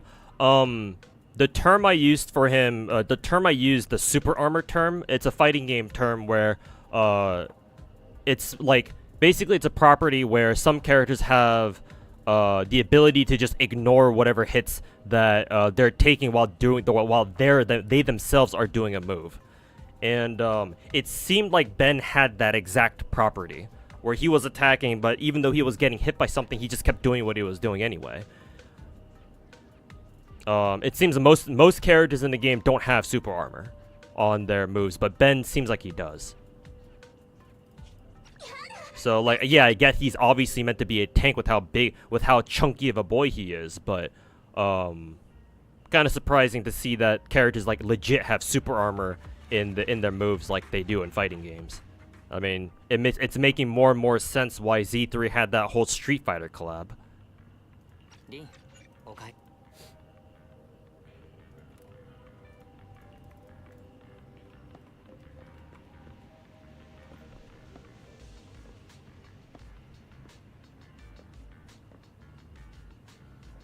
Yeah, no flinching. Yeah, no flinching or like reeling.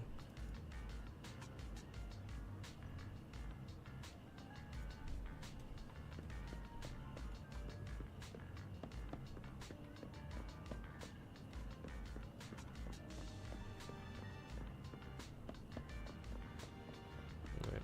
Time for Belle to go sleepy. Eepy.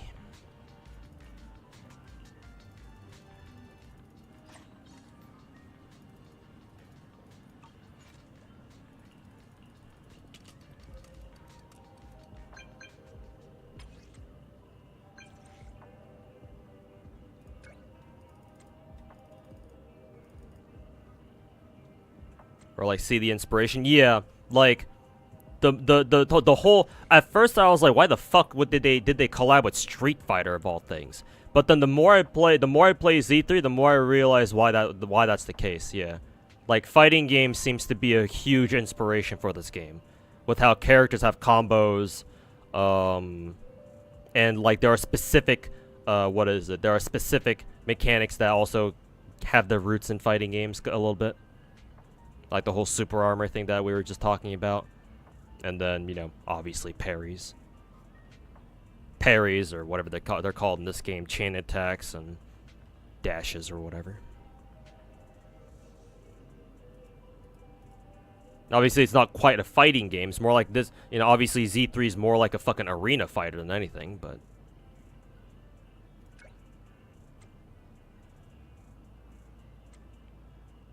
Time to memer. Yeah, I'm about to end the stream soon here, too. Because I've already been streaming for almost 8 hours now. I want some food. Some influences. Yeah. For sure. Go to HIA Club. Oh, I was about to go there anyway.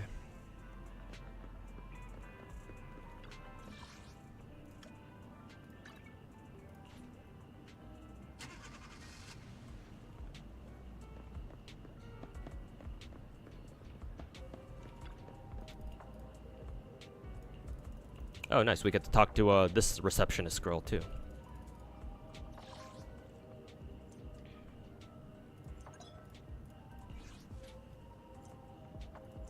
Let's see. What is this? Rewards for completing challenge. XP. Whatever the fuck. Oh, are these our weeklies? Is that what these are? So, beginner tuning. Maybe this is for the disk drives.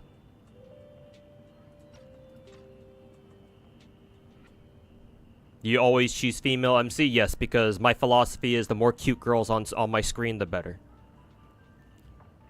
Weeklies come later. No, these are just for talents. Oh, okay. Talents? I guess like as in like talent books? Kind of like in Genshin?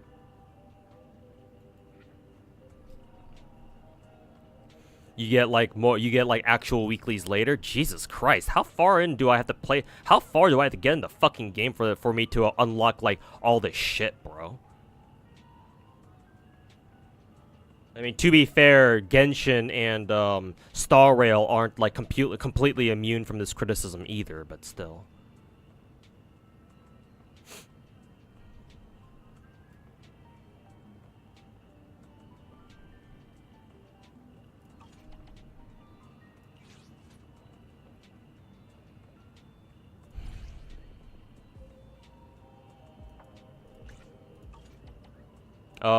So I assume we don't need to do these now, because I assume these are like higher skill level level ups or some shit like that.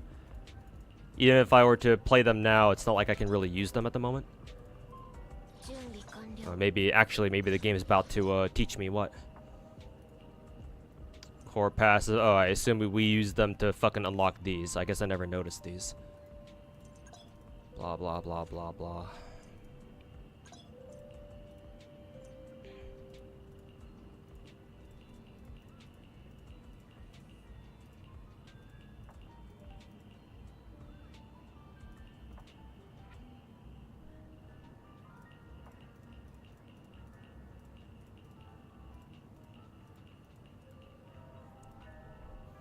Core skill enhancement. So the higher the rank, the better the core skill enhancement.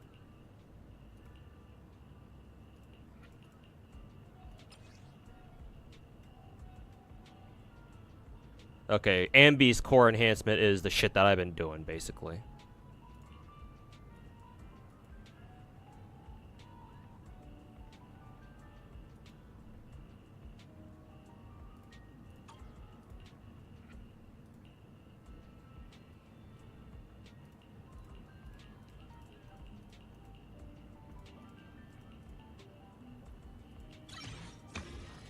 Okay.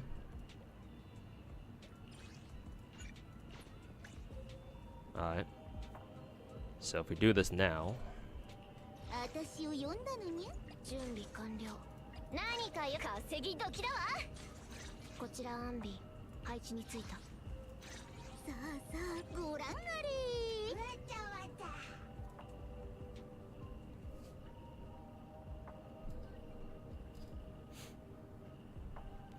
Do all the commissions? Yeah, I assume that's the case. Just fucking go through story as much as you can, basically. Is what I kind of assume.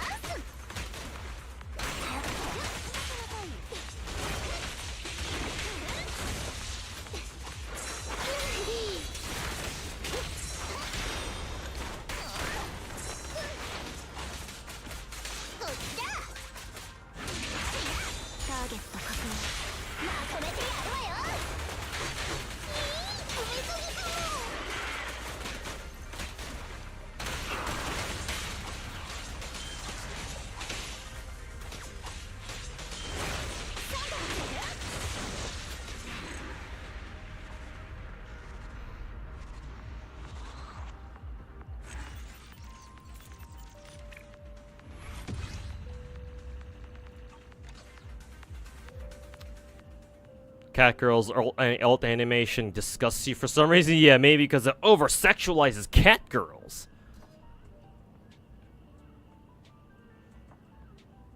Did you get Nekomata? Yeah, she was my free 5-star or free.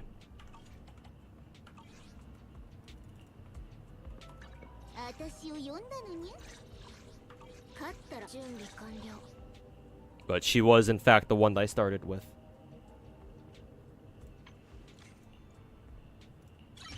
There we go. And then I guess I can keep doing expert challenge in order to keep enhancing our core skill. May as well.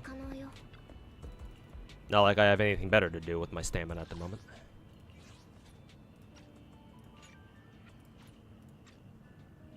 I wonder what account level I'm at right now. 28, okay. Making my way.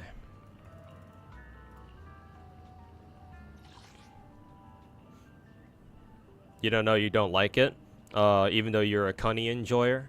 I guess it's because the animation makes it very, like, uncannily similar to, like, how cats actually act.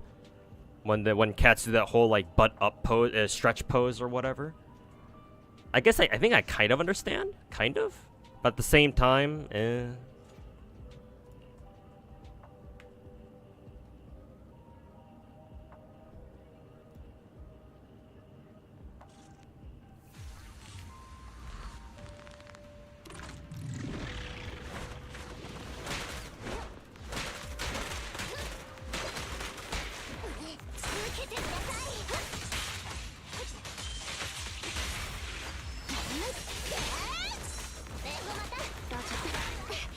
Oh, it looks like if you miss the dodge window, you can't really do anything to stop them, huh? Well, it's good to know for the future, I suppose.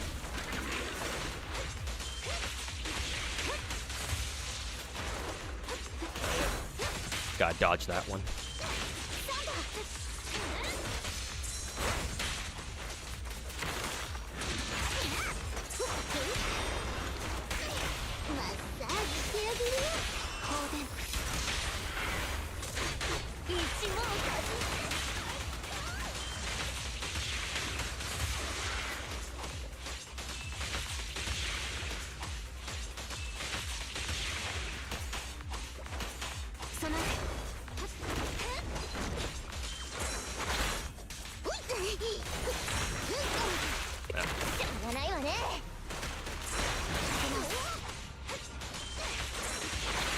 撃破する。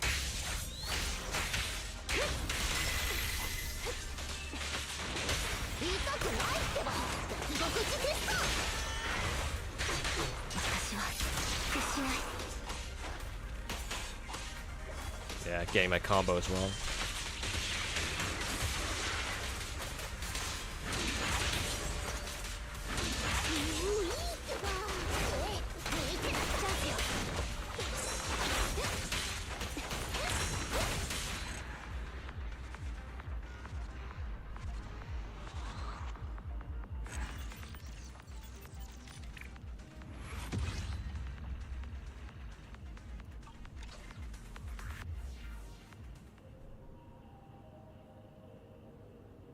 Female furry will be big money. I mean, you never know until they try. There are male furries, why not females?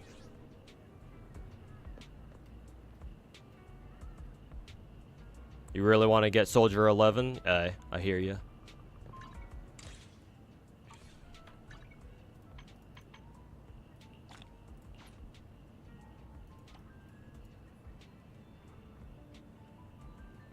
Upgrade 3 W engines to level 30? I thought I already did that. Or did it say I already claimed it?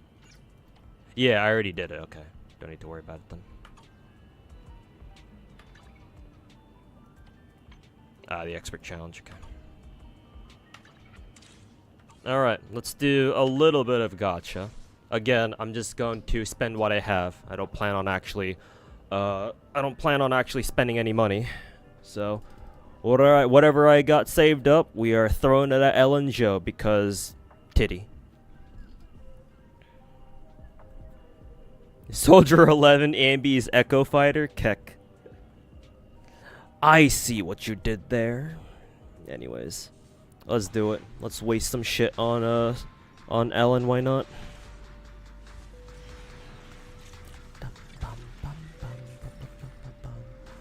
Oh, Minroll! Everybody's favorite. Ooh, we got another Nicole copy. I'll take that.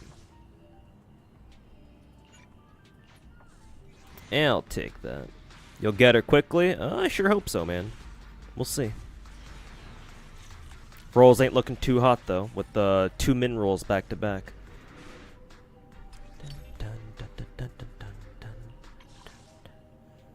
Another Anton.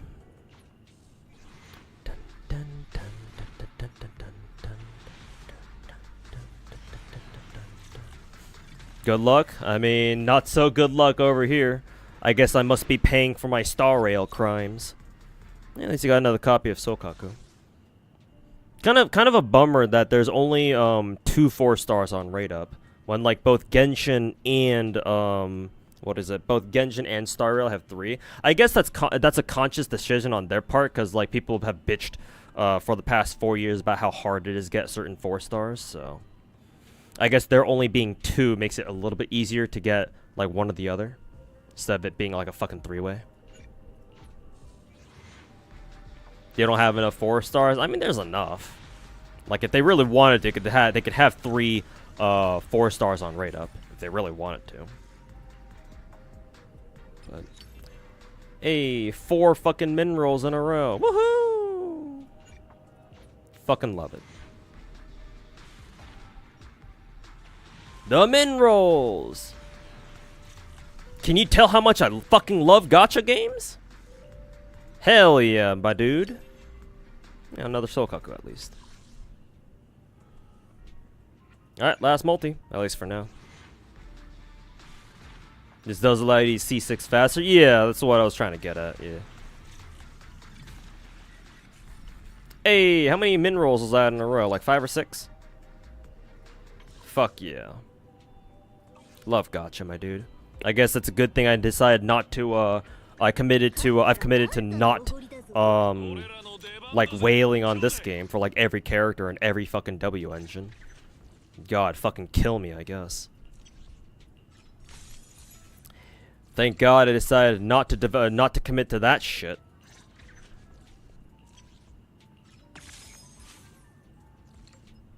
And then Sokaku.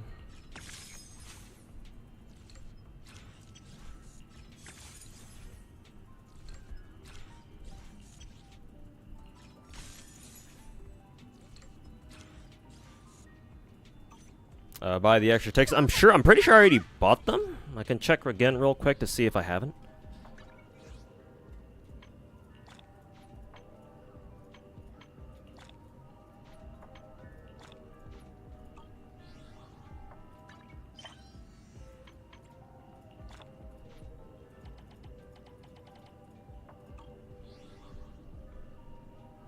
How did I go to store? Here it is.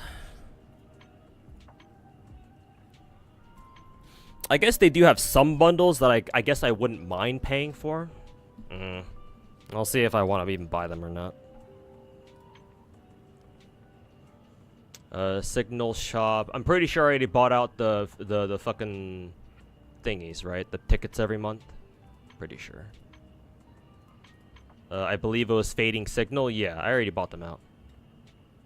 These right here, the 5 tickets per month, the perma and the limited. Yeah, I already did that.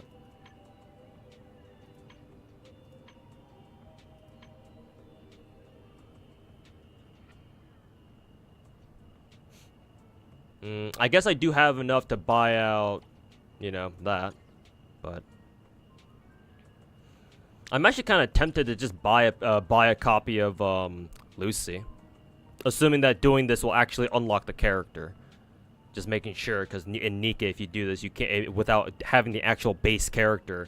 It doesn't really count. Not worth it.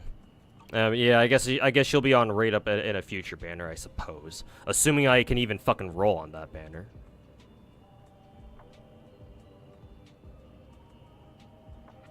It does unlock, but you'd prefer going for the multi? I guess so. And it's not like I'm like trying to go for like collector EX in this game. So, okay, well, whatever. You guys have convinced me. Hopefully that was the those were the tickets, or those were the limited time gacha currency. Yeah, here it is. Alright, let's see what this next multi has in store for us. I forget if I'm about to hit pity or not. I probably am not. This will just be another fucking min roll. And another Sokaku.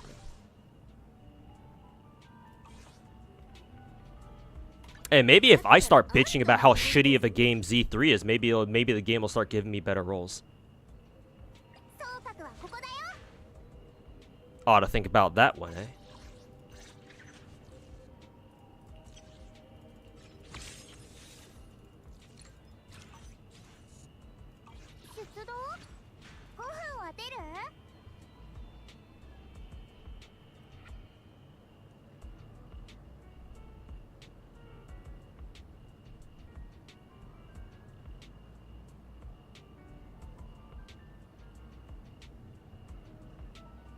If you're planning on getting Ellen, build a Sokaku. Why, she's considered good. I don't really care about the meta in this game. But if you guys insist, I suppose I should. I've been building everyone else anyway, just with the stamina I have been using. Or the stamina I have been getting. So it's like, I can actually afford to like spread the resources around, because my roster is just not that big to begin with. Speaking of perma-gacha. 2 away. So I could maybe upgrade, because I have Anton and Sokaku left. So if I get them to, if I ascend them once or promote them once each, I'll be able to get enough. I'll be able to get enough tickets to do like a multi on the perma banner at least. The problem is if I even have enough materials for them, and the answer is probably no. Actually, no, I can. I can just dismantle like this. Thank God you can fucking dismantle shit. Unlike in, motherfucking Genshin Impact. Christ. Let's grab that. Anton.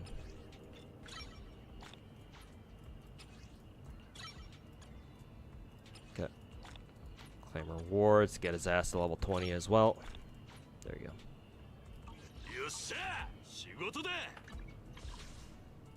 Alright. Let's do a multi on the perma gacha. Whee!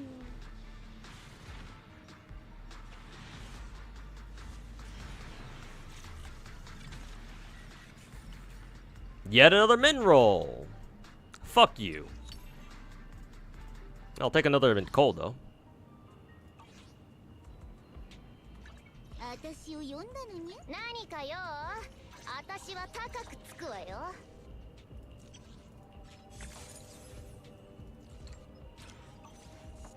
じゃとやにかかれば万事解決。 Do you have Rabbit Gacha yet? You mean the Bangbu Gacha? Yeah, I do. Down here.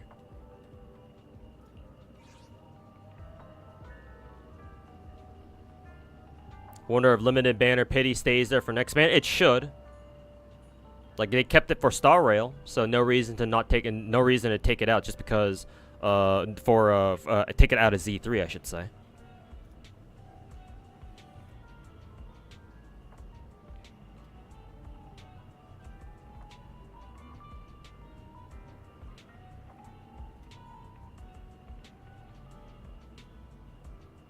The bugaboo thingies.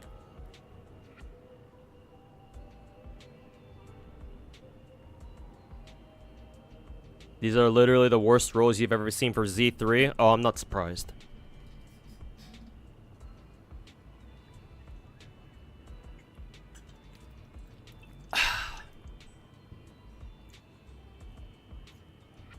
They're helpful? I mean, yeah, they're cute, and that's all they really need to be.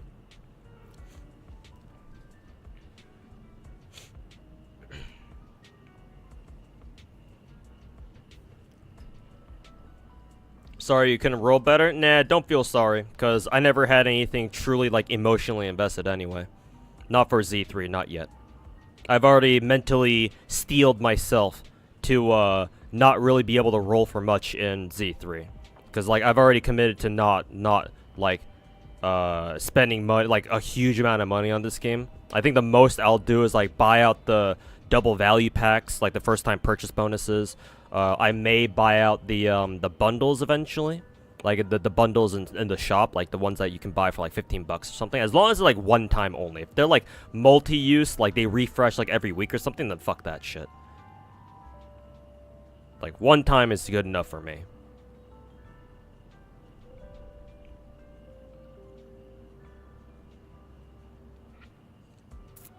But yeah, I'll just stick to Battle Pass, $10 Battle Pass, and then the monthly. Glad this game doesn't have a Paimon sidekick. Well, that's kind of a given at this point.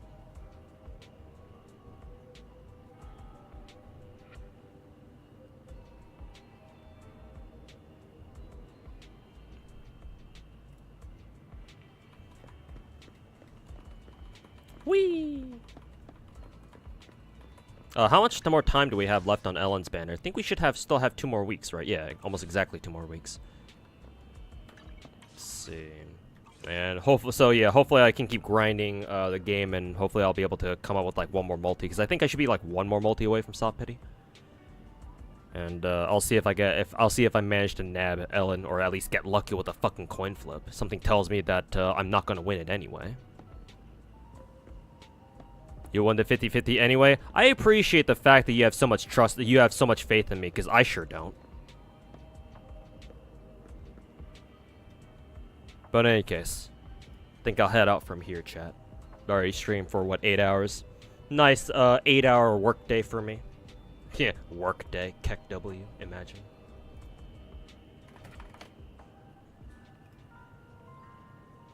But yeah.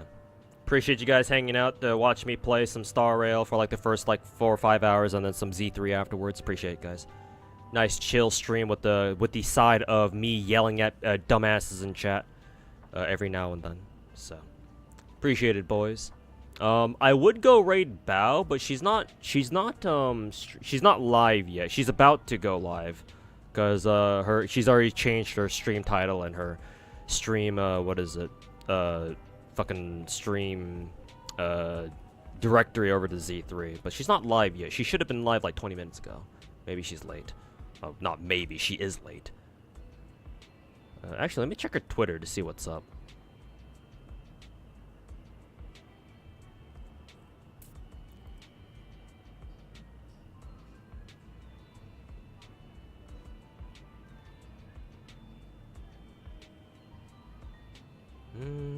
No, no exact updates. I assume she'll go live very, very soon.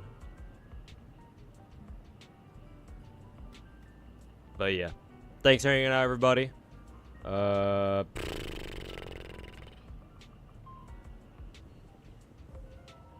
Do I raid Bao anyway? Raid her into her waiting room? well, actually, I'm actually kind of curious what I want to do here. Let me look up the ZZZ Twitch directory first, at the very least. Category.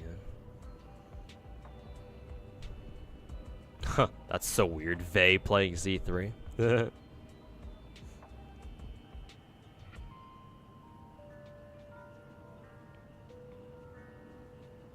Anxiety, not talking, no camera, just wanting to play Z3 and chill? Huh? A guy like Tectone having anxiety? Something doesn't add up there. But sure, if you insist.